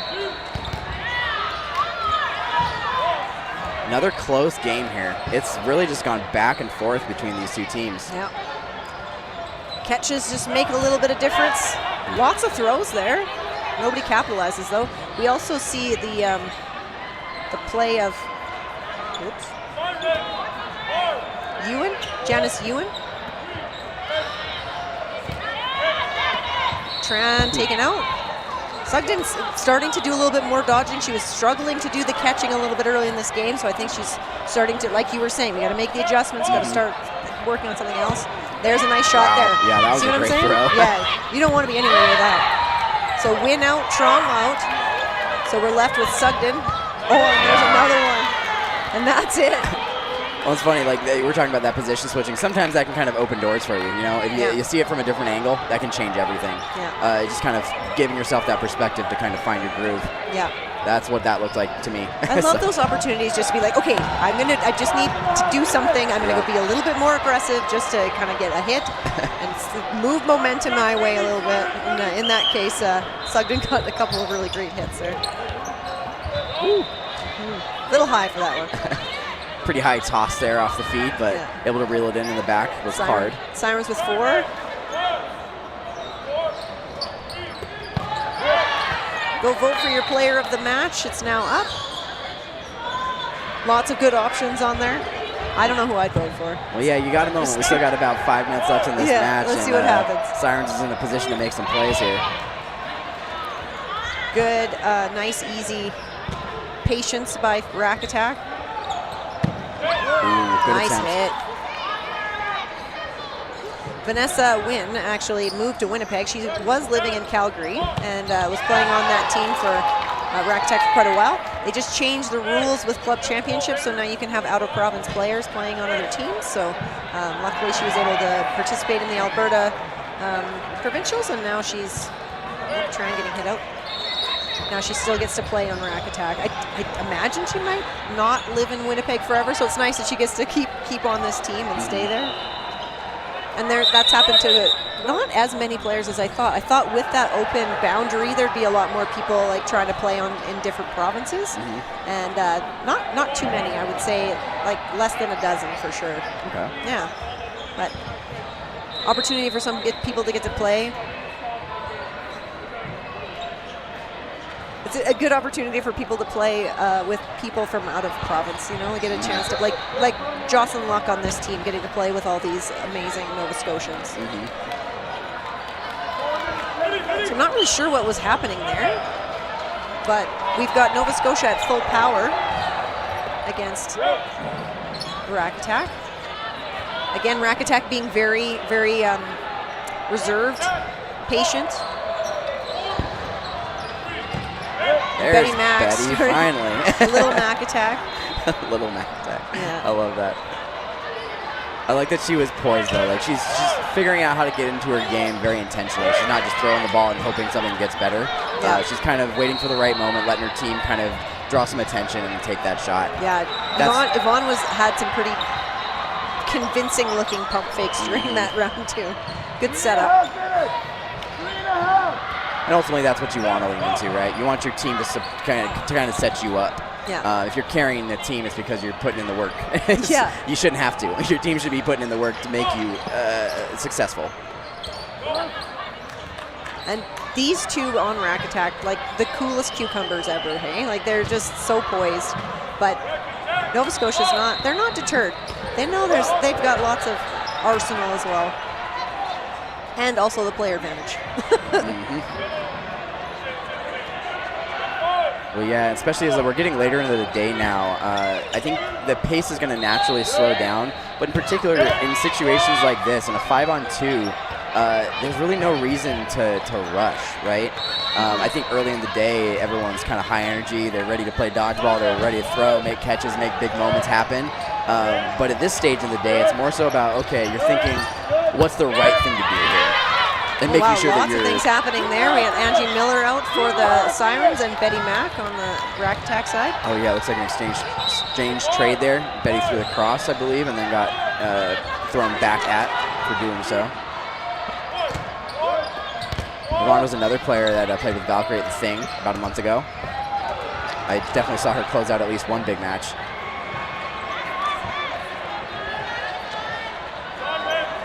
The red ball count over the fence.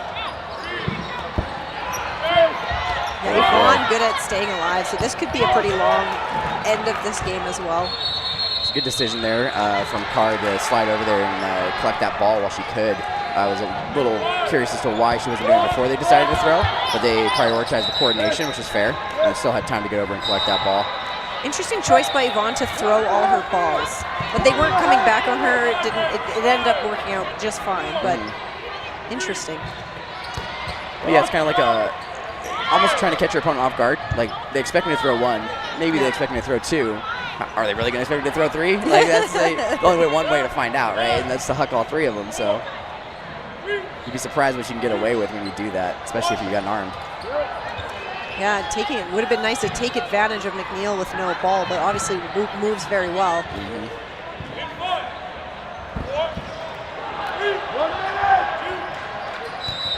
Cher just a great blocker, so with all these balls.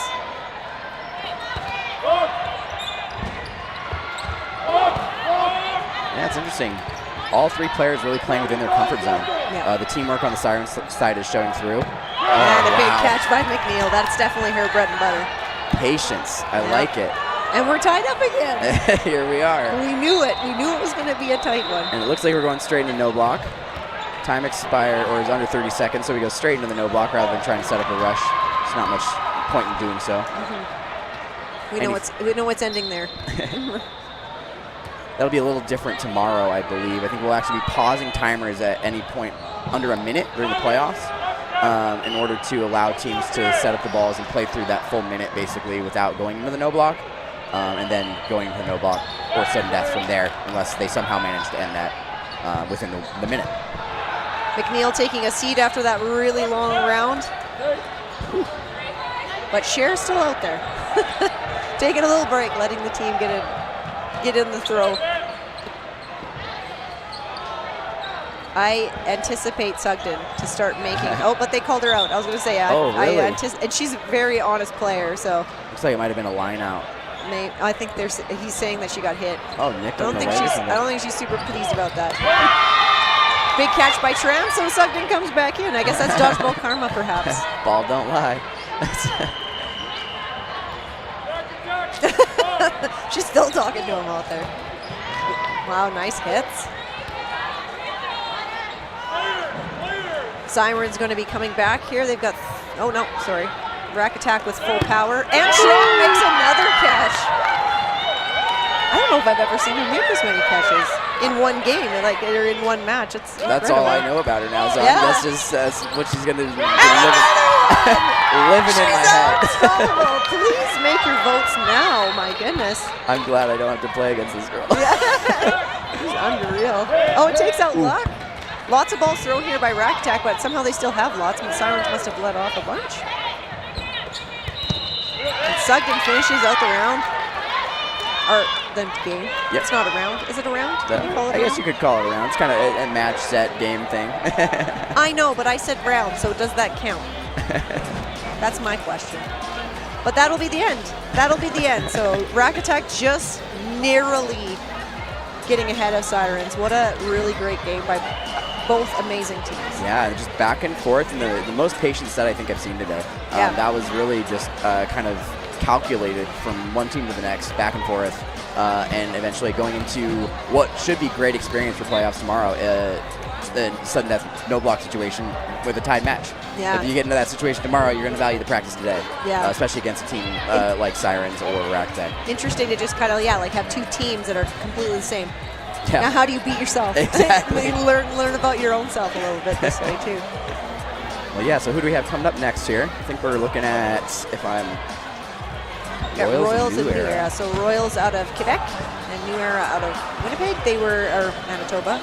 They were the winners of Nationals last year. Oh, yeah, this could be an interesting matchup. This will be a great matchup. Royals really making a name for themselves in the last little while with some young talent like Patry.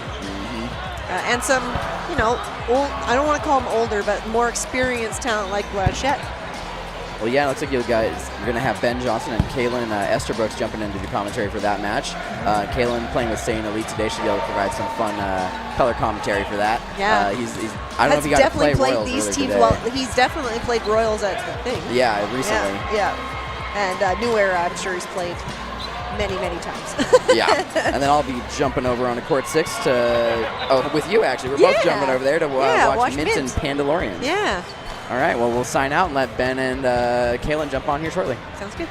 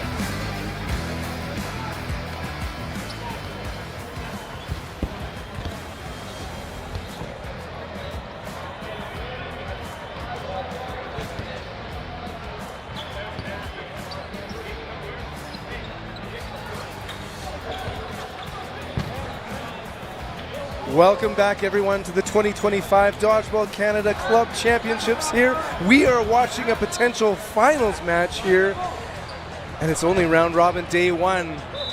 Representing Manitoba on the far end, New Era, your 2024 champions, gold medalists at Richmond, BC.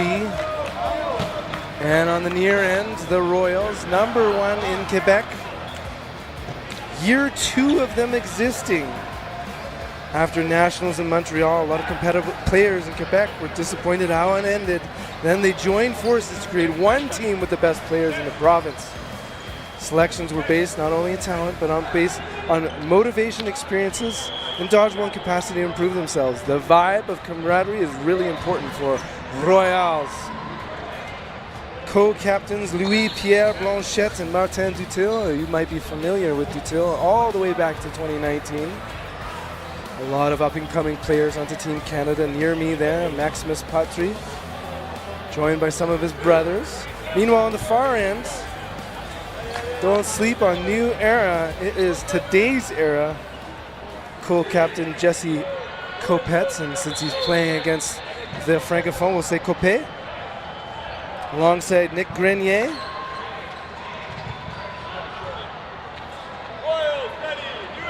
Both sides ready, and we're underway. Get ready to see a rock fight. Dutil thinks about it, pump fake, stops. No throws yet. And it'll be Burden to throw on Royals, and a shot fired and connecting immediately on Jordan Ferris. Burden back to New Era, ball extra ball, there we go. Benjamin Rousseau is eliminated by the Nick Grenier fastball. He's got a heater on him. He's not alone. Dupasquier sends with him. The junior Patry staying alive. Boris, number 3, Maximus, number 1 on the left wing. Expect him to be targeted a lot, as well as Dutil. They are both eliminated just now. 4 players to 3 advantage. New Era ball advantage with Patry 2 in hand. He sends one very quickly in high of Chartier. Copet providing pressure, communicating with teammates. A sweeper missing Benoit. Holzer is eliminated, number 23. 3v3. It'll be very shocking if it's not an even match throughout. Hard throwing, confident men, quick reactions, easy approach to their catch. It's not easy, but they make it look good. And Benoit, number 99, Hugo Benoit, sends that ball. He's got a curve on it.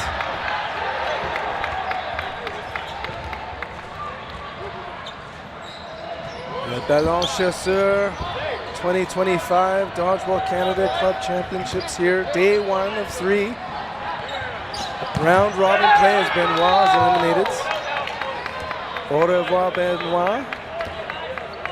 Maximus Patry, along with brother Boris. Ready, set, 12-3. A late throw, counters, not connecting on any of them, and even the follow-up. Chartier thinking about it, but not sending. Burden to throw on New Era. Hard throwing, spinning out of the way is Patry. I don't often see that many players wearing glasses. I'm proud of him. Representing us. Pump fake, hard on target. Dupasquier, great work getting small, ball blocking. All New Era men, ball in hand. Chartier with the throw. Both teams struggling to connect right now. I see Kalen Estwicks making his way as Copet is eliminated. 2v2. The Patry family together, 2 balls in their hands. As the man, the myth, the legend, Kalen Estwicks joins me. He's doing some field research. We had a little bit of team meeting there, go a little bit long. Yeah, but you don't hear that too often. The junior Patry is eliminated, now 1v2. Whoa, right on the hands, but brilliantly blocked. A better catch. DJ Pasquet. feel like it definitely didn't say that right. It's fine. They nailed it. No. Wow, that was like they were waiting to finish it off for your arrival. Thanks, guys. Slowly and surely, they're picking away at one another, and here we go.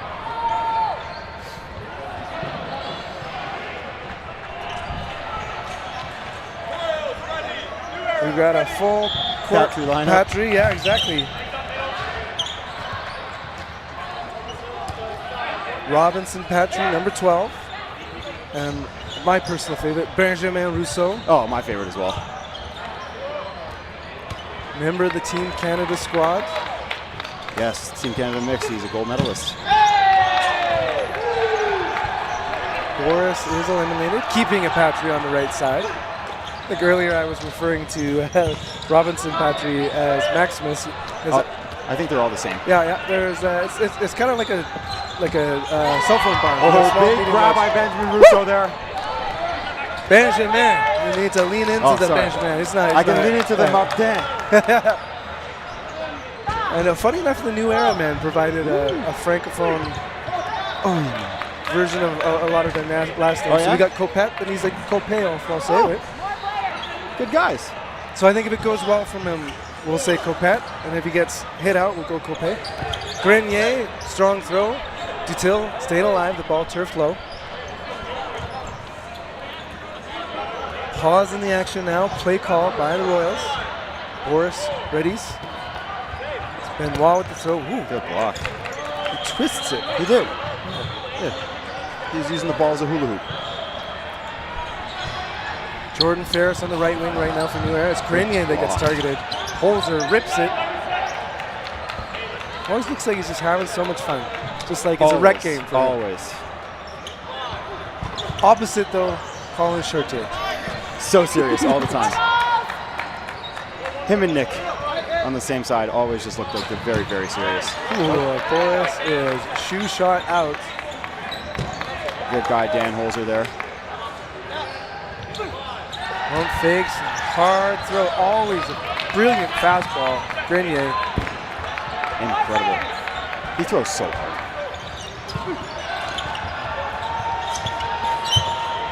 Benoit goes over the target. Jordan getting very low there. Here, readies, pump fake, Benoit moving.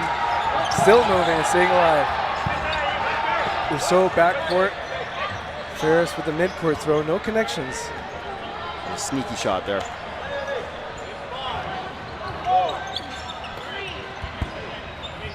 Well, we're locked up again.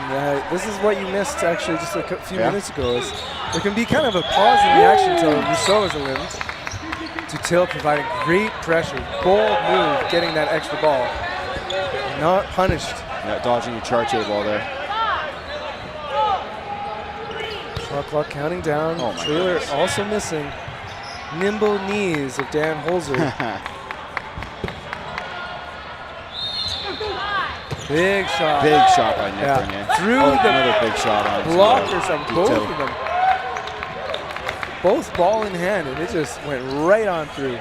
These boys throw very hard. 2-0 lead. Okay, so Royals, they've got swagger, but it's a little quiet right now. Meticulous, one out at a time coming in for a New Era. Nothing too risky. That's just kind of how they play. Nguyen on court. He's in middle, number 18. Normally he runs the rush. Yeah, Lavoie, he's going to do it by himself. He's going to grip it, rip it, toss it all back. Blanchette going for him. Pasquier had a ball in time but didn't get on target. Josh Walsh in the game. Not too Oh sure if he was in there Walsh earlier. and Savard, sorry. Oh, big catch Hey, on there we Colin go. Chartier. Remnants of the gold medal match. Yes. Put your catch counter on for the Chartier catches. Joshua Walsh, if you watched him at the thing, was brilliant. Oh, he was so Speaking of catches. He was so good. He always is though. He's such a good thrower. And you could tell he was vibing. It was just Maximus called that on their skin or something. Ref's call. game of inches right now. Win providing protection for his team. Shares Solid the balls. block. Yep. Lavoie, fresh arm. It's a lefty. Big pump fake. It's Grenier's cannon of an arm. DJ taking off the wing for him. Give Nick some protection there. He's just so good at bringing balls in. Well, and just getting tiny. Oh my goodness. He's such a pain to kill. Pumps and sends it big right grab. into the grips of Benjamin Rousseau. Sorry, I said such a pain. Yes. Solid stopping. And the trailer's good to get to Grenier. And a counter. And a double off of Rousseau and LP. Just like Lavoie plans. Benoit, he's been victim to some hard shots lately. And Savard, his first set, ends in a loss. 3-0 now. How do you stop the train? I'd say call a timeout and regather. Ooh, an early timeout. Early timeout. Yep. Take it early. You're down 3-0. Well, is there any way we can kind of bring back the Royale sweater? We need some mojo. We need a couple more grabs. I think if they just need to celebrate the little things. Yep. Like every little hit, every good like dodge or pump. Oh goodness. Into the grippers. And it was just like perfectly. I meant to like the catch other a way ball, around. not get caught. Yeah. Not to send one solo into the basket of Grenier. Yeah, that's a tough place to throw if you're anybody. Ooh, and it works I guess time. I Crossing. guess it's okay for Maximus. Well, it's sneaky too. Yeah. Like right behind Pesquet.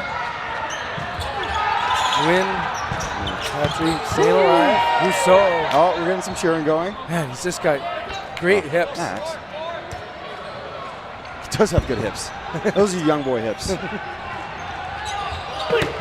Oh, here we go, Boris.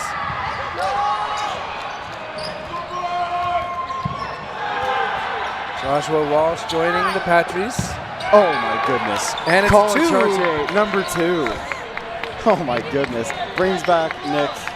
I think, Mitch, if we're looking for a new sponsor, I'd want to Colin Chartier catch counter sponsor. Yeah.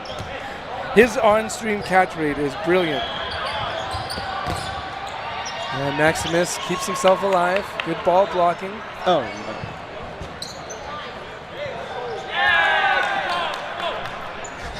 Four players to 3. Advantage New Era.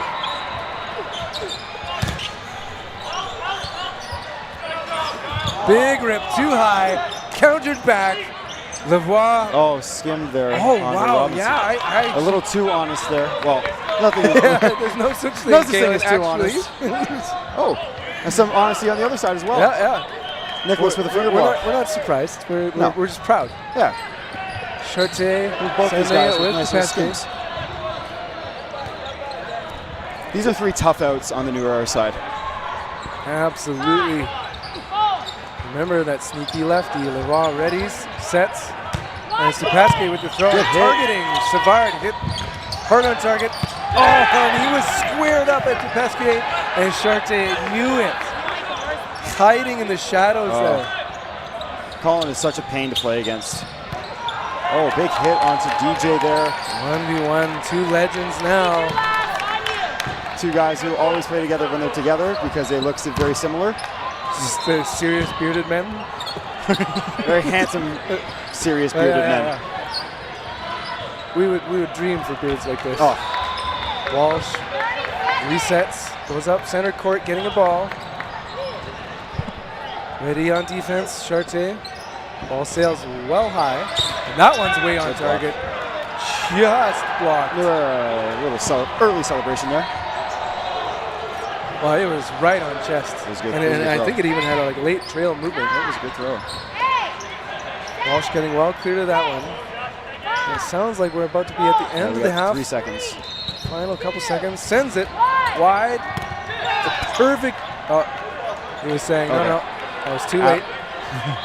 Ooh. That was very close. Yeah, they couldn't. Oh, they did call him. Wait, what happened? Oh, right. I forgot that we're athletes at the end of the day and we're human, so we might need some water. Why are you stopping? Yeah, it's also a little bit hot in this gym. Yeah, it's kind of like the surprise is when you have an enormous pool beside the gym. That it's the world's largest humidifier. Yeah. Not as bad as Austria.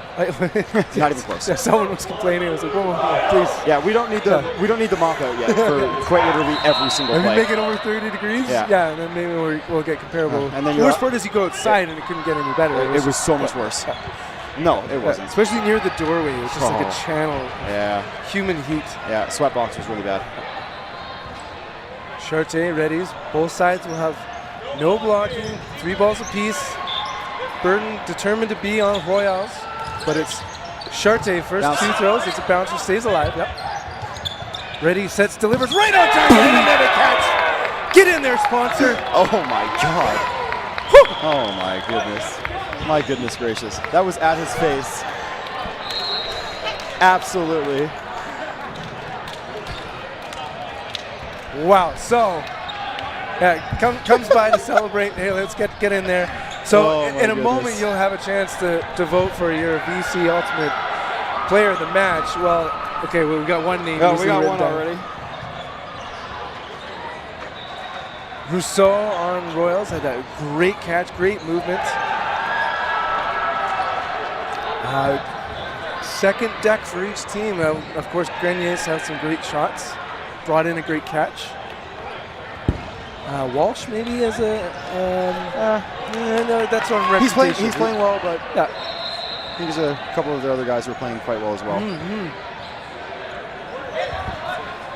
We'll get this nailed down.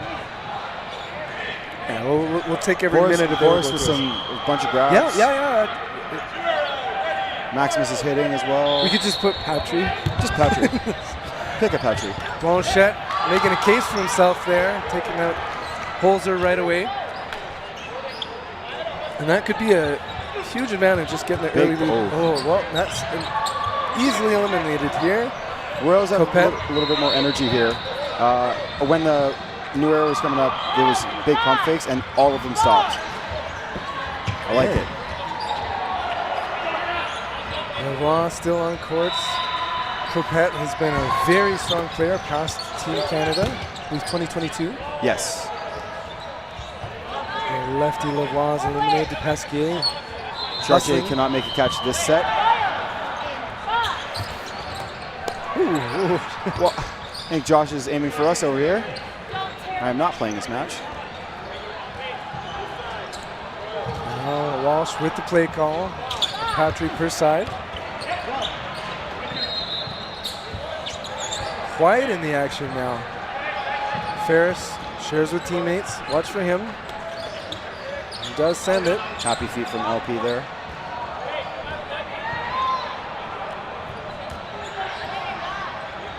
Always feel like he's puffing on his chest. Yeah.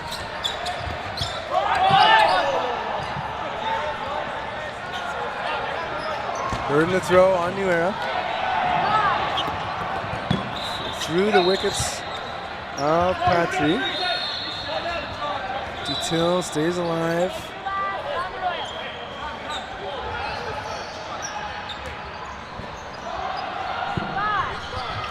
Ready, set, deliver. Missing to Pasquier because he's so quick and just agile, getting out of the way. Doesn't always need to jump.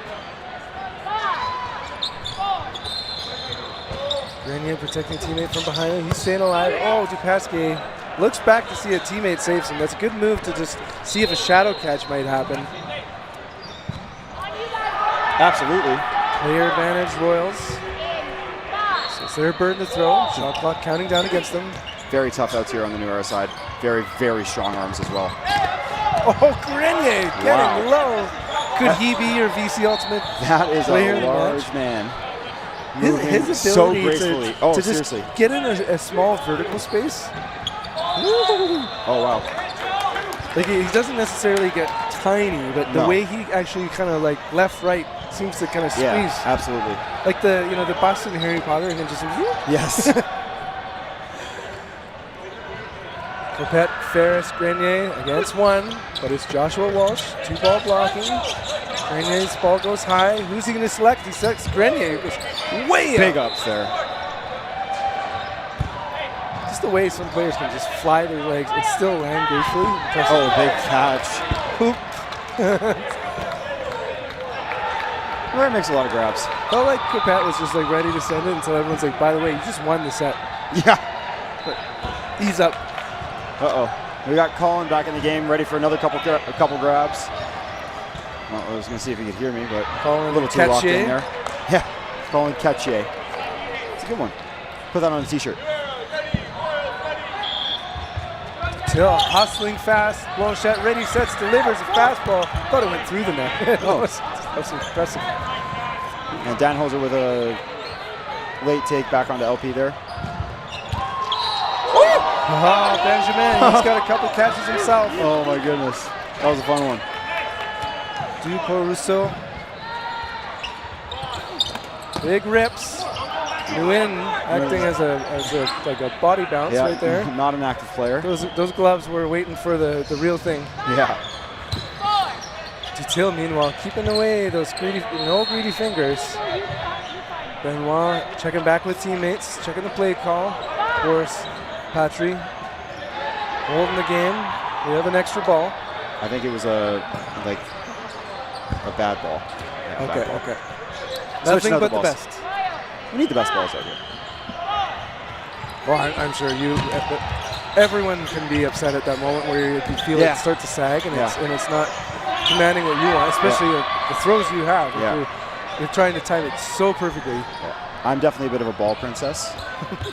I like a part of ball that I can squeeze a little bit more than squishing. Boris Patry again with the play call. Benoit, Rousseau. And another big okay, that's it. Whoa, swagger. This is what's needed if you're behind. This is what you need. Oh, we got some chatter. Oh, and he's ready again. Oh, another one! Oh my God! You said he was ready? Yeah, it was the exact same catch too. Boris hasn't done this game just yet. Well, good thing we listed him as a potential MVP. Big upset from Kyle and a good solid duck on the way down. Well, Royals take this opportunity to bring in those Boris vibes, along with the Benjamin Rousseau catch. A couple catches from Boris Patry. Ready, set, deliver, and he wasn't able to bring that one in. Nor was Rousseau. Benoit squared up. Dupasquier just protecting teammates right now. That early advantage disappears here. Still no points for Royals. Got a little bit less than 6 minutes here. Their new era team, they're 4 years in. They are, eh? They hit on the DJ 4 there. provincial goals as well. They're the hardest foam of Manitoba. Yeah. If I'm not mistaken, Manitoba didn't have provincials up until about 4 years ago.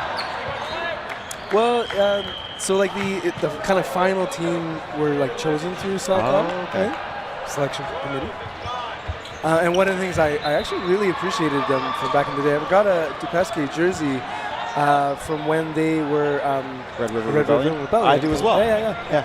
From Winnipeg. The Rebellion jersey, and that it didn't have enough red. That was in PEI. I lied. Yes, in Charlottetown. Yes. And so they would take on the names of like the chosen provincial team. I just thought that was so cool. So like some of the teams were selection committee, whereas like the top was like. Meanwhile, as we're talking top performance, your VC Ultimate Player of the Match, chosen by you as Dutil is eliminated by a potential MVP, Colin Catchier. Colin Catchier. We absolutely need to put it on the Dodgeball shop, the custom jersey there, Mitch. Yes. Meanwhile, Austin on court Woods for the first appearance. time, Austin Woods. And Riley at the yard. Now, am I remembering correctly that he played on the world stage? He did. He did. He played for Great Britain. Great Britain. Oh my goodness, Wow. Boris made a catch in his feet, I think. Even he is not totally sure what just happened there. I'm going to call it a grab. just for the plot, and it's 6-0. It's 6-0. I think they deserve that. What's the call here? Ref's discussion here. Is that Metro Ball Dan? Good guy. Mr. Smart Catch confirms is the good. catch. Boris Patry with a catch between his feet. Love the nod. Yeah. On Kyle Lavoie. We're getting a sign over there from Colin Catchier.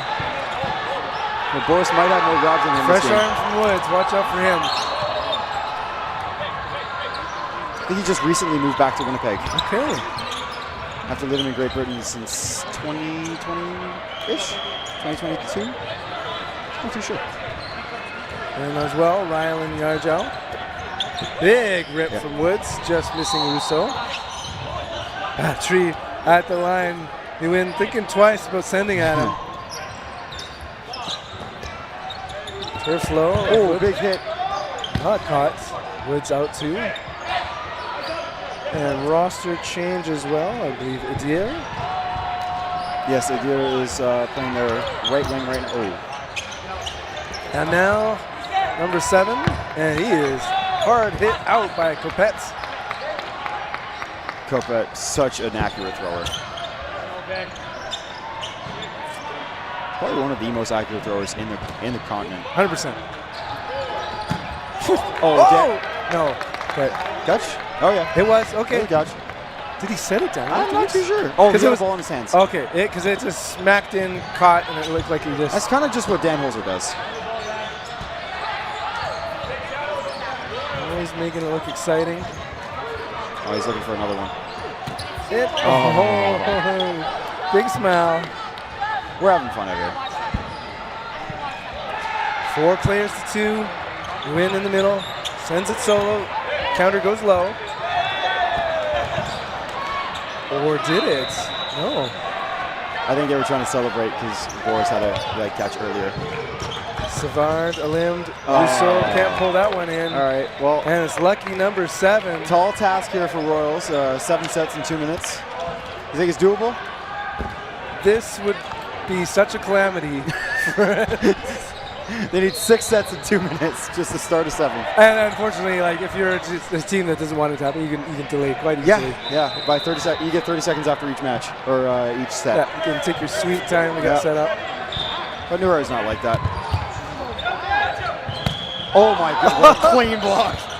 That's he ran into swagger. That. He ran into that. Yeah. It was just like step in, 2 throw. Boris Patry, Alim, Amel staying alive. And Sean Rowe with the call on Austin Woods being out of bounds. All while nothing's happening. Copette, Yarjal, Yarjo, if you're watching from Francais. There we go, and Benoit is eliminated. Okay, something did happen. Okay. There's so many balls thrown. Couldn't figure it out. Game of consequence and elimination here, 4v5. Yarjo, one of the heroes of 2022 Worlds. Right? No. 2022, that was the wheelchair year. Yeah, the wheelchair year, okay. Yeah. It was like, what makes him heroic? It was like, well... Yes. Keep the spirits high, yes. Absolutely. Being there for the team. Yes. You drew too many references to the Dodgeball movie. Yes, absolutely. Oh, patches. Big grab! Oh, yeah. Nice thing I was talking about him there. Right? Like, oh. Commentators curse normally the wrong way. And a hit on the deer there. Benjamin Rousseau. It's all hair, right? Like it really is. You can barely see his eyes. His beautiful hair. Facial, his wonderful curly hair too. Rips it, and the counter is good. We got about 7 seconds left, so we will have a no blocking set. Which probably means absolute chaos. I would like to see all 3 balls straight from New Era. Or a triple. Austin has a play ball. So we have chaos, yes. Okay. Oh, boo. He simmered down. He's like, okay, guys. Like, he grips it, rips it, sends it wide. And a turfy curveball. Robinson Patry readies. Oh, Yarjal He heard us. He I did. was like, He this did. guy's champ. You're like, excuse me, what? I think he's trying to catch up to Catchier. Yeah. Remind us of your greatness here, Yarjao. Holzer creeping up. He might be targeted. Has to win is a limbs. Yarjao. Oh my gosh! Oh my goodness! He just doesn't stop.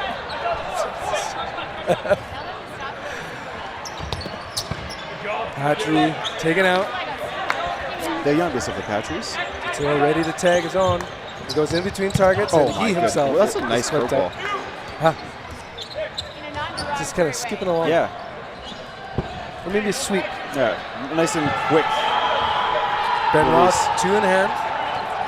Gonna put some serious movement on it. That's one way to get. Oh, okay. Turf just short of Yarjao. And Nguyen. Oh no! He bobbled after half an hour. Or he caught it 3 times. Yeah. 2.5 times, I should say. All right, this is a bit of a tall task here.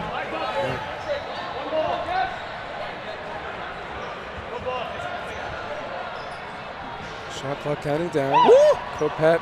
I did not know Kopet went down anymore. Did a little bit of a stretch there. Oh, hey, Oh my shot God, Dan catch. Holzer, yeah, that makes sense. Yep, that checks out. What a match. A commanding performance by New Era, who didn't lose a match in 2024, I might add.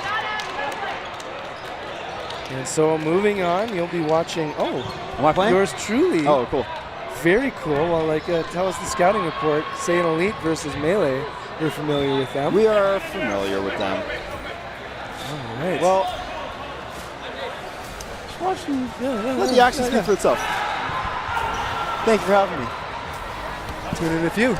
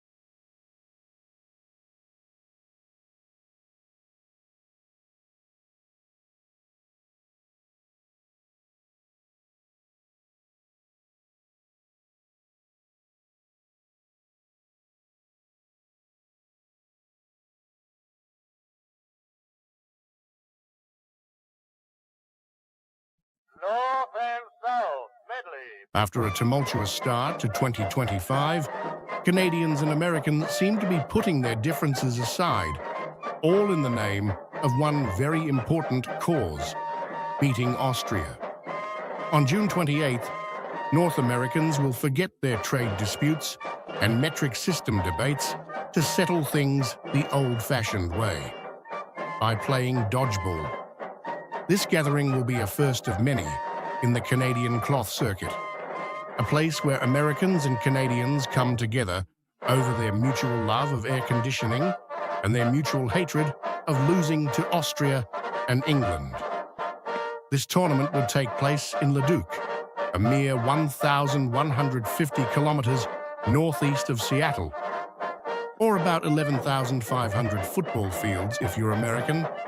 The top finishers will travel to Alberta once more to compete for a cash prize at a championship in Calgary. In this magical place, it isn't a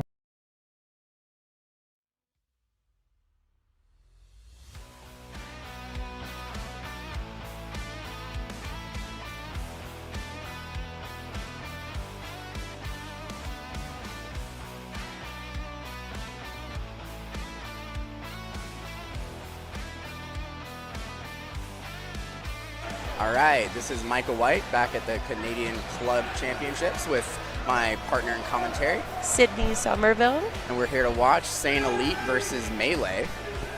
Pretty familiar with Saint Elite. I got to do some commentary for them at the Thing and then recently earlier today. What can you tell me about Melee? Where are they from? How do they play? Melee, so you have a fun mix here. You have Kerr here, Tabernor, and Waddingham. They are hailing from London. And then I believe Halawatenko is out of Oakville. So it's like a mix of London, Toronto-ish area. Okay. And they're usually a very scrappy team. They enjoy a fast pace. They push a lot. Hectic. I would describe their play style as very hectic for sure.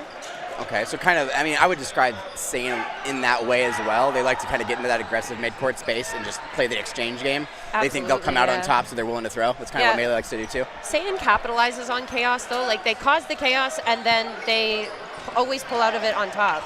Like that. Oh, my God. Cody Foley making it rain. That is a very Cody thing to do. I think he had one, got a cross-court catch, then got a follow-up catch, and then dumped all three balls on his teammates as he ran towards the backcourt. That's very little jump and twirl after that. Very happy moment. That should be a fun highlight. I think he earned that. Somebody clip it. We got to start thinking of our VC MVPs throughout the match as well. So, I mean, maybe he's making an early case for himself. He goes for a shadow catch and gets tagged out. Melee looking at a 2-on-4 now. I'm always curious to see how teams play in the 2-on scenario because it really limits your options, right? Like it's me or you throwing basically. So I'm always curious to see how teams approach that. Even something as simple as like, do you approach the front line like they're doing now versus settling back, playing more defensively, looking to counter when your opponent's trying to throw at you, that sort of thing. Melee kind of sticks to the same. If Karen Dang, number 10, is one of the last ones left on court. From what I've noticed watching them over the past couple of seasons, he tends to get whoever he's with to throw majority. He's more of a setting up for the catch type of player. Okay. So he'll put himself in that space, make himself look like a target, and then use that to his advantage. And he does have very good hands, so it's a good strategy for him. Oh, yeah, absolutely. Definitely. If you can execute that, I would not say that's one of my strengths, so I fully respect players that can do it. I'm too aggressive for that. I want you to throw at me. I'm just not trying to catch it. I'm just trying to get you to dump the ball. Let me have more. I would say that's actually a lot like number 9 here on the Saint Elite side. His last name is Ng. Yes, Kenneth Ng. Kenneth Ng. He's really aggressive. I remember watching him play in the finals, not the finals, the semifinals. It was Saint Elite and Hardest Foam. He was just selling out off of his corner, just running full bore at his opponent any opportunity he could, and he was getting away with it a lot. He really likes to just be in that aggressive space and kind of live by trial by fire, I guess, put himself out there and make plays happen. Dodge, catch, throw, hit, whatever. He just wants to be in that space. Oh, he's always been like that. Anytime I've seen Kenneth play, he's... Oh. Was that good? I think that was a live ball. I think that. Well, yeah, because now I'm confused because Guess it gets called out. If you caught the ball, like I do agree it was secured before the ball that hit him died, but he hadn't landed yet. So if he's out before he lands, is it technically a catch? You do have to have 2 points of contact in order for it to be a valid catch. So I think, yeah, the ball that hit him died before he landed. Ooh. Like the cross court from the right corner There's some big feelings over on Sand Elite's side right now. They're trying to keep the vibes up, it seems like. They're trying to have fun. It's getting late in the day, and I think the body might be giving up, so they're kind of leaning more into the mind. Melee with the advantage now, 3-1. Been able to capitalize on some big plays that could have swung the wrong way, much like that double catch or bang-bang catch that Cody had in the first set. It's always a treat watching him play because I remember the very first time I saw him play was in Worlds of 2017, and he caught exactly like he did there, 2 balls back-to-back at the back line when he was left last for USA. Yep, he's been doing it for a while, for sure. He's a big name, has been for a very long time. Well, yeah, it's wild to think, like, he has gotten better over these years, but he was really freaking good even back then. Like, Absolutely. He's just been doing it that long now. I first encountered Cody, I think, in 2016, the first national tournament I went to, back when we were playing Elite Dodgeball, back when he was playing with TC Bush. Oh, yeah, along with TC. The likes of Ashley Cook and Charlie, I forget his last name. He was one of the captains for Bush, I think, back in the day. But that was back playing 8.5. Maybe a little bit of no sting. I think fantastic movement, nice hits, beautiful close. Heartbreaker there. Sakura making some exceptional throws and working through a 3v1 there to win game 2.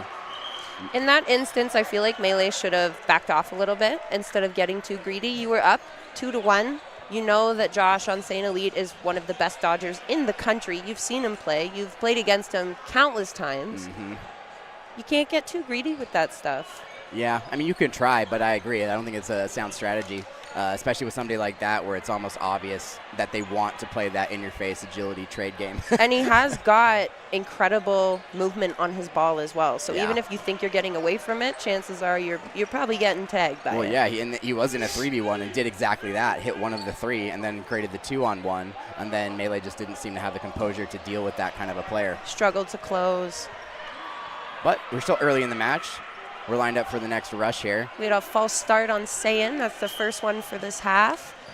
With ref Pete Decker in his cowboy hat. So we got Moody on the court. Oh, Another Cody. Foley catch. The way he catches, it's like his elbow is attached to his body, and then he just folds in on the ball. It's like hands majority. What are you supposed to do against that? You can't hit him in the elbow because his arms are tucked in, and then anywhere on body, he does that. When I throw at you, where do I aim? Because you catch with your ankles at this point. Well, when he's sliding back, the ball tends to ricochet up, so it's like even when he's all the way laid out, it doesn't feel safe. Nathan Wu hitting that double right in the middle on Melee over here, number 21 for Saiyan Elite. I think he was on Team Hong Kong. I believe so.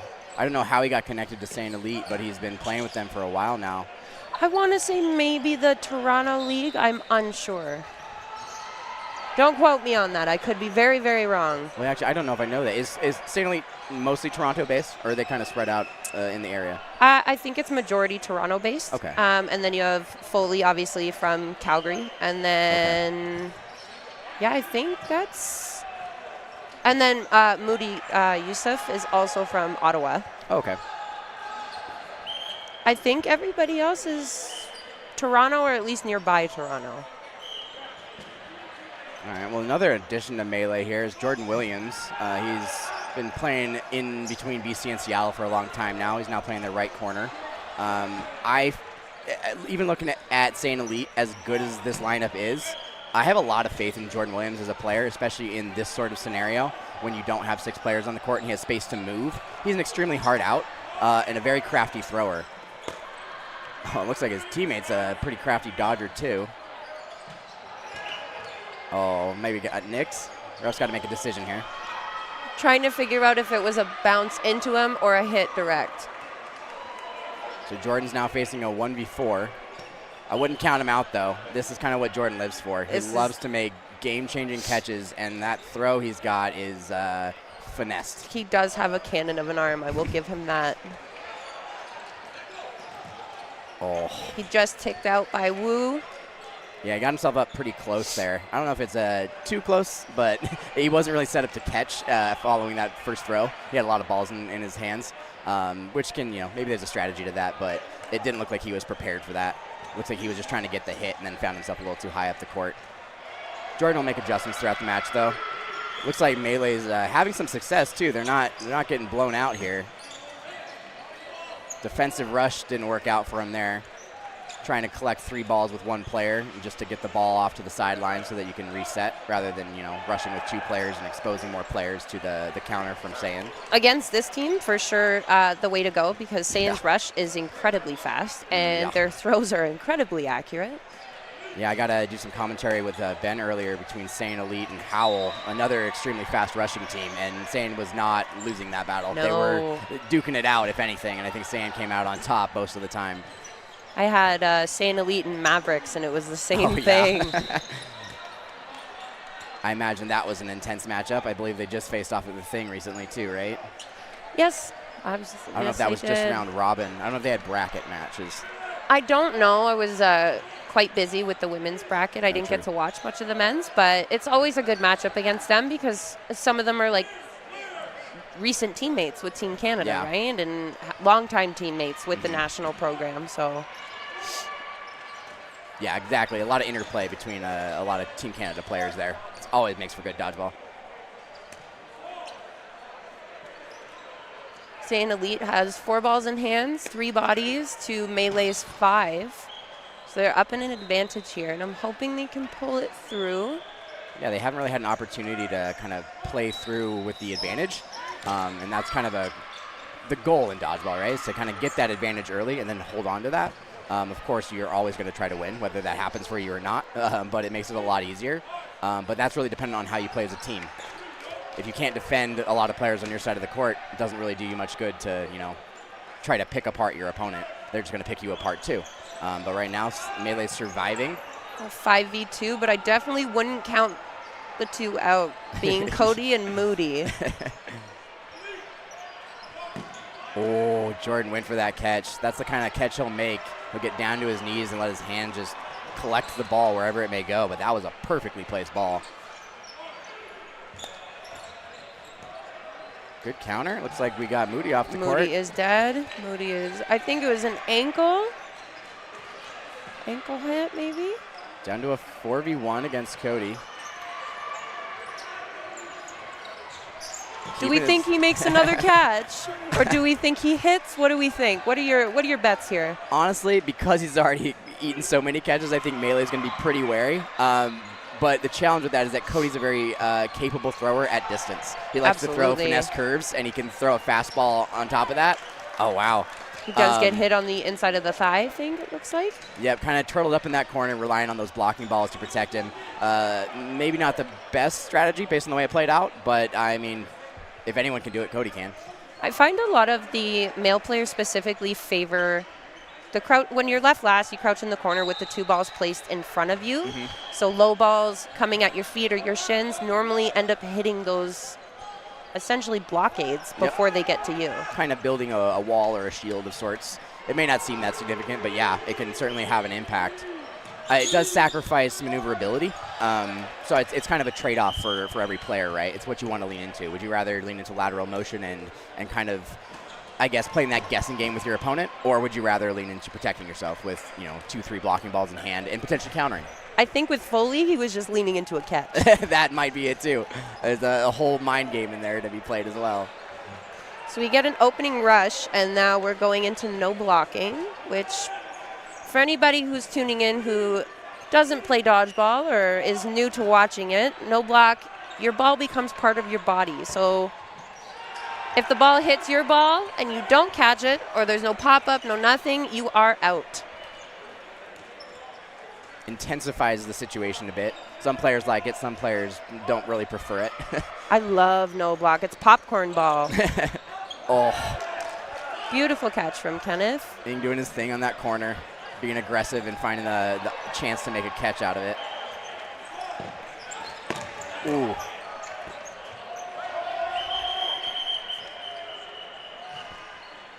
Looks like we might have had a collision or a rough impact from a throw. Sakura looks like he took some sort of hit to the head or face.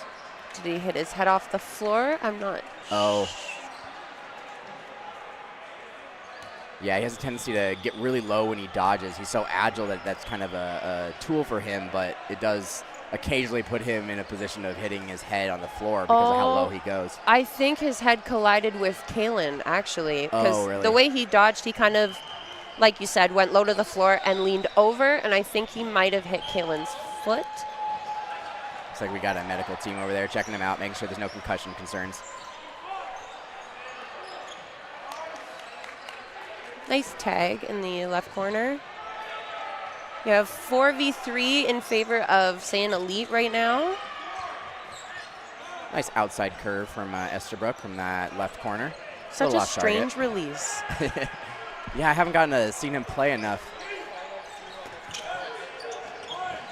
Oh. We're getting a little player feedback on what happened So to.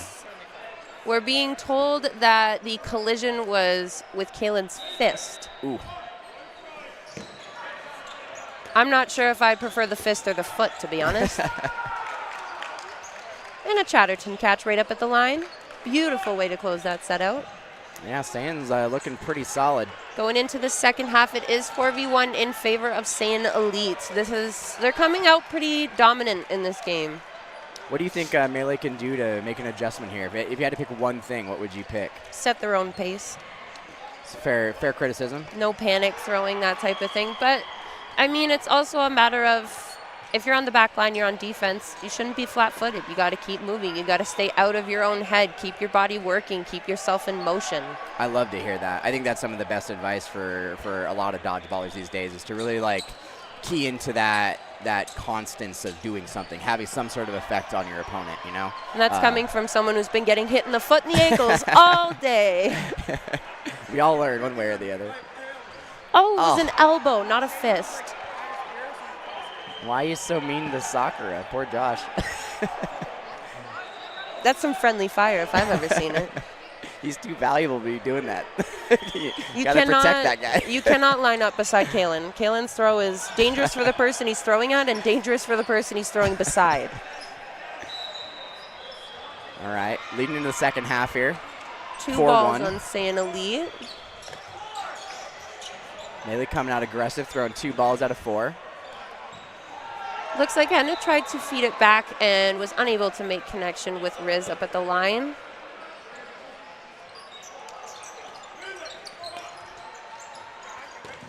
Ooh.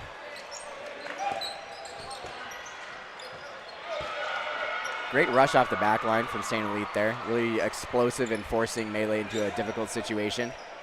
Ooh. Oh, wow. Jordan struggling to survive in his corner. Honestly, from my angle, I didn't think that came anywhere close to him, so I must not have seen it well enough. Be a skim.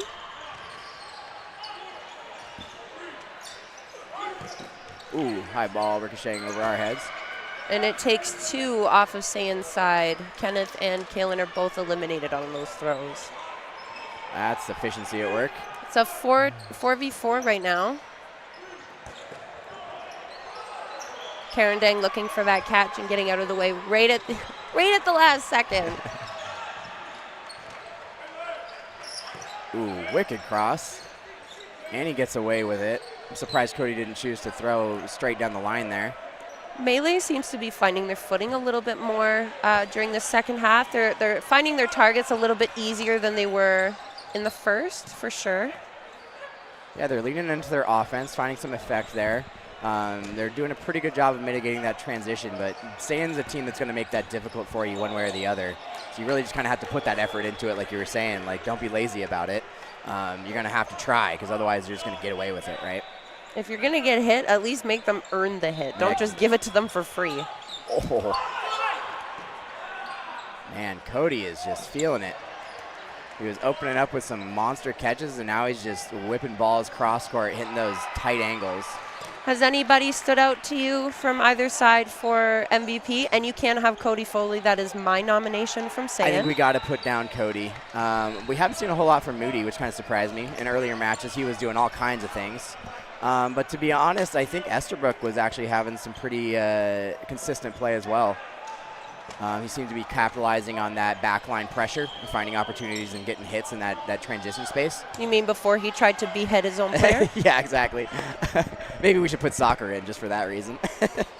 Taking one for the team. I think Foley for Sayan, and for Melee,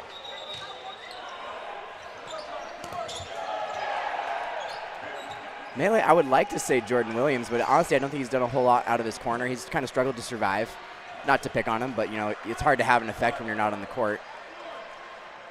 I'm waiting. I'm going to say Ryan Kerr for How do you spell Melee. that? C or a K? K-E-R-R. K-E-R-R. Who else?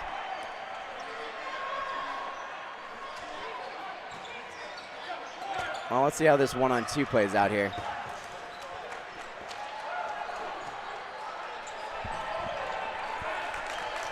Unfortunate. All right, Melee's still looking for some footing. They had a start there. They were playing well. It was mostly out of their offense, though. We'll see if that defense can kind of shift gears here, but so far we haven't really seen much of an adjustment on that side of the ball. Do you have anyone else? I don't know who else to nominate for Melee at the moment. Part of it is I can't see names and numbers from this side now. Karen Dang. Karen Dang, let's do it. All right, we've got our VC MVPs coming to you now.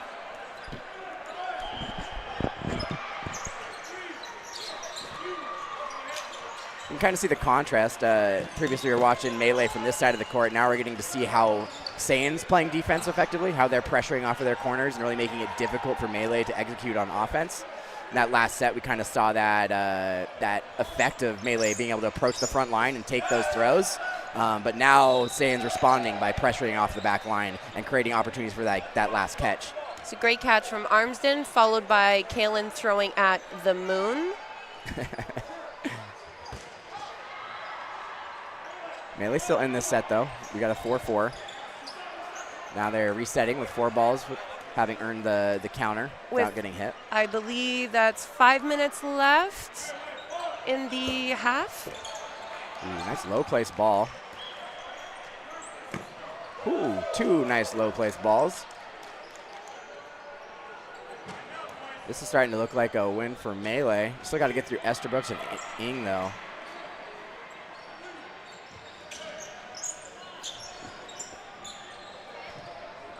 All right, resetting, 3 balls on the Melee side. Burdens on them because they have more players. Sayan opting not to rush off the back line like they've been doing. Now that they're at a disadvantage, it's not necessarily the best strategy, though they are capable. Melee kind of taking their time with this. They're not really feeling like they need to rush. I don't think the match is their concern at this point, more so learning how to match up against a team like Saint Elite here. Like you said, kind of playing to their pace. Saint Elite's in an excellent spot. There's really no need to rush anything. You don't need to push. Take your time. Well, yeah, it's funny because it's almost contrary to their nature. Don't forget to vote for your VCU player of the match. It should be posted there for you. See who pulls ahead in the list of 4 that we've posted. We had some big highlights from Cody Dan Foley early in the match. Great pull, great catch pulled in by Levelecki over there. Number 18 on Melee, bringing back in, was it Sazravi or Karen Dang? I don't know, I had Kenneth in front of me.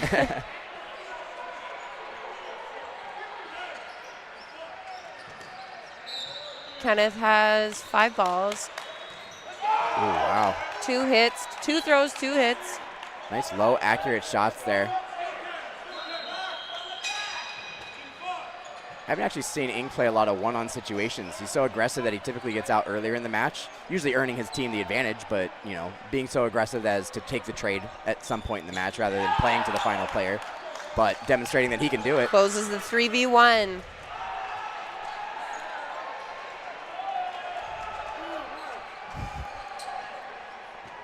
Up to 6-1 now. Got a few minutes left on the clock to get your votes in. 2.5 minutes, folks. I haven't really been paying attention to Melee's rush. I mean, it's been defensive from the start, as I recall.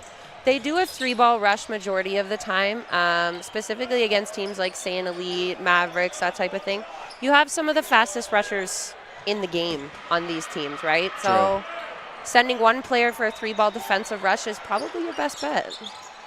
I mean, true, I definitely think it's the safe option. I was curious at this point in the match if they'd be willing to experiment with some things, maybe like a wide feed rather than pitching just to someone straight back, just to kind of spread the court space out and kind of respond to the speed that Saiyan Elite has. Let them take that first throw, but then capitalize on the fact that they're committing to that. I just think that they're aware of the fact that Saiyan Elite is getting to the line before them, so as long as they can get their 3 balls back off the rush. True, and they have been successful in doing that for the most part. They haven't really been getting killed on the rush. I think there's only been 1 or 2 that have really gotten away from him. And you are mitigating it to just 1 out rather than a chaotic exchange that, you know, will become costly as you play that out. 6v5 in favor of I stand corrected. It is a 5v4 in favor of Saiyan Elite. With, I believe, Waddingham throwing a field goal. Melee having some fun there. Esterbrook's letting it fly, so they're letting it fly back at him. It's like Jordan's trying to find his spot. He's been a little frustrated, hasn't been able to connect with much. Certainly capable, though. Just needs to kind of hone it in. 4v3.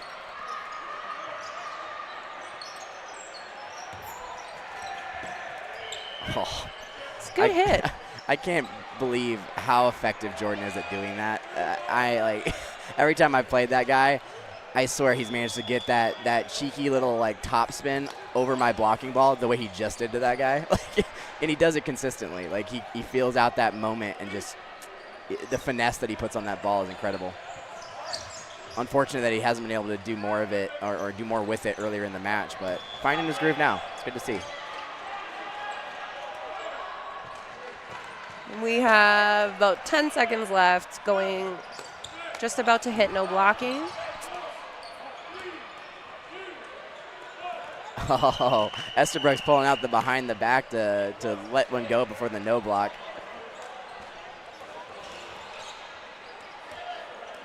Esterbrook's and Dongan versus Waddingham and Carindang. How much do you know about Dongan? Kind of like, I forget that he's on the team in a way, but mostly because I don't know him well. He's originally Northern Touch, and then Saiyan Elite was created. He played with them for their first couple runs, and then I believe he had said that this year was his last competitive year for Dodgeball. So initially he did leave Northern Touch, or no, he left Saiyan Elite to go back to playing with Northern Touch for his final season. And then when Northern Touch unfortunately did not qualify, Saiyan welcomed him back. Awesome. Well, yeah, I forgot I had read that in the bio. I just didn't realize that was Dongan. Final score for this game is a dominating 7-1 for Saiyan Elite. Definitely one of the teams I expect to go far in the tournament. Melee could surprise some people, though. That was not the performance they were hoping to put out there, but it's getting late in the day, too. Maybe that's round starting robin. to We got more games. Exactly. Oh, it's not even 6 o'clock yet. I think we still got at least 2 or 3 matches to go today. In fact, on that note, let's check who we've got coming up for the next match. I think I'm hanging around to do a little bit more commentary. I think you and I are probably back after this next set. We might have that last time slot. Yeah. We've got Zeal and Vendetta up next. Vendetta, one of the teams out of BC I'm somewhat familiar with. And Zeal actually got to ref one of their matches earlier. They really surprised me. They are aggressive, and they were taking it to future. It ended up tying, I believe, 6-6, so it was a really good match to watch. So Zeal should be some entertainment for sure. Vendetta, one of those more experienced teams, knows what they're doing. They kind of have a system to how they like to play, but they're adaptable. They've been playing for a long time, so they know how to switch things up when they need to. It'll be interesting to see how that goes. And then you and I will be back on commentary after that set with Reckless and Vibes. I will see you then. This is Sydney Somerville signing off at the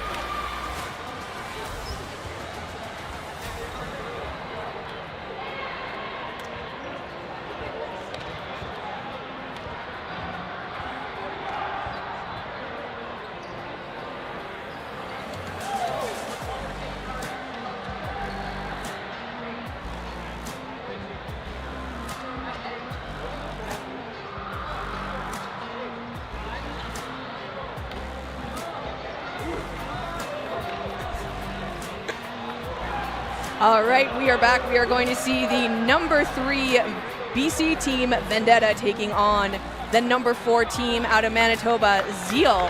And kind of an interesting thing here, Zeal being in the 4th position, normally they teeter between 3 and 2. But we've seen a couple shakeups in the past in Manitoba, so Interesting. yeah. Also, shout out to Sean Oko. Have not seen him. He's on the Zeal team. He's always been on the Zeal team, but have not seen him at Nationals in a few years. So it's nice to finally see him get out of the house. Awesome. Yeah. It's always good to see some older players get back on the court. Legacy players. I don't believe in retirement. I don't know what that is. That's something for your job, not for dodgeball. So I mean, like, Let's at least call them legacy players instead of just like, hey, you're old. They're like, I know, I hear it every time I stand up. And there's that whistle. Zeal, huge opening rush there. And yep, just as we saw it happen, Gonzalez goes out. All right, well, yeah, I got to start putting some names to faces here. Can't really see the numbers from this part of the court. Pop fly taken out. And that was DeMello.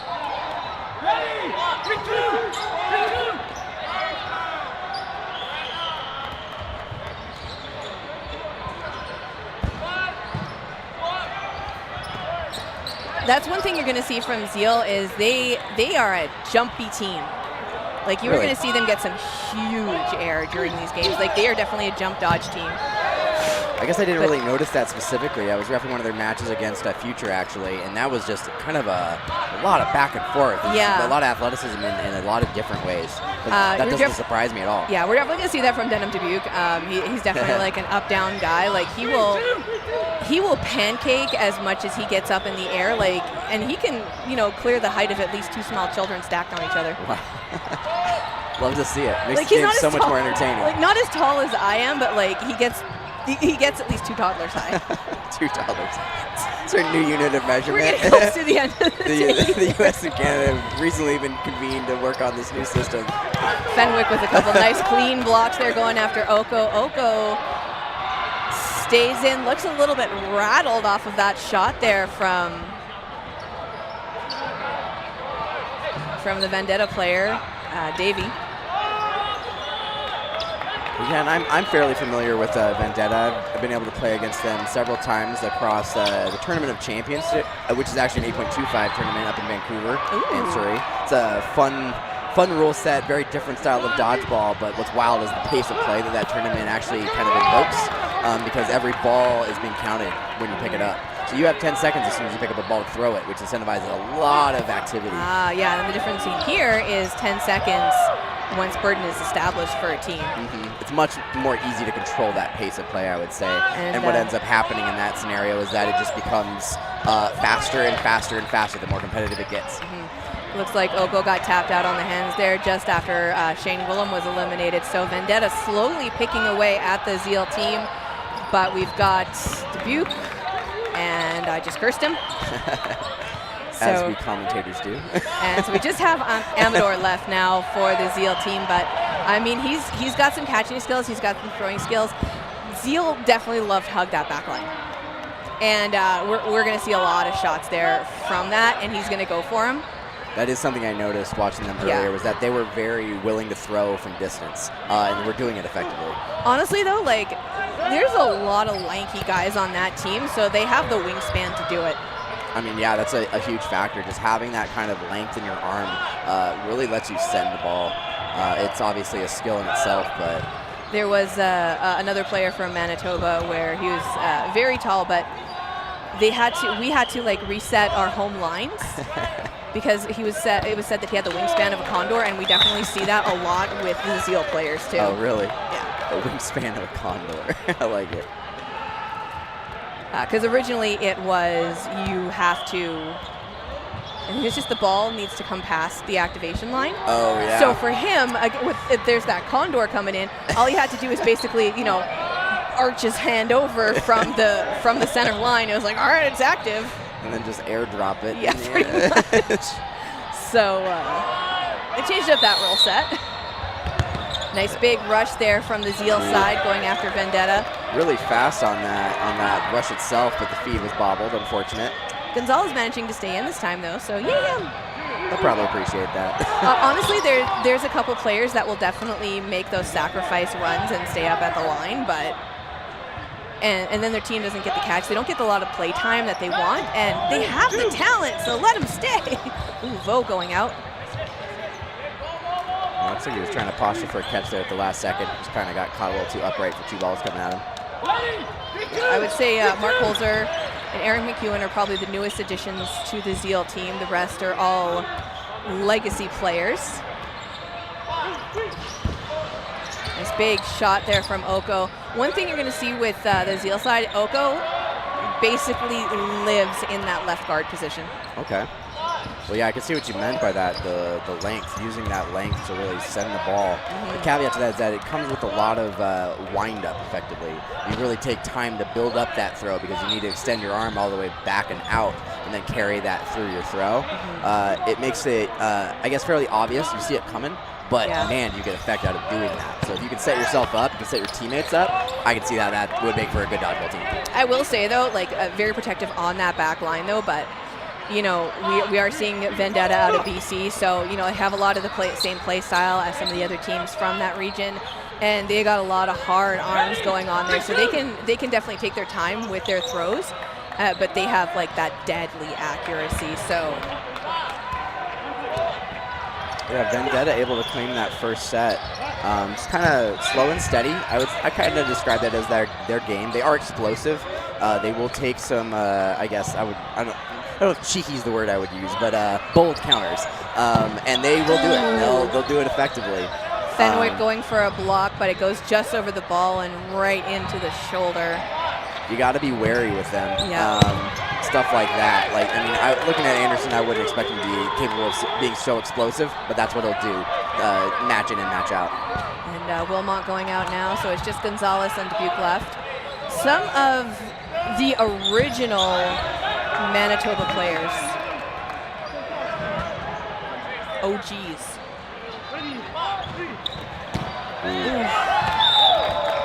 Toe tapper on Anderson. That's going to be point on the board now for Zeal. I can definitely see this playing out as a bit of a...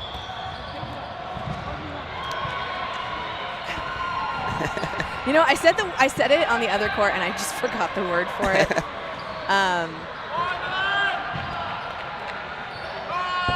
To me, it seems almost like a stylistic catch and battle. release. Catch and release. Catch and release. You know, that they're both very mindful about their ball control. So, you know, it's coming back, it's coming in, it's coming back, it's coming in terms of who's going to have that majority there. Okay. Well, yeah, I think both of these teams have like a way that they want to play. They have a kind of a personality, if you will. And I think Oko with a big jump there, trying to get some air, and he does get tapped out in the legs. Sorry about that. No worries. I think their personality will kind of like naturally conflict. So it'll be interesting to see kind of which one becomes more constant, more present. I think we're going to see a lot more agility from the Zeal side, but we're going to see a lot of harder throws from the Vendetta side, and that was on Malika there, but luckily Davey manages to stay in. Very close to it, though. He was very close to it. Going for Holzer, and Holzer goes out. Anderson quickly making a case for himself for the VC MVP of the match, using that arm to full effect. Oh yeah, don't forget to vote. Gonzalez with a nice low block, and then Wilmot follows up after they take their shot on Gonzalez. Smart move, very smart. And then, of course, we've got Dubuque, who is one of the veterans, one of the first Team Canada players, too. But he does get caught out by Davey. Yeah, Davey seems to have a knack for doing that. I played against him enough to kind of be wary. Clean block by Gonzalez, takes a shot at Fenwick, and it pops right off him. Straight to the chest. Yeah, Gonzalez has a hard arm on him. You must if you're going to put it on that part of somebody's body. I don't think Fenwick was expecting it off of the retreat there. I mean, that's fair. It seems to be a characteristic of Zeal is that they really do like to be kind of explosive off that back line, but they don't show it. You know, that's what I mean by explosive. It's not like they're going to just charge you down. They're just going to kind of let you relax in the throwing, and then they're just going to rip one at you when they feel like it. Wilmot with a nice clean dodge there, getting low out of the way. 4 balls in hand now for Zeal, taking the shot over at the Vendetta side, just sending that one over. Again, we're seeing that catch and release. You know, they're not gonna throw away too many balls because they want to keep that control on the court. But those follow-ups from the Zeal side seem to be working against the Vendetta side. Yeah, who do you have on that right corner? Was it Wilmot. Wilmot. He's impressed me. Wow, great cross. And a bit of a spin there as he goes out. So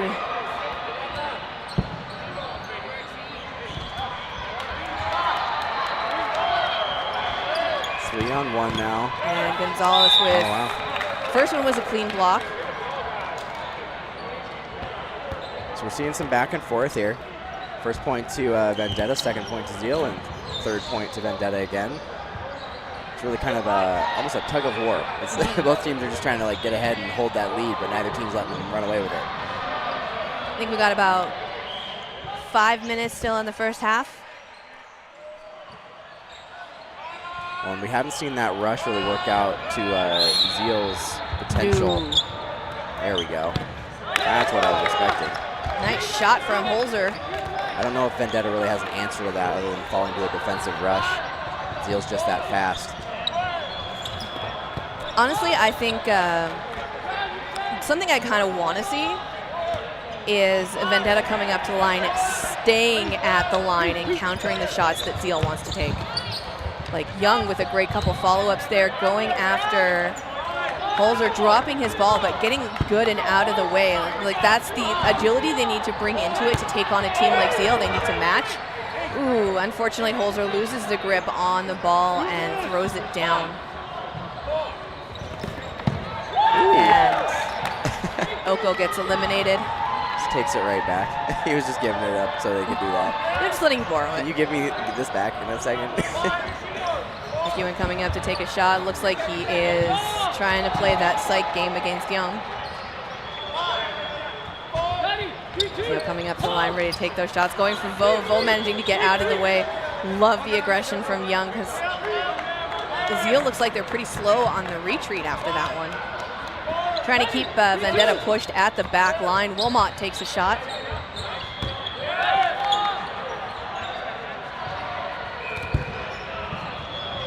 Interesting. There's a lefty in there playing their left corner now. Oh, what a catch. McEwen with a huge clutch catch. That was the southpaw you were talking about, right? Yeah. It's impressive. Like, at this stage in the day, I mean, these guys are still throwing really hard. Like, it's impressive that they have the stamina to do that. Yes. I think they started a bit later in the day, too. Oh, true. But that's the composure for players like that to just kind of put their body behind the ball and absorb that catch. Oh, yeah, and Zeal is definitely a full body throwing team. That sounds. And that's Maduka going out. And point answered again. We're now tied up 2-2. Starting to consider these VC MVPs of the match. They're coming up on halftime here in about 30 seconds. They're going to get the rush started, or no? They're going straight into no block, it looks like. Yeah, there wasn't enough time on the clock. Anything under 45 seconds and you get a no block automatically. Gotcha. It's just no point. It just wastes time. I mean, yeah, there's the argument to be had for like having an opportunity on the rush, I guess. But I mean, I think the whole point of no block is to like play the no block. You know, I think it makes more sense to just like if you have less than 30 seconds on the clock, we're just going to go into a no block because then teams can take their time and run it with trying to line up the balls, so they can immediately go into that force the no block situation. So you might as well just start in the no block. Yeah. Well, and you have a limited opportunity to play no block. It's usually a sudden death scenario, so it's like, why not make the most of that kind of? Exactly. It's just a matter of teams like, you know, wasting time trying to figure out that strategy and everything. You know, getting to that lineup. I think that's probably why they wanted to eliminate that. It's a smart move, though. I kind of like how it goes in there with 30 seconds left. Speaking of which. Whoa. Really counter-aggressive from the Zeal side. Maybe making an adjustment now they're approaching, or I guess now that we're in the no block. We did see a lineup change. Now we've got Element on the court. Haven't seen him play yet this game, so Wilmot taking up that position on the guard, and Element going for a catch, not able to make it.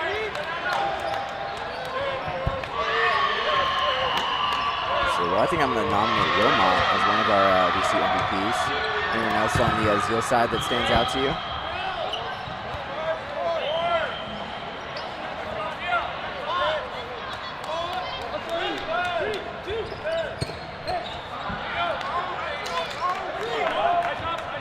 All right, looks like we're going to nominate Eric McEwen. McEwen, oh, that And makes sense. Real Wilmot. It's phonetic, very phonetic. Yes. From the Zeal side. And honestly, I don't know, from the Vendetta side, they're pretty well balanced. They've been executing well as a team. I mean, Vo had that nice big clutch catch.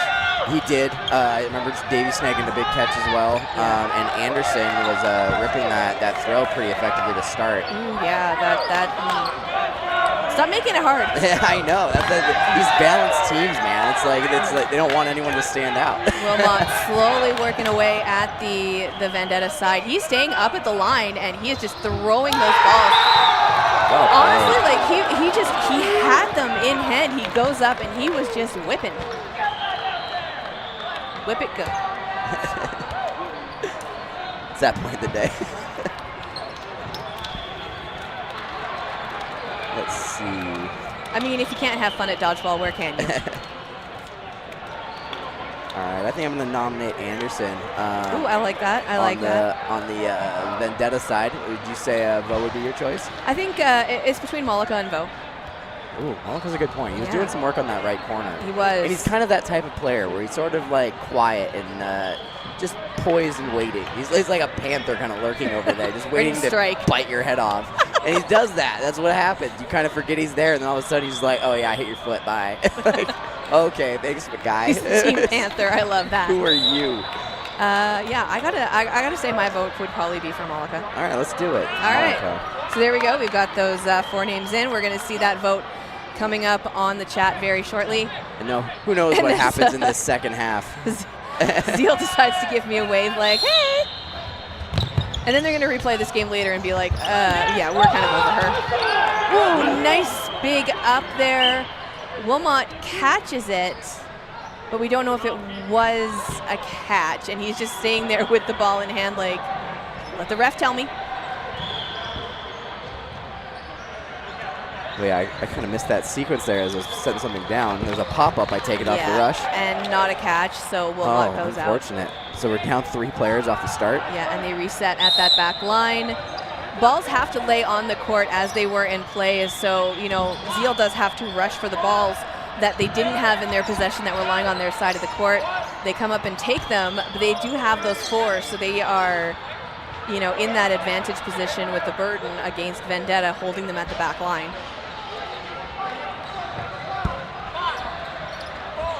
And we see Chartier on the court now. Haven't seen him in a while. Number 5 in the middle here? Yes.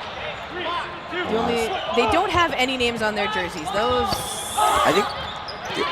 Aren't they? They're there. They're just purple. It's purple on black. It is purple. Oh my God, it is. You're not colorblind. It's just hidden. Ooh, look at that curve from DeMello there. Honestly, I love that post from Chartier. He does get the line-out call, but, he lands in the old Burt Reynolds and Playgirl. Let me just chill here for a minute. Let you admire. Honestly, though, like... Why not? I'm down here anyway. He knows where that camera is. I'm impressed. This has really been back and forth here. Now tied up again, 3-3. Starting to see, I think, Vendetta kind of show their teeth a little bit. Mm-hmm. It's kind of their nature. They kind of play sort of passive and quiet and then start to kind of do what they're capable of throughout the match. Oh, McKee. Oh, did he drop that? Oh, no, man. No, he caught it, good, but then he got tapped out in the head. That was quite a dive not to catch. No, he definitely caught it, but then that counter takes him out in the forehead. So the ref's going to discuss it here, make sure they're certain of what all happened. I mean, it looked like a catch to me. I think I lost sight of the ball. It looked like he grabbed it. I just don't know if they can establish control. I think he had his arms up. Like, he had it. Oh, checking with their line refs as well. Okay, wow. Oh, the thrower. Maybe there was another debate as to who threw the ball and what followed. I mean, I think we know what the thrower is going to say. Like, no, man, I hit him. Take him out. and maybe one of those awkward debates of did the ball hit the player's hands and the floor first, or the floor first and then the hands? But he really dove out for it. So unless the ball somehow bounced right before he made contact, that would mean he's safe. But if not, it's a high impact swing it's not just he's safe, now it's instead he caught that and the thrower's out. So it makes it difficult on the refs to kind of lean into that decision if they don't feel certain one way or the other. Yeah. That would typically be my best reason for bringing the players or captains into that huddle, to kind of ask them what they thought happened, at least to get perspective. And we've, again, got Chartier just chilling on the court there. Looks like they're calling it safe. So maybe players out, right? Yeah, he still got hit out, but okay. I think the catch was good.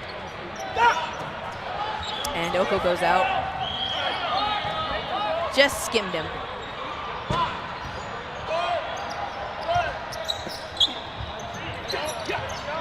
Vendetta doing a great job of pressuring off their back corners, really funneling those throws from Zeal down those lines rather than letting them pick and choose their target. I will say that that's probably going to be a thing for Oko, is while he does play very well at the provincial level, he hasn't been to the event formerly known as Nationals Club Championships in a while. So I think that might be a little bit of, I think he might be just a little bit rusty, unfortunately. Yeah, a little bit of an adjustment, not necessarily a learning curve, but getting back into it. Dodgeball's grown since he's been back into this sort of competitive space. Yeah, exactly. It makes sense that it's not going to be exactly what he was used to back then. Davey getting nice and low, going over him, unfortunately taking out Fenwick. We've got just a Dubuque left on the court now, so we're going to see some fancy moves from him. Blocks it down, does hit the floor. I mean, he is a player who's going to use the entire court. Oh yeah, look at that. Like, look at that defensive pose. Oh, got one on him? They still got him though, but I mean, like, just the way, like, he's a tall dude. Yeah. And just the way he was able to, like, curl up like a pill bug. Well, it's literally slid just to kind of extend the spacing of the throws coming at him, because he had 4 throwers coming at him, and then using 2 blocking balls at the same time, but also compacting his body. Like, that's a lot, and it's a skill for sure. Again, there's that legacy status coming in. Gotta love players that are willing to do that much and be that active trying to make a play. You know, we're seeing kind of the opposite of that as Dodgeball has kind of trended into more competitive levels. Yeah. Kind of learning how to, like, not necessarily turtle up in the corner, but, you know, put up your shield, kind of like make it really difficult for your opponent to be able to put a ball on you just by making yourself small. And Dubuque's always been like a super bouncy guy. Yeah, exactly. A lot of people just can't do that. That's the thing. No. and like the level that he does it at, and the amount of time that he's kept it up for is just mind-boggling to me, to be perfectly honest.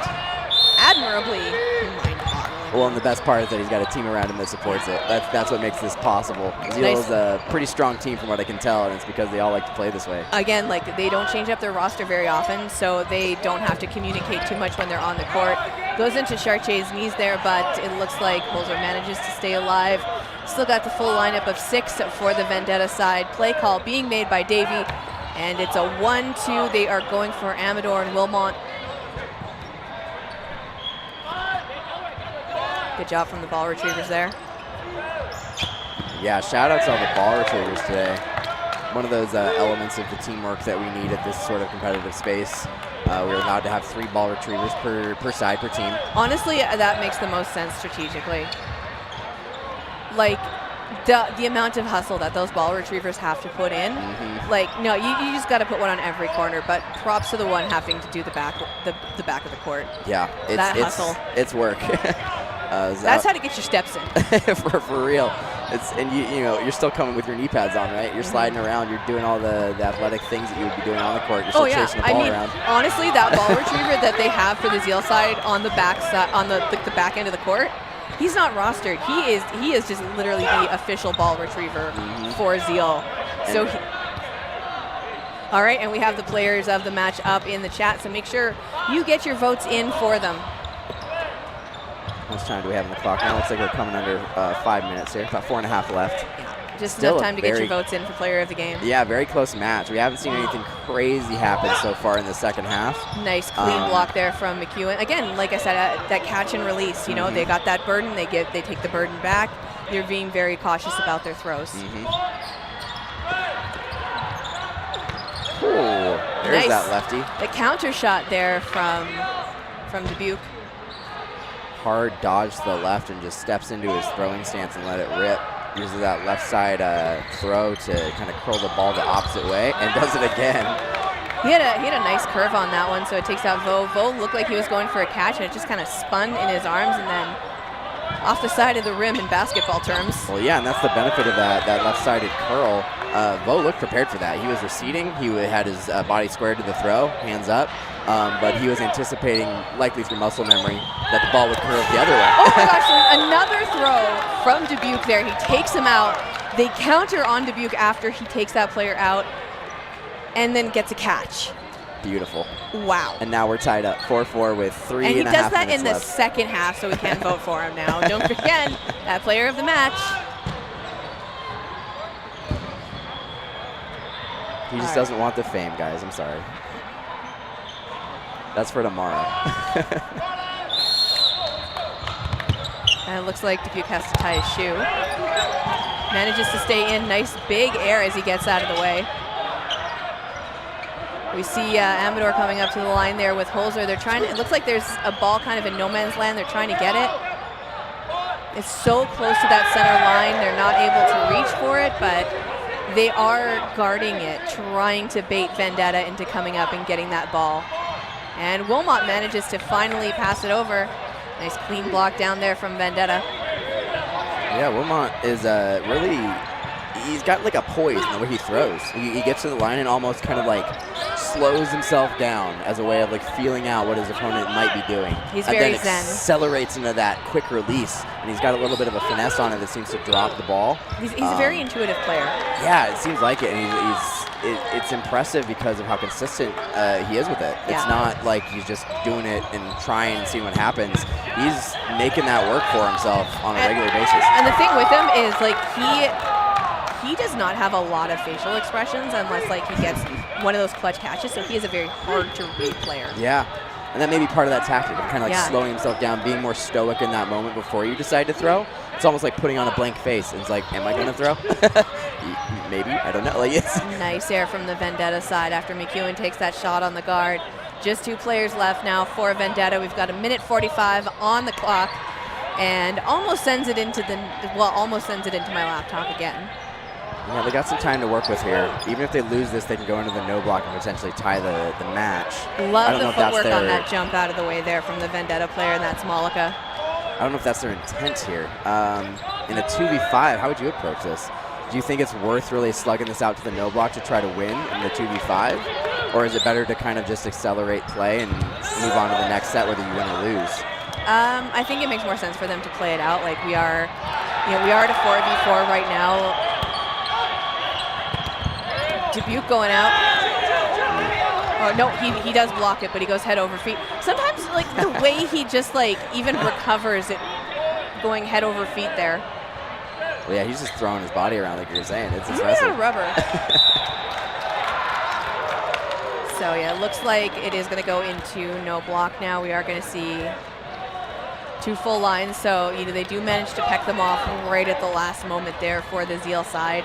I think Vendetta, honestly, we can see Vendetta tying it up, and I think it makes more sense for them to have that full line against Zeal. Yeah, I mean, that's why I was curious, because I think the 2-on-5 is like just hard enough to where it's like, I'm not real confident that we're going to be able to play this out. Yeah, like is it worth it? Especially once it goes to no block. I think that really puts a lot of pressure on those 2 players. They have to do something other than, survive. They have to make a need catch. one of yeah, exactly. You need that catch, and then the way that Zeal has been throwing those balls, like they're very trick shots. So you don't know if that catch is going to happen or not. And Holzer. There's Molika again, doing his thing. Panther in the bush. Holzer goes out.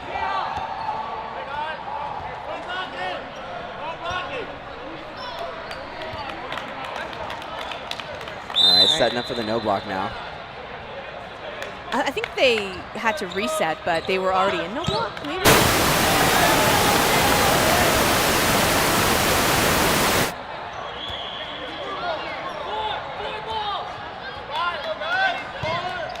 Well, you know how Calgary is famous for their Chinooks. We've already got some interference on the on the stream there. Bit of a snowstorm. I mean, honestly, I'm glad it happened because I might have said something really stupid about where that Vendetta player got eliminated. That's how the world takes care of us. Yeah. No, you shouldn't say that. No. Here's some great noise. All right, so we see that ball coming in now. 4 in hand. Vendetta trying to run him, but trick shot. McEwen right at the last second, just a tap on the shoulder. Like Nation making a case for himself. Honestly, here, that's just in the time. thing. Seal makes a lot of Hail Mary preemptive throws. I mean, it's the thing though. It's like if you do it that often, is it really a Hail Mary? It's the only way you throw it. I mean, considering, you know, if you want to play strategically, taking that shot can sometimes earn you the ire of your fellow teammates. But obviously there is that level of trust there that they can get away with it while not being taken out. It's kind of the live and die by it effect, right? Like it can make you great, but it can also be a detrimental mistake for a team. I think taking a lot of those pre-counters there, like, you know, again, it whittles them down to a 2v2 situation, but also like losing that ball that you might need. 1-2, and he is out, and so it's just the one player left now for Vendetta, and he is going for McEwen. That bounce first. That ball dropped so hard. Amador, and then McEwen with that counter just takes him out, and that's going to be the win. It ties it up. We are going to see this end in a tie. No, sorry. Zeal got a point before, so we are going to see it 6-4 now. So Zeal does take the win on there. Honestly, great job. And then we are going to see one more game. One more and then everyone gets to go home and come back and do it all tomorrow. We're going to see Reckless versus Vibes. That should be a fun match. Thanks so much for joining us, and we will see you shortly. You get to stay here, though. Yep.